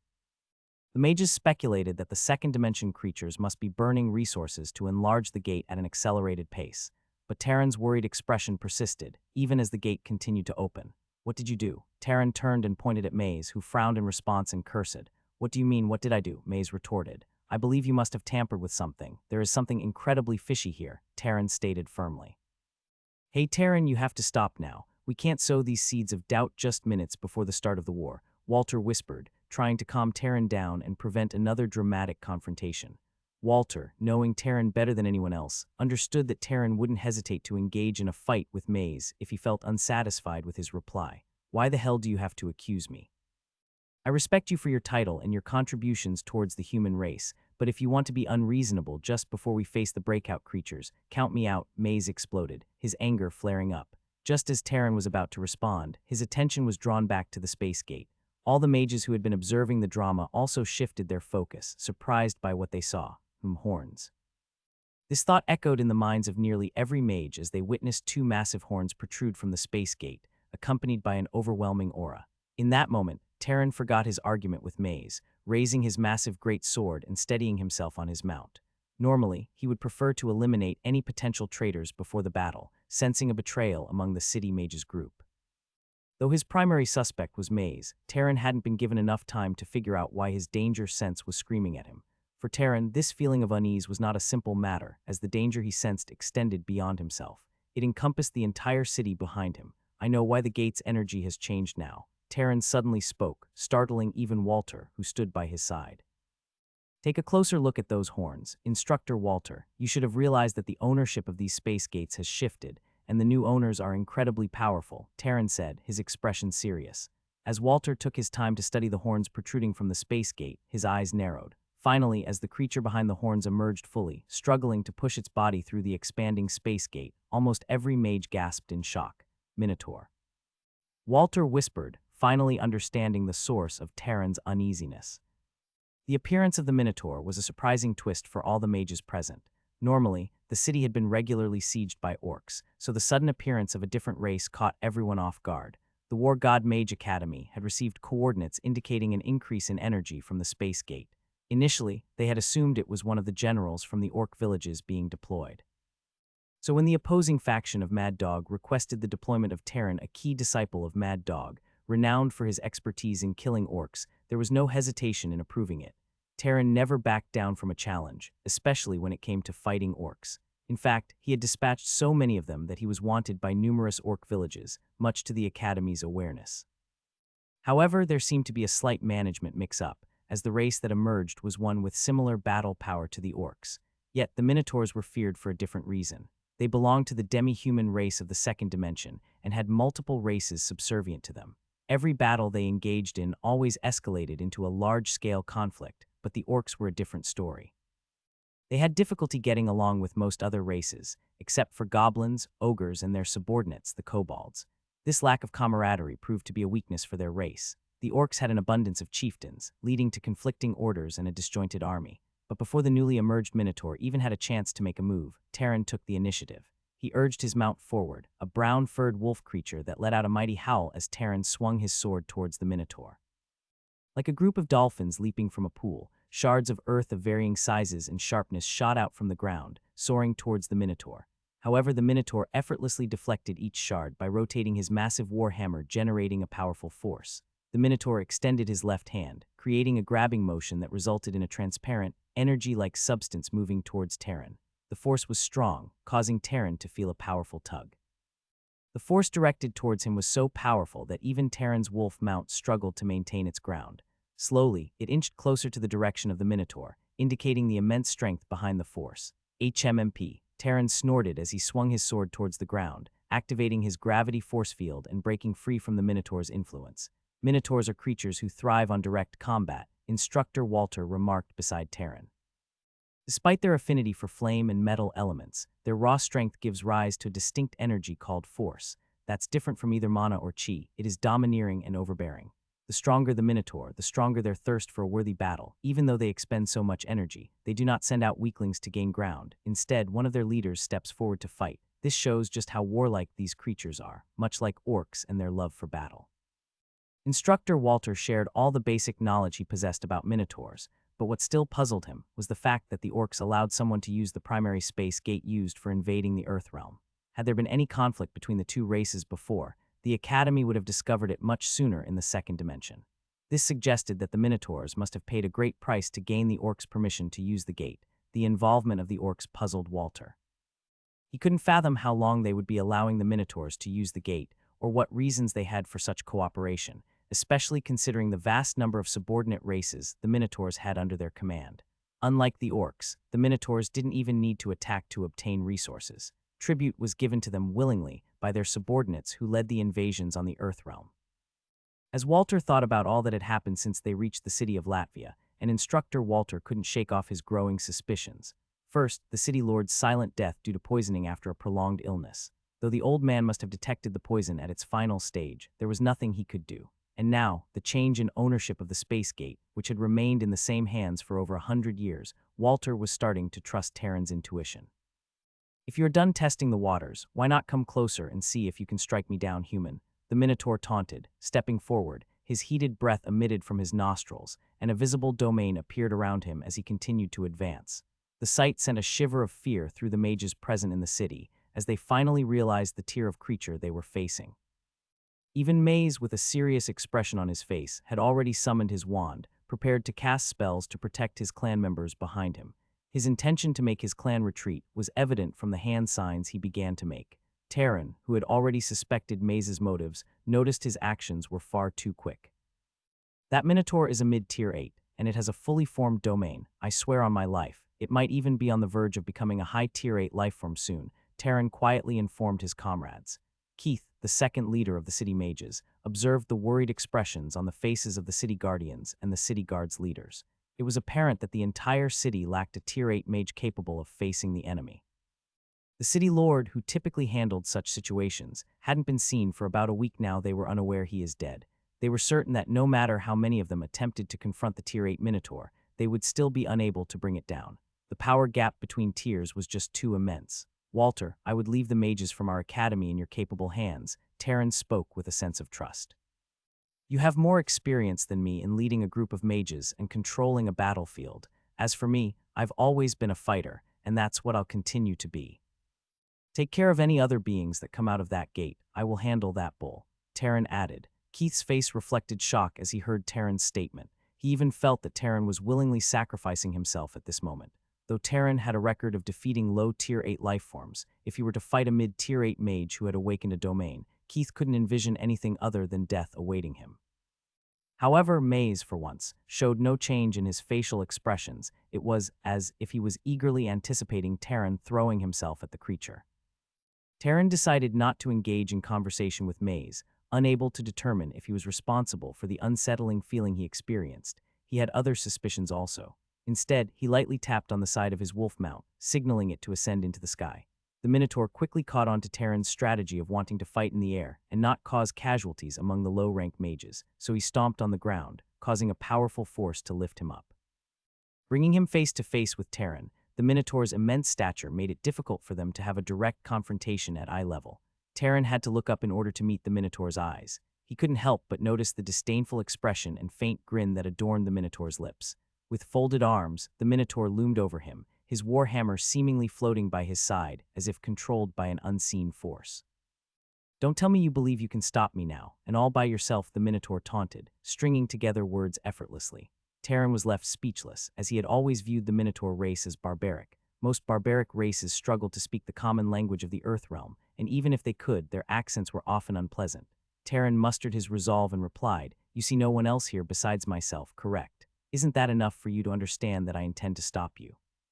Terran replied confidently, as if it was a normal thing for a Tier 7 mage to stand in front of a Tier 8 mage and claim to be of equal power. The Minotaur snorted, observing Terran carefully. "I have a mission here, and I would appreciate it if you would move out of the way and allow me to proceed. I don't want to end the life of such a talented human like yourself. I would rather you live long so we can battle more in the future," the Minotaur said with a hint of admiration. "I'm sorry, but I just can't do that. I have a duty to follow every order of the academy I teach in, and this time my orders have been to stop the highest gun," Terran taunted, a mischievous smile playing on his lips. "So be it," the Minotaur declared, wasting no more words. He stretched out his hands and tightly gripped his massive warhammer, swinging it directly at Terran. Terran, in return, swung his own large greatsword. As the sword moved, a huge earth essence seemed to coat itself around it. And even before both weapons made contact, the clash produced different types of electricity and large sparking thunders, booming from the collision. And it appeared as if the flashy greatsword, supported by a massive earth essence coating, was halted by the original warhammer. But the force of the original warhammer could not be fully understood by the low-rank mages, but those low and mid-ranks mages with more experience and power could sense its immense strength that was not any lower than the earth essence. The separation of the weapons caused a deafening bang, causing the watching low-rank mages to feel as if they had been assaulted by a destructive sonic magic. Blood started to trickle from their ears, and the leaders quickly took measures to protect their group in case of another attack of that magnitude. The expression on the Minotaur's face changed from arrogance to surprise, realizing that the opponent he had underestimated was much stronger than expected. "You, my challenger, have proven to be my greatest obstacle in breaching the city," the Minotaur said, his twisted smile growing. "I never expected you to be this formidable." Terran, with a frown on his face, replied. The Minotaur effortlessly pushed back the heavy earth essence, which weighed more than a mountain. This surprised Terran, as he had previously been able to control and even kill enemies with this power, particularly those who were unaware of his abilities, as it had become his element of surprise card. He had only been able to wield such potent earth essence due to the fact that his earth manipulation was very high level. The orcs, however, was aware of Terran's strength and remained cautious, and that is why it has been long he killed any Tier 8 orcs recently. Terran knew that unless he found a miraculous way to advance to the next level of power, the element of surprise that had been his advantage had been easily neutralized. This forced him to take the battle seriously, realizing that it might be one of his most challenging encounters yet. Despite not having won yet, Terran remained confident in his ability to emerge victorious. "The mission I came for can wait," the Minotaur declared, his body shivering with excitement. "It's been too long since I've felt the thrill of battle, and I want to see just where your limits lie." Walter received a sound transmission from Terran, cautioning him to be careful. Terran believed that the mastermind behind all the strange occurrences in the city was still hiding among the crowd of city mages. While Terran had initially suspected Mage as the prime suspect, he couldn't shake the feeling that someone else was trying to manipulate him into believing that Mage was the main culprit. Terran found Mage's behavior suspicious, and even if he wasn't directly involved in the city's death, he believed that Mage was participating in something shady. Terran had been playing a dangerous game, using his anger and outbursts to lure out the true mastermind behind the scenes. He found this mysterious figure to be truly terrifying, able to predict events, and well-versed in manipulating Mage to fit Terran's perspective. The actions of this shadowy force sent a chill down Terran's spine. Since arriving in the city, he had been investigating Mage, and was surprised at how easily the spies he planted had acquired private and important information about Mage. This led Terran to remove Mage from his list of potential killers of the city lord, as someone patient enough to poison the lord would have tighter security regarding their activities and information. Terran had multiple plans to draw out the true enemy in the shadows, and charging into battle so early on was one of them. This was why he urged Walter to exercise caution, knowing that the time for action would come after he had lured the main enemy out into the open. The clash between Terran and the Minotaur unfolded at an astonishing speed, leaving even the mid-rank mages struggling to keep up with the intensity of their battle. They were only able to observe from a distance. The city mages could discern that Terran was enveloped in a condensed brown glow each time he struck. He skillfully infused his attacks with the power of earth essence, while also easily casting a variety of powerful earth elemental spells in rapid succession, shocking most earth mages present with his instant casting speed. In contrast, the Minotaur emitted a transparent white glow as it unleashed its formidable strength with evident excitement on its face. Despite the onslaught of the Tier 8 Minotaur, the city mages were taken aback by Terran's ability to hold his ground and fend off every threatening strike aimed to smash his head, into paste by the Minotaur as it even fought barbaric. How is he able to match the Minotaur's speed? Keith pondered, his voice filled with genuine curiosity. He shouldn't possess the strength of a mid-tier 8 mage. Keith finally said out loud. Indeed, while Terran may lack the raw power of a Tier 8 mage, his remarkable technique and lethal attacks were evident.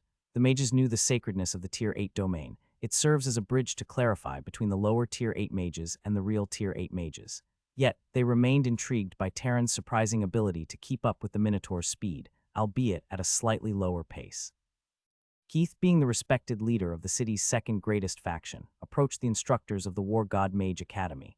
His voice carried, neither too loud nor too soft, allowing the remarkable mages gathered nearby to hear his inquiry. I asked how is he able to match the Minotaur's speed. The mages strained their senses, their mana attuned to catch every word, eager not to miss any hint of valuable information. As the discussion unfolded, the mages contemplated the possibilities. They wondered if there was a method to teach other Tier 7 mages, allowing them to bolster their own reaction speed and ultimately strike down enemies more swiftly.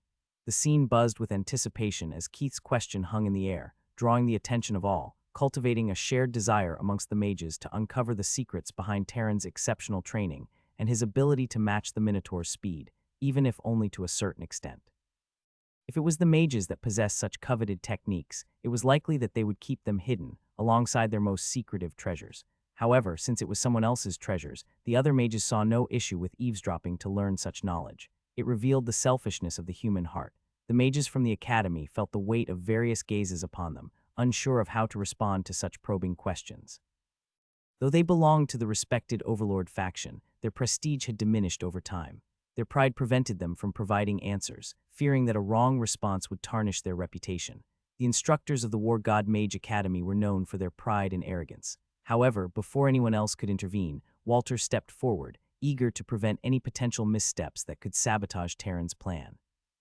Ah, Keith, it is you. You should be aware that such questions about secret techniques could expose vulnerabilities within mages that uses them. It's best not to inquire about them, Walter remarked, wearing a slight smile. In his heart, he cursed Terran for placing him in this position. He preferred being the low-key character, one who slipped away when matters grew difficult. But Terran's decision to appoint him in charge of the War God Mage Academy team forced him into the spotlight, a position he desperately wished to avoid. Keith's outburst was likely a trap, an attempt to draw him out from the safety of the crowd, especially since Terran remained occupied battling the Minotaur. Keith's words incited the minds of the mages present. They had grown greedy upon hearing of a technique that could help them match the incredible speed of their higher-ranked counterparts. Even if they couldn't engage in direct combat like Terran, having an awareness of battle and speed could potentially save their lives, and they let their greed got the best of them, pushing them to desire the sharing of such techniques. Yes, if these techniques truly exist, the War God Mage Academy should be sharing them with all of humanity instead of hoarding them as secrets, one mage exclaimed. Considering the act of withholding such techniques could be seen as a national crime, another added. Bring out the secret techniques now, Instructor Walter, or don't, you want the progress of the human race. Different leaders from various factions, who had gathered in Latvia City to aid in the defense against the Blood Moon, began making demands. Keith's manipulative words had stoked their greed, and even Walter was starting to feel the mounting pressure. Terran's prior cautionary message to be careful echoed in Walter's mind. Initially, he had believed Terran was simply concerned about the abnormal space gate that spit out a Minotaur. However, when Keith started asking incisive and divisive questions, Walter began suspecting that this could be the opportunity Terran had been waiting for, a chance to lure someone in hiding into a trap. Deciding to fully embrace the act, Walter aimed to entice Keith to make a mistake that would leave behind noticeable clues, making it easier for Terran to eliminate him using his own deceptive methods. This line of thinking stemmed from the fact that Keith was the one who instigated all this turmoil by exploiting the selfishness of the main leaders present. Keith had twisted a negative situation into something masquerading as altruistic by convincing these leaders that they were on the path of justice and that pressing the War God Mage Academy for their secret techniques was the right course of action. Despite knowing they were in the wrong, their distorted sense of justice currently outweighed any concerns about the consequences that might befall them. As everything unfolded, it became apparent that all of this had occurred because Terran had valiantly held his ground against the Tier 8 Minotaur, the same Tier 8 Minotaur that frightened the leaders into feeling like they could die. Were now considering stealing from the same person they believed was fighting to protect them. This exemplified the darker aspects of the human mind, revealing their willingness to stoop to such thievery driven by their own self-interest. Back at the Orcish forest, the Gordons group remained at the edge, unable to fully proceed due to Alec's restricted mana, preventing him from summoning his other golems.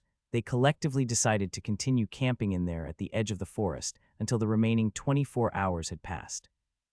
It seemed like the logical choice, as Alec would be able to recover his mana by then, and it would provide them with additional protection if they were to face another attack similar to what had occurred at the forest entrance. With the exception of Legion, all the other captain-ranked golems Alec had the ability to summon minion golems using their mana during battles. Although they also had to move a significant distance from their previous spot, as they were apprehensive that Kithra, who now had some understanding of their abilities, might return to confront them again with another group of mages.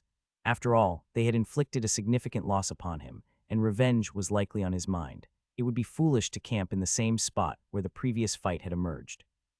While they didn't necessarily fear Kithra, they were aware that it was pointless to face him again if Alec was not at full strength. They knew how ruthless Kithra could be in combat. Hence, Alec volunteered for night watch duties despite the disagreement among the group. He assured them that they need not worry, as both Legion and Titan would be by his side.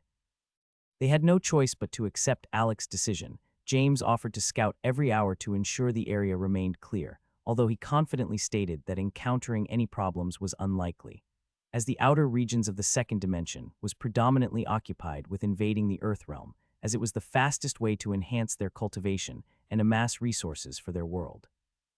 Each human they killed during the Blood Moon battle provided them with significant benefits, equivalent to 10 hours of cultivation, depending on the cultivation level of the dead human. Additionally, the energy absorbed was utilized to accelerate cultivation resources in the Abyss world. After James explained to Alec, he was shocked. He remembered hearing from the fifth elder of the Gordons clan about something that the creatures of the second dimension believed was hidden in the Earth realm. This belief compelled them to attack relentlessly, as they sought to steal it for their own world. However, Alec had begun to think that even if this item that triggered their attacks no longer existed, they would still be reluctant to halt their invasion of the Earth realm on every Blood Moon day. This was because not only did they become stronger through battle, but they also amassed enough resources to aid their growth. With their lust for battle and an easy way out, it was clear what they would choose. Now Alec understood why the Goblin army was always able to quickly cultivate new Tier 1 warriors at the Estonia City Second Dimension Space Gate. It was common knowledge that they received a great amount of resources during every Blood Moon, especially through the killing of mages. This surplus of resources ensured that even extortion from the main Goblin leaders wouldn't hinder their relentless army development and deployments. Initially, James intended to exhibit his determination by staying with Alec to guard during the night. However, when various auras began to shimmer and he noticed signs of a breakthrough, he couldn't help but be surprised. However, there was someone even more perplexed than him, and that was Alec. Ding! Party member Arthur Gordons have broke through a small realm to become a mid-tier 2 mage. Party member Brandon Gordons have broke through a small realm to become a high-tier 2 mage. Party member Agnes Gordons have broke through a small realm to become a mid-tier 2 mage. Party member Knight Gordons have broke through a small realm to become a mid-tier 2 mage. Party member Kelvin Gordons have broke through a small realm to become a low-tier 2 mage. There were so many things that Alec wanted to ask the system's spirit at that moment. However, ever since he had placed his spirit inside the golem, he could only communicate with the system's spirit when he summoned the golem. It made him uneasy to summon the system's spirit with James by his side, especially since it was related to one of his most important secrets, the system. Fortunately, luck seemed to be on his side as James was about to walk away soon. James followed the direction of the breakthrough and was shocked to discover that it was happening in the tents of the Gordons group. He wouldn't have been too surprised if one or two members had made a breakthrough, but for each and every one of them to do so at almost the same time only reinforced his suspicion that this group of mages was no ordinary group. They should be a group that they could befriend, or at the very least, not be enemies with. If I'm not mistaken, they are all your family members, right? James asked, surprising Alec with his sudden question. Alec looked at James's serious expression and felt the need to answer, despite not fully understanding why James, who had been confident and arrogant at the beginning, was now acting so friendly towards him and his group. Alec nonchalantly replied, "Yes, I think I mentioned before that we are family." James shook his head in response. "I don't recall you telling me anything like that. Actually, I remember suggesting that you must be family, considering how much trust you all have in each other in the wilderness, right after you established yourselves. I can't quite remember your initial response, but now I'm certain that you all share a certain element together, have similar earth element skills, and seem to share the same bloodline. Even if your fighting styles and techniques are different, I would be foolish not to want to confirm it properly." As James finished explaining, Alec couldn't help but smile slightly. "Well, you don't have to worry. Let me tell you now for the last time. They are my clan members and we are family. Nothing is going to change that." After James returned to his tent, he was determined to devote more time to his cultivation. He couldn't help but be inspired by the incredible dedication he witnessed from the members of the Gordon's clan. Despite being low-ranked mages, they poured their heart and soul into their training, and James found himself wondering just what their future would hold for them if they were able to reach the mid-rank realms. His curiosity was itching to see just how far their hard work could take them. Meanwhile, Alec let out a frustrated sigh as he watched James walk away. He had been waiting for him to leave since, and the moment he entered his tent, Alec wasted no time in attempting to summon the system's spirit golem, only to realize that it also resided within the space pouch, and he was still unable to access his mana. Alec cursed silently, feeling bewildered by the system's mysterious advancements and new notifications. It seemed as though it was going through upgrades on a regular basis, just like phones in his old world. And the only person who could provide answers was the system's spirit. Alec's space pouch, which his grandfather got for him, held a special significance, as it was connected to his own unique mana fluctuations. And if anything were to happen to him, no one would be able to open it unless, of course, they sought the assistance of a high-rank rune master capable of deciphering the codes. With no luck summoning the system's spirit, Alec made the decision to explore the system on his own, as he could not keep waiting on when the crown on his head came off before he got the answers he wanted. He also couldn't continue brooding over his inability to summon the rest of his golems. He felt it was time to take matters into his own hands. Status tab. Name: Alec Gordons. Race: human. Level 24. Tier 2 low. Exp till next level, 76,200,000. Attributes: Strength 104. Agility 55. Endurance 65 plus 3. Mana 5,000 sealed.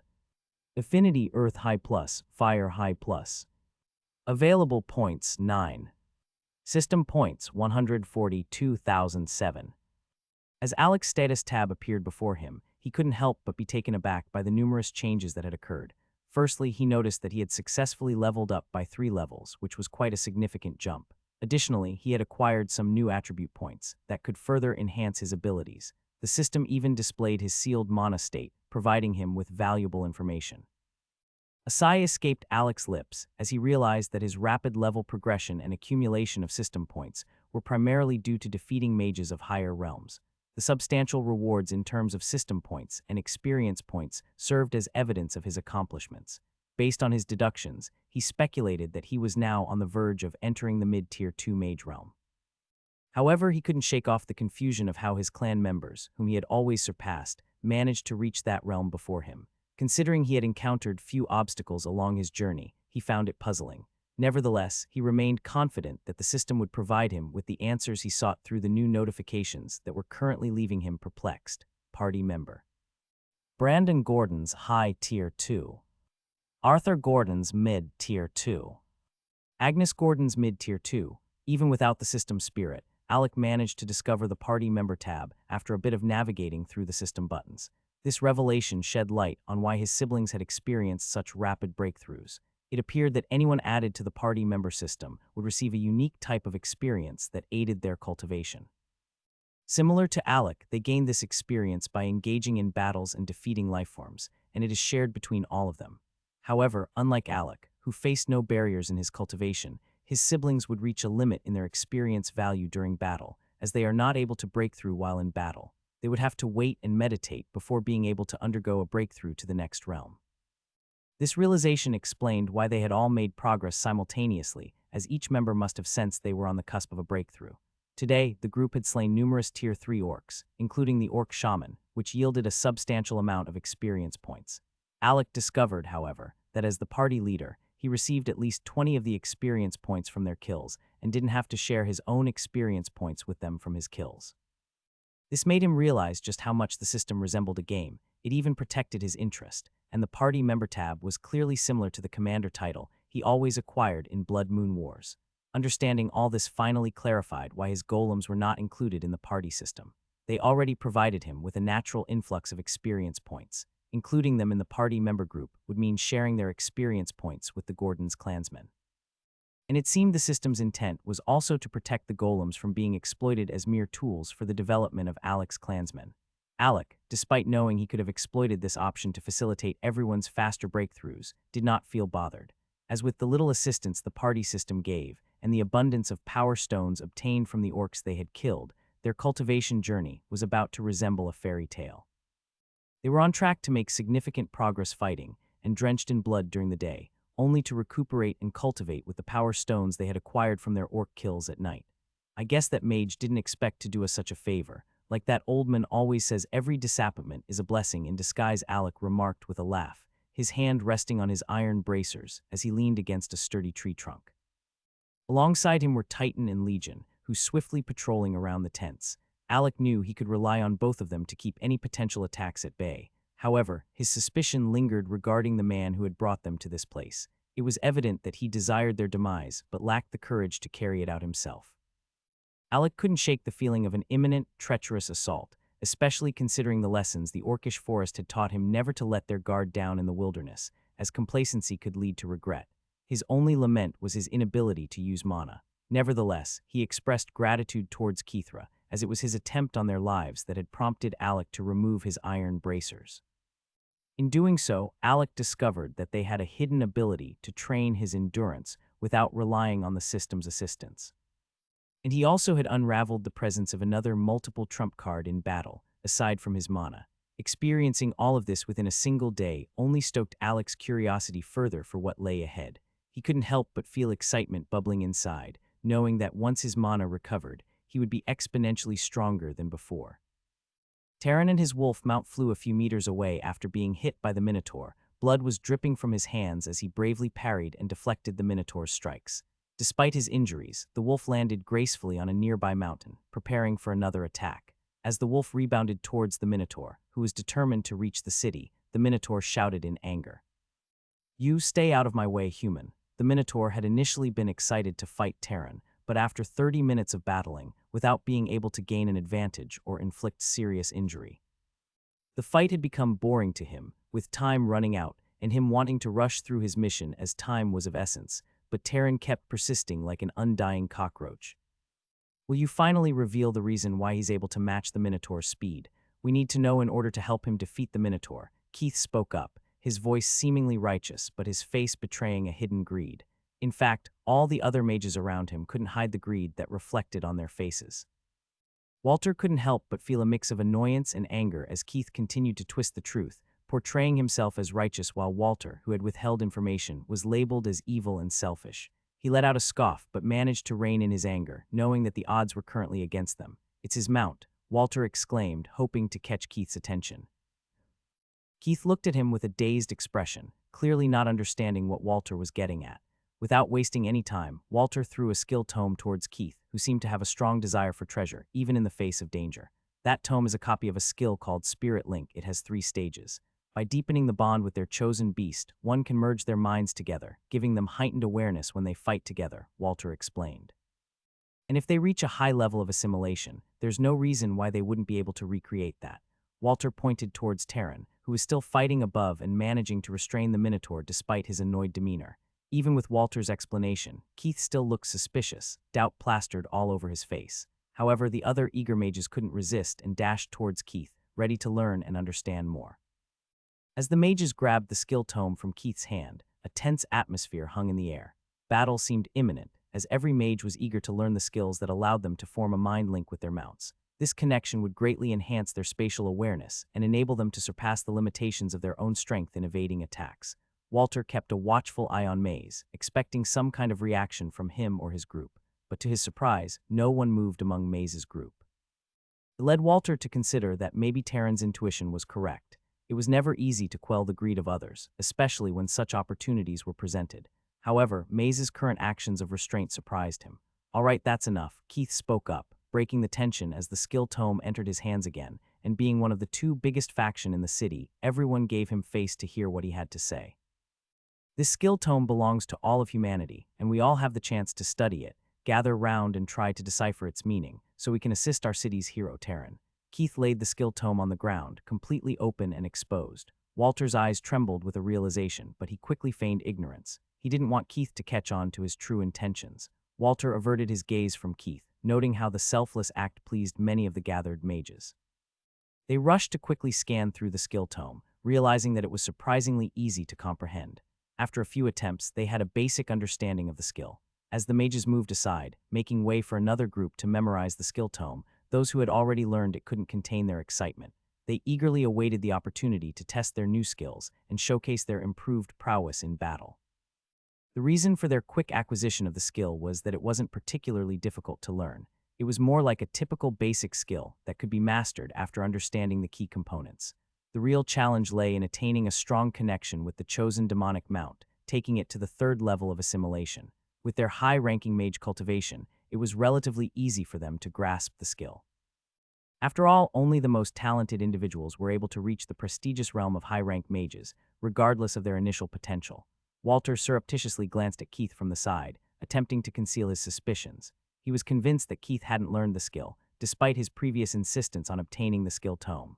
That realization dawned on Walter, confirming his suspicions that Keith's true intentions were never focused solely on learning the skill.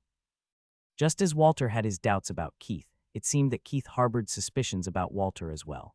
The mages who had successfully linked with their newly summoned mounts felt a noticeable increase in their spatial awareness. Although it may not have been a substantial improvement, but for a high-rank mage, any enhancement translated into significant progress in overall battle power. With a smug laugh, the first group of mages took to the air, choosing the Minotaur as their practice target. As where else could they find someone to practice against, especially when they were currently being restrained by another formidable mage like Taryn? Taryn, who had anticipated their approach, skillfully retreated in the air, displaying an evasive ability that left the charging mage in awe.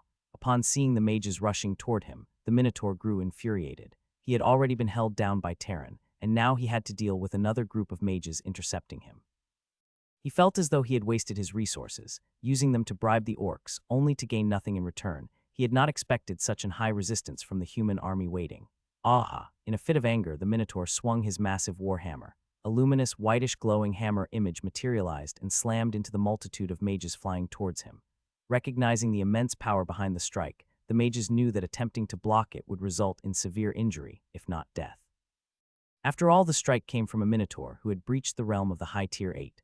They attempted to evade the attack by utilizing their connection with their mounts, mimicking the stunts performed by Taryn. However, a problem arose when their mounts seemed to become stagnant, unable to move at all. It was then they realized the drawbacks of linking with a demonic beast. If they issued a command that exceeded their assimilation level, the beast would inevitably pause for a moment.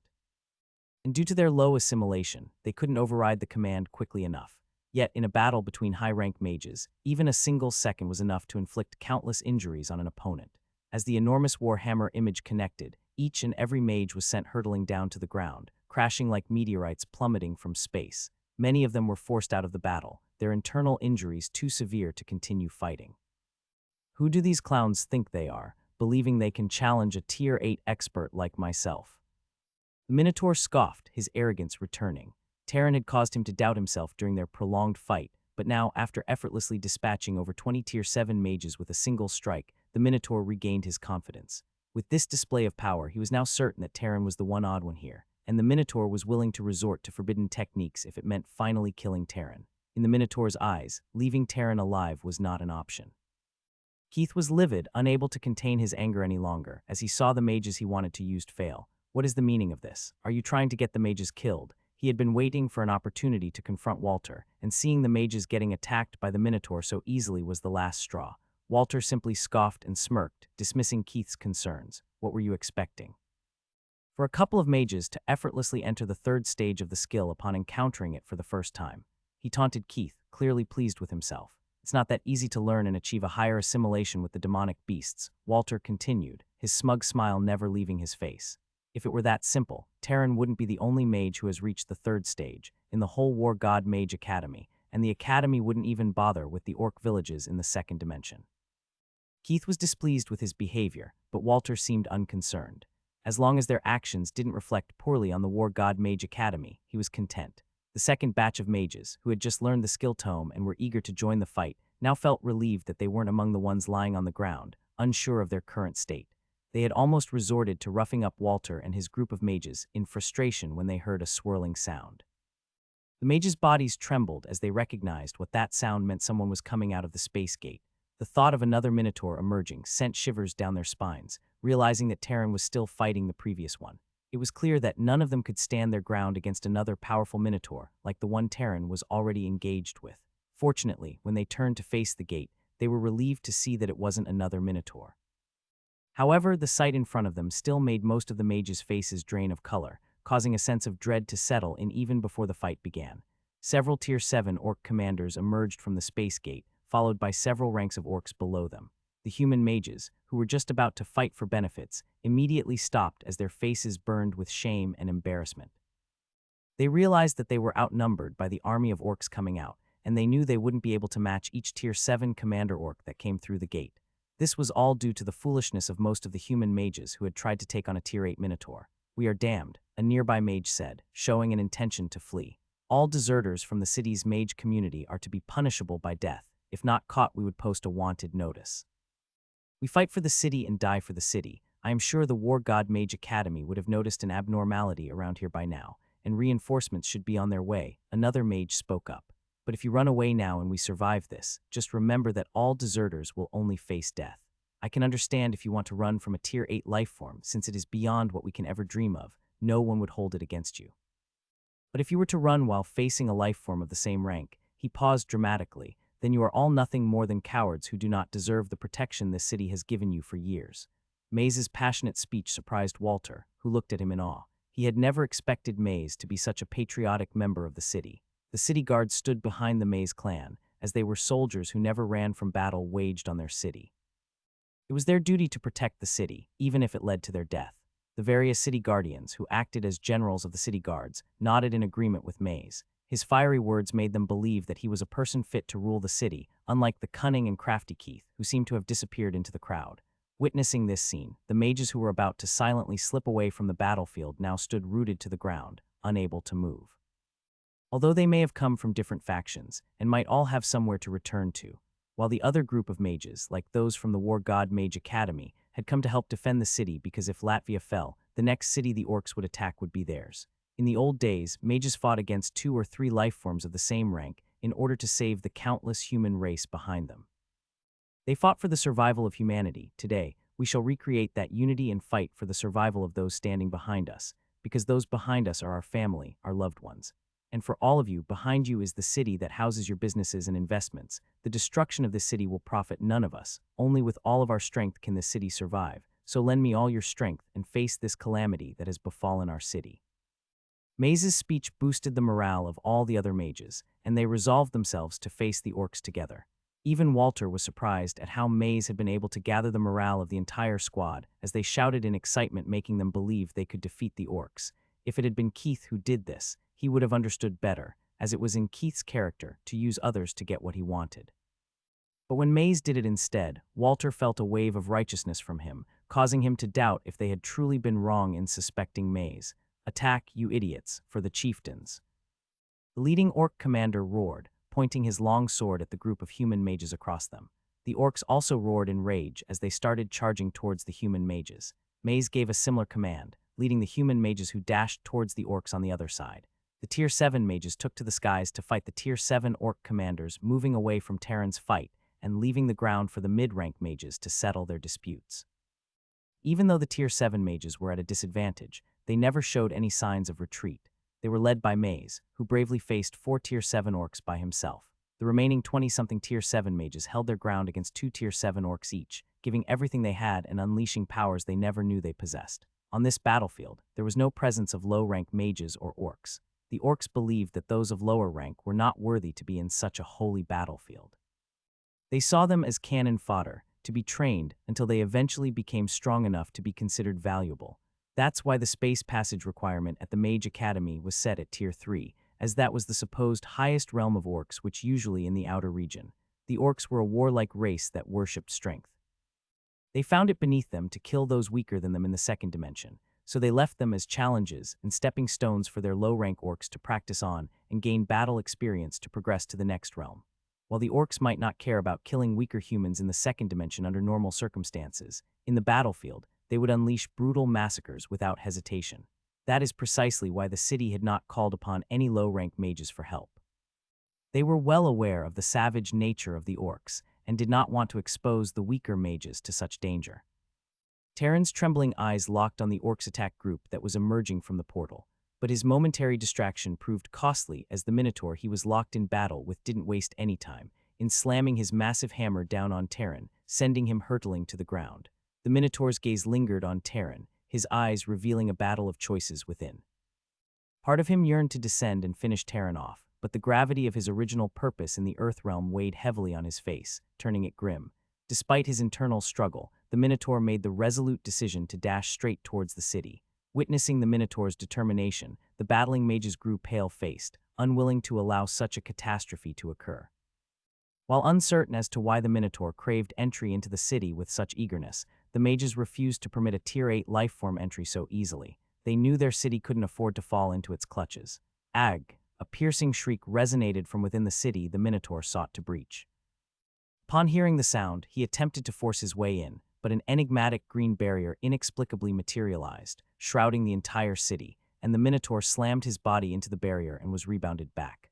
Unable to break through the formidable barrier, the Minotaur's impact left the human mages equally relieved and fearful, as they remained clueless about the unfolding situation. "No, I couldn't even halt the birth of the malignant fate in the king's birth," the Minotaur muttered under his breath, fixating on the malevolent green flames growing inside the city. "There is nothing you can do to impede the ritual awakening the malignant heir. Part of his fate is steeped in bloodlust, and his path cannot be obstructed as he propels towards awakening," a familiar voice spoke, arousing recollections of Keith within the battling mages. Keith, despite mysteriously disappearing despite his status as a mage of the city, resurfaced, now armed with more knowledge regarding the dire circumstances. The mages, who had seemed to lose hope in the face of adversity, found themselves secretly wishing for a glimmer of possibility with Keith's appearance. They really hoped that he would find a remedy for the dire situation they found themselves in. "Who are you? Your aura and mana are incredibly powerful, yet I never noticed you before. Wait, something is amiss.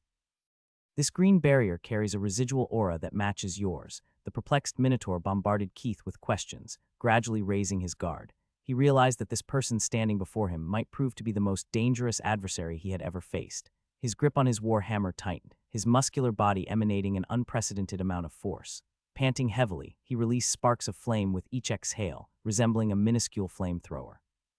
"I suppose you could say I'm responsible for the impending phenomenon. As for who I am, you can call me Cardinal Damien of the Evil Sect," Keith declared, wearing a wide and evil grin. His words triggered an explosion of thoughts in the minds of the battling mages, momentarily unsettling the Minotaur.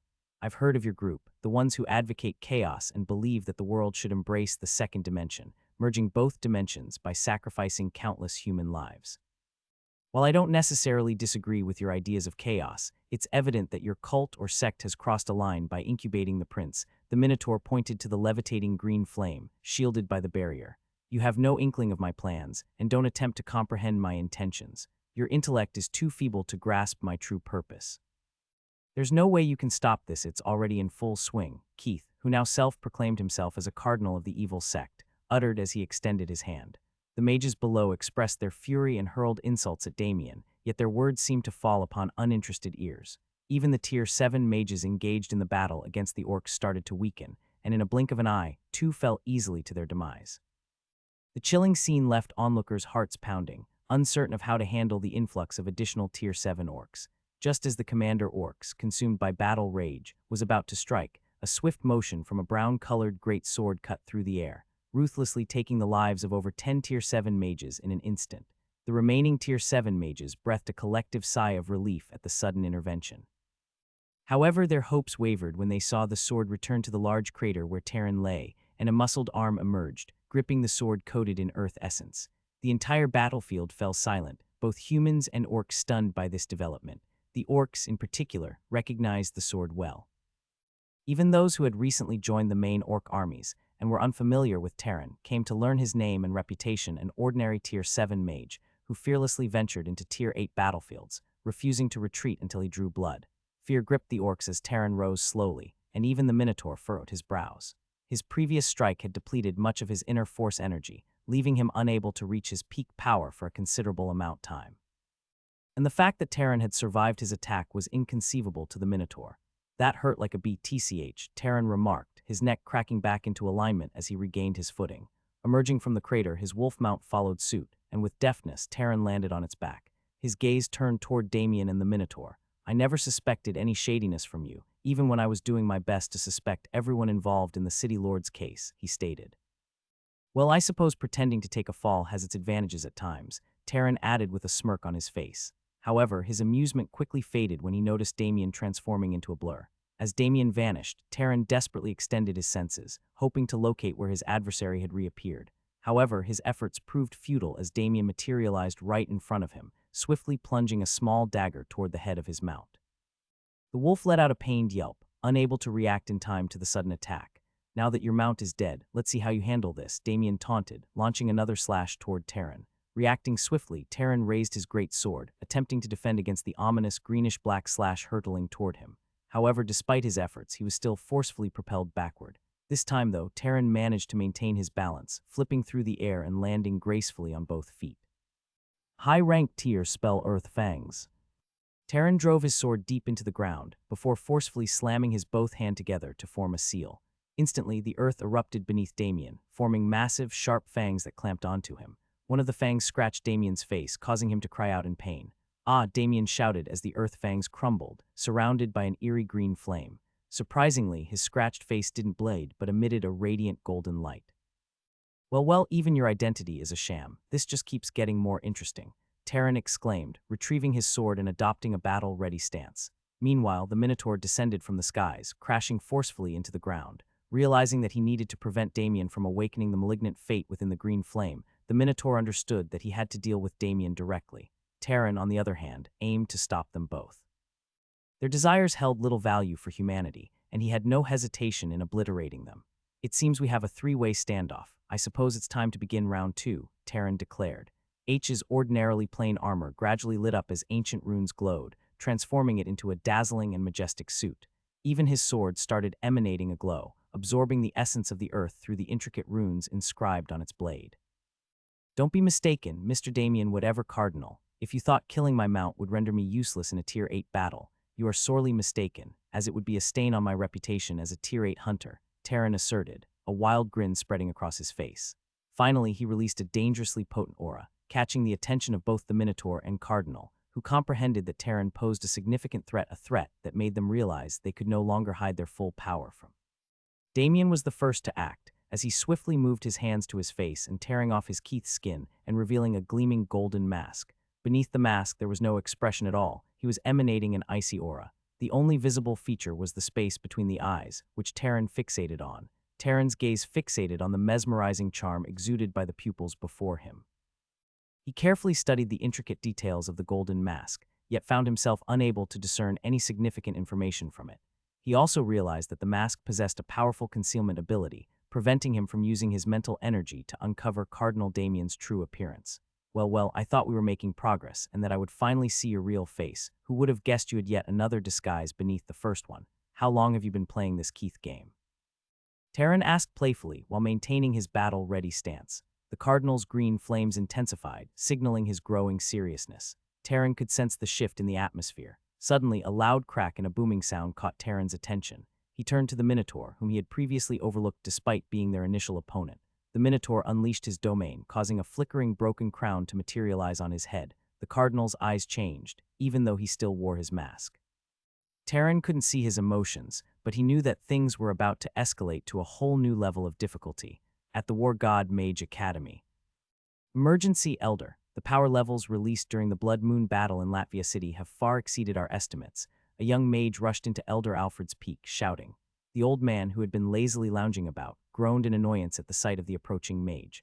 Beatrice, please help me get rid of this troublemaker. Come up with any excuse you can think of, as long as I don't have to deal with him, Elder Alfred said, his snoring almost causing his nose to twitch.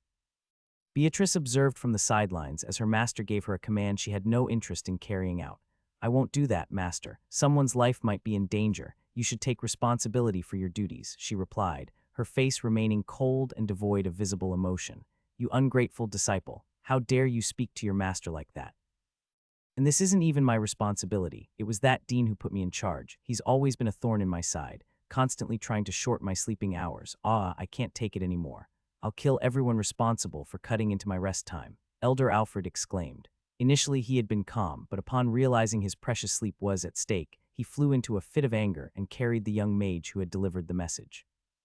Beatrice couldn't help but smile as she witnessed her master move for the first time in days. She had tried everything to motivate him, but all her efforts had failed. The dean had been relentless in assigning him more work, which led to his decision to retire from taking on disciples. Although Beatrice knew he was a skilled master with a vast knowledge base, his laziness was undeniably a big flaw. "Come back safely, master," Beatrice whispered silently as she watched her master depart from the academy in a streak of light. She then returned to the book the old man had given her to read. The book's covers were torn, but the contents remained intact. On the first page, there was a title that read "Strings of Illusion, Unveiling the Puppeteer's Art." Meanwhile, inside the Abyss Realm near the Orcs' Kingdoms. "Finally, we can remove the crown from your head after waiting for so long," Arthur grumbled. They had been waiting all day for the crown to become ineffective, allowing Alec to return to his normal state and use his mana. "Just a few more minutes, it should be happening soon," Agnes added. "I can't wait," Knight chimed in. They had all eagerly wanted to venture deep into the outer ring of the Abyss battlefield, after James had willing explained to them, where Igor wanted them to spend 5 days. Although it was just the outer ring of the Abyss battlefield, but it was a place where the geniuses of the second dimension races engaged in life and death battles. The longer they stayed, the greater the rewards, but also the longer they stay, the greater the danger involved. And with their cultivation levels increased, they felt confident and eager to test their strength against others, after being cooped up in the edge of the Abyss battlefield. The sanguine crown finally emitted a humming sound before turning white and floating off Alec's head, landing gently on his hands. Upon witnessing this, everyone cheered. Meanwhile, Alec stood rooted to the ground, unable to comprehend the experience he was going through. His mana, which had been sealed until now, was no longer restricted and had the opportunity to flow through his body once more. He felt an incredible sense of satisfaction as his mana coursed through his veins and bloodstreams, spreading throughout his entire body, making him establish a connection back with his mana pool that seems to have disappeared. However, this astonishing feeling was not what surprised him.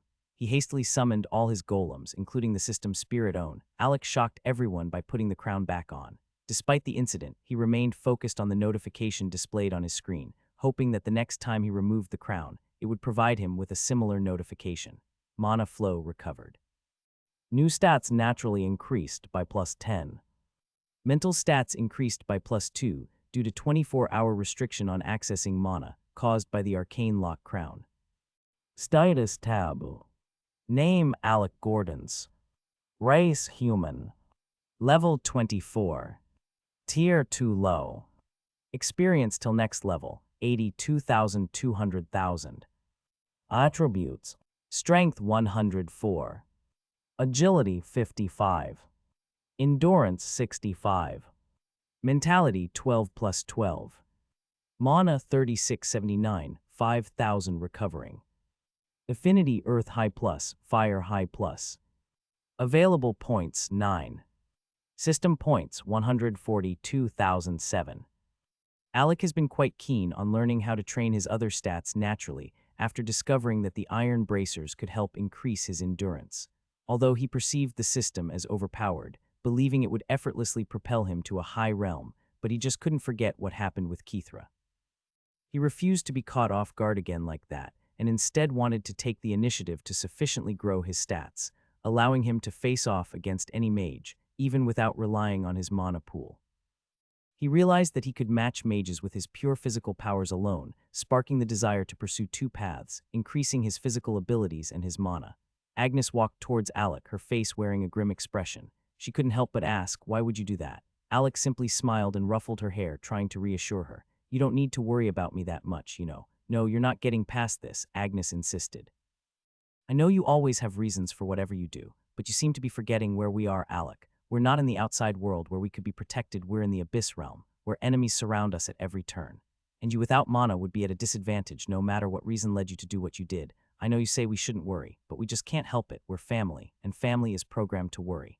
Alec observed Agnes' stern face and realized that he had truly messed up. He had been too excited when he saw the new stats and had hastily worn the crown, causing its color to change back to sanguine. This meant that it would take another 24 hours for him to regain the ability to use his mana. He hadn't considered the emotions of his team. According to what he had heard from his grandfather and Terran, he had come to understand that cultivating mentality was a mindset that mages began cultivating when they reached the peak of the Tier 6 mage realm. Those below that realm were merely trying to utilize their limited mental energy. When they reached the peak of the Tier 6 mage realm, they had to compress all their mental energy within themselves and form a brain cell in their brains. Only then could they begin cultivating mentality. Alec had secretly gathered this information and knew that cultivating mentality was as difficult as cultivating from Tier 1 all the way to Tier 6. A mage who couldn't compress their mental energy into mentality would forever be stuck at the mid-rank mage realm and never enter the Tier 7 mage realm and reach the level of high-rank mages.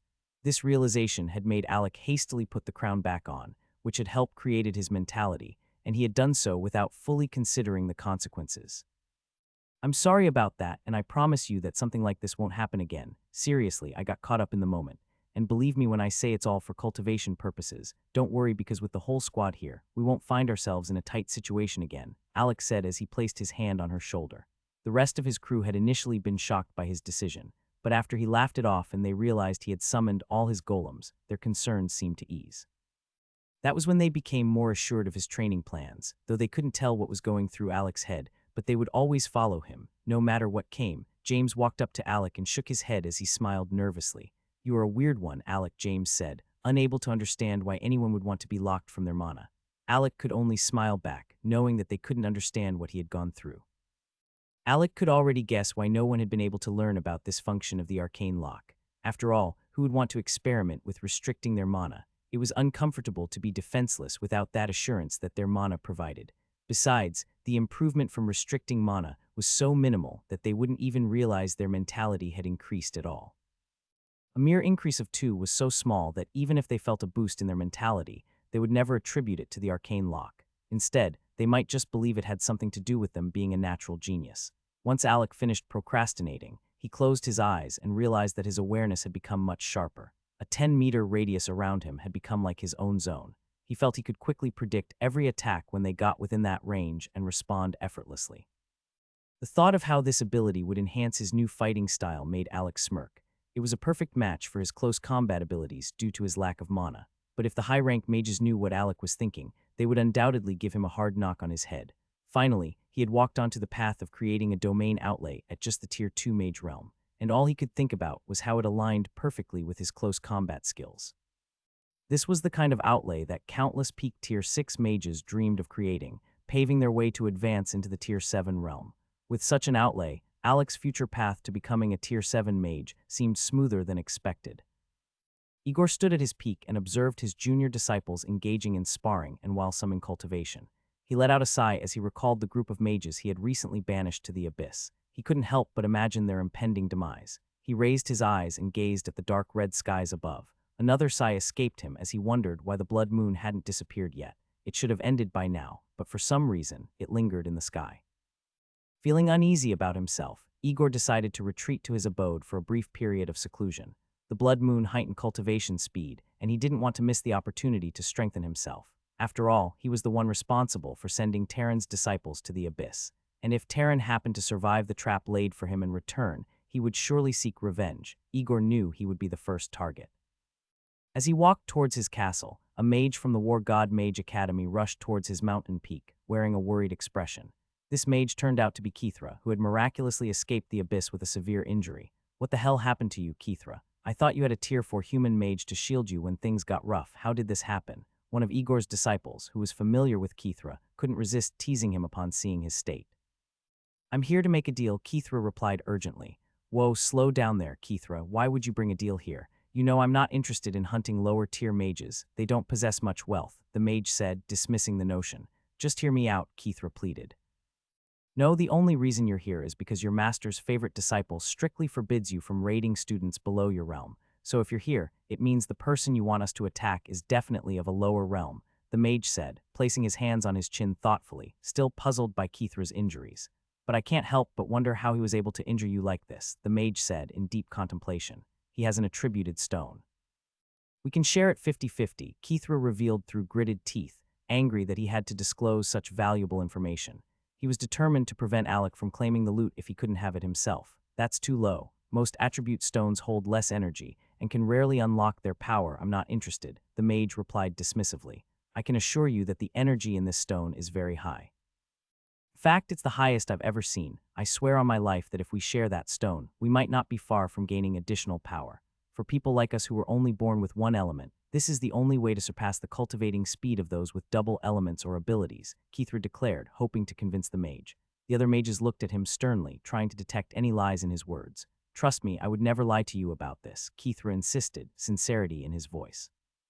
Let's go, 2 of my fellow disciple brothers will accompany us. I hope he has plenty of treasures to compensate for their services, the mage stated. That's the problem. I don't think only 4 mages will be enough to defeat him, Kithra confessed, concern etched on his face. The mage. This was where I last saw them, Kithra said to the mage he had gone to meet for a deal. But this time it wasn't just the 2 of them, but several other mages accompanying them, all wearing the robes of the War God Mage Academy, marked by its distinctive insignia. Hey Astrid, is it really necessary to mobilize the entire squad for a group of Tier 2 mages and a Tier 4 mage protecting them with only 4 members? One of the mages questioned, yawning from behind. He couldn't fathom why their adventure group's leader would call upon the whole team for such a seemingly small task. Most of them were already Tier 4 mages, with Astrid himself being on the verge of reaching the high tier for mage realm. Their combined strength would easily overpower a small group of orcs, allowing them to collect valuable power stones for their cultivation and other valuable weapons they could sell. The mages who had responded to Astrid's call doubted that the group of Tier 2 mages had anything worthwhile for them. After all, the most valuable loot, the attributed stone, would go to both Kithra and Astrid. Still, despite their dissatisfaction, they acknowledged Astrid as their boss, someone favored by their master, Igor. And moreover, the other, who is Kithra, was a cunning and skilled mage from the War God Mage Academy. Though he was only a peak Tier 3 mage, but still yet no one dared to challenge his authority or claim his share of the rewards. There were 2 primary reasons for this. Firstly, Kithra's master was a great instructor, similar to theirs. Since they were not special students, they knew it would be nearly impossible to survive if his master decided to sought revenge if they attacked him. Secondly, Kithra had proven himself to be a difficult man to kill. Many mages he had robbed had tried to eliminate him in the past, but he always managed to escape. Furthermore, his vengeful nature guaranteed retaliation, even if he was at fault. For example, he had struck a deal with Astrid to seek revenge against Alec, cleansing himself of the humiliation he had endured. I asked you all to come, which means there will definitely be something in it for you. When have I ever done a deal without benefits? Besides, we all know that we have Kithra as our generous benefactor, funding this endeavor, Astrid confidently declared. Feeling uncertain about what he would gain from this venture, Astrid passed the responsibility of settling the mages to Kithra. After all, he wasn't keen on paying all 10 mages in his group. When Kithra heard Astrid's words, he frowned momentarily. However, the thought of the benefits he could reap from getting his hands on Alec and the Gordon's clansmen quickly brought a smirk to his face. He swiftly composed himself, putting on an act to deceive the mages that Astrid had brought with him. I can see that you're all not too thrilled about this mission, so let me offer you some payment now. I understand that the rewards from this mission might not seem sufficient for you all, Kithra proposed, trying to alleviate their concerns. We'll sign a contract that states you'll assist me, and in return I'll pay you for your services, apart from the attributed stones, which will be shared between Astrid and me. Everything else will belong to me, Kithra explained further. The mages looked at him skeptically, unsure why he insisted on signing a contract for such a seemingly straightforward mission. However, they reasoned that Kithra simply wanted assurance that they wouldn't lay claim to his portion of the rewards shared with Astrid. Therefore, they agreed to sign it. Upon seeing their agreement, Kithra promptly released various treasures and resources as payment. His mind brimmed with anticipation as he contemplated controlling Alec's golems and no longer relying on other cultivators to become a raiding expert. The thought of the other treasures and weapons Alec possessed only fueled his determination to ensure Alec wouldn't survive this new assault. Protect me as I start a divination spell to track their steps and find their next location, one of the mages from Astrid's group said with a wide smile on his face. After obtaining a couple of Tier 4 power stones, he was thrilled to assist. Gathering such power stones required him to kill the creatures himself, and with his divination spell abilities being stronger than his close combat skills, joining Astrid's group seemed like the best way to benefit. Whenever they went orc hunting, the benefits weren't always substantial, as the power stones obtained were divided among 11 mages, with Astrid receiving the majority share. He didn't even question how Kithra had acquired them, or whether he had been saving them for when he reached Tier 4 Mage realm. All he knew was that with those power stones, he had a chance to improve his realm. Battle of Latvia. The Minotaur, Terran, and the self-proclaimed cardinal of the evil sect Damien had finally engaged in battle.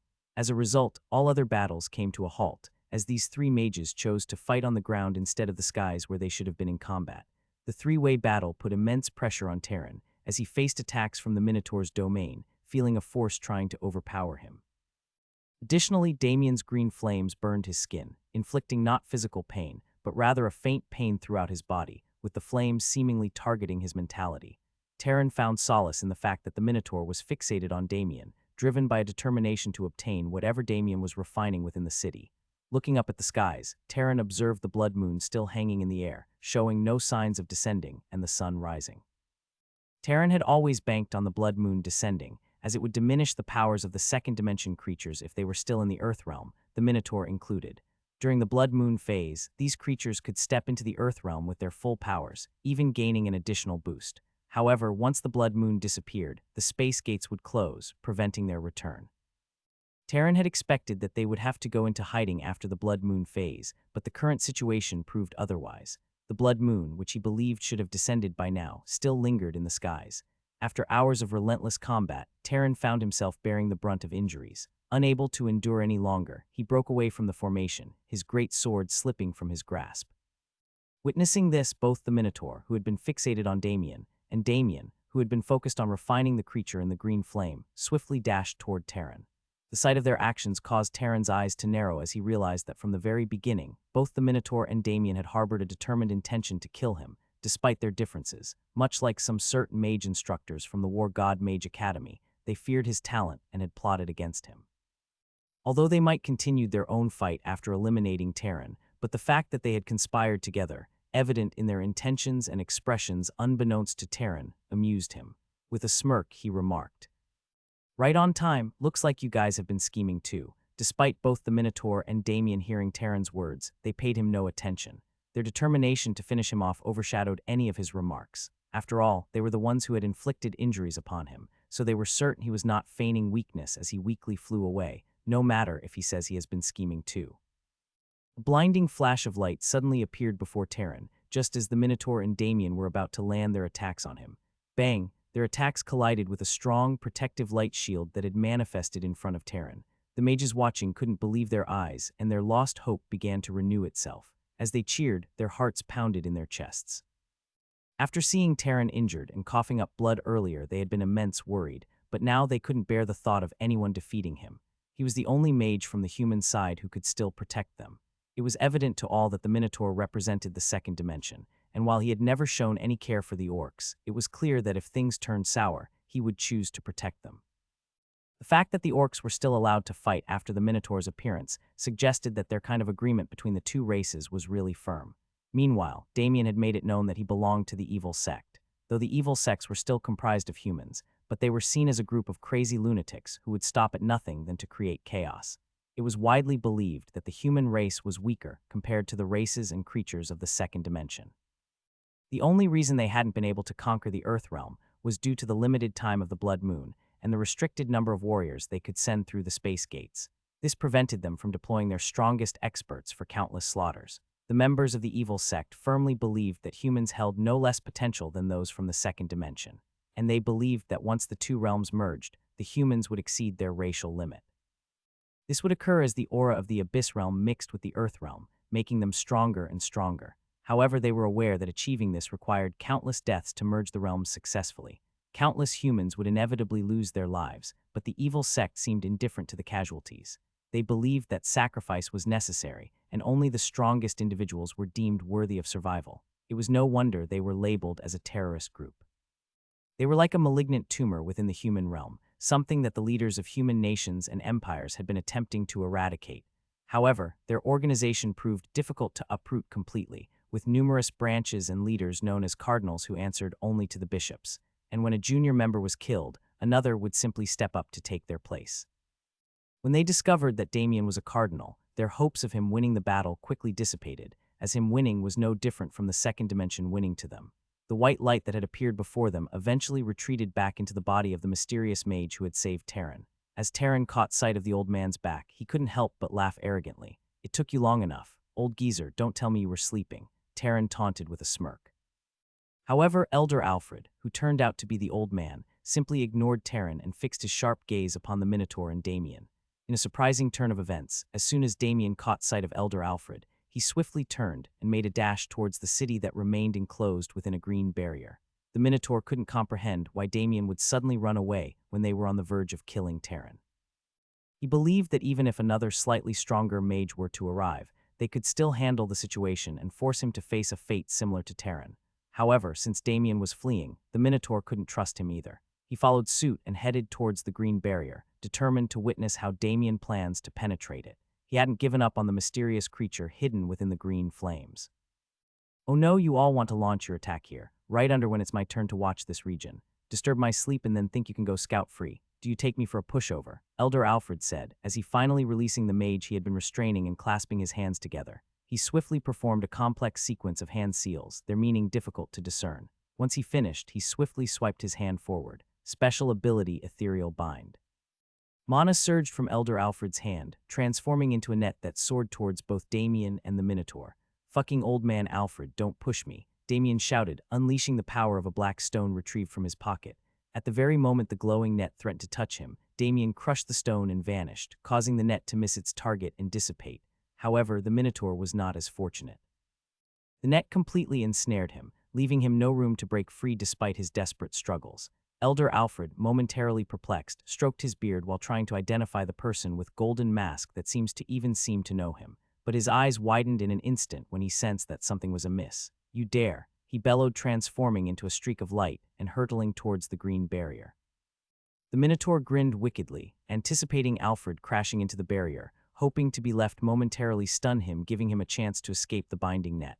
Yet, what unfolded next left Minotaur's eyes bulging out of their sockets. Sleeping domain. A luminous barrier materialized around Alfred, emanating a milky radiance. With a determined motion, he extended his hand and began harnessing the energy within his domain. Drawing upon its power, he skillfully fashioned a milky white sword, shimmering with ethereal brilliance. Sleeping invasion. Alfred swung his radiant milky sword with all his might, aiming it directly at the formidable green barrier. To his surprise, a multitude of milky sword slashes materialized around the barrier, causing it to crack and weaken. Undeterred, Alfred pressed forward, seizing the opportunity. Identifying the most vulnerable spot after his initial slash, Alfred pointed 2 fingers straight at the target. And a milky sword, propelled by a bolt of light, shot forth from his fingertips, piercing through the barrier. The sword collided with the barrier, succumbing to the immense pressure and shattering, creating an opening through which Alfred swiftly entered the city. The bewildered Minotaur muttered in disbelief, unable to fathom how Alfred was able to break a barrier that he himself perceived as indestructible.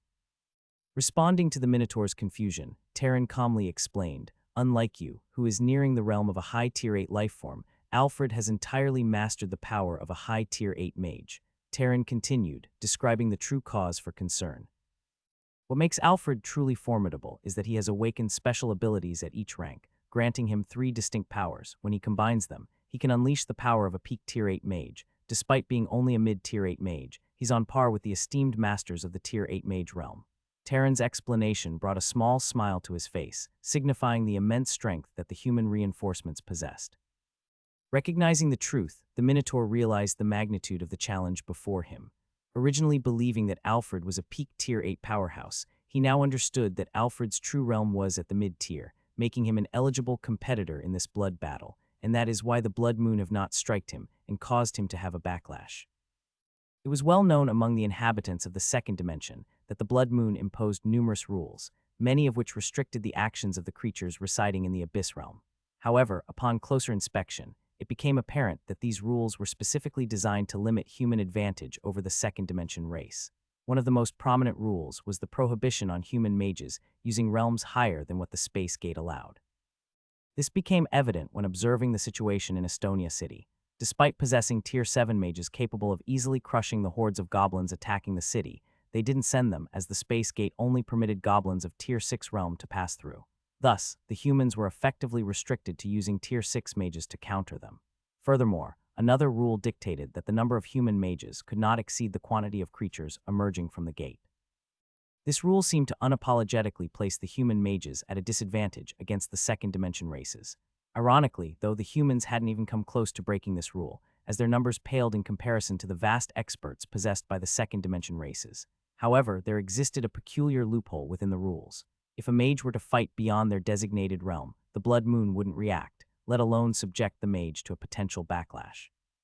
In fact, it considered such mages eligible for battle. This is precisely why Elder Alfred could still participate in the war, as his realm aligned with that of the Minotaur. Being a mid-tier 8 mage, he remained within the Blood Moon's acceptable scope, without a backlash despite being able to dish out peak tier 8 power. The Minotaur exerted his strength, causing his forced domain to manifest around him, enabling him to break free from the net. His gaze locked with Terran, who responded with a smirk. I don't understand why you're so fixated on that object within the green flame, however. It seems to be the only reason you're here, so for once I hope we can put our differences aside and work together, as it appears we have a common enemy, Terran proposed. The Minotaur snorted in response. I fail to see how that could be true. If I were to assist you humans in dealing with the sect guy, what would stop you from annihilating me instantly? Terran tried to persuade the Minotaur, hoping to gain his cooperation.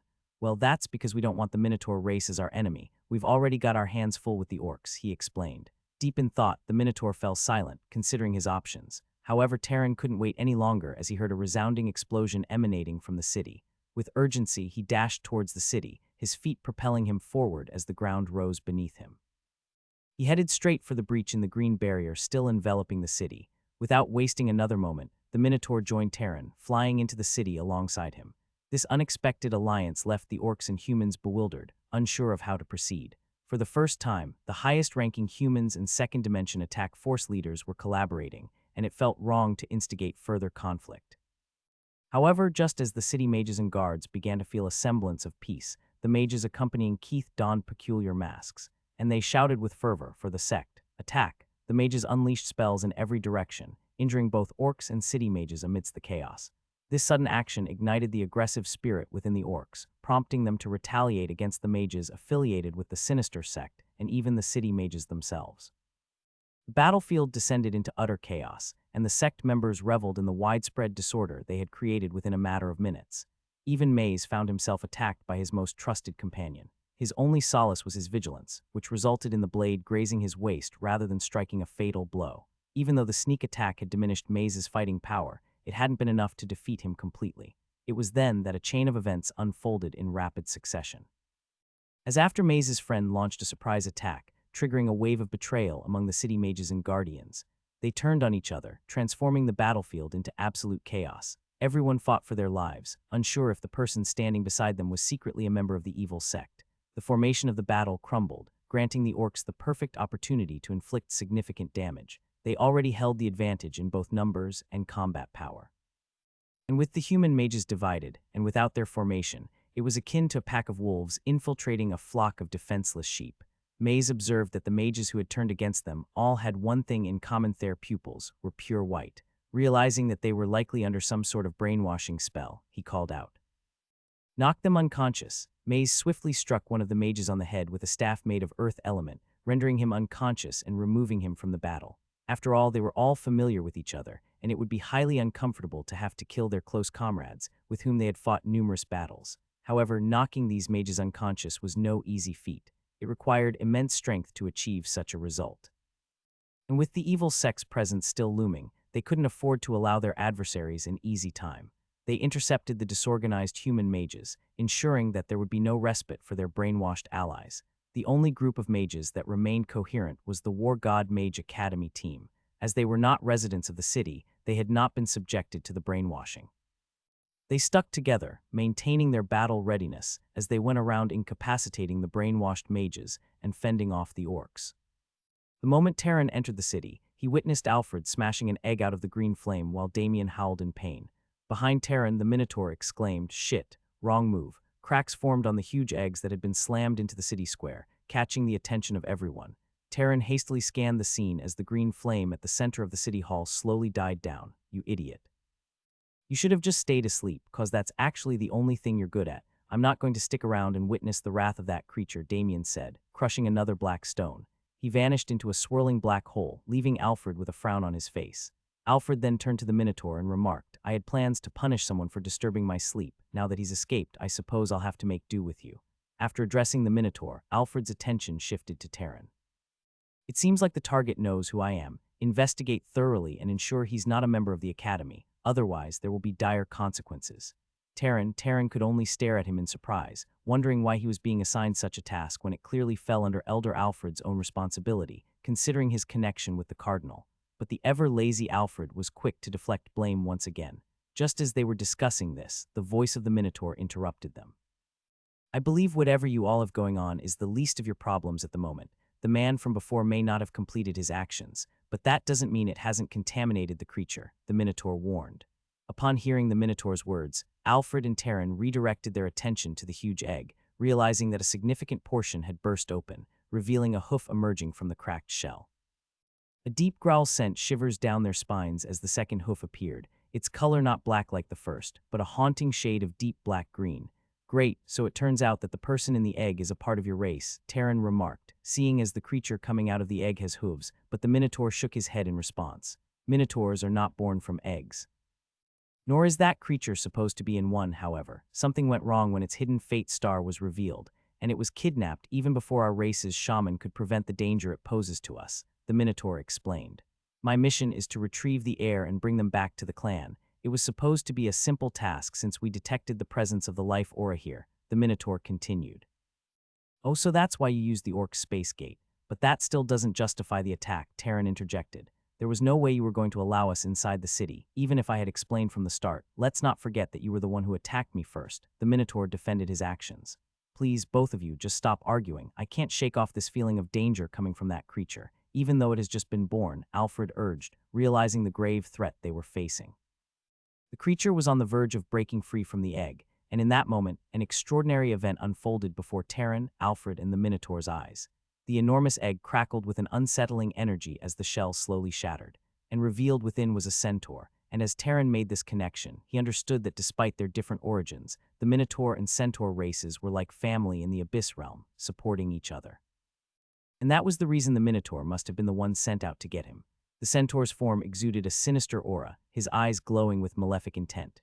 With every step he took, his hooves struck the ground, cloaked in an eerie green-tinged flame that flickered and danced, casting a shadow of fear upon the trees near the city hall. The wickedness of the centaur's presence was palpable, causing both awe and dread in the hearts of Terran, Alfred, and the Minotaur. On one side, the centaur's appearance took an ominous turn. His sleek mane hung in matted strands, his vibrant chestnut hue transforming into a sickly shade of ashen gray.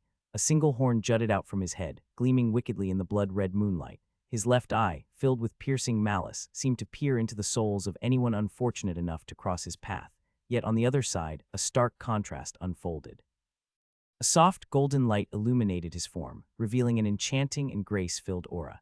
His muscular chest expanded with power, clad in shimmering armor made of the metal element. It harmonized with the ethereal gleam emanating from his mesmerizing right eye. His mane, flowing like molten gold, cascaded down his strong shoulders with otherworldly elegance. As he moved, the clashing energies of green flames and golden radiance created an ethereal display of duality that captivated all who beheld it. A prince is born, the words echoed through the mouth of the Minotaur. The Minotaur immediately dropped to his knees the moment the centaur finished his transformation. One side of the Minotaur radiated sinisterness with green flames, while the other side exuded grace with golden radiance. Terran couldn't help but gawk at the sight. It became clear that they couldn't rely on the Minotaur if they were to end up fighting this centaur. In fact, it was evident that they now have to see the Minotaur as an enemy, as he wouldn't hesitate to fight on the side of the just-born centaur. Terran couldn't sense any cultivating aura or realm from the centaur, yet warning signals flooded his senses, and even Alfred, who stood before him, lost his sleepy look. Terran was certain that fighting this newborn creature wouldn't be easy. After all, a lot had happened because of this particular centaur. The revelation of an evil sect branch and a high-ranking Minotaur being sent to get him only added to the complexity. Naked Noel. Where am I? The centaur's voice echoed, questioning his surroundings. Ignoring both Terran and Alfred, the centaur posed a question to the Minotaur in their native language, causing confusion for Terran and Alfred. Nurtara Anavarka, the Minotaur responded promptly, indicating he was in the Earth realm. The centaur redirected his attention towards Taryn and Alfred, his words carrying a deep sense of anguish and resentment. "Your kind kidnapped me," he began, his voice filled with bitterness. "They drained my energy when I was still an infant, attempted to infuse their attributed flames into me, and control my every move. My consciousness was almost lost amidst their destructive flames." He paused for a moment, his emotions evident in the wild fluctuations of his aura. "Though I hold no intention of harming you cause, it is because of your interference that I managed to escape their clutches," he continued, his voice tinged with malice. "Yet I cannot help but feel a deep resentment towards both you and that flame mage, cause it is because of your actions that I never reached my full potential." As the centaur spoke, Taryn witnessed the incredible growth of his realm, ascending from a Tier 1 creature to the astonishing peak of Tier 7, as the mana in the air kept on being converted to force and entering the centaur prince's body.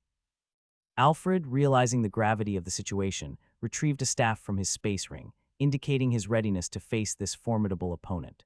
The pressure emanating from the peak Tier 7 centaur was far greater than the combined force of the Minotaur and Damien when he faced them. Alfred, now casting intricate spells in response, conjured various runes that materialized in the air as he prepared to confront the centaur head-on. Yet, despite his disadvantaged realm, the centaur held an air of contempt as he stared down at Alfred, looking down upon him with disdain, regardless of their difference in realms. Every royal-born centaur has the innate ability to reach the Tier 9 realm effortlessly, the centaur proclaimed, frustration and rage lacing his words. "Yet due to conspiracy and the greed of another human, my growth was stunted, making me the weakest royal born in countless years." Raising his hands skyward, the centaur summoned a golden spear that materialized in the air and adorned his upper body with a dazzling golden armor, a display of his newfound strength and determination. His hair whipped about wildly as his gaze hardened, fixating dangerously on Taryn and Alfred. With determination, the Minotaur rose to his feet, assuming a formidable stance as he firmly gripped his war hammer. Although uncertain of the centaur's true intentions, the Minotaur understood the significance of his royal birth. As every royal-born individual was seen as a potential leader of their race, they were both secretly despised and greatly respected, but must also be supported against outsiders. Stay away from this. "This is the prince's first battle," the centaur declared, his words holding a commanding tone. "I shall engage in combat as we did in the old ways, drawing blood to signify my presence. My realm should not be an excuse." The Minotaur's shock was palpable, and tears welled in his eyes as he regarded the centaur with renewed admiration and respect. The Minotaur swiftly moved to the side, creating a space between himself and the charging centaur prince, who was wielding a golden spear with valor. With every powerful stride, the centaur's hooves resonated with strength as he closed in on Elder Alfred, who happened to be the nearest to him. Elder Alfred swiftly evaluated the unfolding events, his gaze shining with unwavering resolve. Waving his staff with practiced grace, he began chanting ancient incantations, his deep, melodic voice infusing the air with renewed power, further fortifying the runes that were present. Special ability, Sleep Invasion. Waves of tranquil energy radiated from Elder Alfred, conjuring an ethereal image of a koala behind him. With a deft motion, he summoned a mesmerizing cloud of shimmering dust from one of the immense runes. The luminous dust surged forward, enveloping the centaur in a drowsy aura, lulling him into a state of drowsiness. However, the resilient centaur fought off the enchanting fog, resisting its seductive pull. Determined, he focused all his willpower on his objective. Elder Alfred snorted in response as he witnessed the centaur's valiant resistance to the spell. Unyielding, the centaur pressed on, his golden spear gleaming under the blood-red moonlight. Meanwhile, Taryn observed from the sidelines, patiently waiting for an opportunity to strike. Elder Alfred grew impatient and pointed his staff directly at the centaur. The runes streaked through the air, aimed at their target. However, the centaur skillfully parried each spell with the swift movements of his spear, evading the sleep-inducing magic. The centaur's motions were a whirlwind of grace and precision, effortlessly countering Elder Alfred's attacks despite his drowsy state. With lethal accuracy, his spear sliced through the air. As the battle between the centaur prince and Elder Alfred intensified, since he deemed it too dangerous to directly engage in the crossfire between the two. Their clash escalated, their battle prowess bordering on the peak of Tier 8, even inching toward the destructive range of Tier 9. With authority in his voice, Taryn swiftly cast a spell, harnessing his mastery over earth elemental magic. Towering stones and pillars erupted from the ground, creating barriers and obstacles in the centaur's path. Nevertheless, the nimble centaur adeptly navigated the treacherous terrain, leaping over the obstacles with powerful grace, steadily closing in on Elder Alfred. His spear sang through the air, its movements fluid and precise. Seeing such an action, Terran finally grabbed his enormous great sword, swinging it with strength and precision, sending a wave of earth elemental to disrupt the centaur's attack. As he charged towards the centaur, the earth seemed to tremble beneath his feet, amplifying the danger of his impending strike. The centaur, however, was unfazed with Terran attack as his four hooves moved gracefully, showcasing his speed and agility. He sidestepped the oncoming swings of Terran's great sword, his keen reflexes forever alert. Each dodge allowed an opening for a counterattack, and Centaur exploited these openings with skillful jabs and slashes of his golden spear. His strikes were calculated and powerful, aiming to weaken Terran and disable his ability to assist Elder Alfred. Sensing the danger, Elder Alfred, the quickly, tapped into the depths of his magical powers. I have never had to exert myself like this in a very long time. When I see that new dean, he better be ready to repay me with a 2 years' leave of sleeping time. Terran was dumbfounded. He knew of Alfred's behavior of being a sleeping addict, but he never realized that it was this serious. As Alfred channeled his mana into conjuring a curtain of mist, thick and ethereal, obscuring the centaur's vision, swirling tendrils of slumber enveloped the centaur, trying to lull him into a peaceful sleep. Special ability Slumber Fever.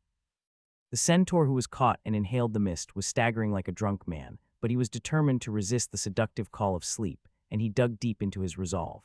He fought against the weariness that tugged at his consciousness, pushing himself to stay awake and focused on the battle at hand. Even through the dense mist, his instincts guided him, allowing him to sense the movements of Alfred. He was not satisfied. He never wanted to be restrained. With a mighty roar, the centaur unleashed a burst of magical energy. Bolts of green flames crackled around him, illuminating the mist and temporarily pushing it back. The sudden surge of power caught both Terran and Elder Alfred off guard, disrupting their balance and forcing them to retreat. No way that bastard broke through to become a Tier 8 lifeform. Elder Alfred cursed his bad luck, questioning why he had to be the one on duty at this moment. Why is my case always different? Other great instructors have guarded this region before, and no troublesome creatures came out. It's my first time, and this is happening. What a drag, I'm getting really pissed off, Alfred complained, his face filled with frustration as he glanced at Terran. Hey, lend me your sword, little T, Alfred requested. Stop calling me that, old man, and why would you need my sword? I thought you were a pure magic path, Terran responded. Right now, his powers have surpassed mine. Fighting him head-on would be suicide. I just want to borrow the powers of your sword to boost my own dream and sealing abilities. Otherwise, I'll never be able to get us out of this situation, Alfred explained. Terran frowned begrudgingly but still threw his sword over. While they grumbled, the Minotaur cheered at the change of events, sensing that the centaur possessed even more talent than most of the Tier 9 royals born in recent years. The centaur dashed toward Elder Alfred once again, completely ignoring Terran. Terran's attacks were too slow to disrupt the centaur's movements, let alone hit him. He saw Terran as a mosquito, a mere nuisance. His main target had always been Alfred, and Alfred, on the other hand, injected his mana into the sword, illuminating the engraved runes on it. But this time, they took a different approach. When Terran used the sword, it gave a feeling of strength and heaviness.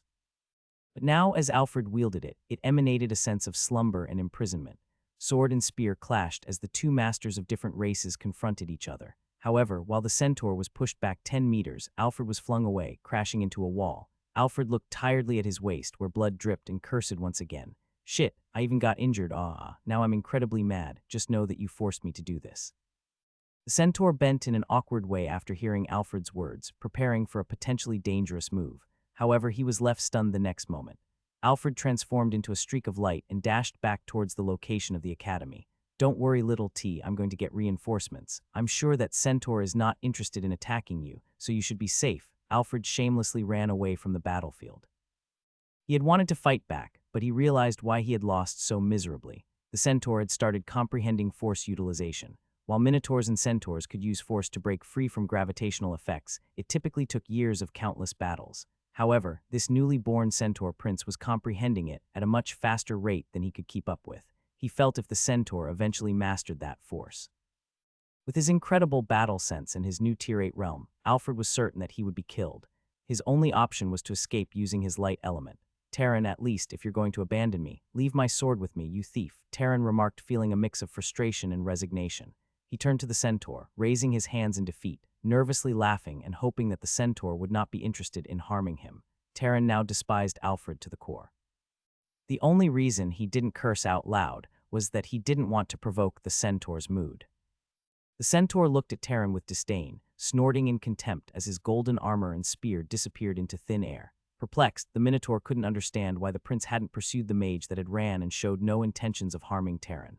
Terran realized that the centaur prince had no intention of killing him, and he silently thanked his lucky stars as the Minotaur began questioning the centaur. But why, my prince? Why did you let him go?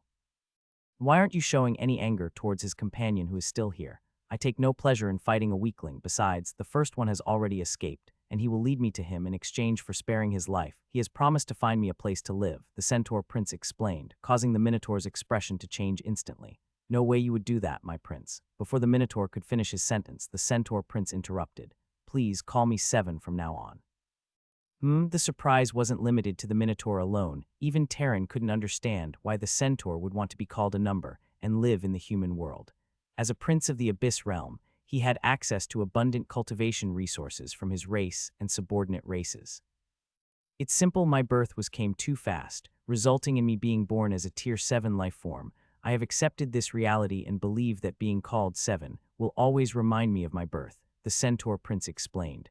That's not the main issue, my prince. Sorry, Seven, the main issue is that I'll face significant problems if you don't return to the clan with me. I've been assigned to escort you back to the clan, back to be with the other royal-born members, where your place truly belongs. The Minotaur expressed his concerns. Tell me the truth, what do you think they will say when they realize I am not a peak Tier 9 royal-born? You should be familiar with the competition in our clan. Our race values cultivation level at birth like some sort of potential. Seven said with a hint of concern. If they discover that I was not even born a Tier 8 that I have become, but a Tier 7, what do you think they will think of me? What fate do you think awaits me? He continued, his voice filled with uncertainty. The Minotaur was taken aback by Seven's words, unable to argue against them. If Seven were to return to their world with his current cultivation level, he would undoubtedly be looked down upon and considered weak. He might even be restricted from using the clan's abundant resources, hindering his progress and preventing him from reaching the peak of Tier 9. That was the main aim of all the royal-born. Although the Earth realm offered an opportunity for Seven to recover and become a Tier 9 life form, the risks were too great for him to stay. The Minotaur opened his mouth to persuade Seven against the idea, but before he could speak, Seven anticipated his thoughts. I know what you want to say, and I understand your concerns, but don't worry, that mage owes me, and I do plan on inconveniencing him, Seven assured. You don't have to try and persuade me again, as I have already made up my mind. I will only return when I have regained my rightful cultivation realm and reached Tier 9 realm. By then I will come back on my own terms, Seven declared confidently.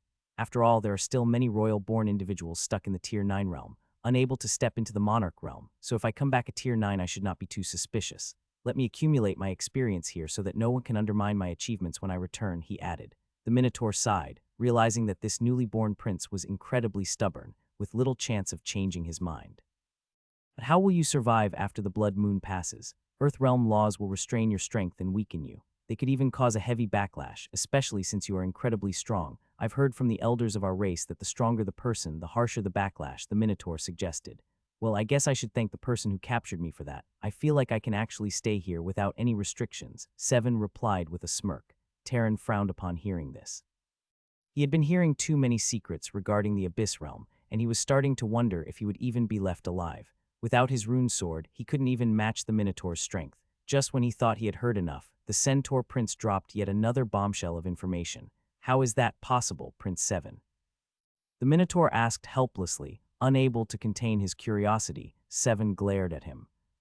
However, Seven realized that the Minotaur was struggling to change, and was simply calling him Prince Seven. The centaur looked at Terran with disdain, snorting in contempt as his golden armor and spear disappeared into thin air. Perplexed, the Minotaur couldn't understand why the prince hadn't pursued the mage that had ran and showed no intentions of harming Terran. Terran realized that the centaur prince had no intention of killing him, and he silently thanked his lucky stars as the Minotaur began questioning the centaur. But why, my prince? Why did you let him go? And why aren't you showing any anger towards his companion who is still here? I take no pleasure in fighting a weakling. Besides, the first one has already escaped, and he will lead me to him in exchange for sparing his life. He has promised to find me a place to live, the centaur prince explained, causing the Minotaur's expression to change instantly. No way you would do that, my prince. Before the Minotaur could finish his sentence, the centaur prince interrupted. Please call me Seven from now on. The surprise wasn't limited to the Minotaur alone. Even Terran couldn't understand why the centaur would want to be called a number and live in the human world. As a prince of the Abyss realm, he had access to abundant cultivation resources from his race and subordinate races. It's simple, my birth came too fast, resulting in me being born as a Tier 7 life form. I have accepted this reality and believe that being called 7 will always remind me of my birth, the Centaur Prince explained. That's not the main issue, my prince. Sorry, 7, the main issue is that I'll face significant problems if you don't return to the clan with me. I've been assigned to escort you back to the clan, back to be with the other royal-born members, where your place truly belongs, the Minotaur expressed his concerns. Tell me the truth, what do you think they will say when they realize I am not a peak Tier 9 royal-born? You should be familiar with the competition in our clan. Our race values cultivation level at birth like some sort of potential, 7 said with a hint of concern. If they discover that I was not even born a Tier 8 that I have become, but a Tier 7, what do you think they will think of me? What fate do you think awaits me? He continued, his voice filled with uncertainty. The Minotaur was taken aback by 7's words, unable to argue against them. If 7 were to return to their world with his current cultivation level, he would undoubtedly be looked down upon and considered weak. He might even be restricted from using the clan's abundant resources, hindering his progress and preventing him from reaching the peak of Tier 9. That was the main aim of all the royal-born. Although the Earth realm offered an opportunity for 7 to recover and become a Tier 9 life form, the risks were too great for him to stay. The Minotaur opened his mouth to persuade 7 against the idea, but before he could speak, 7 anticipated his thoughts. I know what you want to say, and I understand your concerns, but don't worry, that Mage owes me, and I do plan on inconveniencing him, 7 assured. You don't have to try and persuade me again, as I have already made up my mind. I will only return when I have regained my rightful cultivation realm and reached Tier 9 realm. By then I will come back on my own terms, 7 declared confidently. After all, there are still many royal-born individuals stuck in the Tier 9 realm, unable to step into the Monarch realm, so if I come back a Tier 9 I should not be too suspicious. The Minotaur sighed, realizing that this newly born prince was incredibly stubborn, with little chance of changing his mind. But how will you survive after the blood moon passes? Earth realm laws will restrain your strength and weaken you. They could even cause a heavy backlash, especially since you are incredibly strong. I've heard from the elders of our race that the stronger the person, the harsher the backlash, the Minotaur suggested. Well, I guess I should thank the person who captured me for that. I feel like I can actually stay here without any restrictions, 7 replied with a smirk. Terran frowned upon hearing this. He had been hearing too many secrets regarding the Abyss realm, and he was starting to wonder if he would even be left alive. Without his rune sword, he couldn't even match the Minotaur's strength. Just when he thought he had heard enough, the Centaur Prince dropped yet another bombshell of information. How is that possible, Prince 7? The Minotaur asked helplessly, unable to contain his curiosity. 7 glared at him. However, 7 realized that the Minotaur was struggling to change and was simply calling him Prince 7 out of habit. He decided not to hold a grudge and chose to explain instead. Out of habit. He decided not to hold a grudge and chose to explain instead. Well, I suppose I should express my gratitude to the mage who kidnapped me, but not for the reasons you might think. See, he had this grand plan to control me, so he implanted his source flame into my body, hoping to erase my consciousness. However, I had a stronger mental fortitude than he anticipated. This allowed me to endure longer than he expected, resulting in unforeseen circumstances, such as my eventual escape. While he wanted to manipulate me, things took a turn the moment the other dream mage interfered. By the way, could you please go back and make sure the orcs retreat as well? 7 requested, causing the Minotaur's face to grow pale as he feared the repercussions of the orc chieftain's rage. The orcs aren't under our control, so they might make any demands they please. 7 seems to understand the Minotaur's concerns and said, have the clan reimburse the orcs for anything they saved in anticipation of my return. That's the best I can do, 7 proposed. But Prince 7, won't that affect your own accumulation? The worried Minotaur asked. They don't need to know that I'm a Tier 8 centaur. As long as you keep it a secret and don't blab that I'm staying in the Earth realm by choice, they should have no problem sending some resources to resolve the issue with the orcs. Now, please, don't bother me any further. Go clear out my orders, 7 concluded, giving the Minotaur his final instructions. The Minotaur had his reservations about many of the Centaur Prince's orders, but he knew he had to make a choice now. Should he lie to the elders and potentially secure a significant position in future if the prince succeeded, or should he tell the truth and have the elders disregard the prince's actions due to his perceived low potential? As he pondered the options, he realized which path was riskier yet held greater rewards. If he spoke the truth, and the Centaur Prince returned to the clan in all his glory after reaching the Tier 9 realm all by himself, he might be killed as a scapegoat to appease the prince, giving them an excuse for neglecting a race prince that was not supported. The Minotaur knew that 7 was his highest chance to rise to the top of the Greek myth race experts, and he made his decision in that moment. Without wasting any time, the Minotaur requested that the orc race retreat. Breaking up the chaotic battle was no easy task, but eventually, with the elimination of the evil sect members, the battlefield became more peaceful. As the orc soldiers and commanders returned, the surviving human mages couldn't hold back their tears of joy. They celebrated the fact that they were given another chance at life. Though they weren't sure why the orcs had decided to leave on their own, they didn't dare to chase after them or attack. The orcs had proven themselves to be formidable, wiping the ground with their adversaries and taking down many mages from even the evil sect. With the orcs heading back, led by the Tier 8 Minotaur, the Centaur Prince 7 turned to Terran and urged him to continue their journey. Terran couldn't help but frown, feeling like he was about to betray his own race. However, instead of taking the space axis, he insisted on a longer journey through countless wilderness, using sightseeing as an excuse. But 7 saw through Terran's facade and wasn't interested in wasting any more time. He requested that they make their way back quickly, as he was curious to see his new home. With no other option, Alec could only helplessly watch as they walked towards the city's only space axis. It became clear to him that the Centaur Prince knew nothing about the existence of the space axis, but his paranoia got the best of him, causing him to blurt out that they shouldn't take the space axis, thus making the Centaur Prince aware of its existence. In his egg form, he had sensed some sort of space turbulence, but he had no way of knowing that he had passed through what was called a space axis. Despite being incredibly strong, he was still a creature just born and only a few hours old. He might have some inherited memories, but he was still just born a few hours ago and has not gone through them all. In fact, apart from his wild hair and massive chest, his face looked innocent, almost like a teenager. If it weren't for the chilling expression on the left side of his face, it would be hard to believe he was the same person who had just defeated Alfred. After much contemplation, Terran could only hope that old man Alfred had made it to the academy quickly and explained the situation to the dean and other higher-ups. If not, it would be quite amusing for him to bring someone like the Centaur Prince over. As both the Centaur Prince and Terran disappeared, Maze let out a sigh. He had been holding it in since the beginning. Even though the Centaur Prince had tried to keep his aura in check, the overwhelming evil aura he emitted was enough to make them realize that he could kill them effortlessly. After all, he didn't want the residents to be affected. He sincerely desired to become the new city lord, unlike Keith, who had ulterior motives, and no city lord wants to govern an empty city. The new dean intercepted him in the air before he could enter the grand castle.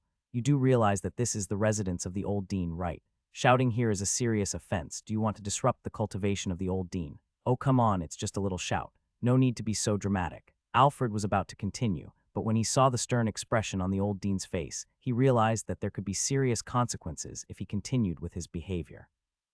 So he decided to calm down and give out the information. Okay, a royal creature was born at my place of inspection, the Latvia City battlefield. Right now, we really need to go back quickly to save Terran because I had to deliver the message first. The moment the dean heard what Alfred had to say, his facial expressions instantly changed.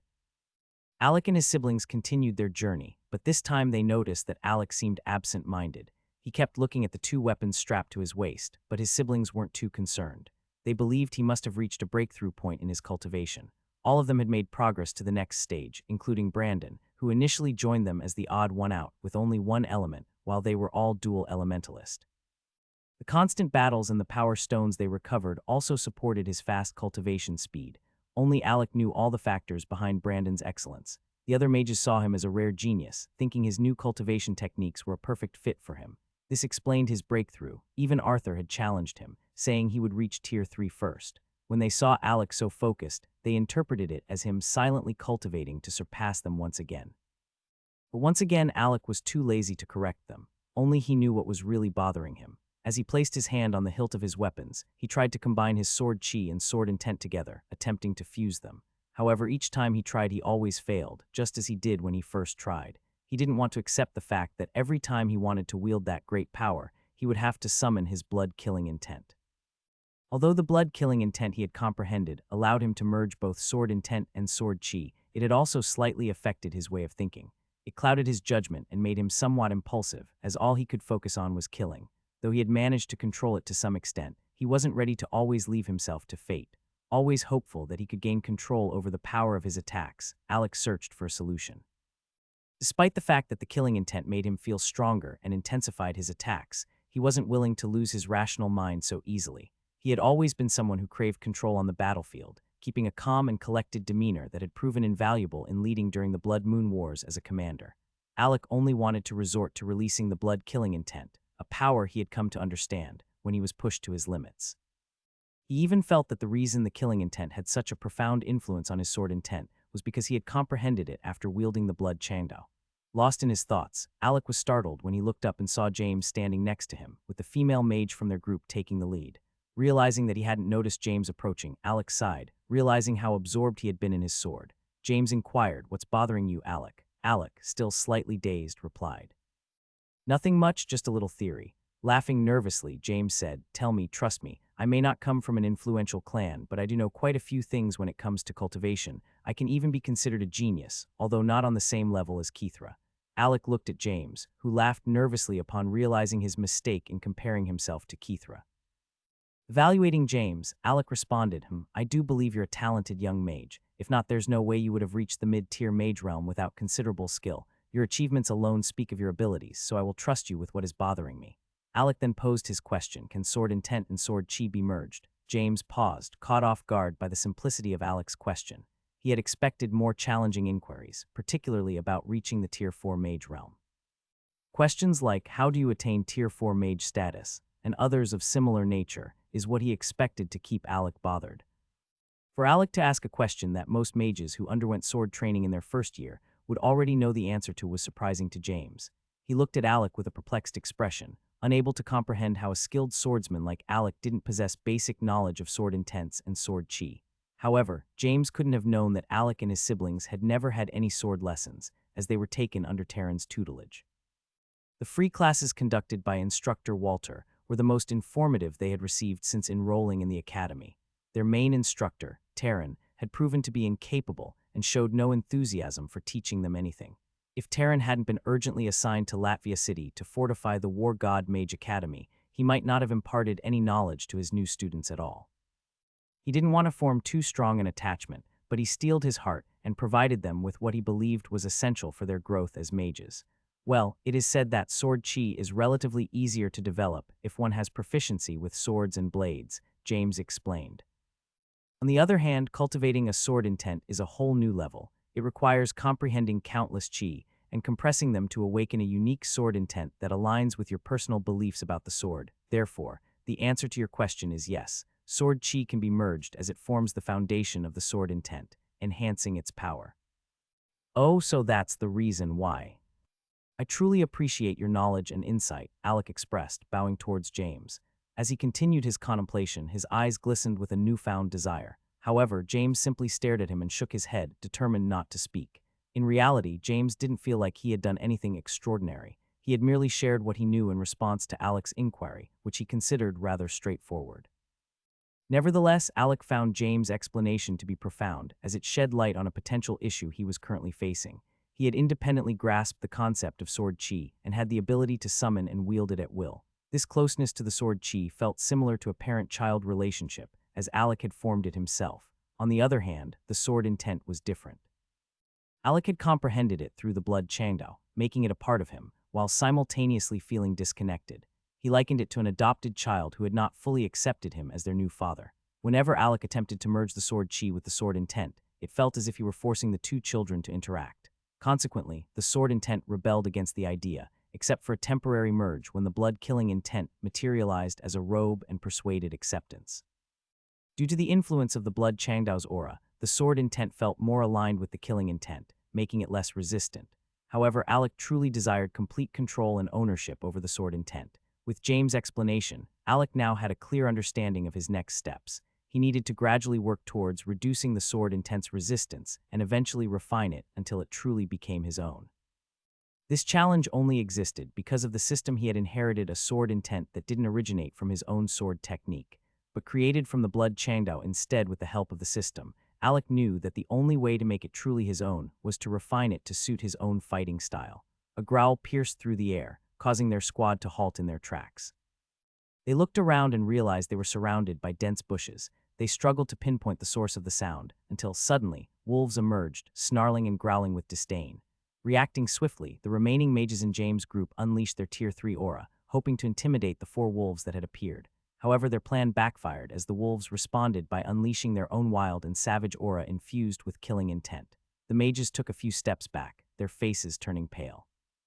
James stepped forward, releasing his formidable Tier 4 aura to reinforce the barrier and protect the members of the Gordons from the intense tier pressure emitted by the savage beasts. "Stay focused, everyone. We can handle this," James declared, confident in his own strength and Alec's other methods to navigate through this situation smoothly. As his companions regained their confidence, the clearing was filled with the booming sound of approaching footsteps. All heads turned to witness the arrival of an immense alpha wolf, appearing seemingly out of nowhere. With blood-red eyes and an aura of authority, the mere presence of the alpha wolf commanded respect from the other wolves, as he was also followed by another 4 wolves. The alpha wolf emitted a powerful snarl, warning the mages of his dominance and superiority. "That's their alpha. He's even stronger." "We'll have to go all out," James said, his tone serious as he tightly gripped his sword, turning to Alec as he spoke. It was his plan for the 2 of them, the stronger members, to take down the alpha wolf while the rest of the squad did their best to stay alive until they could eliminate the remaining wolves. "Are you ready?" Alec asked, unsheathing both of his blades as his aura underwent an instant transformation. With both hands respectively holding the white bone katana and the blood changdao, the hidden tattoo reappeared in a magical display. The blades glowed, as if engulfed in flames, while Alec's sanguine crown rested upon his head and his red cloak billowed behind him, exuding an imposing presence. When James turned to look at Alec, he was taken aback by the noticeable change that occurred after Alec drew the blood sword from his waist. James couldn't help but attribute this transformation to the possibility that the sword might be a bloodline treasure.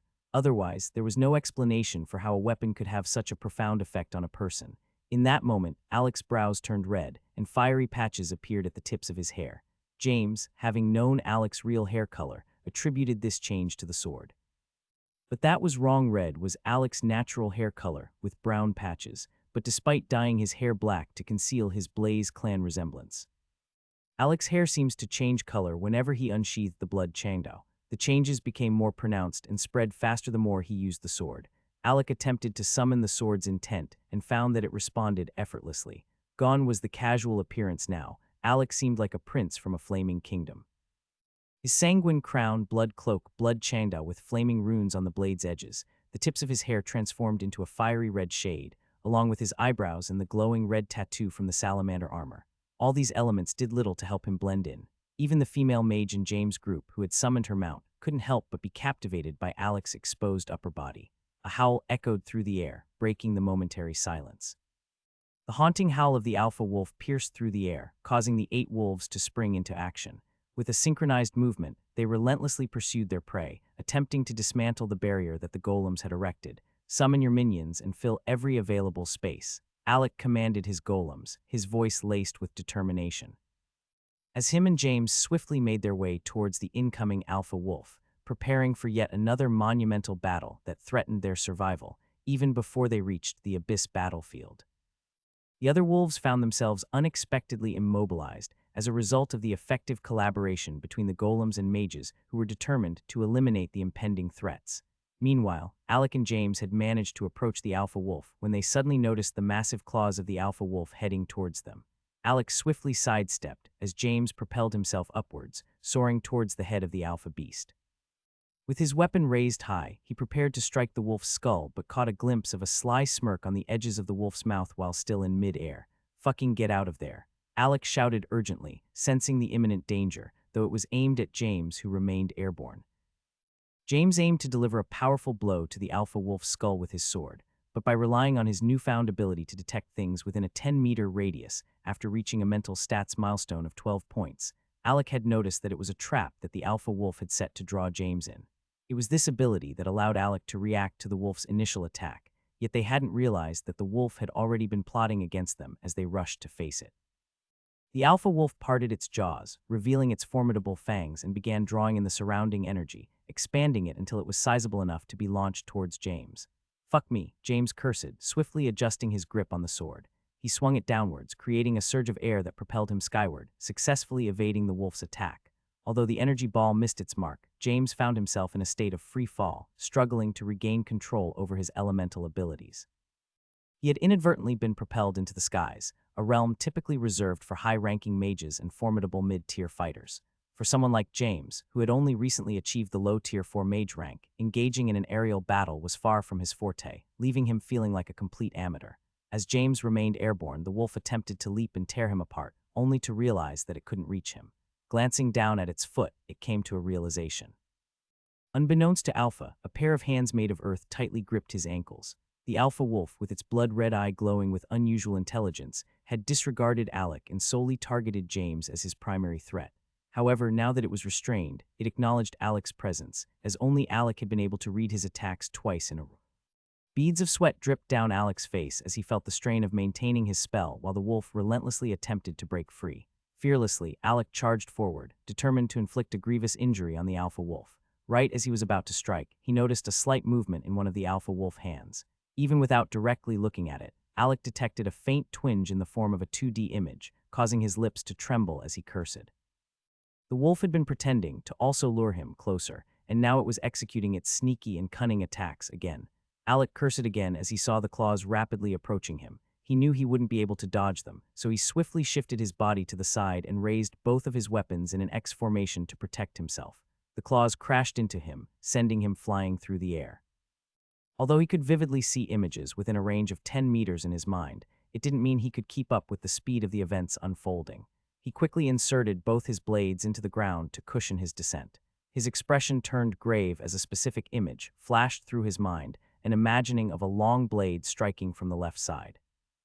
His thought was filled with a profound and deadly intent that momentarily startled him. However, he soon realized that his thinking was clear, indicating that he was fully rational in that moment, unaffected by the influence of the blood cape. He had been really wishing he could strike the wolf from the left side, as at that moment it was his blind spot. It was at that realization that the blood-killing intent cape disappeared from Alec's back, transforming into a miniature Chando. In a swift motion, it recreated the exact image Alec had envisioned, striking from the left side with incredible speed. Impaling the alpha wolf's hind limb deeply, the wolf let out a cry of pain. However, his cries were abruptly interrupted when he heard chanting. Looking up, he realized that he needed to run as fast as possible, as getting hit by the spell could mean his demise. James, who had just regained a normal flow of mana, decided to cast his most powerful and only mid-rank wind spell that he knew. As he was descending, James pointed his right hand towards the wolf and utilized his wind element to decrease his falling speed. The gathering wind energy at his fingertip grew in size with each passing second. Fueled by the desire to control the blood-killing intent, Alec quickly visualized another image of a sword slashing at the wolf's neck. The sword formed from the blood-killing intent retracted itself from the wolf's body, where it had been consuming blood, and moved with incredible speed towards the alpha's neck. However, the alpha wolf was prepared and raised one of its forelimbs, smashing the blood sword aside, as it had prepared for Alec's sneak attack this time. This gave Alec enough time to dig his Chando into the other ankle of the wolf. Ow. The alpha wolf howled in pain and attempted to jump in order to dislodge Alec from his back, but Alec quickly secured himself with his other blade, the bone katana, ensuring he wouldn't be injured or thrown off. In excruciating pain, the alpha wolf howled in pain. The blood Chando drained the wolf's blood, while the bone katana absorbed its bone essence. Such injuries could hinder the wolf's cultivation and result in a drop in rank. "Just shut the fuck up and kill him already," Alec, already disoriented, shouted. "As you wish." Mid-tier spell Gale Force Barrage. After James cast the wind barrage, countless razor-sharp wind projectiles shot out from the swirling orb rotating at his fingertip. The alpha wolf could only watch in horror as its body was shredded into pieces by the onslaught of projectiles, killing it instantly. Exhausted, James dropped to his knees, gasping for breath after delivering such a powerful attack with the remnants of his mana. It was sheer luck that Alec had already injured the wolf's hind limbs, preventing it from evading at full speed and rendering James's attack ineffective. This was the reason James had hesitated to use the spell initially, since his control over it was still lacking, having recently entered the tier 4 mage realm and just becoming familiar with the new mid-rank spell. His confidence is not that high on the spell. With the target defeated, the blood sword, formed from killing intent, returned to Alec before transforming back into a red cloak. Alec smiled with excitement as he sheathed his Chando and katana, causing the effects of the blood-killing intent, as well as the changes around him, including the glowing tattoo, to fade away. Alec exclaimed before collapsing onto the ground upon hearing the system notification of another level up. Having finally reached the mid-tier 2 mage realm, Alec knew that others wouldn't be able to discern his breakthrough since his mana was still sealed, and there were no visible signs or fluctuations. Initially, he had doubted his ability to level up with restricted mana, unable to feel or cultivate it. However, the system proved him wrong once again, allowing him to level up through killing. Once he broke free from his sealed state, the waves of mana fluctuations would undoubtedly signify his breakthrough. As he touched his iron bracers, Alec reminisced about how heavily they had weighed him down at the start, but now he rarely even felt their presence. It was as if the bracers had become a natural extension of his body. Despite being in the midst of a heated battle, he almost forgot he was wearing them. His hands and legs felt heavier once again, but this time it didn't evoke the same feelings of helplessness. As he lay on the ground, something felt off, like he was missing something important. Then he remembered he had left his clan members and golems to deal with the remaining Tier 3 wolf pack, refusing to play the role of a babysitter and allowed them to grow on their own. However, when he turned to look, he saw James standing frozen in place, giving Alec a sense of foreboding. Reacting quickly, Alec pushed James out of way and witnessed something unbelievable. The 8 wolf bodies were already lying on the ground, lifeless. The remaining members of the Gordon's clan watched as James's 4 companions demonstrated the proper way to skin the wolves. Alec realized the importance of these wolf bodies, not only as a source of power stones, but also for their monetary value, as he watched them remove the body parts they needed. It was in that moment that he understood why James had stood rooted in place. He marveled at the swift and efficient manner in which the wolves had been dispatched while they had still been struggling against the alpha wolf. He could relate to James's concern, but he had feared something had gone wrong, hence his unmoving stance. However, it seemed there was no need to worry anymore. Brandon lifted his head and caught Alec's gaze, nodding in acknowledgement. Alec returned the nod with a light smile. Seeing Brandon's confirmation, Arthur redirected his attention to where Brandon had nodded and realized that Alec had already taken care of the alpha wolf. "Hey, you guys are finished. Bring the body over. Let's cut that alpha quickly," Arthur shouted with visible delight on his face. Though Agnes had the urge to playfully smack the back of Arthur's head as she typically did, but they were all overjoyed by the progress they had made in taking down their enemies. As Tier 3 lifeform opponents now seems not like a hard task again, and this proved to be a boost to their egos. Alec and James worked together to carry the massive wolf body, planning to take it directly to their group who was in the process of harvesting valuable materials from the other wolves, including their power stones. However, as Alec's hand made contact with the dead alpha wolf's body, an unavoidable notification appeared. Mid-tier resource for crafting found. Can be used to craft a low-tier 4 spirit weapon locked. Can be used to craft a full armor and weapon set peak tier 3. Add 4 dead wolves lower in rank as material. Low tier 4 spirit weapons cost 5,000 system points locked. Peak full armor and weapon set cost 5,000 system points.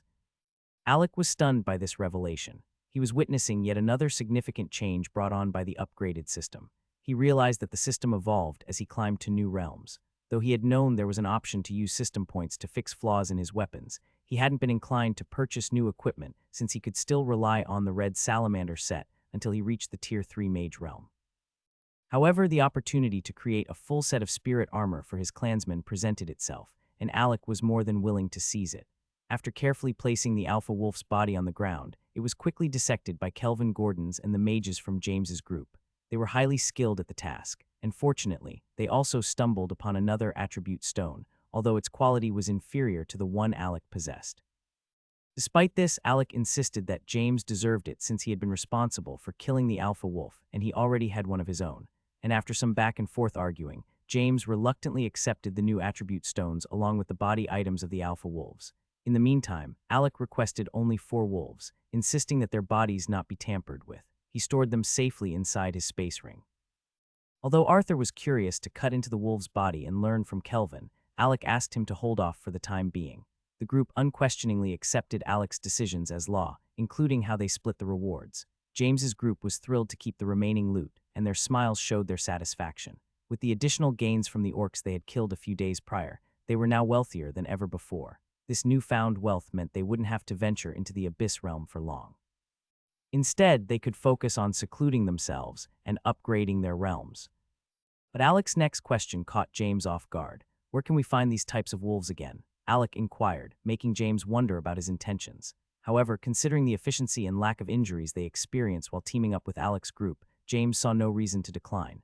Killing more wolves seemed like a profitable endeavor, especially since they were planning to move to the Abyss battlefield. Taking the lead, James guided them to the region where the pack of giant wolves was known to hunt. Alec, filled with anticipation, imagined equipping his entire clansmen with tier 3 weapons and armor sets. He couldn't wait to witness the incredible boost in their powers. I thought you were quite sure they were going to be coming to the Abyss battlefield, but why have we not seen a trace of them yet? Astrid asked. His face was already holding a frown. You should have just let my mage continue with his divination spells. At least we would have gotten them faster now. Where the hell do you think we would find them now? Astrid frowned as he looked at Kithra. At first, the divination mage had wanted to locate their position. And after getting the coordinates, he had been able to link it to the fact that they were going to the Abyss battlefield, and had asked them all to run straight to the Abyss battlefield, using one of the fastest methods so they would get there before Alec and James' group did. That way they would lay an ambush on them, since all paths eventually lead to one road while going to the Abyss battlefield. But while they have been waiting for Alec to show up, Alec group had decided to take a detour to the hunting grounds of the giant wolves. As Alec was really interested in killing a large amount of wolf beast, maybe even another alpha, so he can equip his whole squad with tier 3 armor and weapon sets. And this had caused a type of disappointing feeling for Astrid, who had been on ambush almost all day. You really have to believe me, man. The Abyss battlefield is the place they are meant to be. The man who made us their guide made sure we would lead them to the Abyss battlefield and dump them there. When Astrid looked at Kithra, this time, the look in his face changed.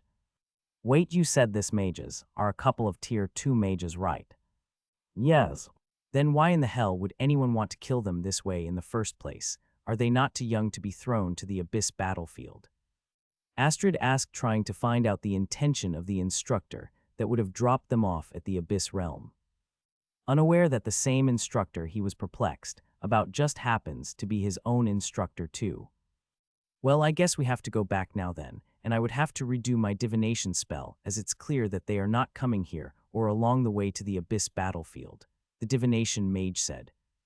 If we keep on waiting here, we would end up with nothing but wasting our time. We might even get attacked by another orc squad just as powerful as us. From our last expenditure, we wasted a lot of resources and our one-use treasure, and it's clear that we have not been able to replace them back. Taking this mission from Kithra was with hope that we would recover those, and we already did, so I would implore that we all try our best to make him get what he wants. The divination mage, who had been incredibly pleased with Kithra, could not help but speak out for Kithra. The various treasures that Astrid had brought out had caught his eye, but since they were given to his own group, he could not really act the way he normally would, being so hell-bent on taking others' treasures. He had been paranoid that they wouldn't get to see the group of mages, and if that happens, he would be the only one to lose out on this deal, as he cut a separate deal with Kithra to divide the attributed power stone, and that makes him responsible for this expenditure as much as Kithra, but Kithra didn't mind when he paid for their services. He had made it clear several times that he wanted revenge on this group of mages, and that's why he was hell-bent on getting them. Tell me something, buddy, don't you think you should be including me too, sideways? Astrid, who could no longer take it, blurted out his true feelings about wanting in on Kithra's loot. This statement made Kithra frown a little. He was well aware of Astrid's greed, but he wasn't expecting him to act up at a crucial moment. What do you mean by that? Are you trying to cut out of the main deal and leave everything else that is found to me? Though Kithra asked this with an angry expression, deep down inside he was feeling incredibly giddy, as he desperately wanted Astrid to agree with his proposal. No, Astrid exclaimed. Confused, Kithra tried to clarify. Wait, let me understand this correctly. You want me to pay you like the rest of your boys, and yet you still want to share the majority of the earnings from my own job. Are you trying to ruin my reputation as a skilled thief? Are you trying to take advantage of me here? I'm only willing to help because you mentioned that your ex-team leader, James, is involved, though he may be stubborn, but he's still a genius when it comes to cultivating. I doubt you have the ability to restrain him. Those restraining tools are expensive, and I'm guessing you've already used up your supply. Otherwise, you wouldn't be seeking out a group like ours for a set of tier 2 mages. Astrid persisted. I won't hesitate to attack this tier 4 mage for you, while you and my group take care of the rest of the business. Kithra snorted and looked at Keith in disgust. I don't think I'll be needing your help with that. We won't have to restrain any tier 4 mage, as the time we plan to accommodate them has already passed. James and the other mages would have already moved on. Astrid pondered for a moment before finally saying, well, the offer still stands. We can't be too careful if we do happen to encounter them, and I have to keep your old buddy James occupied. Just know that you owe me one. Meanwhile, elsewhere at the academy, the higher-ups were grappling with the dilemma of allowing a second-dimensional creature to stay at their school, though they were initially inclined to refuse, but since the creature hadn't harmed anyone, they decided to at least listen to his request. At the same time, the new dean was engaged in a discussion with Alfred. What the heck is that creature doing here? "Ah, you see what you've caused. Now it wants to stay with me. I told you, let me sleep in peace." But no, you wouldn't agree. You're so stubborn about assigning me to a job. Even the old dean never stressed me out like this. If it weren't for that, I would have left the academy a long time ago. Elder Alfred complained with a disgruntled expression. The academy had the power to restrain the centaur and defeat him, but they were divided on how to handle the situation. Mad Dog's faction believed the centaur should stay and violence should be avoided, while the second faction was determined to kill the centaur and make it known that the war god Mage Academy does not tolerate second-dimensional creatures. The new dean sighed in defeat, never expecting something like this to happen during his temporary tenure. We all know that Alfred is an irresponsible mage. Leaving him with such a responsibility alone is asking for trouble. He's already had difficulties taking care of his new disciple, so it would be out of the question to burden him further, the new dean countered. Upon hearing that the centaur would not be staying with him, Alfred felt a wave of joy wash over him. On the other hand, Terran slumped down in his chair, contemplating what his future days would be like. However, the centaur didn't seem to mind much. He was okay with staying with Terran since he was more familiar with him than any other mage at the round table. Terran found himself in a difficult position, as he had no choice but to accommodate the centaur prince at his mountain peak. Surprisingly, even the other faction who were initially against the idea of having the centaur stay quickly changed their stance. While they were not particularly interested in welcoming the centaur into the academy, they were more than pleased to assign someone from the Mad Dog faction to be responsible for him. In fact, some secretly hoped that the centaur would lose control or act recklessly, providing them with an opportunity to implicate Terran. However, all their attempts to make him fall for a mistake or meet an untimely end had failed miserably. Nevertheless, the centaur situation seemed like a stroke of luck for them. Terran sighed in defeat as he and the centaur prince began their journey to his peak. Along the way, Terran tried his best to explain to the centaur that if he ever encountered any of Terran's disciples, he shouldn't take them too seriously and instead insisted that if he wanted to blame any possible miscommunication between them, he should blame him instead. However, the centaur regarded Terran as an idiot. He was well aware of the power levels within the academy, having observed the mages during the meeting. He knew that there were many who did not want him there and wouldn't hesitate to punish him for even the slightest mistake. As someone planning to stay in the Earth realm for a prolonged period, the centaur had no intention of giving himself up easily unless he had full confidence in his ability to escape, and it was not like he even had anywhere to go anyways. Among the mages who decided to let him stay, he had already identified at least 3 individuals who could defeat him effortlessly. The strongest among them was the new dean, who was desperately concealing his peak Tier 9 cultivation. While the other human mages were not aware since the dean was using a disguise, the centaur's instincts as a sensitive being could not be fooled. Determining the realm of someone not much higher than him posed no challenge. As long as they were in the high-rank realm, he could discern their level. This was precisely why he was not deceived by the peak Tier 8 aura emitted by the new dean, and this is just the powers shown on the surface, which made the centaur really careful. The moment Terran arrived at his mountain peak, his nerves got the best of him, causing him to gulp down nervously every few seconds. If Arthur, his disciple, were to see him like this, he would be utterly shocked, as he always saw Terran as someone unruly and fearless, never backing down from anything. However, as Terran surveyed the peak, he found something suspicious. There was no one in sight, and the area appeared untouched, as if it hadn't been cleaned. This struck Terran as odd, considering his disciples were always diligent in maintaining the cleanliness of the peak, ever since he received them, and there is no way they would just change their attitude so fast, as he has not even been gone for long. Wondering where his disciples could be, Terran gazed up at the sky, spotting the blood moon still lingering above. His expression changed to one of anger, feeling a surge of frustration building within him. Caught up in his thoughts, Terran inadvertently directed an angry stare towards the centaur, causing the centaur to frown in displeasure. However, upon realizing that Terran's anger wasn't aimed at him, the centaur decided to let it slide again. He knew that if he wanted to live peacefully in the human world, he couldn't engage in unnecessary conflicts. "Make yourself at home, Prince 7, I just have a small problem to sort out now," Terran said to the centaur before dashing off from the peak. The centaur prince remained standing, perplexed at Terran's sudden disappearance. However, he wasn't bothered by it and decided to follow along. Not wanting to be alone, Terran swiftly arrived at a nearby building below his peak and rushed inside. The moment the man at the counter saw him, he trembled in fear, sensing that Terran was in an enraged state. This only fueled Terran's anger further, believing that this man must have information about his missing disciples. "Where are they?" Terran demanded. Where are who?" The man in the white robe replied, feigning surprise. Terran's response was a fierce punch that sent the man tumbling a few meters away. and they say we are the savages," the centaur jested from behind, observing as Terran unleashed his fury upon the man's face. He had been able to catch up to Terran easily with his 4 hooves. Seeing as he was still following him, Terran decided to take his mind off it.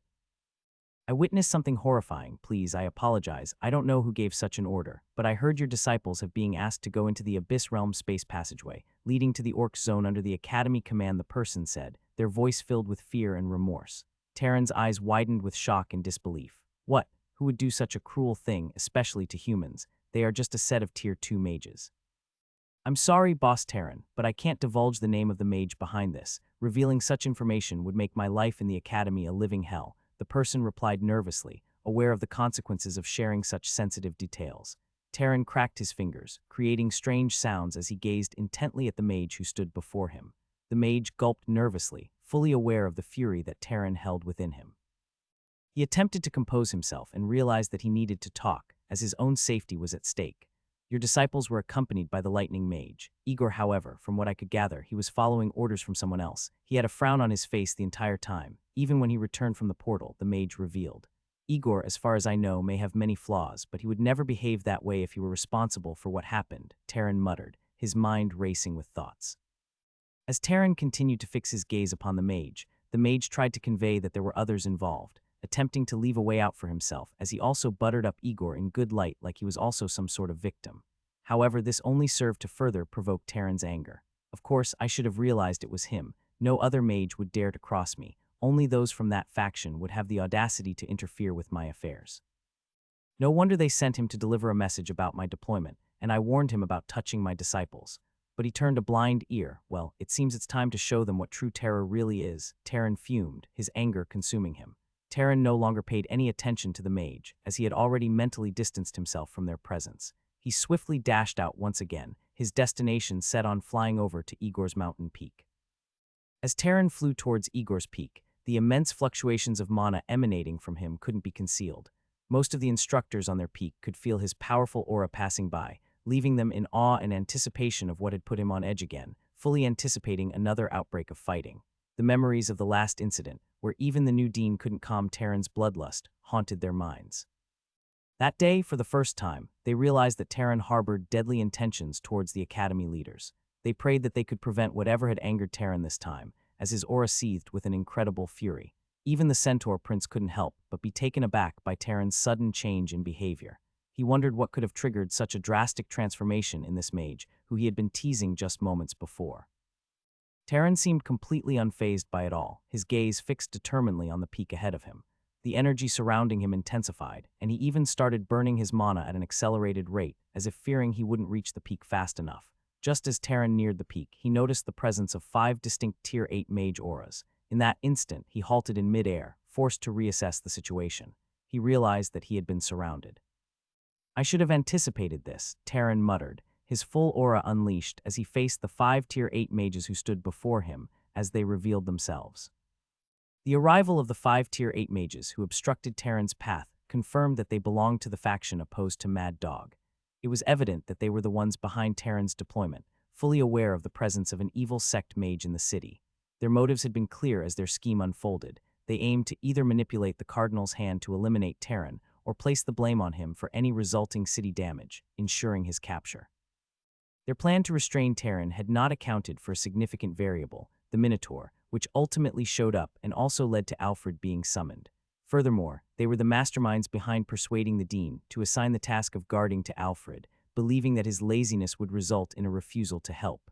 However, they failed to consider the possibility that he might respond to a distress call. As a result, their intricate scheme against Terran crumbled, even though Igor, due to his seclusion, remained unaware of Terran's return. They knew that Terran's fury would erupt within minutes once he discovered that his disciples had been unlawfully taken to the Abyss Realm. Anticipating his vengeance, the fog-covered mage sought the aid of the faction's renowned instructors, who were already known. He had asked for them to impede Terran's attack on Igor. The fear was that Terran's rage could inadvertently lead to Igor's demise. Any harm that befell Igor could potentially trigger yet another internal war, a scenario the opposing faction oppressing the Mad Dog faction aimed to prevent. They might keep on probing the Mad Dog faction, but they were not ready for it to escalate because, despite their larger numbers, none among them possessed the capability to match Mad Dog's combat prowess. Terran's gaze bore a deep disdain as he stared at the 5 great instructors before him. While they held a higher realm than him, their indifferent expressions in return only fueled his disdain further. "What's the matter, Terran? Why are you emitting such a hostile aura? Please remember where you are at the moment," one of the great instructors gently expressed, trying to diffuse the tension. "Oh, my apologies, I never realized that everyone here noticed the location of this place, which is that it's meant to be a sanctuary for all student mages on all path of magic," Terran replied, his tone slightly softened. "But one of your own led my group of inexperienced and young mages straight into the Abyss realm, and yet you're bothered by my behavior. Let's put an end to the pretense," Terran asserted, showing little respect to the 5 elderly mages before him. The leading mage among the group frowned as he looked at Terran, but he composed himself and spoke up. "We understand that you're angry and hurt, but what's done is done. We just realized that Igor had mistakenly taken them to the Abyss realm to teach them a lesson after they offended him, but we never realized that they were never brought back." As the leading elder continued to explain, Terran became nonchalant, picking at his ears and staring at the leading mage with a dangerous glint in his eyes. "I already said let's cut the bullshit, but you just decided to pour out even more crap. I came here for Igor, not you 5 fogies who could die anytime if you don't make any breakthroughs in your cultivation." Terran's words struck a nerve with the group of mages, challenging the concerns lingering in their minds. Terran, exhausted by the mind games, no longer felt compelled to show them any respect. "How dare you talk to us like that?" one of the mages exclaimed, their anger simmering just beneath the surface. "Bring out Igor," Terran demanded once again. This time the red tint at the edge of his eyes began to spread, lending him a devilishly handsome appearance. "That won't be possible, as Igor has entered a critical stage of self-seclusion. It is against Academy laws to interfere with a mage who is on the verge of a breakthrough in their realm," the leading mage explained, attempting to justify their actions.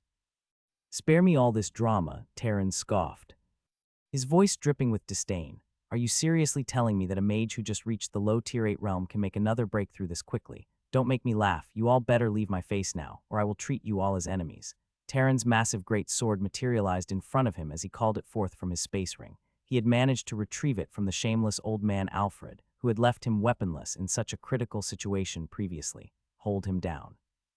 It's clear that Terran has made up his mind and won't agree to our demands. We shall punish him according to the Academy's laws," the leading mage declared, conjuring a flaming bow as the other 4 mages flew into action, charging towards Terran. The Centaur Prince felt the urge to intervene and protect Terran as they had become companions, depending he was going to be living at Terran's place. However, Terran warned him against it. "Don't. It will only land you in trouble. Don't worry, I'm not that weak. While I may not be stronger than you, a couple of low-tier 8 mages are well within my range of handling." Terran kept his back turned towards the Centaur Prince, sensing the mana fluctuations behind him and quickly alerting him to the danger. Terran's statement made the mages rage more as they felt Terran was looking down on them.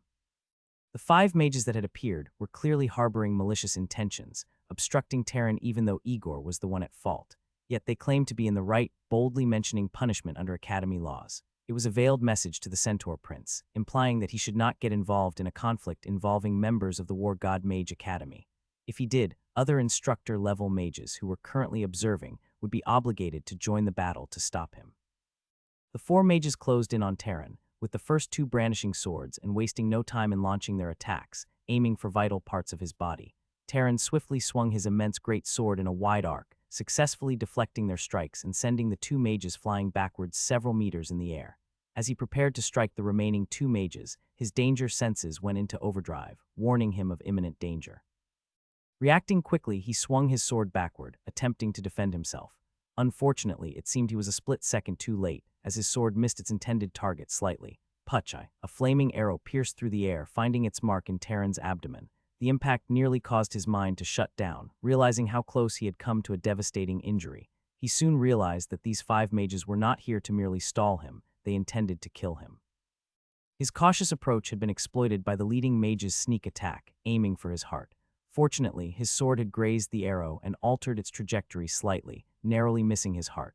Had he not been able to deflect it, he would have likely been severely injured or even killed, mistaking their actions as a standard tactic to stall him. The Centaur Prince's brow furrowed as he observed Terran taking a hit.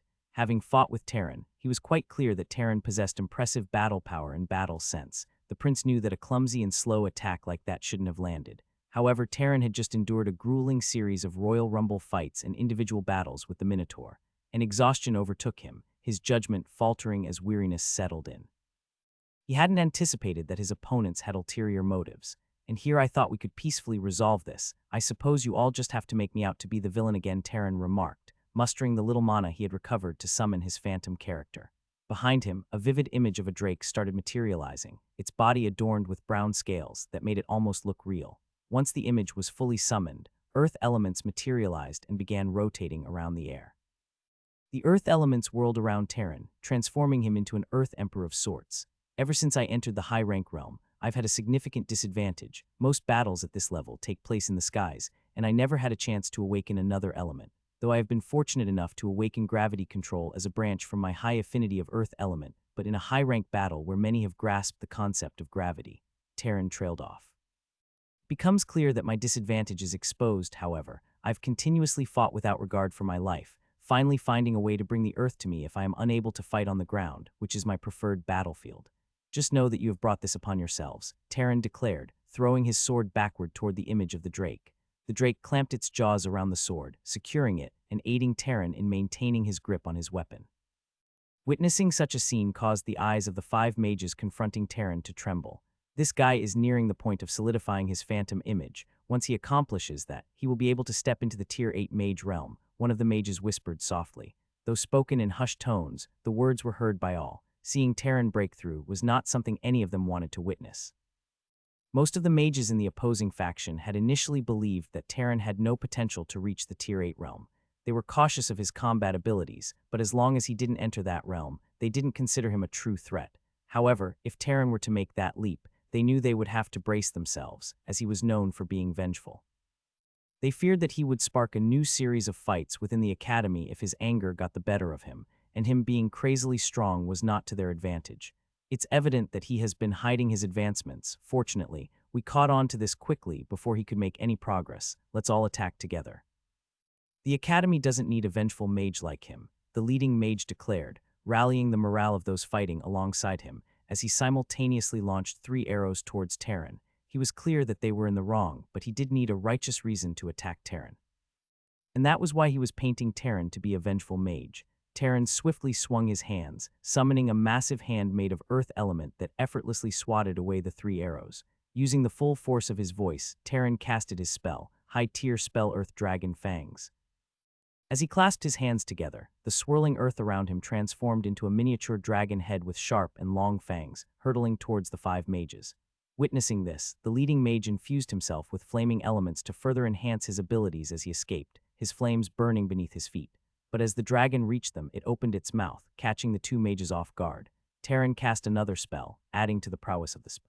High-tier spell Earth Gravity Deviation, and within the mouth of the Earth Dragon, a small black hole materialized, pulling the 2 mages toward it with an incredible force. The 2 mages, unleashing the power of their Tier 8 mage aura, tried their best to escape the pull. They couldn't help but wonder why they seemed to always be the unfortunate ones when fighting against Terran. However, Terran paid no attention to their thoughts, aware that the Tier 8 mages were on the verge of breaking free from the suction force of the black hole. He bellowed loudly, exerting more force to drag the 2 mages into the Earth Dragon's mouth. By doing so, the dragon head, formed entirely from Earth element, would be able to consume them, tear them to pieces with its fangs created with Earth essence. However, the 2 magic path mages devised a plan to help their colleagues. Their strategy involved distracting Terran, causing him to lose control of the black hole, and giving the trapped mages a chance to break free from the suction force. High-tier spell Blinding Lights. A blinding white light suddenly shone in Terran's eyes, partially impairing his vision. Realizing that one of the mages was a light elementalist, Terran quickly protected himself by surrounding his body with a sturdy earth barrier. Light elements were notoriously difficult to deal with, as their control required exceptional talent. Terran was unwilling to take any chances, by hoping that the light elementalist was not a talented one. However, the next attack came from a different mage. High-tier spell Exploding Water Bomb, they sent a massive water ball crashing into Terran's earth barrier. Upon contact, a series of powerful explosions reverberated, forcing the earth ball to be launched backward and slamming into a nearby abandoned mountain. Everyone watched intently, wondering if Terran had been injured by the impact. As the fog that masked their view dissipated, they were surprised to witness Terran emerging from the already battered earth defense he had erected. Blood trickled from his mouth, indicating the damage he sustained. Just as he was assessing his injuries, an arrow flew straight at him. With quick reflexes, Terran managed to catch the flaming arrow in his hands. Explode plus, hearing the words of the mage leader who lead the assault filled Terran with a sense of foreboding. However, it was too late for him to retract his hands as the arrow he held exploded. The impact sent him flying several meters backward, though he managed to land gracefully despite his left hand dripping with blood. The mage who had shot the arrow wasn't satisfied, even though it had fulfilled its purpose. He hadn't yet been able to land a lethal blow on Terran. Despite their relentless onslaught, Terran seemed to be as resilient as a cockroach, refusing to succumb to defeat. Why won't you just die? One of the magic swordsmen couldn't help but scream in frustration. I don't think we'll be able to take him out like this. We'll have to unleash our full power if we want to defeat him, the leader Mage said, summoning 3 flaming arrows from thin air. Recognizing Terran's resilience, he decided to disregard any reservations and summoned his own phantom image to deal with him. It was considered a grave offense to use phantom image power against a lower-ranking mage at War God Mage Academy, especially when fighting a fellow colleague at the academy. However, these 5 mages had reached a point where they were prepared to kill Terran, as the situation had escalated beyond their initial expectations. A massive flaming eagle materialized behind the leader mage, while the 2 magic swordsmen conjured elemental swordstone made of earth, the other of wind. The remaining 2 mages had unique phantom images. The light element mage released a radiant lantern hovering above his head, and the water element mage summoned the image of a majestic koi fish. As these 5 images fully appeared, their eyes seemed to possess a glimmer of intelligence. Their body itself have fully formed very quite from Terran's own, which only the head of the drake has been transformed. They used their auras to exert pressure on the Earth Drake Phantom behind Terran, intending to tear it apart and sever Terran's extraordinary control and affinity for Earth element, which was being reinforced by the resilient Drake despite his dwindling mana. As if he lost the phantom image, he would be drained. And be easy to deal with considering he almost had no mana left. Terran frowned deeply, completely caught off guard by the sudden summoning of phantom images by all 5 mages. He had never believed they would summon their phantom characters against a weaker mage in the academy premises. He was confident that he could handle 2 Tier 8 mages at their full strength, but facing 5 proved to be an overwhelming challenge beyond his capabilities. The following scene depicted Terran, who had been on the offensive since the start of the fight, transitioning to a defensive stance. Instead of launching counterattacks, he patiently bided his time, waiting for a vulnerable opening that would allow him to strike a fatal blow, as he believed their teamwork ain't perfect. Unfortunately, the leading mage seemed to be one step ahead, foreseeing Terran's plans, and every arrow shot was aimed at obstructing him or ensuring he couldn't initiate an attack that would break the seemingly fragile teamwork they were trying to perfect.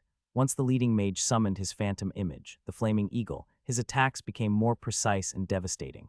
Each arrow that flew after the summoning inflicted serious injuries on Terran, though not yet fatal. However, if the battle continued in this manner, there was a very real possibility that Terran would succumb to his wounds after losing a lot of blood. If it weren't for these 2 swordsmen blocking my path, you would be the first mage I kill here, Terran declared, blood trickling down his face. His armor runes were already activated again, providing some assistance in withstanding the assault. If not without the armor's aid, he wouldn't have survived for so long against the relentless attacks of numerous mages in the low Tier 8 mage realm. Your thoughts mean nothing to me, you're nothing but prey on my chopping block, the leading mage taunted back. Terran and the 2 swordsmen engaged in a fierce exchange of blows. While Terran once held a clear advantage with his superior sword techniques, the augmentation the 2 magic swordsmen got from their elemental sword phantom images now leveled the playing field, allowing them to fight Terran on equally grounds, not losing to his superior sword techniques. Despite their increased speed, Terran skillfully parried their every move with his great sword. Terran had to be incredibly careful and heighten his senses to the fullest due to the weight of his great sword. Since he didn't have the speed of their sword, he had to be really cautious. Not only did he have to defend against the attacks of the magic swordsmen, but he also had to watch out for the malicious arrows shot by the leading archer mage, who took pleasure in sniping him down. Additionally, the 2 supporting magic path mages intermittently struck spells at Terran whenever they got the chance. Sweat poured down Terran's face as the battle continued. Despite fighting for less than 15 minutes, it felt much longer to him. Exhaustion still weighed heavily on him, while the centaur prince, who had initially shown interest in helping Terran, now seemed more engrossed in something else. He leisurely levitated in the air, observing Terran's struggle to find a weakness in the coordinated attacks of the other mages. To Terran's dismay, he never expected that the centaur prince would derive such pleasure from watching humans fight. The exhilaration he felt just from being a spectator surprised him. Meanwhile, Alec and his gang had just finished hunting down another small pack of wolves, this time lucky enough to encounter an alpha wolf. Alec had managed to land the final blow this time, requesting that the alpha's body be kept intact for he had someone interested in purchasing the entire body. James, aware of the market for dead beasts and with the limited space in Alec's storage ring, he expressed concerns about taking so many wolf bodies when Alec could just let them help him skin the wolf and take the main ingredients needed. He doubted Alec would profit significantly from it, taking the full body. However, Alec dismissed James' advice, seemingly driven by his own motives for preserving the whole body. He was only doing this because of the system instruction, and he was rather not interested in testing the system. We've killed so many wolves this time that if we sell them at the exchange counter, black market, or the armory, we'll make a fortune that could sustain us for over a month, the female mage riding the fox mount exclaimed. The expression of joy on her face made Alec realize just how valuable the things they held were, but he was still interested in changing them to spirit set than selling them for cash. When Arthur heard her comment, he looked at Alec with expectation, as if asking how they would divide their earnings from selling the wolves. Don't even think about getting a cent from this. Instead, I'm planning on using the money for something else, Alec replied, causing Arthur to grumble in displeasure. Arthur had been daydreaming about the money he hadn't even received yet, and how he would spend it on new robes and magical artifacts. Watching Kithra reveal one magical artifact after another, and surprising everyone, only made Arthur long for the same things. If you keep dreaming about artifacts, I promise you, even if you had money, you'd become a pauper before you knew it. You wouldn't even be able to afford a decent low-ranked artifact, Agnes teased, as if she could already see through Arthur's thoughts. They all shared a laugh, including the mages from James' group. Despite feeling like they had earned a lot from their recent adventures, due to their hunting speed having increased after teaming up with Alec, his siblings, and his golems, they weren't as well off as raiders like Kithra. They also lacked a great instructor like Kithra who provided him with power stones to spend. They were somewhere in the middle, not too broke but not too rich either, and they always prioritized cultivating materials over artifacts. Master. I sense the aura of mages nearby, and they're closing in on us quickly from the aura. I've identified one as Kithra, the mage who led the previous attack. Legion suddenly spoke up, shocking all the mages present. While Alec wasn't too surprised, considering he could detect things within a 10-meter radius, he knew that Legion surpassed his abilities. Legion, being a robotic golem, had sensors that could monitor a heat map spanning over 100 meters. This meant he had a much wider range than Alec. With Legion's message, it now seemed that Kithra had sought out new allies to confront them. How certain are your golem's findings? James asked, his face filled with concern. I would say 100. Legion is even more sensitive than I am. If he's already detected them, it means Kithra and whoever he's bringing are closer than we think. We'll have to move quickly, Alec replied confidently. He trusted Legion's abilities more than his own newly awakened powers. In that case, we all need to leave here swiftly. Agnes exclaimed. No, if we all escape, they'll only be able to track us faster. All of you find your way back to the human city. I don't think we need to go to the Abyss battlefield again. Our mission has been compromised, and I'm certain Kithra knows we're heading there, and it would not be good to play into his hands.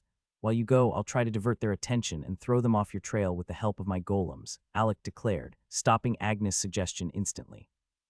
No, Alec, you can't do that. We need to leave together, Arthur pleaded, coming closer. But Alec shook his head. Believe in me, brother, something needs to be done, and I'm the best one to do it.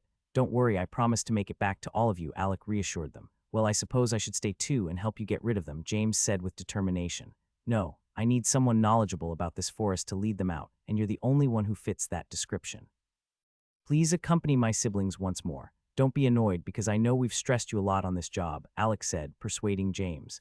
If it makes you feel better, just know that I plan to personally compensate you from our loot, Alec added. No, that won't be necessary. And I promise to deliver your siblings to safety, James promised sincerely. Taran was utterly exhausted, his body pushed to its limits. Despite this, a determined light still shone in his eyes as he tightly gripped his great sword with both hands. His phantom image, the Earth Drake, appeared to be on the verge of breaking apart. However, the Earth Drake stood strong, locking eyes with the other 5 phantom images with a majestic, unwavering presence. Its gaze conveyed a mix of superiority and disdain, inciting anger within the other mages. They couldn't comprehend how a phantom image that hadn't fully formed and was still in its image form could look at them with such contempt, especially when it was clearly losing. Yet they understood that the behavior of the phantom image was simply a manifestation of its owner's will. This meant that Taran, too, looked down on them. Ah, I want to sever those eyes. How dare you look down on us? The light element mage, who was also a magic swordman. Dashing towards Taran with blinding speed, the phantom sword of the light element mage bathed the mage in dazzling radiance. making his movement so swift that he appeared as nothing more than a streak of light. It seemed as though his phantom image melded with his main sword temporary, as the mage intended to strike at Terran's eyes. "Stop, we are meant to attack together, not alone. Stop," the leading mage screamed desperately, attempting to halt the light element magic sword wielder. However, he was by far the fastest among them due to his element, and no matter how they rushed forward, there was no hope of catching up to him. The light elementalist mage had disregarded all caution, paying no mind to the leading mage's fear of Terran. Despite being battered and worn, before the sword's radiance could reach Terran, he saw Terran lift his head with a smile gracing his lips. "I may have lost this one, Prince 7, but don't worry. I'll take care of him," Terran uttered, shocking the 4 remaining mages who struggled to catch up with the light elementalist mage. They were unaware of the events and circumstances that might have unfolded between the Centaur Prince and Terran. However, one thing was certain: whatever would make Terran smile like that couldn't bode well for them. After witnessing Terran's battles with the orcs, they were certain that the smile on his face meant he still had an undisclosed strategy up his sleeve. "It's time to end this while it was enjoyable to observe. If we waste any more time, who knows when we'll be able to return. Take care of that squeaky one, and I'll handle the remaining 4, the Centaur Prince proclaimed. "No, leave the 2 swordsmen to me. Let me test my skills against them alone and show them the vast difference between us. Their arrogance has truly frustrated me," Terran argued, lifting his heavy great sword upward. In a swift motion, Terran deflected the attack of the light elementalist, causing sparks to scatter in every direction as the mage's sword flew into the sky. With his right hand extended towards his heart, the drake image behind him roared, and Terran's palm gathered earth element, transforming into a scale reminiscent of an earth dragon. Though formed from earth element, it possessed a tangible reality, emanating the purest essence of the earth. A resounding bang echoed through the air as Terran's hand made contact with the mage's chest. The impact sent the mage flying, blood pouring from his mouth, as he lost consciousness instantly. The drake image behind Terran dimmed further after unleashing an attack of such magnitude. The Centaur Prince looked at Terran and shook his head. "You are still showing them mercy. If you had used the power sent by your phantom to form a claw, you could have ripped his heart out, yet you chose only to incapacitate him," the Centaur Prince remarked. As a towering centaur image, about 20 meters tall, appearing behind him. The centaur wore a mask with one side gleaming golden and the other side shaded in a dark, greenish-black flame, emitting an aura of malevolence distinct from the golden side. The centaur's hands were crossed, staring straight ahead without even acknowledging the presence of the mages. "Damn it, I said leave the other sword-wielding mage to me. Don't touch him," Terran declared, exerting his tired body as he took flight, heading straight for the second sword-wielding mage. The Centaur Prince swiftly raised his hand, conjuring a golden spear. "Don't interfere in this, it's an internal matter of the War God Mage Academy. Know your place," the Flaming Mage said while pointing at the Centaur Prince. Despite his best efforts to hide it, the Flaming Mage's trembling hand betrayed his fear of the Centaur Prince. "I don't like your tone," the Centaur Prince retorted, as he pierced the air with his golden spear and a beam of spear-shaped light that flew directly towards the Flaming Mages. The Flaming Mage hurled all of his defensive talismans in a desperate attempt to protect himself. However, the golden chi, taking the form of a spear, obliterated his defenses and slammed into the chest of the Flaming Mage, sending him flying backwards. "Don't kill them, and leave the sword mage to me," Terran intervened. "Relax, I'm not that bloodthirsty. I have no interest in cutting my stay here short. Plus, I won the bet fair and square when I predicted that the light element mage would attack you in a fit of rage first. You chose the flame mage, so deal with it. They're all mine," the Centaur Prince declared, opening his hands wide and shrugging his shoulders, as if suggesting he had no choice but to take responsibility for Terran's mess. With those words, the Centaur Prince turned his attention to the other mages, sending spear-shaped chi towards them, after recreating the same move 4 times. It was evident that the Centaur Prince looked down on the low-tier 8 mages. Only an extraordinary mage like Alfred could make the Centaur Prince serious. But now that he had assimilated force into his attacks, surpassing even Alfred, it was clear that Alfred could not match up to him and might even end up losing if they fought again. The 4 mages banded together, devising a coordinated defense strategy, and luckily for them, they were able to make the attack against them rebound back. But the Centaur Phantom image, which had kept its hands folded all this while, snorted contemptuously. Pointing its right hand towards the mages, the 4 spear-shaped chi changed course in midair, homing in on the mages and dismantling their combined defense with incredible power. Their previously unbreakable defense shattered under the force, as a flicker of dark green flame danced at the spear's tip. The image of the impaled flaming mage was recreated as they all flew away. Terran couldn't help but shiver in fear as he looked at the phantom image of the huge centaur. During their previous fights, the Centaur Prince had not been able to summon a phantom image, but now, just by observing the Tier 8 fight, He had comprehended how to summon his own phantom image and increase his powers several-fold. Terran felt a sickening feeling in his stomach as he witnessed the prince's growth. The only solace he had was that the centaur prince had failed to awaken a domain. Like Terran, this was his only compensation, as neither of them possessed a domain. Although he knew that only Tier 8 individuals were capable of creating a domain to match their element, he still found joy in the fact that the centaur prince couldn't summon it. Losing that hope would mean losing any claim to his genius status, as the centaur have broken all he believed in just by being born as a high-ranking being. "I've settled it all, now let's go get the person you came for," Seven exclaimed. Such is not going to happen. An icy voice pierced through the air as a mage in a sky-blue robe appeared before them. His face was veiled by fog as he stood confidently with hands behind his back, exuding an aura of supreme expert.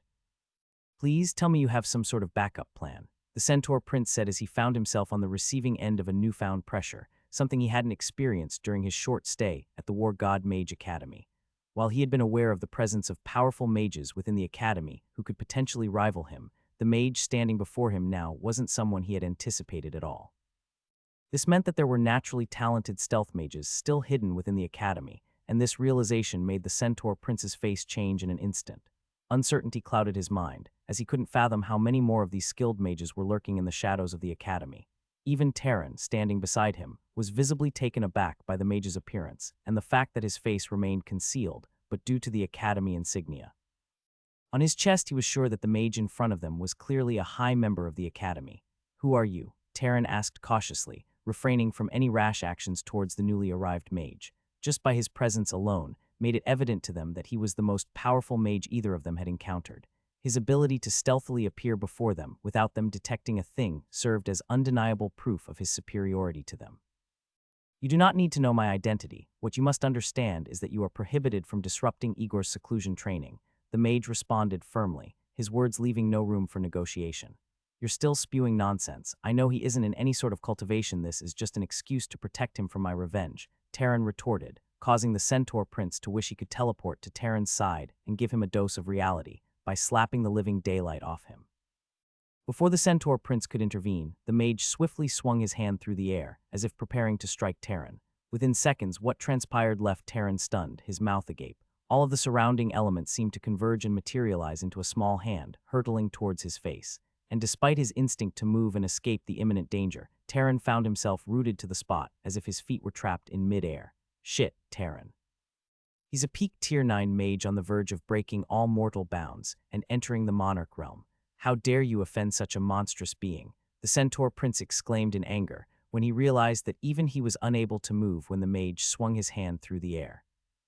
The centaur prince had been able to gauge the mage's cultivation level the moment he attacked and had intended to escape, but he, too, found himself rooted in place, just like Terran. It was as if the mage had tapped into the very fabric of existence, imprisoning them both and ensuring their escape was impossible. Arag. Just as the mage's hand was about to strike Terran's face, a blackish red light surrounded Terran's body, colliding with the mage's palm formed from the heaven and earth mana and shattering it instantly. Trembling, the mage swiftly turned his back to Terran in an attempt to flee. The blackish red light that engulfed Terran transformed into a massive black dog with 3 heads. The dog's fierce appearance could almost be mistaken for that of a demon, but when Terran saw the name on the dog's collar, he was certain of its identity. Bark. The dog let out a powerful bark, and in front of the escaping mage, a black hole materialized, devouring him before he could mount a defense. Another portal appeared in front of the dog, and the mage, who hid his face with a fog and had been running, suddenly found himself face to face with the 3-headed dog he had tried to evade. It took him just a second to realize that the dog had transported him using some type of special ability. "Spare me, mad dog," the mage pleaded, but all he received was a swat from the dog's long tail, sending him spiraling into a nearby mountain. His body crashed into the ground, buried in its depths. The 3-headed dog turned its gaze toward Terran, its expression displaying no signs of having just defeated a peak Tier 9 mage in just 2 moves. "I don't have much time using this method, but listen to me," the middle head of the dog spoke, taking Terran by surprise before he collected himself and recognized the voice. "Master Rex," Terran bowed in reverence. "I heard what happened, which is why I activated what I had previously left on you. You are not allowed to attack Igor. You will have your revenge later when I'm back in the academy, but understand this, if anything happens to Igor, you won't be able to stop the wrath of his father." The dog continued speaking, explaining that the phantom image he had secretly placed on Terran was about to fade as he had infused it with a part of his consciousness. which has made its duration to cut by more than half. He instructed Terran to go to the Abyss Realm and find his disciples, telling him that hopefully they would still be alive when he arrived. Terran's face displayed reluctance, but Master Rex interrupted his protest. Sometimes, not everything can be resolved with violence. You need to understand that. Leave now before someone stronger comes. This image can only exert half of my strength, and if that old man arrives, I won't be able to protect you. They are likely seeking an excuse to kill those loyal to me. Don't give them a reason to do so. Terran nodded, his expression resolute, and he hastily changed his destination, now focused on finding his disciples. As he contemplated the situation, Terran realized that this should have been his top priority from the beginning. Had he not been consumed by rage, he would have pursued his disciples first, rather than going after Igor. You fell into their trap from the start. Perhaps they didn't anticipate my assistance. They were likely counting on those 5 mages to kill you, right? Considering they also knew you would attack this Igor guy, enraged the Centaur Prince asked, flying alongside Terran and adopting a laid-back attitude. Terran responded with a nod, feeling no need to provide a further answer. It was with no doubt that the mysterious figure behind the fog was unsettled, after he realized that the 5 mages had been defeated, which had led to him revealing himself. It was clear that his defeat meant his boss would soon make an appearance. Thankfully, we made a quick escape. I can't risk losing my life for strangers, the Centaur said. The Centaur's inquiry made Terran give him an awkward glance, wondering if the Centaur Prince's questions were helping or worsening the situation. So what race is the person who saved us? Even with only half his powers manifested, he displayed incredible strength. The Centaur persisted, causing Terran to curse inwardly at the sudden curiosity of the Centaur Prince. He is human, of course. No, based on the energy being emitted, I can sense that this person is some kind of hybrid. It seems they have a canine bloodline, albeit diluted but remarkably pure, the Centaur analyzed further. I'm not entirely sure about your speculation, but the person who appeared in the form of that dog's phantom image is my master, Rex, also known as the Mad Dog of the War God Mage Academy. Terran responded, attempting to clarify the situation, but the name kept resounding in the ears of the Centaur Prince as his curiosity just won't let him rest until he has learnt all about the Mad Dog. What's your plan? The system spirit, who is now fully released in the absence of anyone else, asked Alec with a somber expression. Truth be told, I'm just as clueless. That sounds like a foolish plan, the system spirit retorted. Do you have a better plan? If you do, please let me know right away. I am open to new ideas and opinion. Alec challenged the spirit, who averted its gaze in embarrassment. Well, since we don't have any other plan, I guess we'll stick to this one. After all, a bad plan is still better than no plan. The system spirit grumbled reluctantly, agreeing to Alec's proposal. Master, that might not be necessary, as the pursuers seem to have split into smaller groups to cover more ground, Legion interjected, causing Terran's expression to turn grave. He knew that if this was the case, they would be able to cover more space, and his clansmen along with James's group might be in danger. All right, we'll adjust our plans accordingly. Let's create enough commotion to lure all of them in, away from our escaping buddies. Legion, use your heat map to identify the weaker team among them. I'll take them out first, Alec instructed. I've already done that, Master, Legion responded. Oh, you have? How convenient. Give me all the details, Alec requested. The weakest group consists of 2 mages in that direction, approximately 80 meters away. Unfortunately, the bush forest is obstructing our view and theirs also, but if we attack them by surprise now, our chances of success would be higher, Legion reported. I also detected that both mages are in the Tier 4 mage realm, although one has significantly lower fluctuations in power rating, while the second has a sound and firm power rating. Considering our overall strength and the element of surprise, our chances of winning should be around 80%, Legion added. Legion relayed all the information to Alec, causing him to break a sweat upon realizing that both mages were Tier 4. He felt Kithra had gone above and beyond by bringing such powerful mages, showing just how determined he was to prevent them from escaping his clutches this time. However, due to the enhancements in Legions, after HWE became a robotic golem, they were able to notice faster, if not Ray might have been the ones being ambushed now. There was even a high chance of taking care of their first opponents without much difficulty. Alec was willing to take the risk, given the favorable probability the had. Spread out, Legion. Lead the way and we'll attack according to your data and instructions, Alec commanded, summoning the glowing red tattoos of his armor set. It was time like this, he realized, while Agnes had warned him about being impulsive as he was still without his mana. But he wasn't not really worried. He looked forward to his next enhancement after he took of the crown again. Coincidentally, the target of Legion's analysis happened to be the group of the Divination Mage, and he was being accompanied by a barrier mage. With the divination mage's unique ability, they were able to track Alec's exact location. When the divination mage sensed a mage aura closing in, he told the barrier mage with him, who allowed himself to be flooded by his emotions. As being the first to strike meant they could steal any valuables before Kithra arrived, he won't be able to search them and could only blame his bad luck. Additionally, he was already thinking of taking care of the divination mage to ensure his silence about the events that was about transpired. How close are we to this mage? The barrier mage inquired. Gripping his great axe tightly and swinging it to clear the path of any bushes. The divination mage, with closed eyes trying to discern Alec's position, raised his hand for his colleague to be silent as he was disturbed by his words. Just be quick and locate their whereabouts before anyone else does. If not, you're not that useful, the barrier mage remarked dismissively. At that very moment, the divination mage's eyes snapped open, fixated on the barrier mage. We need to run and get out of here. The divination mage exclaimed, dashing towards the direction they just came from. He was willing to abandon the mission given to them in that very moment. How dare you do that? I thought you said one of them was close just now. Don't tell me you're scared of just one tier 2 mage. Even if they teamed up, we're tier 4 mages, for God's sake. Grow a pair of balls. The barrier mage shouted at the top of his lungs, hoping to change his companion's mind and convince him to come back.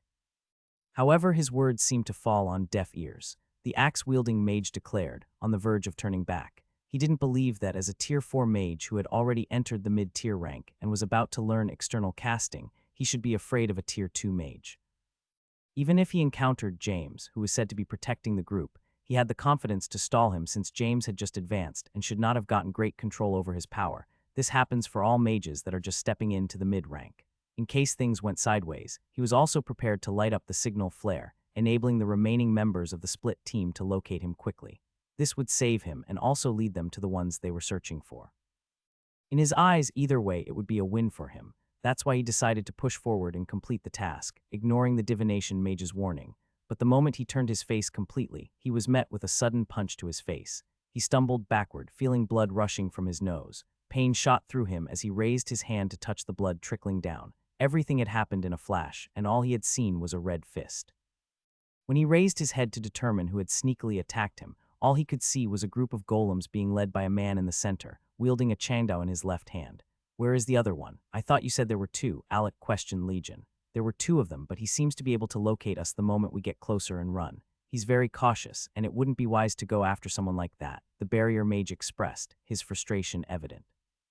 Okay, then we'll finish off this mage and ambush the next set of weaker mages, Alec suggested. However, the barrier mage was growing increasingly furious. Finally, he realized why the divination mage had left. It was because the mage in front of him possessed about 8 unique-looking golems, an exceptionally rare sight. He had seen some great golem creators in the past, from other great academy, but they usually only had 3 or 4 unique golems at most. But this mage in front of him, on the other hand, had an impressive 8 of them. Yet, it wasn't the number of golems that angered him the most. It was the way this mage looked down on him, talking to his golem while he had initiated a fight. Despite everything, he still perceived Alec to be an ordinary tier 2 mage who could be easily defeated. You'll pay for looking down on me like this, the barrier mage seethed as he raised his axe, dashing towards Alec, who was still engaged in conversation with Legion. The mage struck towards Alec with his great axe, the weapon fluctuating with some type of ethereal energy. But before his axe could reach its target, another axe collided with it, and sparks of lightning erupted as the 2 great axes clashed. Despite this, the barrier mage put more force into his attack, pushing the butcher out of his way. The butcher collided with a nearby tree, groaning in pain as he got back on his feet, a smirk on his face. He reached into his dark cloud chest and pulled out a small axe that looked to have basic runes engraved on them, and threw it towards the barrier mage. The small axe spun towards the mage, accompanied by a small whirlwind as its speed increased. The barrier mage was forced to divert his attention away from Alec once again. He was frustrated and snorted in response while he moved backward. No need to act, Master. You don't need to intervene. If it was just 2 mages, we would have had some problems taking care of them. But since it's just one, just watch the golems show you their prowess, Legion said to Alec, who had been prepared to join the fight, but upon hearing Legion's words, he stopped, realizing that Titan was still standing by his side, showing no intention of attacking at all.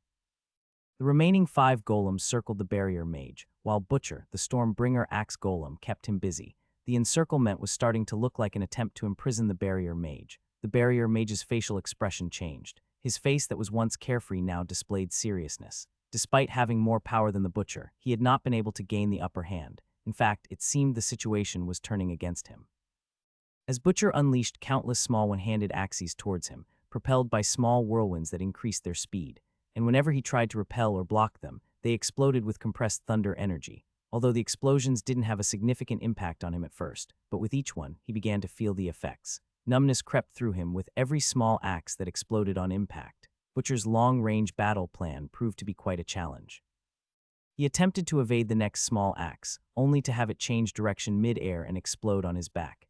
It had boomeranged back towards him, prompting the barrier mage to realize that if he didn't close the distance quickly, exhaustion might be his downfall. Swiftly, he dashed towards Butcher, hoping to attack him before another small axe could be thrown, but the sight of his approach only made Butcher grin mischievously. Butcher picked up his Strombringer axe he had dropped on the ground with two hands as lightning sparkled just from his touch and clashed with the barrier mage once again. However, this time, no matter how much force the barrier mage exerted, he couldn't push Butcher back. His muscles were numb, feeling small electric currents coursing through his hands, disrupting his strength. "Now it's my turn, buddy," Butcher declared, twirling his axe and knocking the barrier mage backward. He then slammed the handle of the axe on the mage's face, causing him to stumble.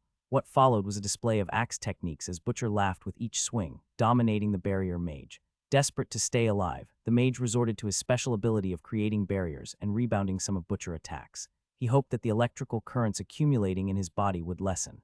However, with each passing minute of clashing with Butcher, he couldn't help but feel inferior in terms of axe techniques. Butcher's attacks were ferocious and untamed, yet deceptively beautiful to the onlooker. Only those who faced Butcher would truly understand the terror of his assault. Whenever Butcher's attacks were met with a barrier, he infused his next strike with even more lightning until he eventually shattered the barrier mage's defense. "I think we can now confirm that even if you can fight him to a draw, you can't defeat him quickly, and we're running out of time. In fact, if we weren't blocking his retreat options, you wouldn't be able to keep him here," Legion stated. Butcher turned to the side and responded, "Still, I had fun. I've been able to assimilate his axe techniques into my own. After analyzing and absorbing the good parts, my technique will reach another level." But Legion wasn't interested in wasting any more time. He could already sense the presence of two other mages entering his detention scanner about 100 meters away. If they heard the sounds of battle, they would undoubtedly come to investigate. He turned to Sword Saint and nodded, signaling him to make the next move. Sword Saint raised his hand into the air, summoning a sword intent surrounded by 5 different elemental chi. Alex's eyes lit up with excitement. This was exactly what he had been striving to achieve, a union between his sword intent and sword chi, without the blood-killing intent included. And it seemed that his golem had gained recognition from both his sword intent and sword chi. As the revolving sword chi energy merged with the glowing white sword intent, it transformed into a gray light sword. Sword Saint grasped the sword in the air and unsheathed his great sword from its scabbard. He then combined the two swords, causing his weapon to emanate a powerful gray light with great fluctuations.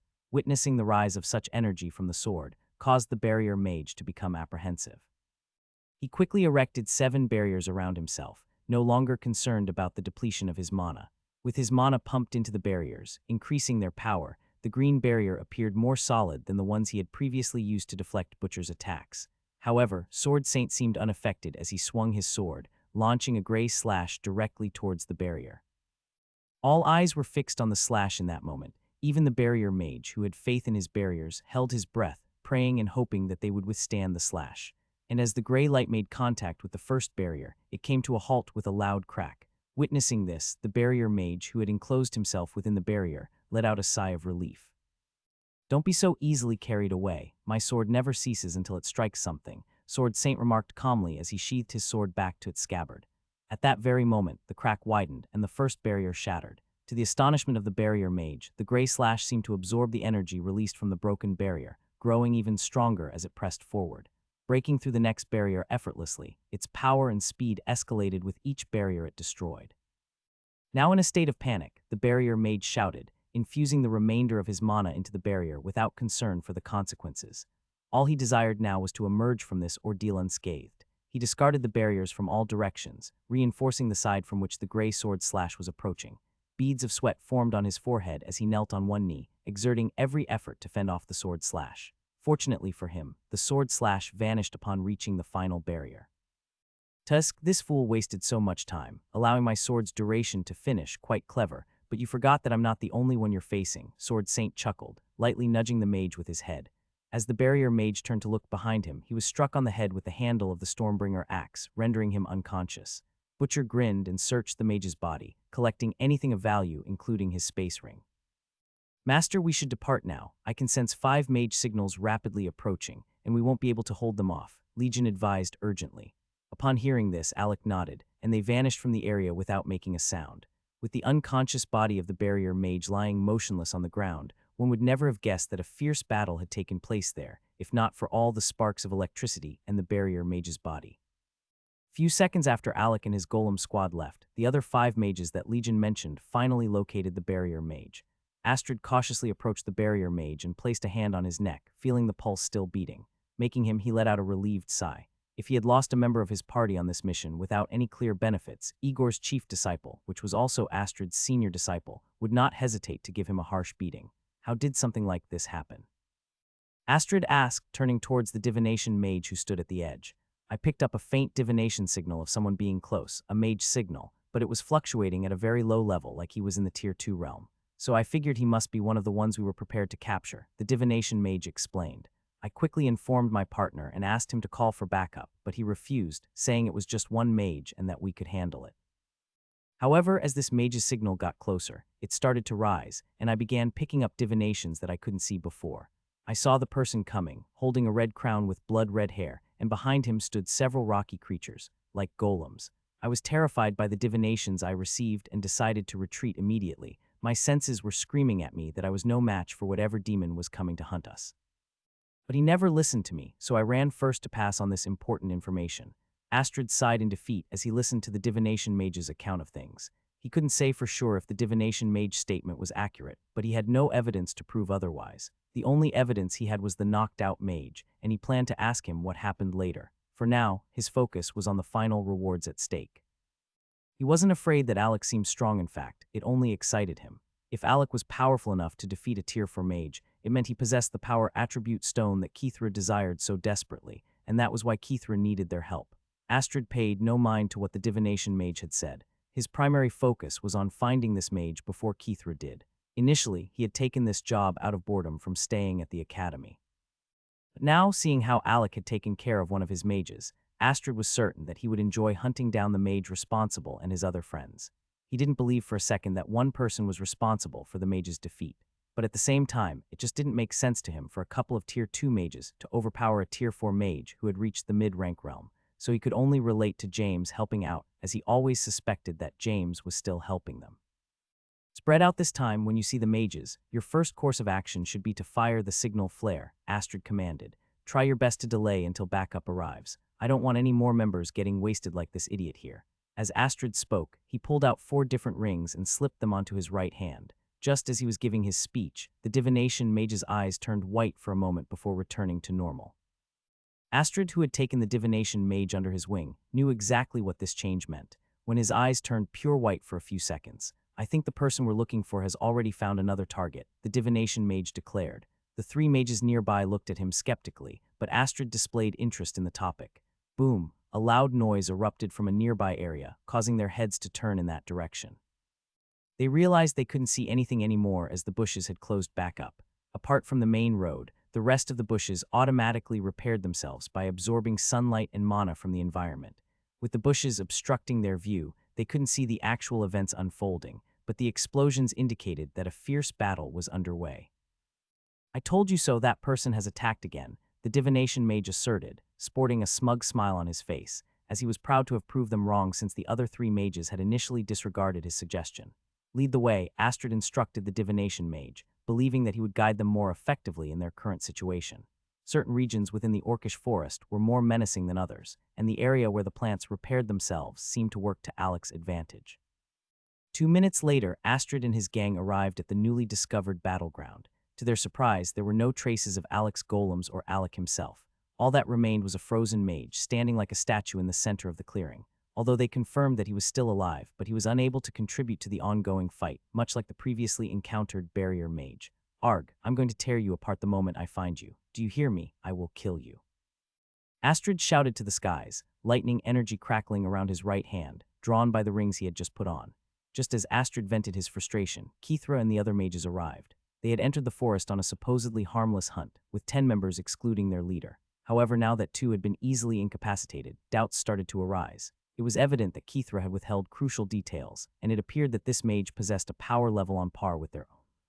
But no matter how much their leader challenged and called for Alec's presence, only the eerie echo of the forest answered. Nobody emerged, making him look foolish. Shouting will only give away our location to the group that attacked your mages, and they'll see your challenge as a trap, therefore not coming, Kithra reasoned, trying to prevent any further risk. But Astrid snorted, no longer interested in what Kithra had to say. His ego had been wounded, and all he cared about now was defeating Alec and his entire squad.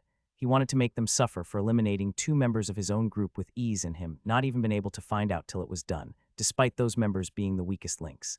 Hey you, since you were able to find them before, use your skills and locate them again. I don't care how you do it, but you must find them. Astrid demanded, placing his hand forcefully on the divination mage's shoulder, his expression intense. Meanwhile, elsewhere in the forest, Alec and his golems rendezvoused at a random location after dealing with the other mage. The unfortunate mage had found himself alone when they came across him. Legion had intended to toy with him for a bit, but upon realizing that roughly 5 other mages were nearby, he had Titan attack instead. In just a few moves, Alec's reliable golem froze the entire area, encasing the mage in an ice coffin and transforming him into a temporary statue. As usual, they fled in different directions, following Legion's directions, only to reunite once more on a random path that Legion had predicted. Having someone like Legion was akin to having a mini-map of the forest, as his extensive knowledge of the terrain saved their team, as he had the terrain of all the place the past saved his database. Alec never had the opportunity to attack after the last mage Titan took care of, though Kithra had wanted the mages to split up again and cover more ground, but Astrid strongly disagreed. Astrid was adamant about not letting any more of his mages get taken out. The previous attacks taught him that not only was the group familiar with the terrain, but they were also skilled at escaping quickly and avoiding capture, keeping their element of surprise intact. Astrid had a bad feeling that if he spread out his mages again, it would only result in more casualties. The barrier mage was already injured, and it was evident that it would require a significant amount of healing resources to bring him back to full health. Fortunately, Kithra had provided them with some resources, so it shouldn't be too much of an issue for the barrier mage to recover fully. However, many mages preferred to heal naturally rather than using resources to expedite the process.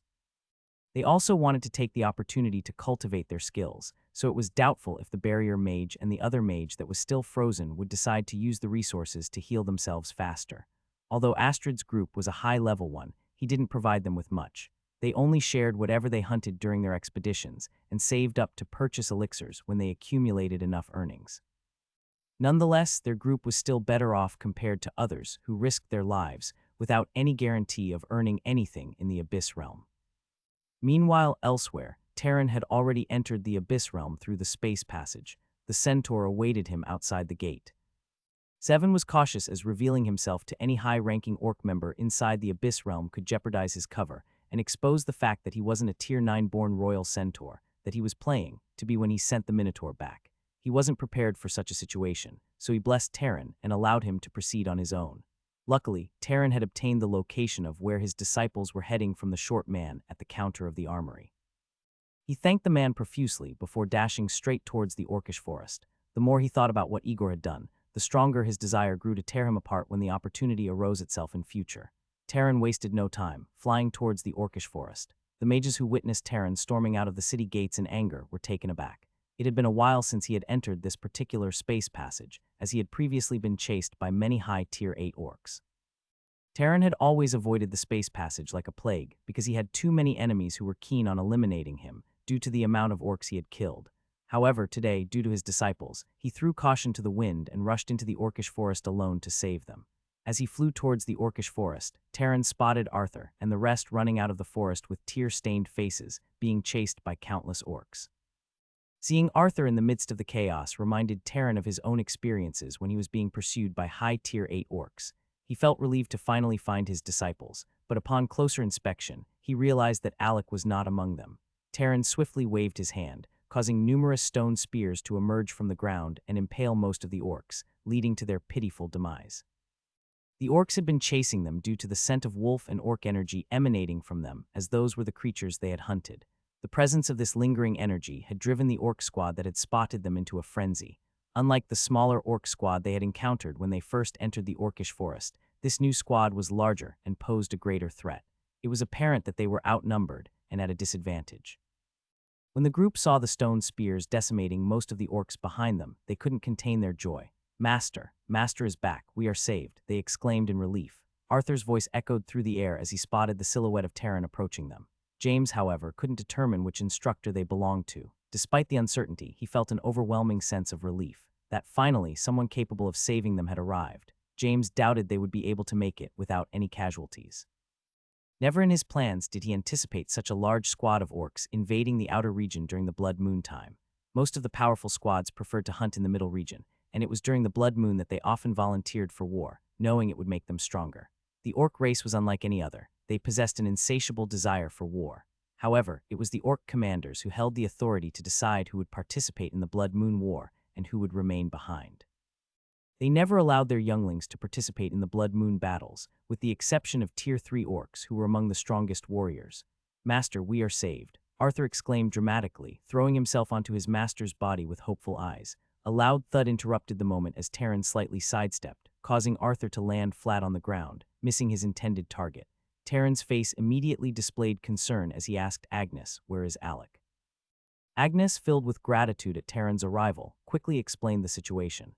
"Thank God you're here, Master Terran. Alec is still inside the orcish forest, in the region where the plants grow back on their own, tuning the mana. He stayed behind to help us lose some mages who were chasing after us." Terran's expression underwent a sudden change, leaving the gang under the impression that he feared for Alec's safety due to the mages chasing them. Reacting to the tension, Brandon stepped forward to speak. "I don't know the power level of those chasing us, Master, but I'm confident they won't easily capture Alec. If you hurry inside, you might be able to save him and apprehend the culprits," Brandon suggested, her voice filled with determination. Terran shook his head, frustration evident in his tone. "I don't care about those foolish mages after him. Alec should never have entered that region. There's a monster there that no one wants to provoke." He paused for a moment, his gaze shifting towards James.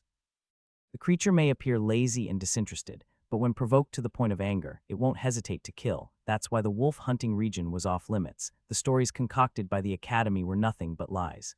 Terran turned his attention back to the group, his voice filled with urgency. "Ensure they reach the city and wait for me there. I'll be back soon." With those final words entrusted to James, Terran dashed into the orcish forest. From the outside, it might seem harmless, but only the older generation knew the hidden dangers that lurked within. They were the ones who had created the maps used by the new generation, marking certain areas as red zones to protect students from potential loss of life. As they knew they were certain monsters who were overlords in the outer region they should never cross, as it might spell disaster. This time, Astrid was determined to uncover the reasons why they always seemed to be one step behind the culprit who kept targeting their group by knocking out the mages.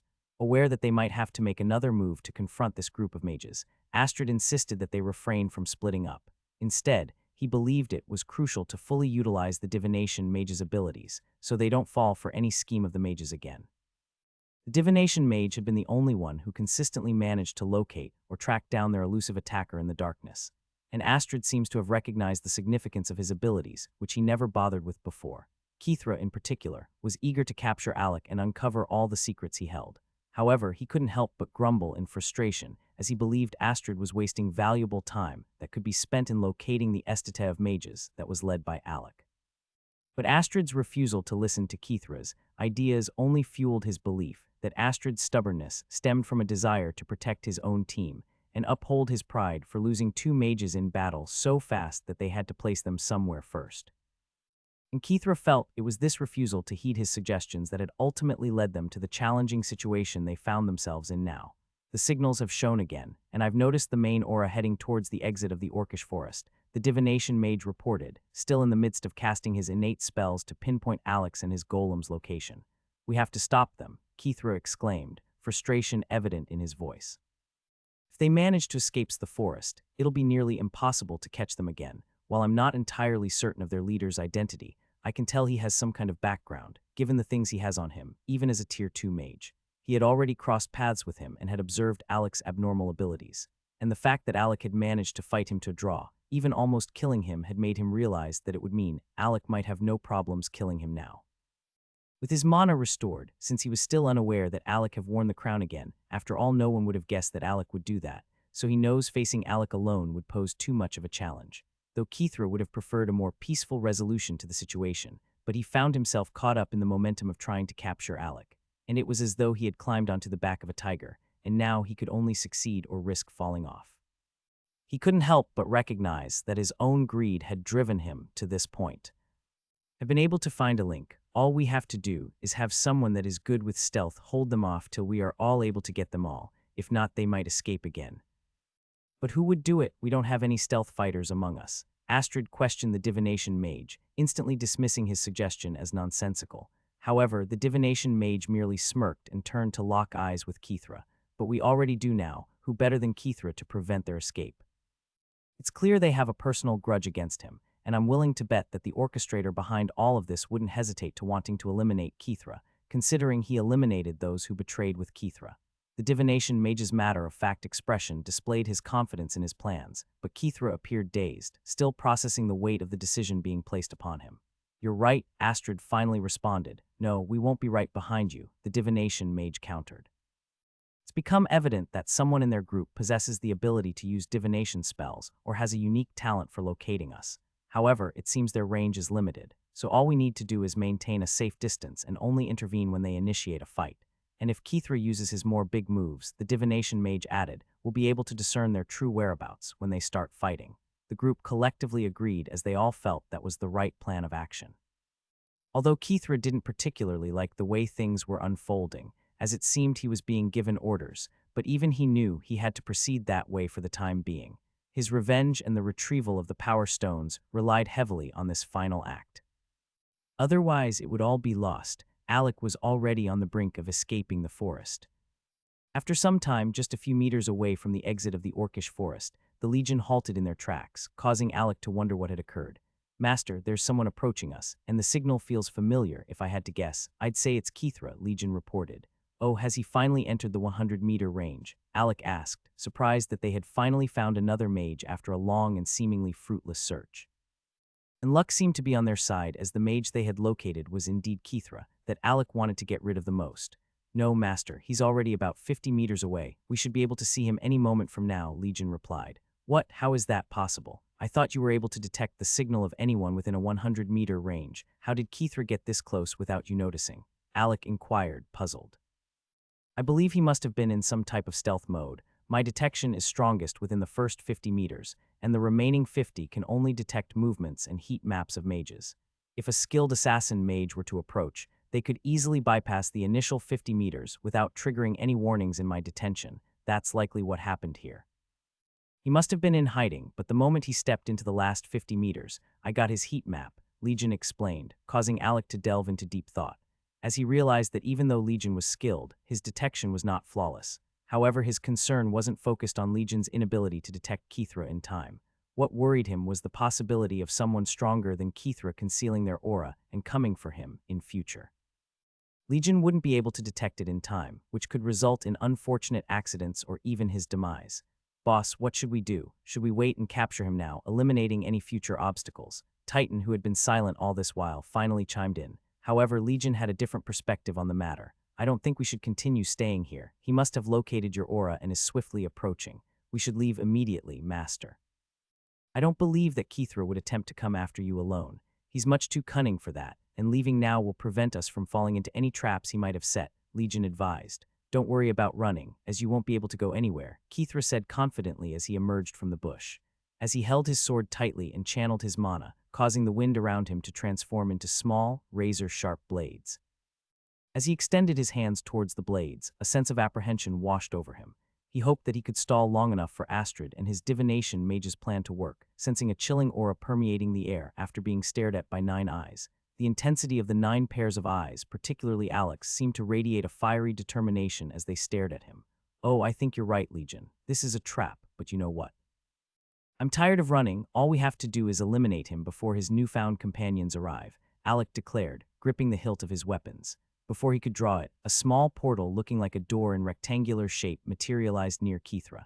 At first, Alec believed it was a part of Kithra's plan, but when he noticed Kithra's perplexed expression, he realized that things were not as straightforward as they seemed.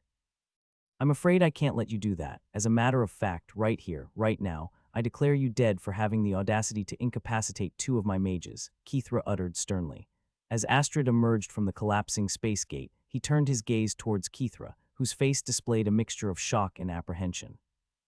Don't worry, Astrid assured him. The others are still on their way. Unfortunately, my space gate artifact can only transport one person at a time, and I had to expend a significant amount of reserve mana I had saved to teleport to the mark I left on you.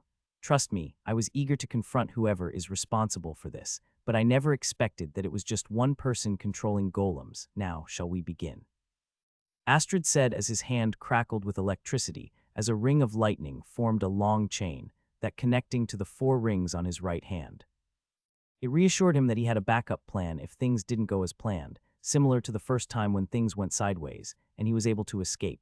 After all, Astrid had never mentioned anything about providing this assistance in the first place. It made Kithra suspect that Astrid had planned to catch him off guard from the beginning. Since Astrid possessed such a powerful artifact, it would make it much easier for him to track him if he were to escape during a fight.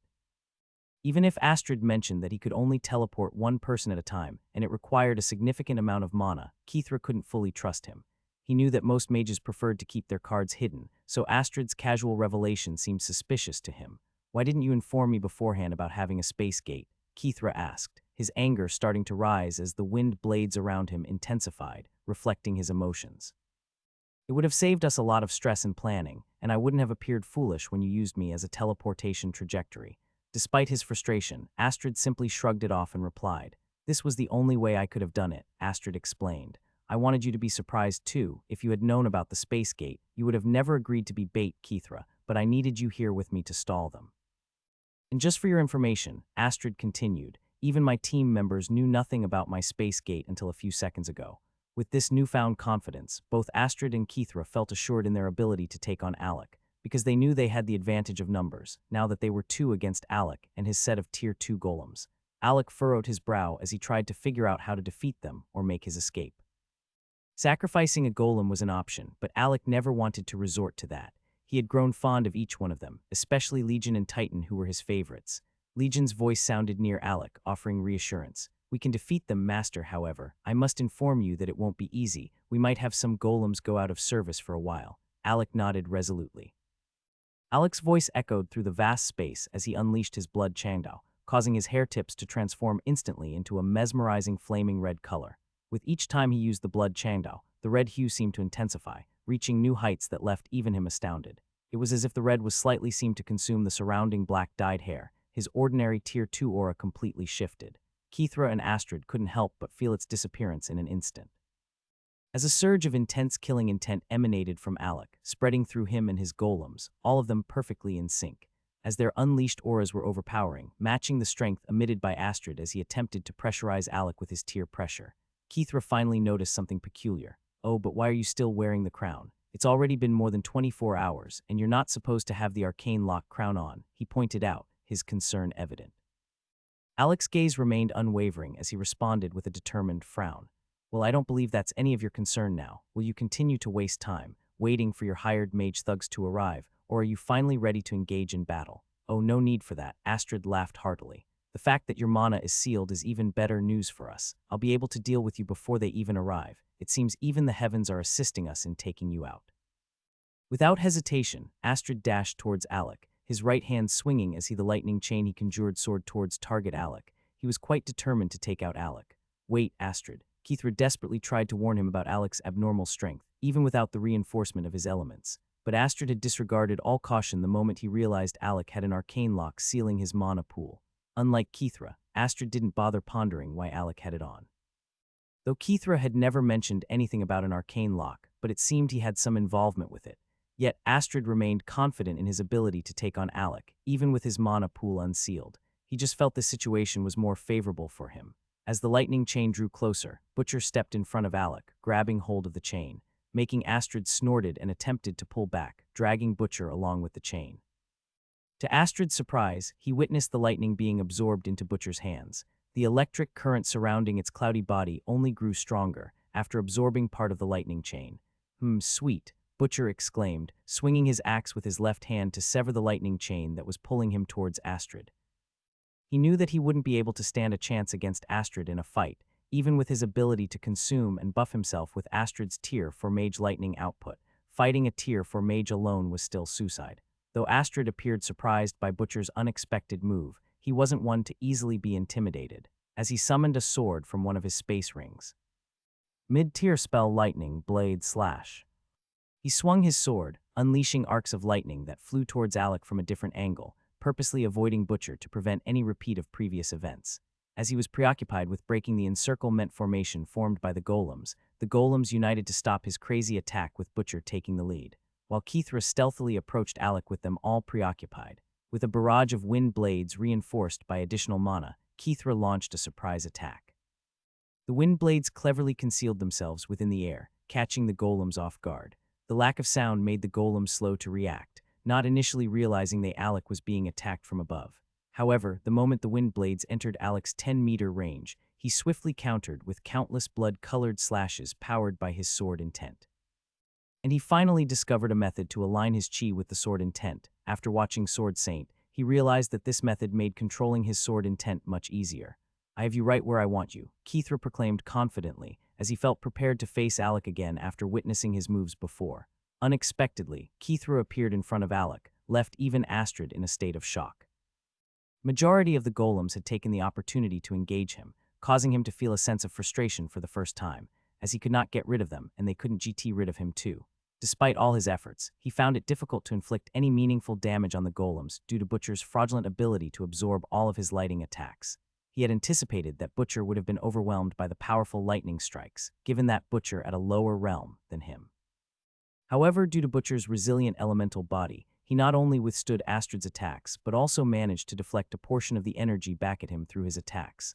Astrid, recognizing the potential harm, was determined to avoid being hit by these redirected attacks. Unlike Butcher, Astrid did not possess resistance or a high affinity towards lightning. He had a low affinity for lightning, and that was why he had 4 rings to power his attacks.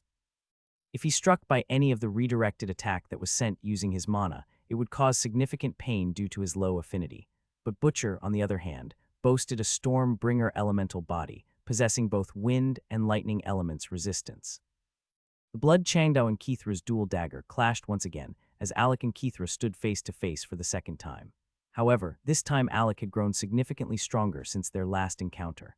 Not only had he gained control over his sword intent after watching Sword Saint, but he had also learned how to effectively harness his blood-killing intent beyond simply using it to manipulate his sword intents to abide to his will. Kithra swung his leg towards Alec's head after they got locked in a standoff, but Alec swiftly released his left grip on the Blood Changdao and drew his bone katana to defend himself, hoping that Kithra would reconsider his attack upon seeing Alec armed with a blade, but Alec underestimated the force behind Kithra's leg strike. The impact of Kithra's legs ruthlessly colliding with the katana caused Alec to stumble back, the metallic sound of their clash accompanied by a gust of wind. "This won't be like last time," Kithra proclaimed confidently. "I promise you, this time I will take you down. I've studied your moves and I'm sure to find a counter for each one since you still have no mana." Kithra adopted a battle-ready stance in response, but Alec maintained a smirking expression as he gazed at his opponent. Before Kithra could fully comprehend what was happening, he was struck from behind with a powerful blow from a massive ice mace. "How unfortunate, he has an enchanted spirit armor," remarked Titan, who had just ditched Legion with dealing with Astrid so he could help Alec. Titan examined his shattered ice mace, a sense of frustration evident on his face. "I wasn't even able to pierce through it at all. I suppose I'll need to approach this from a different angle." Still gripping the handle of his broken mace, Titan infused it with additional mana, transforming it into a formidable hammer instead, as he felt if piercing does not work then blunt attack should cause some effects. In his dazed state from the previous impact, Kithra saw a blade speeding towards him and instinctively raised one hand, attempting to defend himself with his dagger. However, Alex swiftly deceived him with a feint, successfully impaling Kithra in the abdomen with the bone katana, low-tier spell Wind Bomb. A desperate move was made by Kithra as a small, compressed sphere of wind was thrown towards Alec. Recognizing the dangerous situation, Alec tactically retreated, but he was too late, as the wind ball exploded, sending Alec hurtling through the air, while countless sharp wind blades attempted to slice him. In a display of quick thinking, Alec summoned his blood-killing intent, transforming it into a massive shield in front of him. Though most of the wind blades were deflected by the shield, but some still managed to slip through, leaving Alec with numerous wounds on his arms, face, and legs as he tried landing, doing his best to soften the impact. But he still collided forcefully with a nearby tree, resulting in a pained cry escaping his lips. Simultaneously, Alec and Kithra yelled out in pain. As the moment Alec slammed himself against the wall, Kithra finally managed to draw his bone katana and threw it towards his opponent. With a loud impact, Kithra's momentary victory was short-lived as he was slammed into another tree not far from Alec by Titan using the hammer. "I've got this, Titan. They need your help more. I don't want any of my golems dying. Now go and ensure that I won't regret my decision by the end of this fight," Alec declared, watching as his golems began to show signs of breaking from battling Astrid in the same manner for so long. Astrid gave his all in the ongoing fight, unleashing a barrage of powerful moves and area of effect spells. Their cooperation was so flawless, as if they were part of a well-oiled machine, making it difficult for Astrid to single out and attack Butcher, ultimately tilting the battle in his favor. As he realized that as long as Butcher continued to absorb his attacks, he wouldn't be able to turn the tide. That's why when the entrusted and crucial task that was assigned to Kithra of using flashy moves to draw the group's attention didn't happen, he decided to do it himself, hoping that once he received assistance from his group, he could escape his predicament and regain control of the fight. Mid-tier spell Call of the Lightning. Astrid's face lit up with a mischievous grin as he sensed the mana fluctuations of his team surging towards his location, and he finally felt he could unveil one of the powerful spells he had kept hidden, even though it required a significant amount of mana from his pool to cast. The weather took a sudden turn, enveloping the area with a thick fog as crackling bolts of lightning began to gather above their heads. Legion furrowed his brows and turned his attention towards Butcher, knowing full well what was about to unfold. "Brother, spare me those pleading eyes. I can't absorb such an immense output of elemental energy without risking a catastrophic blow. My body simply can't handle it," Butcher begrudgingly admitted as Astrid's voice echoed with an ominous tone. "Fall," Astrid commanded. In a breathtaking display, the lightning descended upon the golems, and a colossal stone wall materialized, shielding Astrid as his teammates finally reached the battleground. They had clearly recognized the magnitude of the spell Astrid was casting, a signal that prompted them to protect him as he unleashed his devastating attack, since he had no resistance for element. It was quite funny what a low affinity for an element can cause. The lightning struck indiscriminately within a 50-meter radius, not only decimating the golems, but also causing substantial damage to the surrounding vegetation. As the spell stretched on, lasting far longer than expected, even Alec and Kithra momentarily halted their own skirmish to witness the spectacle unfold before them. Alec's frustration grew as he surveyed the sorry state of his golems after the lightning strikes ended. Though they still stood, weapons in hand, but their health bars indicated that another attack of similar magnitude would likely prove fatal. In a desperate attempt to save his creations, Alec attempted to recall them back into his space pouch. However, a strange sensation washed over him as he pulled at their threads for the first time since their creation, and he felt an unexpected resistance. They steadfastly refused to be recalled back into the space pouch. Kithra approached Astrid and the reunited team of mages. "Well, that was quite the spectacle, but now it's time for you to meet your end," Astrid taunted Alec. However, Alec's attention seemed to be elsewhere. "Why?" he asked, genuinely perplexed. "We cannot allow you to take us back, Master. If we were to return, you would be in grave danger. We apologize for going against your command, but you have treated us as more than mere creations. Please let us continue to be there for you." Titan spoke with sincerity, ditching his weapon and summoning two formidable ice maces as he positioned himself in front of Alec's golems, prepared to face the opposing mages. A single tear glistened in Alec's eye as he realized the grim reality they faced. They had struggled against Astrid alone, but now, with an entire group of Tier 4 mages present, things were about to take a turn for the worse. For the first time since their creation, Alec's golems were in critical condition, a direct result of Astrid's wide-ranging lightning attack. The red HP bars displayed above the golems had never before been so dire. Alec knew that if they were not restored to their peak condition soon, they would crumble and be destroyed. He simply couldn't allow that to happen. "Please don't resist the pull, come back to me. I have a plan," Alec pleaded, desperation lacing his voice. Alec shouted in frustration, but both legions shook their heads, indicating that he agreed Titan on this stand against his orders. This was the first time they had ever defied Alec's commands, and it happened to be the time he had actually wanted them to obey the most. "I don't have time for this," Astrid declared impatiently, charging towards them with his sword crackling with lightning. Alec, not one to be outdone, quickly grabbed his bone katana and moved to intercept Astrid to the best of his abilities. However, before Astrid could get very far, a series of vibrations rippled through the ground. Smoke billowed up from the spot where Astrid's lightning strike had connected, and suddenly, a massive vine rose from beneath, striking Astrid and hurling him back into his team. Everyone stood frozen, stunned by the unexpected turn of events. Alec, surrounded by his golems, also found himself rooted to the spot as he witnessed countless vines and plants sprouting from the ground. The sight was astonishing, and it became apparent that they had all been surrounded by various types of plant creatures.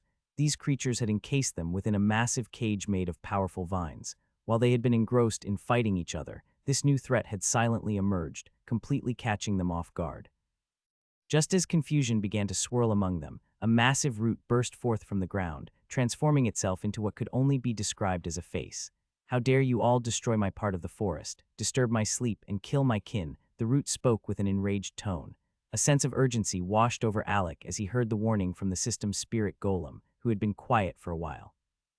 "Alec, no matter what happens, you have to get out of here. I swear that thing is a dire threat. It's not even its main body, and yet it has the power to kill you countless times over." Alec, slightly skeptical, replied, "And what makes you think that? It's not like you can detect any mana waves from it." He was unable to gather any information about the root at all. This was perplexing because he recalled being able to read a peak tier 4 mage's mana waves before. Moreover, he had been able to sense Orion's aura, despite him being a tier 5 mage. This meant that whatever was in front of them was far stronger than a tier 5 mage, since he was not even able to sense its aura. The revelation that this root was not even its true form added another layer of astonishment to the already bewildering situation. "What do you mean by killing your kinsmen?" "We haven't attacked any plant lifeforms since we entered the orcish forest." Astrid, with blood dripping down his mouth, seethed with anger towards the root that had taken on a face. Kithra, acting quickly, closed Astrid's mouth before he said anything rash and tried to defuse the situation peacefully. Being more knowledgeable about the forest than anyone else present, he understood the kind of danger they had stumbled upon. All he wished for in that moment was for the root that came from a tree known as the Overlord's plant tree of the outer region to simply ignore them. After all, they were just a group of newly advanced tier 4 mages. Unfortunately, the root, acting as a representative of the Overlord plant tree, seemed to be an unreasonable plant. "What do you mean you haven't attacked any plant life forms? You have slaughtered many as you cleared your way into the forest and breached our region," the root retorted, expressing its grievances.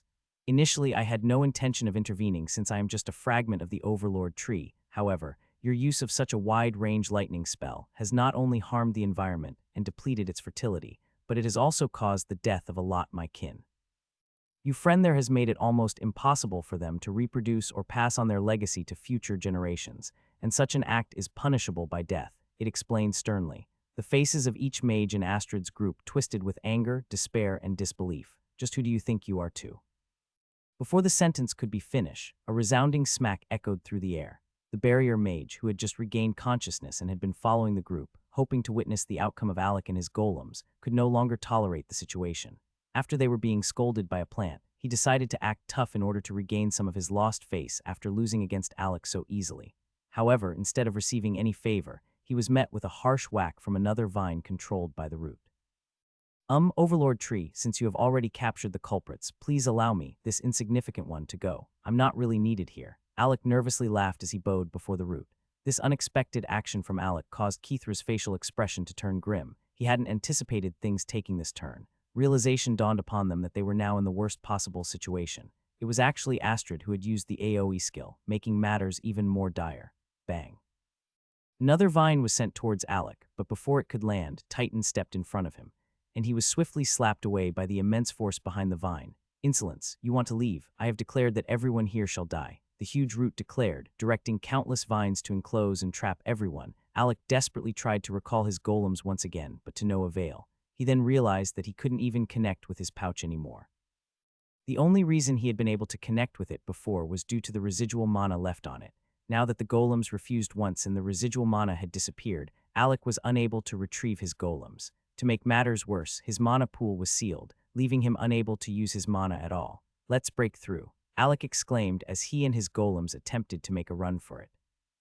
They were aware that both Astrid Group and the root sent by the Overlord tree had the ability to kill them. There was no way Alec would wait to be slaughtered, especially since the root seemed primarily focused on Astrid. Deciding to take advantage of this, he made a quick escape.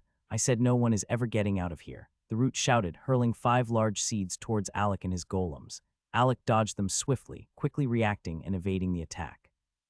Alec turned back, intending to make a teasing face at the root, but one of his golems pulled him back. "Master, this is going to be hard," the golem warned. Alec watched in disbelief as countless plants warped around the 5 seeds from all sides, growing at an astonishing speed. Soon, 5 massive treants stood in front of him.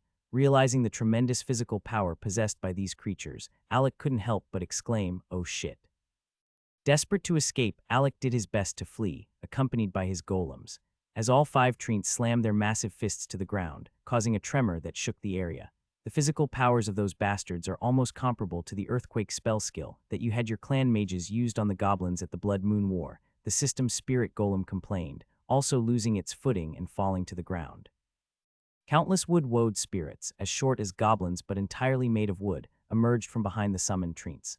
Armed with clubs and shields, they swiftly dashed towards Alec and Astrid's group. Not another round of fighting, Alec muttered, unsheathing his weapons once again. With ease, he slashed the first wood-woad that lunged at him, cutting it in half effortlessly. His blades were coated with his sword intent, amplifying his sword chi attack strength and making them even more lethal than before. Low-tier spell Shield of Steel. Magneto raised both of his hands in the air, utilizing his hoverboard to maintain his height while casting a wide-ranging defensive spell. The spell was meant to shield Alec and the remaining golems from the onslaught of massive rocks being hurled by the treants. Alec, filled with frustration, realized there was no longer any way for him to escape. The treants had blocked the exit point, and countless wood-woads seemed to be emerging from all corners of the forest. And retreating would only lead them to face the root alongside Astrid's group, but Alec had no interest in helping them as it appeared that the root found joy in tormenting them the most. There is no way you're leaving us here. Our only option is to work together. That's the only way we can escape, otherwise, forget about leaving Kithra, who now bore visible bruises and looked weakened, chuckled with relief when he realized even Alec had failed to escape. He hoped to rope Alec in the hopes that he might discover a way to escape. However, the fate of the other mages was none of his concern. After all, the root had already slain 3 mages from their team, showing no urgency as it seemed to relish toying with them. After a few minutes of intense fighting, every mage and golems present found themselves writhing in pain on the ground. In Astrid's group, they had already lost 5 mages, leaving them with only 7 mages left. Alec couldn't help but wonder how the barrier mage had managed to survive thus far. Beside him, Titan's right hand was completely destroyed, but he defiantly held a massive ice shield in his left hand, standing protectively in front of Alec. His unwavering determination to defend Alec was evident, even at the cost of sacrificing his own hand.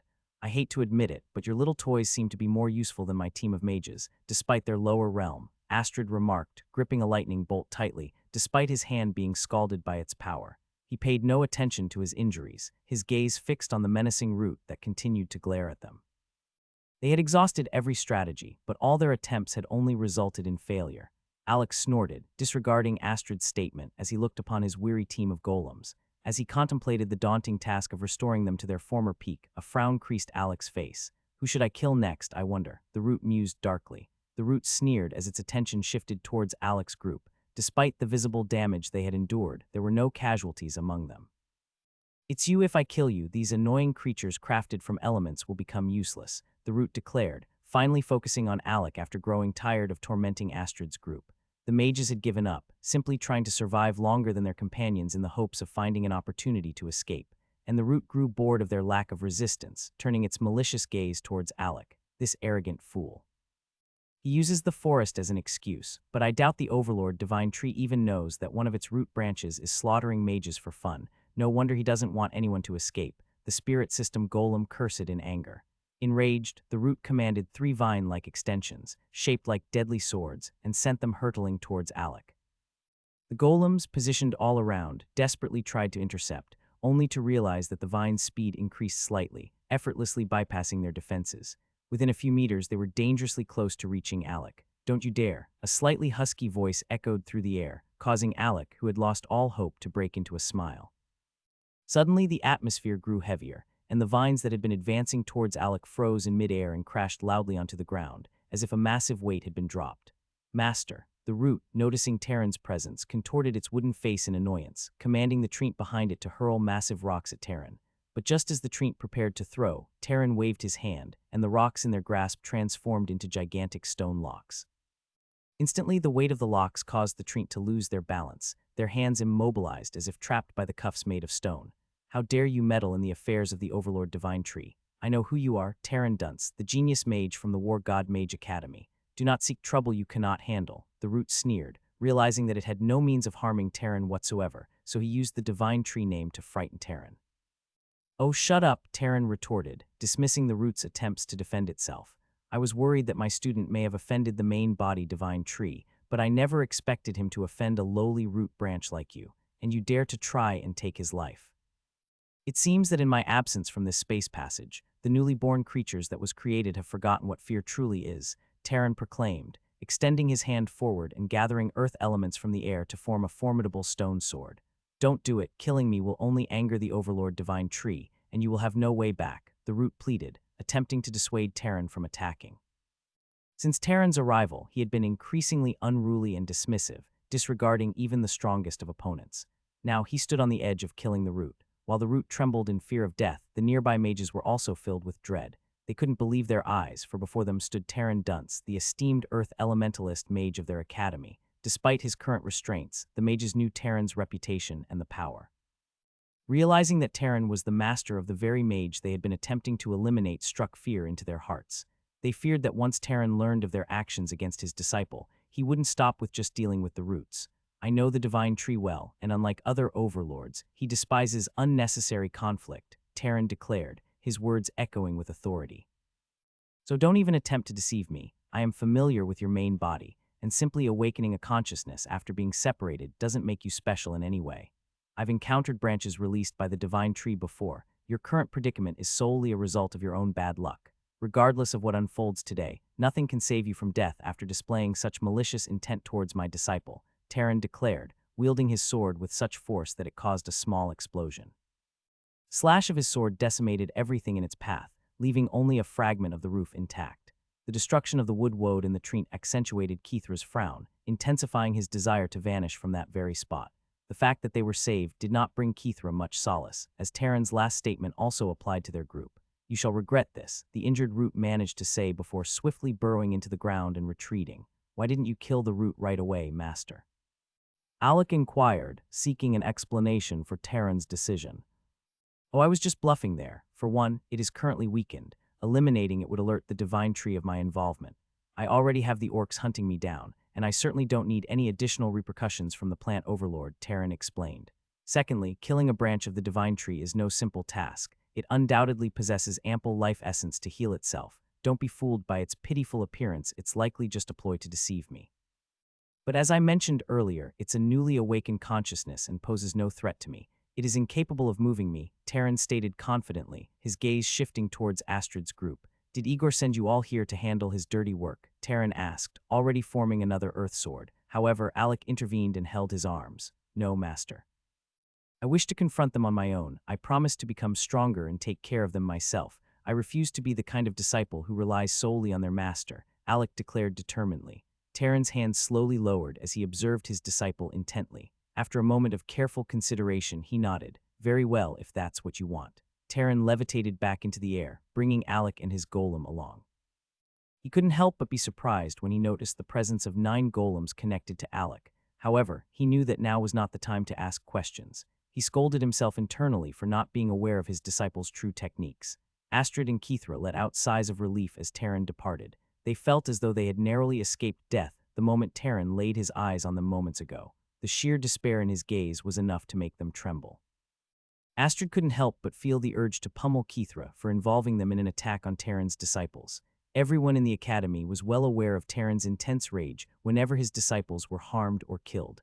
Astrid could only express gratitude that Alec proved to be strong enough to survive. Otherwise, Astrid knew he would have had a grim fate awaiting him if Alec died. It had been 2 full days since Alec and the rest of the gang that the academy claimed to have been kidnapped had returned alive and became a major topic of conversation throughout the academy. The news quickly spread among both the rookie and veteran students of the War God Mage Academy. The new students were curious to know just how much stronger Alec and his comrades had become, to have survived a place that was only reserved for the senior students or those that have entered the Tier 3 Mage realm. They were eager to learn from their experiences and witness their newfound skills in action. Meanwhile, the senior mages were baffled at how a group of Tier 2 mages managed to survive the perilous journey through the space passage to the Abyss realm and make it all the way to the Orcish forest and still return alive. Some doubted their claims, suggesting that they had hidden inside the Abyss realm for an extended period of time. However, these doubts were soon overshadowed by the overwhelming evidence and eyewitness accounts of Arthur and the gang running towards the base while being pursued by countless demonic wolves. Their luck seemed to be persistently bad, even after their master Terran had rescued them and left them to get Alec. Arthur had suggested hunting another wolf they had encountered outside the forest.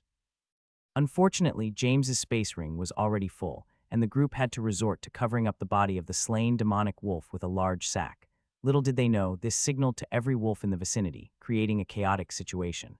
As the scent of blood filled the air, and the group was relentlessly pursued by the dead wolfkins. Fortunately, luck was with them, as they were close to the safety of the city base.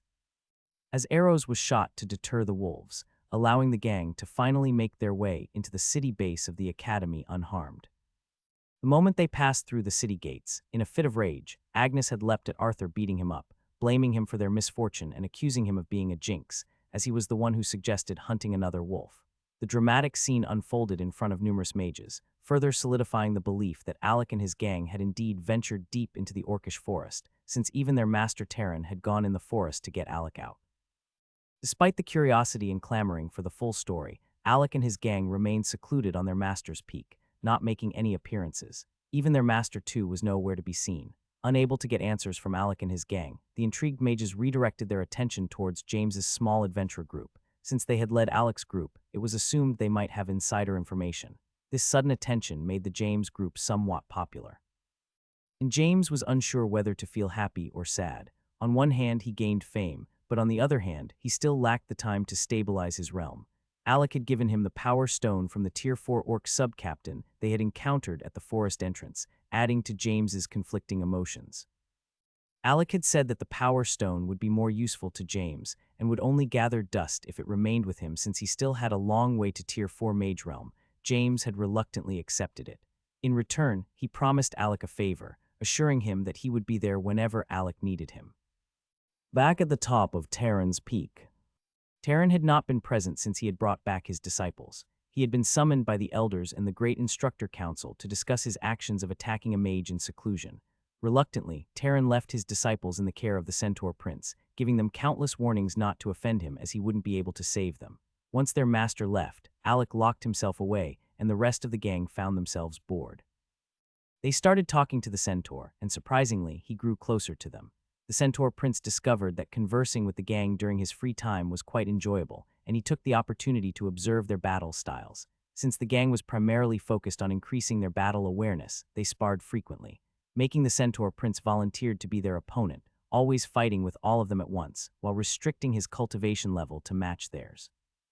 Wanting to feel some pressure during their fights, but only Arthur, Agnes, and Brandon, who was still recovering from his injured arm, were able to threaten him with his restricted realm. The rest of the group followed their lead when attacking the Centaur Prince, realizing that no matter how they fought, they couldn't seem to defeat him. The Centaur enjoyed teasing them this way, even though he had restricted his realm to match theirs. His awareness, being that of a Tier 8 lifeform, remained incredibly sharp. Although occasionally surprised when Knight, Agnes, or Kelvin managed to land a hit, but they still fell short of making him take them seriously.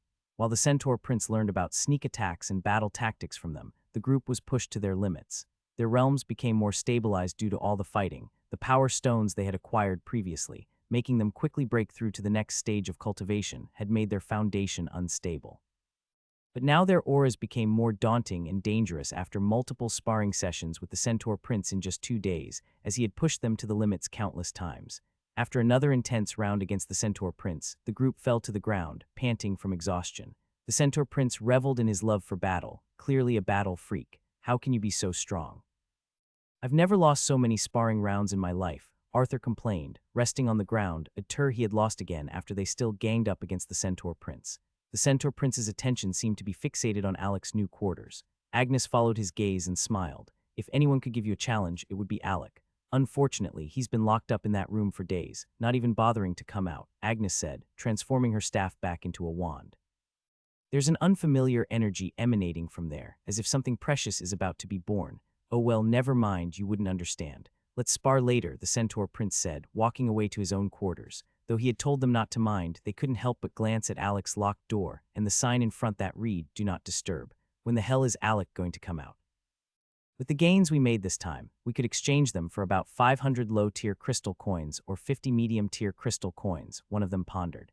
If we can continue gaining like this, we might be able to afford different armor parts and fully equip one of us. That would take our team's power to another level. With such an increase, we could hunt more in the Abyss realm and become one of the strongest and richest rookies in the academy, Arthur exclaimed. Arthur found himself daydreaming about the future and didn't consider the possible troubles that could come their way. He only wanted to maintain a positive mindset and the rest of the group started getting interested in the idea as well, pondering the possibilities.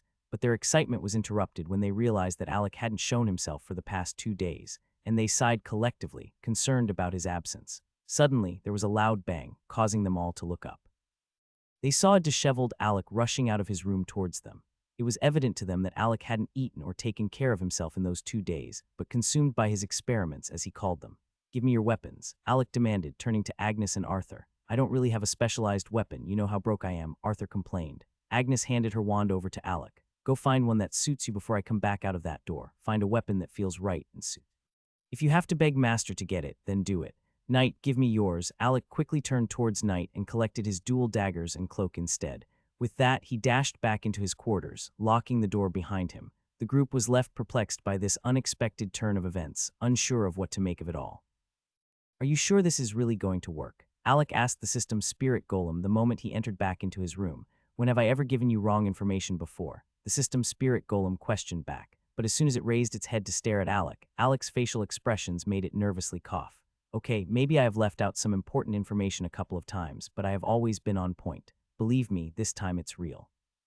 If you're unsure, you can start by using Knight's equipment first. After all, he is not a crucial member of your team, so if anything were to ever happen to the equipments, you won't feel the pain that much," explained the system's spirit with a nervous smile, although it seemed like the spirit was trying to persuade Alec, but Alec had already made up his mind to proceed with the plan. Since obtaining the system, Alec had been shocked by the various things it had revealed to him. So like other times, he was doing his best to trust the system this time too. Status tab. Name Alec Gordons. Race human. Level 28. Tier 2 mid. Experience till next level, 8,265, 700,000. Attributes. Strength 104. Agility 55.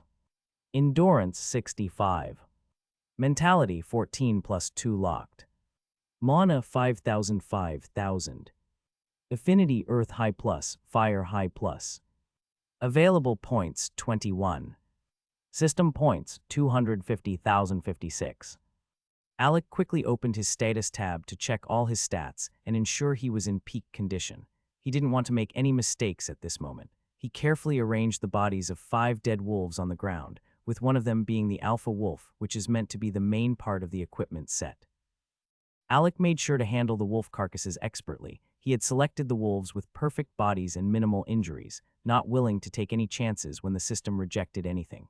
Placing the knight's coat and daggers alongside the carcasses, he then placed his hands on them. The system's screen notification popped up as soon as his hands made contact. Resources for crafting completely gathered.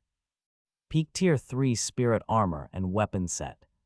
Cost 5,000 system points YN. Alec wasted no time in accepting the offer. He had been aware of the real price since his time in the Abyss realm, so he accepted it immediately he saw the options, and as soon as he accepted, a blinding milky light emanated from his chest, forcing him to use his hand to cover his face. But slowly, he raised his hand slightly to peek at what was happening. Before his eyes, a blinding milky white light shimmered, and he was able to bypass the dazzling light and see what was really happening inside. He noticed something he hadn't seen before since awakening the mental stats attribute. Inside the white light, there was a blurry, short figure resembling a human, wielding a massive hammer and diligently hammering away at the dual daggers. Not long after, the figure stretched out his hands towards the white light emanating from Alec's chest. As the part of the milky light compressed, a black crystal filled with shadow element energy formed and flew towards the figure within the light. With effortless ease, the figure extracted the fangs from the wolves and began melting the original dagger. He then added new materials and even changed the forging process. Alec's mouth hung open in awe as he watched the milky figure forge the dual daggers into an entirely new weapon. The figure then moved towards the cloak and the new armor process. After he was through with the dual daggers, he was utilizing the tier for Alpha Wolf Power Crystal as the core for the armor. Unbeknownst to Alec, he had spent another 24 hours standing there, transfixed by the creation process. The experience was enlightening, tiring, addictive, and perfect. When the figure finished crafting cooling the weapons and armor, it threw the newly crafted spirit equipment set towards Alec. As Alec prepared to catch them with his mana, he heard a warning from the system spirit. "You better retract your mana if you don't want that spirit equipment set to attach to you," the system spirit cautioned. Alec then remembered that the first person to infuse their mana into a newly crafted spirit armor becomes its owner and master. Alec cursed under his breath. Even if someone else wanted to become the master, it would take over a month of wearing the spirit equipment before the ownership could be revoked. "Fuck me," Alec muttered as the set collided with him, but he stood his ground. His newfound strength he possessed came in handy. "Let's check this baby out then." Just as he was about to examine the newly crafted equipment, he noticed that the light was gradually disappearing. "Who was that?" Alec asked, surprisingly able to discern that someone had been involved in the crafting process. "Well, since the system has access to source energy, every time you spend your system points, it helps you create something of equal proportion. In this case, it helped you create a visual clone of a renowned crafting grandmaster dwarf," the system spirit explained. Alec's eyes widened in disbelief. "The fuck, you mean the system could do that?" The spirit let out an exasperated sigh. "Idiot, where did you think those skills your golems have came from? Other people have invented them before your golems just have to meet a certain requirement, and they can acquire the same skills. The system uses its access to source energy to recreate the skill to match them personally."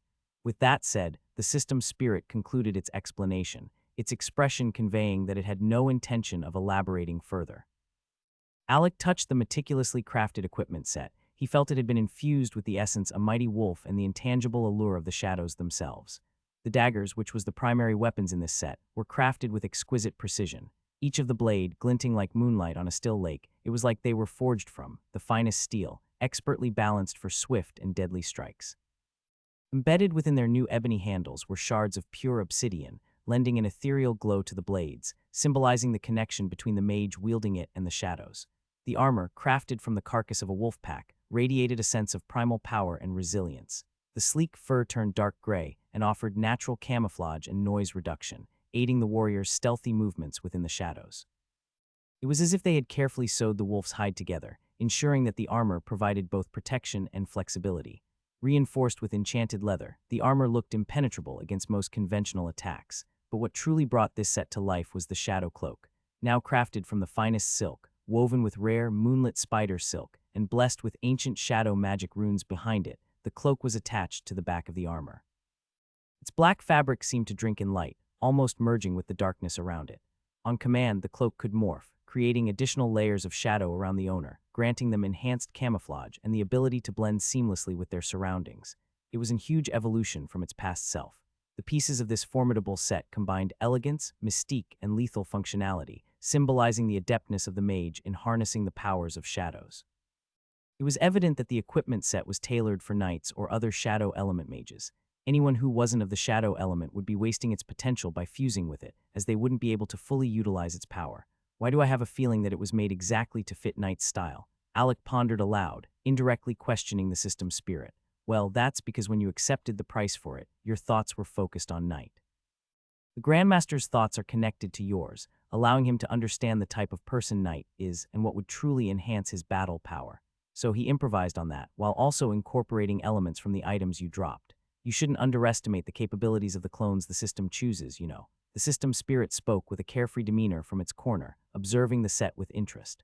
Shadowfang Armament, Peak Tier 3 Spirit Equipment, Set Shadows Embrace. Shadowfang Armament, Peak Tier 3 Spirit Equipment, Set Shadows Embrace. Dual Shadowfang Daggers. All attack against level of high Tier 3 equipment or lifeforms have the ability to cause 20 extra damage. Increases all shadow element attack by 30. Power plus 50, Agility plus 80, Wolf's Shadow Armor.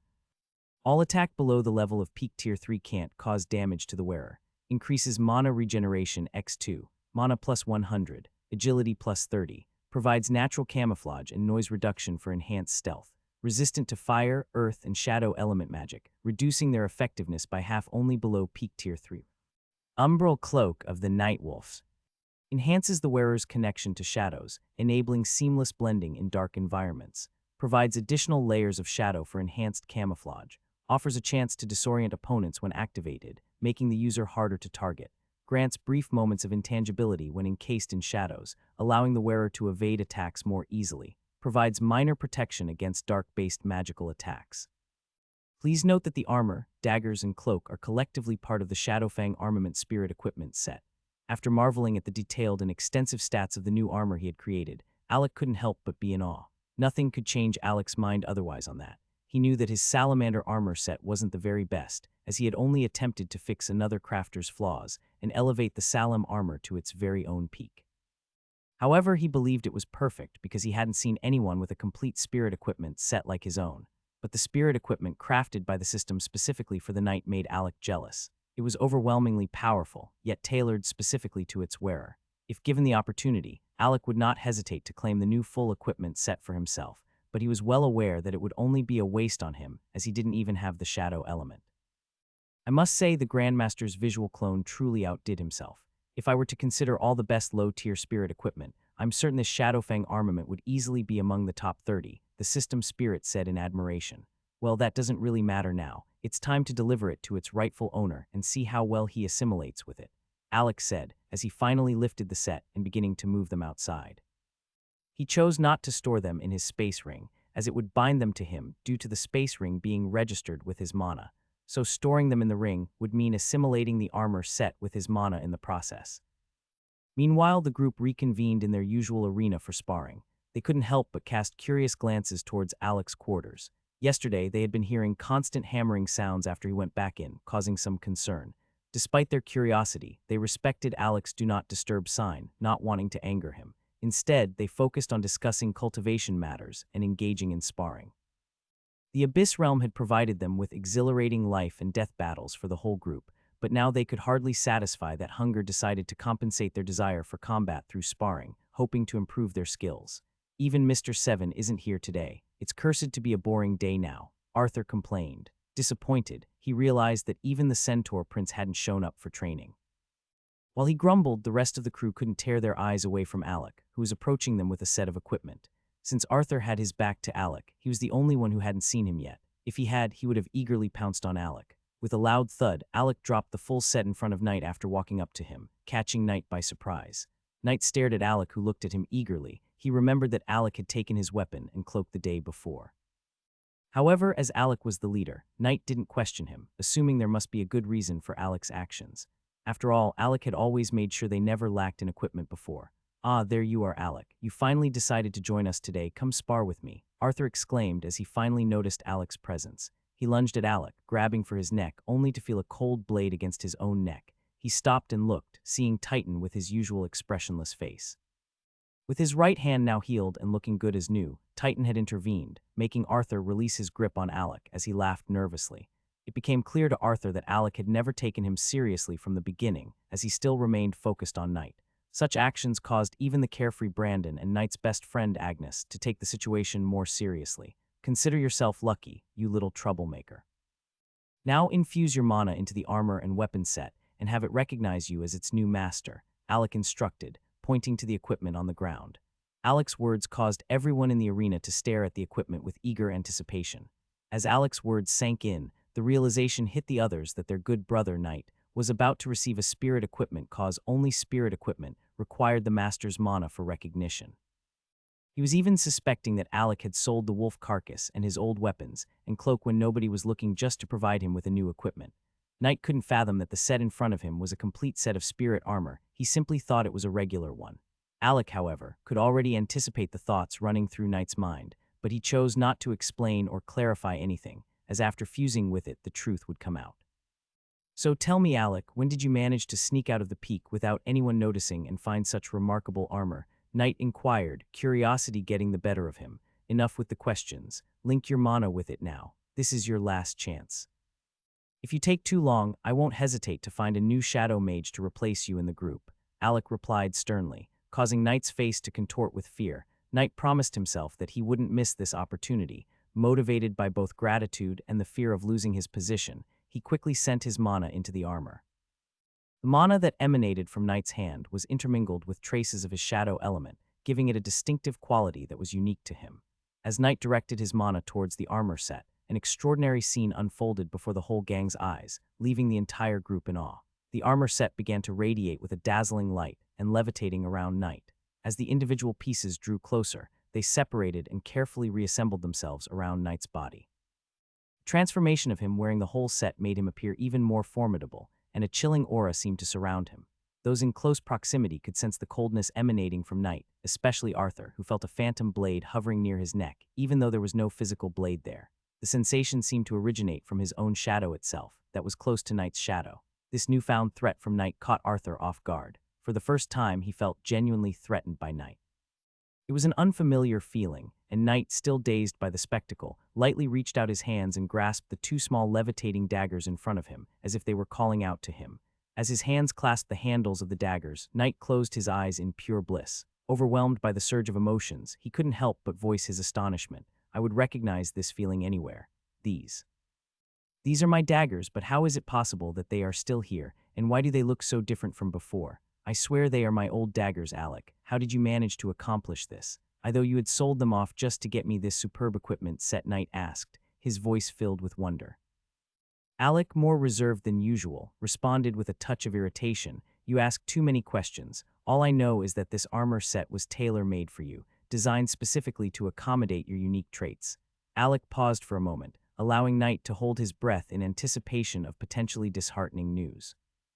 But Alec just laughed at his nervous expression and said, "Don't worry, since you've already assimilated your mana into it. It's now your lifeblood equipment set, unless you choose to pass it on to someone dear to you who's also a shadow mage. Congratulations on becoming the owner of a full spirit armor equipment set." Alec patted him on the shoulders, causing the mages standing in the arena to fall into a stunned silence, as they needed a moment to process Alec's words. Knight, on the other hand, was at a loss for words. When they had been discussing armor, they had only considered buying equipment from normal forgers. Even if they were lucky enough to get their hands on a piece of spirit equipment, they never in their wildest dreams imagined having a full set. All they had hoped for was to have at least one good piece spirit equipment. Alec's proclamation that one of them had a full set of spirit armor shocked them all. Even Alec himself didn't possess a complete set. His red salamander armor set was incomplete, but it made up for it with various buffs and special attributes. This was only possible because Alec had used an item from the system to upgrade his armor. Without it, there might not be a crafter mage in the whole Northern Kingdom who could work their magic to elevate his salamander equipment to its current level. "Tell me it's a lie, tell me you're just kidding," Knight kept asking Alec, unable to believe what was happening, suspecting it might be a prank. But Alec swiftly knocked him on the head, causing Knight to rub his head in resignation. Surprisingly, he didn't feel much pain, which was quite unexpected considering how painful it had been before, whenever Alec had done it before. "I don't know how someone can be so clueless. I've spent hours trying to get you the perfect equipment, and here you are complaining. Didn't you receive any mental messages? Or did you think any type of armor can do that, or get information on how to retract your armor? Try it out and see for yourself if it's a spirit equipment set or not," Alec retorted angrily. Knight nodded, still in disbelief but willing to give it a try. But Knight was accustomed to touching his head every time Alec knocked him. "Yeah, I did receive a bunch of information in my head, but I didn't take it seriously. Wait, I think I might have an idea on how to retract the armor," Knight said, closing his eyes and trying to envision the armor disappearing from his body. And like fleeting shadows, the armor vanished, and the shadowy smoke integrated back into Knight's body. Curiosity piqued, Knight removed his upper shirt and was met with a daunting and eerie sight. His body was adorned with a black tattoo that seemed intimidating. It mainly depicted 5 wolves, with the largest one positioned at the center of his chest. The wolf appeared ready to pounce, its blood-red eyes gleaming even on Knight's skin, like it was truly alive. Alec also noticed that the central wolf bore a striking resemblance to the alpha wolf that he used as the core of the set when he wanted to craft, but he decided to keep that information to himself. He circled around Knight to get a better look at the tattoo. On both of Knight's arms were 2 wolves, crouching down as if they were patiently waiting for their prey. Behind him, 2 more wolves lay, seemingly peacefully asleep on his back. Despite their closed eyes, Alec felt as though those wolves with shut eyes were constantly observing him. All the wolves in the tattoo were black, not because of their fur color, but because their fur had been transformed into shadow elements, giving them an ethereal and intangible quality. Additionally, on both sides of Knight's hands were 2 daggers tattoo, mirroring the one he had been holding. They looked even more stunning in ink. "Oh my god, it really is a damn spirit equipment. I'm over the moon." Knight couldn't contain his excitement, shouting at the top of his voice. He was ecstatic. "Please tell me this isn't a dream, people," Knight exclaimed. Arthur only snorted in response, feeling immensely envious as he realized that he could have been the one with a new spirit equipment instead of Knight. But he had missed the opportunity, so he promised himself that he would pester his master when he came back until he found the weapon that suited him perfectly. In the meantime, Alec knocked Knight again to conceal his tattoo, not wanting others to see the impressive wolf designs. It wasn't just Arthur who felt envious. Alec himself felt a twinge of jealousy. While he had a salamander set for his armor, he didn't have a salamander tattoo like Knight. Instead, he only had some tribal lines inked on his body. As they made him more resilient, so Alec decided to gather the whole group against him and teach Knight a lesson. using their mana-infused fists to leave his face covered in bruises and welts. Though Knight sat angrily on the side, his tattoo had disappeared completely as he retracted it, just like Alec did with his own tattoos. "Now that's how it's done," Alec said, looking at Knight with satisfaction. The act of beating Knight up helped ease some of his anger. Arthur, who was standing by Alec's side, slowly moved away, sensing the sinister smile on Alec's face. Alec didn't pay him any mind as he returned to his quarters, this time to prepare the Agnes set. And just like that, history repeated itself as Alec tossed Agnes' ever-changing staff into the carcass of the new set of wolf remains, with another alpha wolf as the core. He had exchanged for the alpha wolves with the bodies of numerous wolves that were killed by Arthur and the others, and since James saw it as a good deal, he had no problems accepting. However, this time Alec noticed that the visual clone crafting the armor set was not the visual clone of the dwarf who had previously crafted Knight's own armor. This revelation made him instinctively turn his attention back to the system's spirit Golem. "Hey, what's with the intense stare? It's quite unnerving. Seriously, man, just explain to me why the visual clone crafting Agnes' armor set looks completely different than the old one, and why does this clone resemble a goblin so much?" "Do goblins even know how to forge?" Alec questioned, his confusion evident as he recalled the dim-witted goblins he had encountered and killed on the battlefield, as his imagination struggled to reconcile these images. "What do you mean? The system only assigned the previous clone to forge the armor because they knew that only a skilled dwarf could create something of such high quality for a knight. The same goes for this goblin. The system has knowledge of all their techniques, so it wouldn't have any trouble recognizing their specialties and knowing the perfect forger for each person. And how dare you underestimate goblins? Despite their primitive nature, they have produced numerous skilled forgers. They are the second best race in forging, right after the dwarves, and they also excel in alchemy, second only to the elves. The goblins are beloved by Mother Earth, but due to their stupidity and chaotic tendencies, more than 90 of them never reach their full potential and remain mere warriors and foot soldiers. It's quite a pity," the system's spirit expressed with a disappointed shake of its golem head. Alec was taken aback by this new revelation. Not only were goblins skilled in forging, but they also possessed talents in alchemy. Intrigued, he decided to observe the goblin forger closely, wanting to understand what made him so special that even the system believed they were the perfect candidate to handle Agnes' spirit equipment set. After hours of observation, Alec came to realize that both forgers followed different paths in their crafting techniques, despite sharing the basic foundation of forging. The stark differences in appearance indicated just how far these grandmaster forgers had pushed the boundaries of their craft. What changed everything was the recreation of the wand. Alec had expected it to either shatter or be completely recreated, but none of that happened when the goblin visual clone extended its hand and conjured a rune pen out of the milky white light emanating from Alec's body. Carefully, the goblin engraved various rune words onto the wand's surface. Once finished, it infused some of the milky white light into the wand, transforming it into its magical staff form. Confusion washed over Alec as he listened to the goblin clone chanting in its ancient tongue. "Is it just me, or does this look like a ritual being performed on the staff? SHHH, speak softly or you might disrupt the process. Look, it's attempting to enchant the staff by performing one of its race rituals." The system's spirit hushed, emphasizing the importance of silence. "I'm certain the clone already engraved water and earth element runes on the wand. All that's left is to summon those two elements, allowing them to accept and assimilate a portion of their energy into the staff, thereby acknowledging it as an armament of the respective elements," the system's spirit explained. Alec remained quiet, captivated by the process unfolding before him.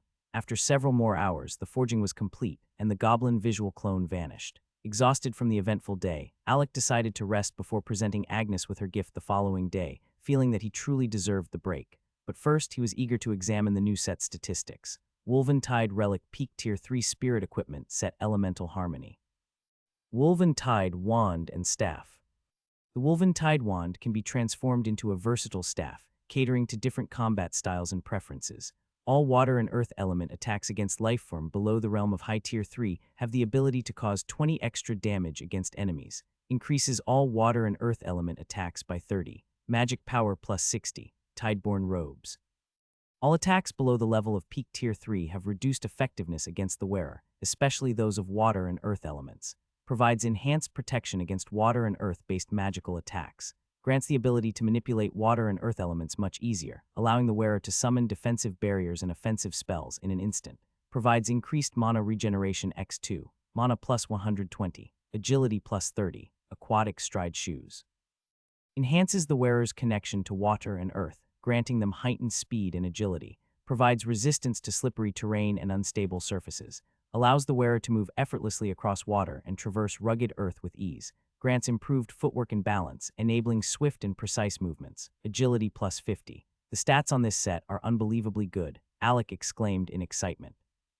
He realized that Agnes' set was just as formidable as his own knight's set, and together, they would be a force to be reckoned with, capable of taking on numerous Tier 3 mages, just like him when he is on his salamander set. Although he felt a pang of jealousy at the thought of all these incredible items he had to distribute, Alec reminded himself that he was doing it for his team's benefit. He understood that he stood to gain the most in the future by equipping them with such powerful armor. So he let go of his envy and focused on his plans to maximize the gains from the armor, even if it meant using his siblings till he get the worth of the spirit equipment, till the very last coin. Lost in his thoughts, he rhythmically rubbed his hands together in ecstasy until he was abruptly whacked on the back of his head. Startled, he turned to the system's spirit in confusion. "Why did you do that?" The system's spirit sighed and pointed at Alec. "Your brother Arthur was right when he said you have an evil expression when you get excited. Even I, as a golem, felt uneasy. Please don't do that near me again."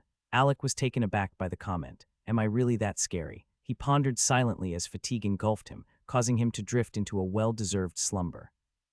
Taryn stood in front of several high-ranking members of the academy, their gazes fixed on him from their elevated seats. Even the new dean was present, looking at Taryn with a sense of helplessness. The new dean remembered that ever since he received his position from the previous dean, most of the issues that arose were somehow connected to Taryn, and this was when he was not even active. He could only imagine how overwhelmed the old dean must have been when Taryn was more active and causing trouble throughout the Abyss realm, particularly when he clashed with the orcs. The weight of all what he would face in the future caused the new dean to let out a sigh as he rubbed his head with his palm. "What brings you here again?" questioned the new dean, but before Alec could even attempt to explain that he himself had no idea why he was summoned.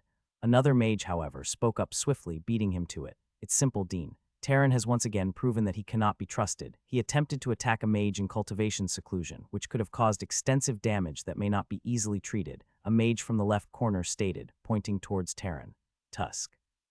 And when did you become my spokesperson? It's about time you realize that some questions are not meant for you to answer," Taryn retorted, glaring at the great instructor. There was no trace of respect on his face, just a fierce determination that seemed ready to tear the great instructor apart in the next moment. "You see, Dean, you see how this kid talks to me." The great instructor turned to the dean, hoping for some punishment towards Taryn. Instead, the dean raised his hand to silence him. "What do you have to say for yourself, Taryn? It's all bullshit. They're trying to make Igor a victim here when nothing has happened to him. On the other hand, my students could have lost their lives because of his actions."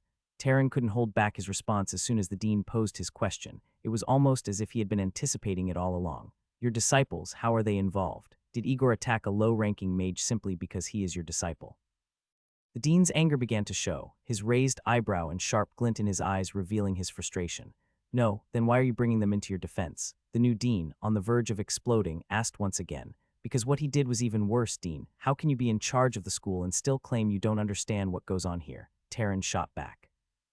"My disciples, who are just a group of Tier 2 mages, were taken to the Abyss realm and left with an adventure team to face the dangers there. What could be worse than this?" Taryn argued.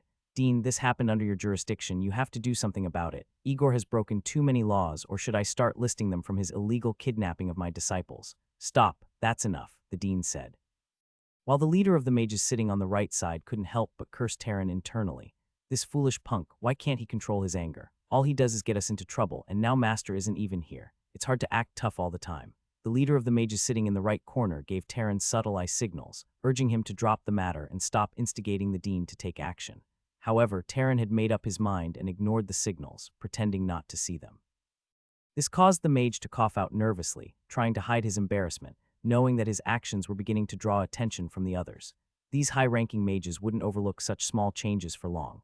Is it true that Igor has done everything that Taryn has accused him of? Dean, there is another side to this story that you must understand before taking any action," one of the mages on the left spoke up, trying to ease the tense atmosphere in the room. But the dean's eyes made it clear that if the mage continued speaking and not giving him the answer he wanted, things might take a turn for the worse. "I can overlook everything, but the fact that he decided to send Academy disciples, who haven't even reached the Tier 3 mage realm, into the Abyss realm without their master consent is a grave offense, and he should be punished," the dean stated. However, before he could continue, Elder Alfred hopped towards him and whispered something into his ear, so low that no one else could hear. As a result, the dean's expression seemed to soften, though Taryn wasn't privy to what Alfred had said. But he knew one thing, though: Alfred was a neutral mage and wasn't concerned about taking sides. Alfred has just shared something with me, and since Taryn attempted to attack Igor in seclusion, which is also a serious offense, we can consider these crimes almost canceling each other out. But we can't bring justice to Taryn in this way, the dean announced. However, Taryn was already scoffing angrily as he realized that the dean was about to shrink in his judgment just because of Igor's father. In moments like this, Taryn wished Mad Dog was still at the academy. Mad Dog would have made a show of everything until he obtained the desired result. So we have decided that this case shall be settled with a martial battle between the disciples of both mages, since disciples are the ones mainly affected, and Taryn can choose the date for it. When the great instructor and the elders aligned with Igor's father heard this, they almost jumped for joy. It was no secret that Taryn's disciples were merely a group of Tier 2 mages. There was no way they could compete against most of Igor's disciples who had reached Tier 3, 4 realms in their eyes. They might have been concerned about Taryn's chief disciple, but ever since the assassination attempt, they hadn't heard anything from him or the assassin.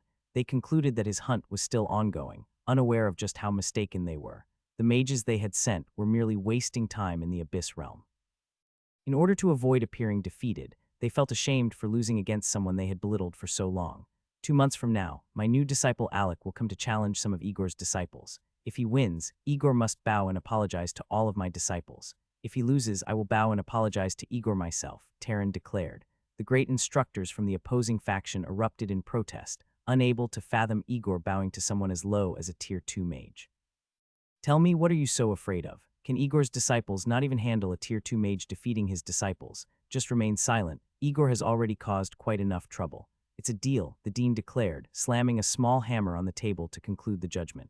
Taryn began to walk out of the hall, escorted by Mad Dog's faction elders and great instructors, who had been strangely quiet throughout the proceedings. Many of them tried to inquire why Taryn would agree to such a thing, but he refused to answer. Alec had accepted a life-and-death battle with great confidence against Orion already, so if he lost his life in the process, the clash would be considered void, and there would be nothing anyone could do about it.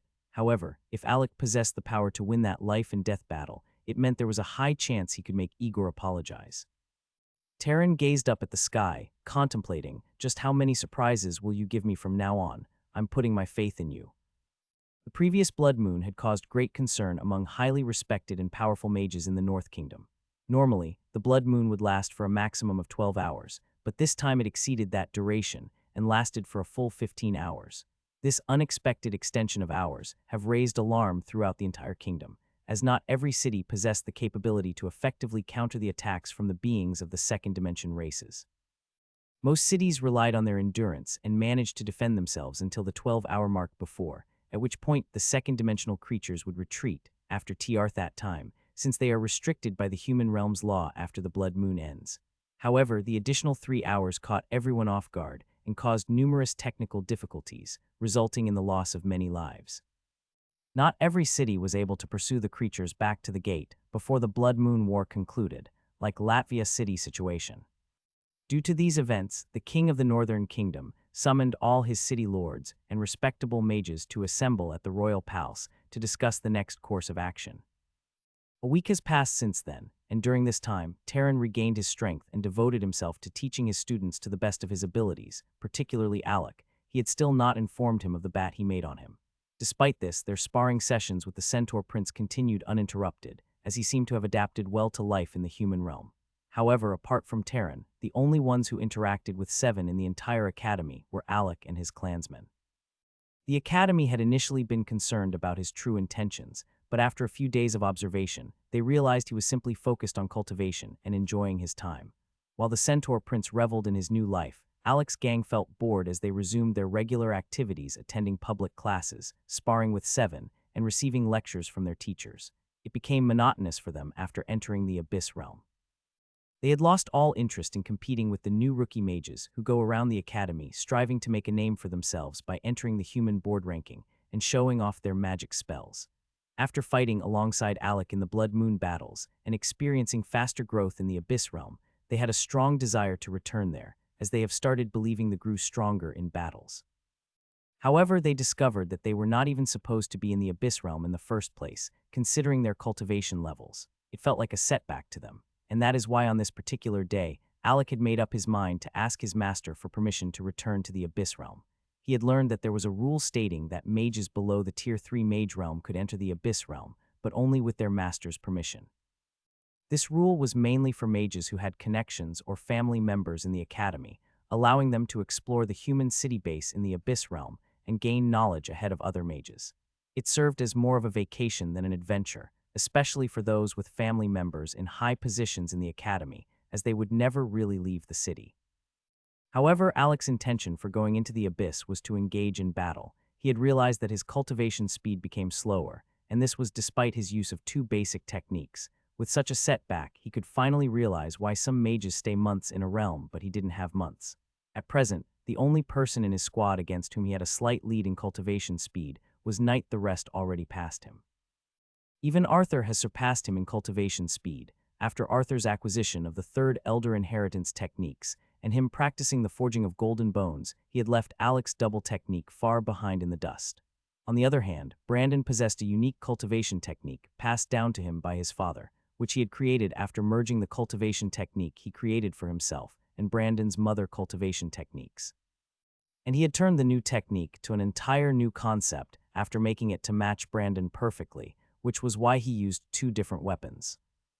Though his father preferred a spear, but since his son loved another weapon type, so he could only find a substitute, and that was why he found a way to adapt his moves to saber techniques, and even Brandon experienced a significant boost in cultivation after practicing this new technique. His compatibility with the tailor-made cultivation techniques was almost too good to be true. While Agnes' father, on the other hand, wasted no time in obtaining an expensive cultivation manual for his daughter, as he held a prominent position in the Gordons clan and was in control of the clan's finances. He didn't want his daughter to fall behind, as he himself had felt less talented than his siblings in their generation. Regretting his past decision, he recognized Agnes' talent and her efforts to keep up with the monsters born in the same generation as her. The first elder knew that Alec's talent surpassed that of Draco's and even previous patriarch generations. Considering all these factors, Alec was certain that if he chose to cultivate indoors, he would never achieve his goals and might even endanger his life. He was aware that the next time he faced Orion in the upcoming life and death battle, he would die if he continued cultivating this way, like most young masters who were being protected by their family. His system would allow him to grow as long as he accumulated experience points from constant battle. The system was not interested in nurturing a greenhorn. Realizing that the entire group was interested in returning to the Abyss Realm, Alec made the decision to ask his master for permission for them to enter once again. This time he hoped to gather enough resources to equip his whole team. He had big plans, but first he needed those around him to be strong, as he could not always rely on his golems. "Master Terran," Alec called out, but there was no response. He pushed open the door, stepping into his master's room for the first time. The room was enveloped in darkness, making it difficult to see anything. As Alec surveyed the room, his eyes caught sight of a large door at the side of the room. He walked over, calling out Terran's name once again, but still received no answer. Opening the door, a sudden strong force passed through the room, throwing Alec back and causing him to cough up blood. His insides felt in turmoil. It appeared to be a capsule room, and within it, Terran was performing push-ups with just one finger. Despite being drenched in sweat, Terran gritted his teeth and continued. However, when Alec called out again, Terran raised his head, sensing someone else's presence. He stopped his training and swiftly exited the room. Terran threw a pill towards Alec, noticing his minor injuries. He knew that if left unattended, these injuries could develop into something more serious. This was the reason for the pill. "Have a seat and tell me what bothers you, Alec, for you to visit me for the very first time," Terran said, pointing to the nearest chair in the room. At the Gordons clan. George Gordons, the patriarch of the Gordons clan, floated above the Gordons house, facing another old-looking man wearing a red robe adorned with the Blaze clan insignia. "And to what do I owe this visit?" George inquired, his gaze meeting the silent smiles of the old mages before him. "I must admit I am quite surprised that you were able to detect me this fast. It seems you hold many secrets. I'm even confident enough to enter the royal household undetected as long as I never entered the deep zones," the man spoke, his tone laced with intrigue. "But as soon as I entered your clan's range, I'm sure you already sensed my presence and came straight away," George responded. "Nevertheless, let's get straight to the point. I have come to take our young miss back, cause I have learned that she is in your clan," the man stated. "And who has convinced you of such a falsehood?" George asked, irritation seeping into his voice as he felt slighted by the enforcer sent by the Blaze clan. Oh, I can assure you that you don't want to provoke me. If you do, I won't hesitate to demolish the place you and your puny clan call home, the man threatened. We have received information that our young miss was amongst the mages who defended this city during the Beast Wave and the Blood Moon War that just passed. There is no way we will allow her to stay another day here, the enforcer said. If you refuse to heed my command, I won't hesitate to follow through with my threats, the enforcer of the Blaze clan warned, his face losing its previous smile and turning into a frown. As the temperature rose with the intensity of the flames, the mages within the Gordon's clan, who had initially been oblivious to the presence of a foreign mage, finally became aware that they had an unexpected visitor. Don't mess with me, George Gordon's declared, unsheathing his katana as earth element particles began to float around him, as he prepared to defend against the fireball in case it was launched at the clan house. Simultaneously, fire element particles began to move towards the enforcer from the Blaze clan. You are indeed talented, the enforcer admitted, acknowledging the George's power. It's not often that a Tier 7 mage can match my mana output. I now understand how you were able to cross realms and defeat the mages of the Dark Guild that attacked your clan. However, the enforcer responded, a blazing red tattoo appearing on his body, transforming into a complete spirit armor set. If this is all you possess, you should still humble yourself and refrain from challenging an ancient clan. Your foundations are not yet capable of such a feat. The moment the armor appeared, the fire element particles around him grew more dominant than the earth elements, almost consuming them. Ah, a complete spirit equipment set, George murmured, feeling helpless as he faced the mage in front of him. The mage, now fully clad in heroic red armor with golden rims, now held a massive fireball 2 times the size of the previous one and was still brimming with power. George realized he wouldn't be able to stop the fireball again. Yet, the threat to his clan's safety fueled his anger, making him unable to retreat from the confrontation, as he was ready to risk grave injury to stop that huge fireball. That is enough, I will go back with you, a feminine voice called out. Upon hearing the voice, the enforcer retracted his mana and instantly canceling the enormous fireball. His armor returned to its tattoo form before slowing disappearing into his body. Young miss, forgive me for resorting to extreme measures, but the old master was insistent on bringing you back at all costs, the enforcer explained. The enforcer bowed towards Aurora Blaze, but she ignored him, focusing her attention on the Grand Elder of the Gordon's clan. They were all outside now, concerned about the enormous elemental spell hanging above their clan house. Please help me deliver a message to Alec, Aurora requested. Tell him to find me in the capital if he ever reaches the high-rank realm. There are things I need to tell him, things that require certain precautions. I hope you understand and allow him to receive the message. The Grand Elder simply nodded while giving his saintly vibes. Let's go, Aurora commanded the enforcer. He bowed in response and summoned a massive demonic bird with fiery red wings, signifying its fire attribute. Standing atop the bird, they took off from Estonia City. Witnessing their departure, George Gordon's cursed under his breath. I will make that bastard pay, George swore, feeling the mental energy of various mages from Estonia City attempting to pry into the Gordon's clan with their mana. The large fireball they had witnessed must have made them all uncomfortable. Their only solace was knowing that no one in the Gordon's clan possessed such power. The strongest in the Gordon's clan were all Earth Affinity mages, unable to cast flame spells at that magnitude. This only happened because the City Lord was absent. There is no way the Blaze clan enforcer would act that way, showing off his powers. If the City Lord was still around, they don't mess with the Dragonmeres, the Grand Elder remarked, trying to appease George's raging anger, though his efforts appeared futile. We don't need that hypocrite. All I know is that the Blaze clan individual will pay for their actions. I don't care if I have to reveal some things to make that happen. The Patriarch declared his decision, but the Grand Elder stepped forward and blocked his path. Don't, the Grand Elder exclaimed. You haven't been thinking clearly ever since what happened to Old Third. Sometimes you have to let things go. I am not like you, Samuel. You've always been the rational one, the Patriarch retorted. I will come with you before you do something foolish, the Grand Elder stated, following the Patriarch back into the clan hall. The 4th Elder glanced at the 5th Elder, who was affectionately petting his tiger golem, and shook his head. He reluctantly trailed behind the Patriarch and the Grand Elder. What a hassle. Now I have to go along too, the 5th Elder grumbled, giving a gentle pat to the tiger golem's rear as it dashed forward. The Firebird carrying the old enforcer from the ancient Blaze clan, and Aurora soared away from the city of Estonia, leaving it far behind them. But Aurora could not help but gazed back at the city, reminiscing about her experiences with the small clan called Gordons. Initially, she had looked down on them, but after living among them and being allowed to stay by the Grand Elder, she had found a sense of belonging. She cherished the compassion that they shared for one another, something she had never truly felt in her proud ancient Blaze clan after what happened with her brother. It was remarkable how the small clan cared for and protected each of its members, a feeling that the ancient clans, which had existed for so long, could not comprehend, despite their long history. I apologize once again if any of my actions seemed out of place. I was simply following the old master's instructions. You are someone the clan wishes to protect, and if you are outside the region under the Blaze clan's command, we won't be able to do so. The old enforcer bowed respectfully, despite his superior strength, explaining everything once again to Aurora. Grandpa Silas, I understand that you are just following orders, but the way you treated the clan which watched after me was unfair. However, that is in the past now. Tell me, if the clan truly tracked me down, why are you the only one sent to retrieve me? Aurora inquired, aware of her clan's ways. The fact that her clan had finally located her meant that their rivals might have done so too. The clan never endangered the lives of the younger generation they sought to protect, yet only the elderly enforcer Silas had come to fetch her, a departure from their usual protocol. Well, I was close to this region.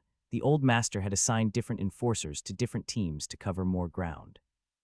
Since it was difficult to pick up your trail, this was the fastest way to find you before any of our rivals received news of your whereabouts, explained Silas. So when they found out you fought against a beast wave, they contacted all the enforcers close by to get you out fast. I'm sure we'll soon see new enforcers. Silas reassured her with a harmless smile. Watch out, Aurora shouted, but it was too late, as a sword light came rushing towards them. Even without turning back, the old enforcer instantly cast a defensive spell, high-tier spell Inferno Veil. A large red cover of flame rose and enveloped both Silas and Aurora, but suddenly they heard a chuckle.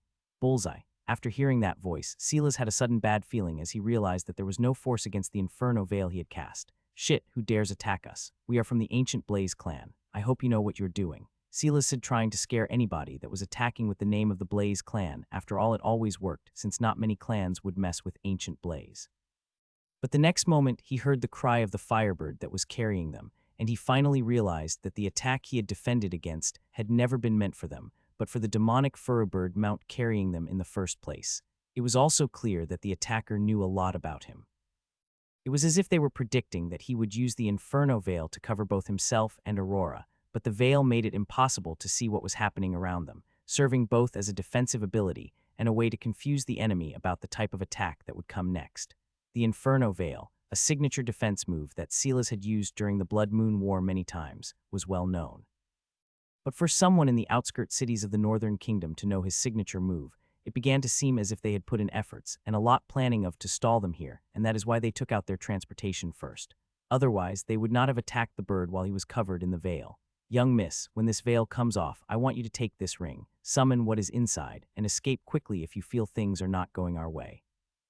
I have a bad feeling about this, and I hope you meet up with the other enforcers that have been sent to get you, Silas said as he pushed a ring into Aurora's hands. No, we will leave here together, Grandpa Silas. I can fight alongside you too, Aurora insisted. Listen to me properly. This situation seems too coordinated, and the fact that they have ideas about my signature spells means they have more information about you, Silas warned. Bang, the veil broke by itself as its duration ended, and what Silas faced seemed to seriously confuse him. Earth magic. A huge pillar of earth slammed into him, sending him off the body of the falling firebird, which was seriously injured. Grandpa Silas. Aurora screamed as she dashed towards Silas's body, which had been smashed towards a nearby mountain. I told you to leave. A flaming red light burst out from the broken mountain as Silas appeared, clad completely in his spirit equipment set, and casted a spell. High-tier spell Meteor. Silas pushed his hand down, and it seemed as if the gravity of the area was drawing something down from the skies, as a huge stone started falling with its edges covered in flame due to the speed at which it was descending. High-tier spell Earth Dome. 4 men covered in black clothing appeared instantly and cast a combined spell, sending their mana to the ground and erecting a huge earth dome to cover them as the meteor fell. Why do you need to cover your faces? I can tell you all are members of the Gordon's clan. I don't know why you are acting, but I do know I will kill you all, Silas said as he placed more mental energy into rushing the descent of the meteor. Bang, smash. The meteor finally landed, and even the earth dome was not enough to protect the mages from the attack as it flung them away.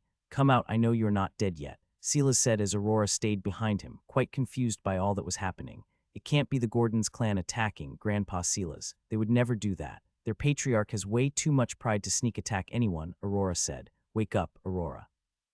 There is no other clan in this region that has the ability to gather 4 high-rank Earth mages. The clans higher up always believed they were hiding their powers, Silas explained. And that is why the clan has never wanted to deal with them. But here the evidence is right in front of us, Silas concluded. Silas turned towards Aurora and unsheathed the flaming colored sword that was just at the waist of his spirit armor. Clap, wonderful. That is actually the idea I want you to come up with. Since you can come up with that, it means others who come to investigate this will also think the same way. All that is left now is to kill you. Silas turned behind them and realized that someone was right on the mountain he had just come out from. He had an idea that he knew the person, but he just couldn't picture where he had seen him. Who the heck are you? Aurora said. I am offended. Well, you are the clan's princess, so you might not be aware of someone who do the dirty works of your clan, but you should know me, right, Master Silas? I remember you. You are the 6th elder of the Friddall clan. Are you mad? You are joining hands with the Gordons clan to attack us, Silas said in a fit of rage. And still you don't know my name, only my title. Well, I can't blame you though, because you never take us from lower clans seriously. If not, you would know I would never work with the Gordons clan, the 6th elder of the Friddall clan said with exasperation. All this here is my plan to kill you all and blame it on the Gordons clan. The 6th elder concluded his statement with a wild and hysterical laugh, but Silas was still looking at him, confused, which made him stop. You still don't get the joke, ha, it's hard dealing with you. Just kill him and capture the girl, the 6th elder commanded, and the 4 mages that had just defended against the meteor finally sprang back into action.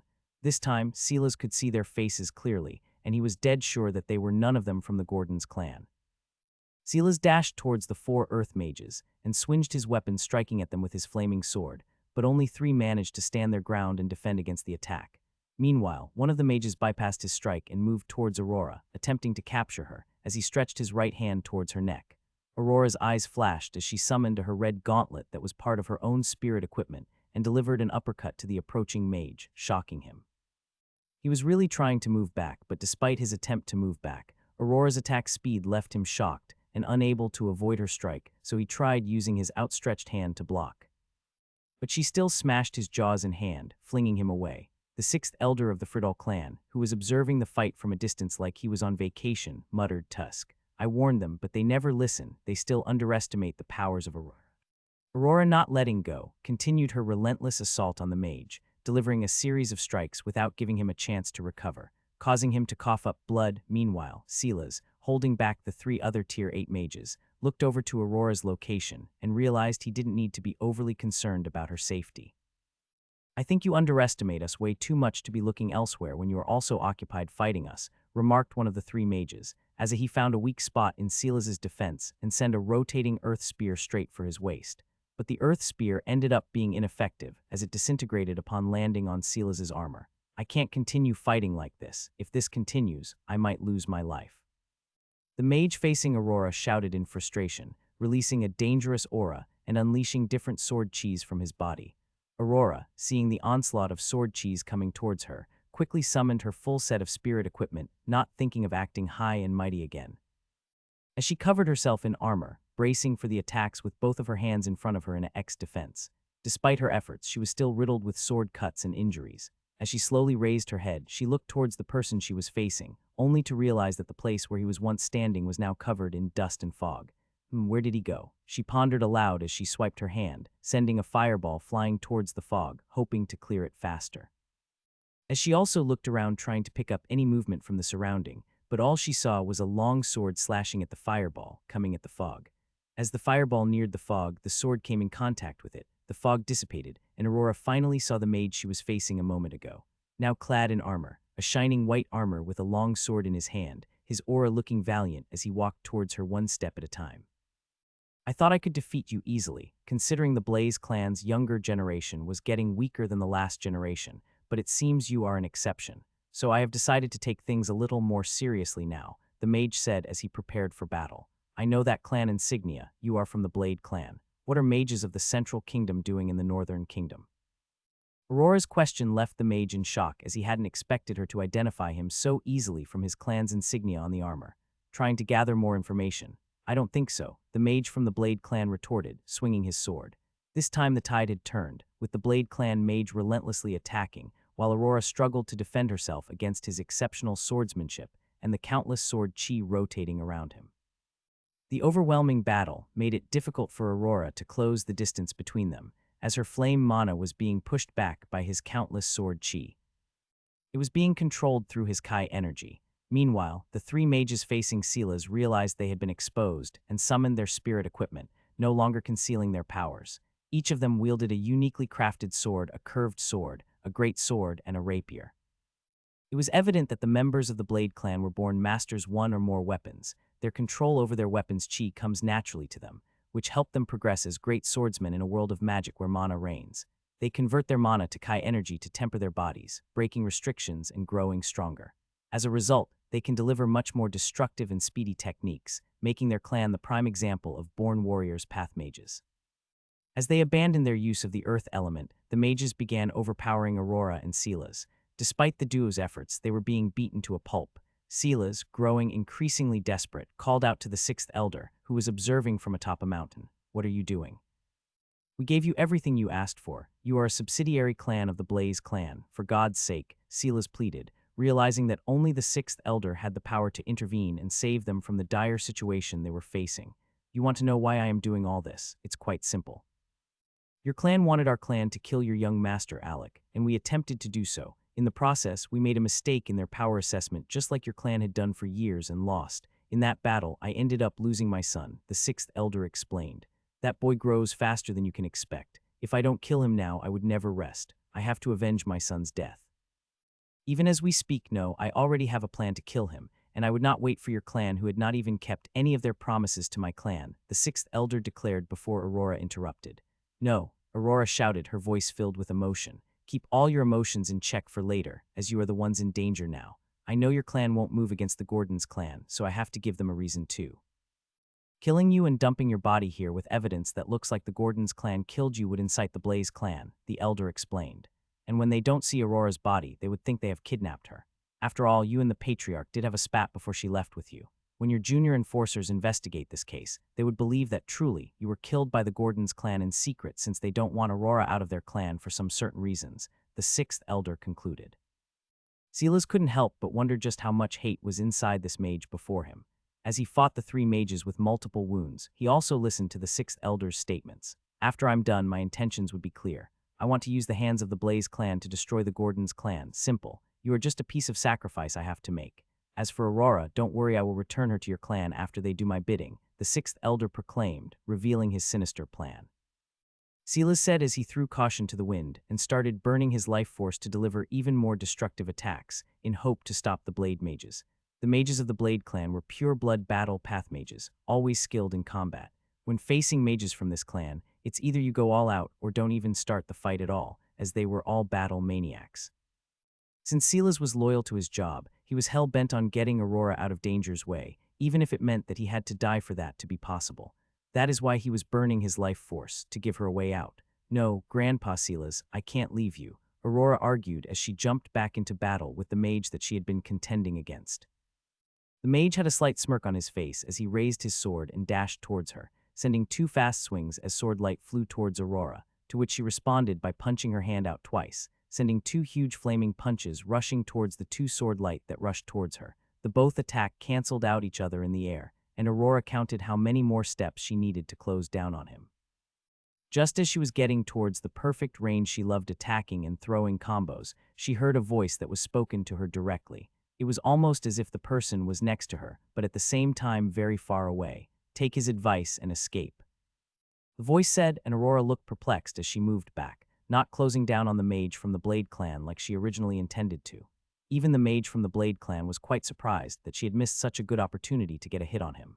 At first, he thought she was just preparing a feint, but after raising his great sword up in a defensive stance and seeing she made no move, he realized that something must have been wrong somewhere as he stared at Aurora. "Don't act surprised, no one must know. Someone is intervening in your fights. This is me, Aurora. Don't tell me you forgot my voice so quickly. Well, it's me, Samuel, the Grand Elder of the Gordons clan. Fortunately, we had trailed you," the voice continued, "and that is how we found out that you are under attack. Please, right now, just go along with the plans of your enforcer bodyguard, and don't worry, we would be able to save him." The voice talked to her once more in her mind, and she was really sure that it was Samuel Gordons, the one normally termed as the Grand Elder. "How sure are you that you can rescue Grandpa Silas?" Aurora thought, not wanting to talk and alert the mages from the Blade clan, praying that hopefully the Grand would be able to read her thoughts too. "Don't worry, we have a 70 assurance that we can rescue him, You just have to run and make it seem that you are leaving him without backup, the voice assured her. The Grand Elder sent another voice into her head, shocking her seriously as she would have never thought that he was able to read her thoughts. I was not reading your thoughts. We were practically communicating, but inside your mind, since you let me in, I was able to understand your thoughts directed to me, but I can't understand anything else, the Grand Elder explained as he received another thought from Aurora. After confirming all she wanted to, Aurora cast a huge fireball and sent it hurtling towards her opponent, distracting him for a few seconds as she dashed into the air and made a run for it. Don't worry, Grandpa Silas, this would not go unpunished, Aurora screamed as she disappeared from the battlefield, leaving even the sixth elder from the Friddle clan quite perplexed. He had thought of different things that might happen here today and had even planned countermeasures against them, but there was no way he would have thought that the valiant Aurora Blaze would leave a companion on the battlefield. Shit, come with me. Let's get her. Stop playing around this time. The sixth elder's voice drifted away as both he and the other mage fighting with Aurora followed behind her in hot pursuit, making it their goal to catch her. Someone like her was too dangerous to leave considering she had just heard all their plans. Bang! Silas was flung a long way as he rolled on the ground until he used his flaming sword to stop himself. He had tired himself out after using his life force to fight since. I can't believe I'm saying this, but that hurt like hell. Silas complimented the mage that struck him as he tried to make fun of them. Who can save you now? You were acting so high and mighty just a few minutes ago. Show us your bravado now, another of the mages said as he smiled at Silas, who was on the ground with a defiant smile on his face. It was almost as if they were looking at an insect. It's time for you to die now, one of them said, only for them to hear a little noise and raised their heads up to see three mages coming their way wearing the Gordon's clan robe. I'm sorry, we can't let that happen. After all, we are the ones you are trying to frame. The Grand Elder, who stood in the middle, said with a smile on his face, confusing even the Blade clan mages if they were truly in a situation to be smiling at each other. Well, what better way to make this convincing than killing 2 to 3 more mages of the Gordon's clan and leaving their bodies here with him? It would give us a better chance of causing the Blaze clan to attack the Gordon's clan, one of the mages said as he dashed towards the Gordon's elders that had shown up. They had information on all the Gordon's elders and were aware that none of them were in possession of spirit armor, only normal armor being crafted. Though they were also good, they could never compare with a spirit armor, and that was what fueled the Blade mage's confidence to take care of them quickly. The fourth elder of the Gordon's clan walked out to the front, silent. There was a huge frown on his face as he stared at the mage running towards him.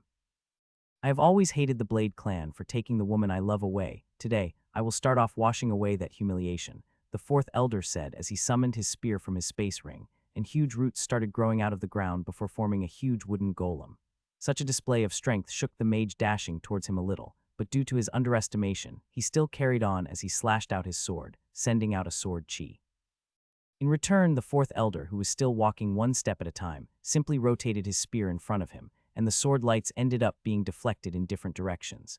You would have to do harder than that to stop my next move, the Blade mage roared as he jumped high in the air, and his curved sword became coated in some type of bluish liquid light. As he struck down on the fourth elder, he kept his eyes on the wooden golem in case it attacked him. But he ended up relieved as he realized that the 7-foot-tall golem had no intentions of attacking. Arg! The mage shouted as his weapon finally clashed with the fourth elder's spear, but his eyes held a hint of surprise in them as, for the first time, he saw someone in the Northern Kingdom having their weapon coated in the same bluish liquid light that was on his own. He found out he didn't gain any advantage as the spear had struck exactly the weak point of his sword. You are not the only one who knows how to use Kai energy, my friend. I learnt a lot from the humiliation your clan caused me, the fourth elder said as he turned his spear skillfully and used the butt of the spear to knock the Blade clan mage backward before he took a stance and pierced his spear forward. Spear 1 Dragon Arrival.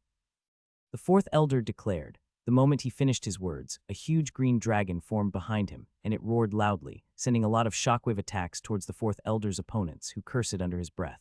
Are all of our informant mad? They said that the Gordon's clan were harmless and only the patriarch should be watched out for, but this bastard here already created a Kai technique, the sword man shouted as he slashed out and attacked with his own ton defend himself.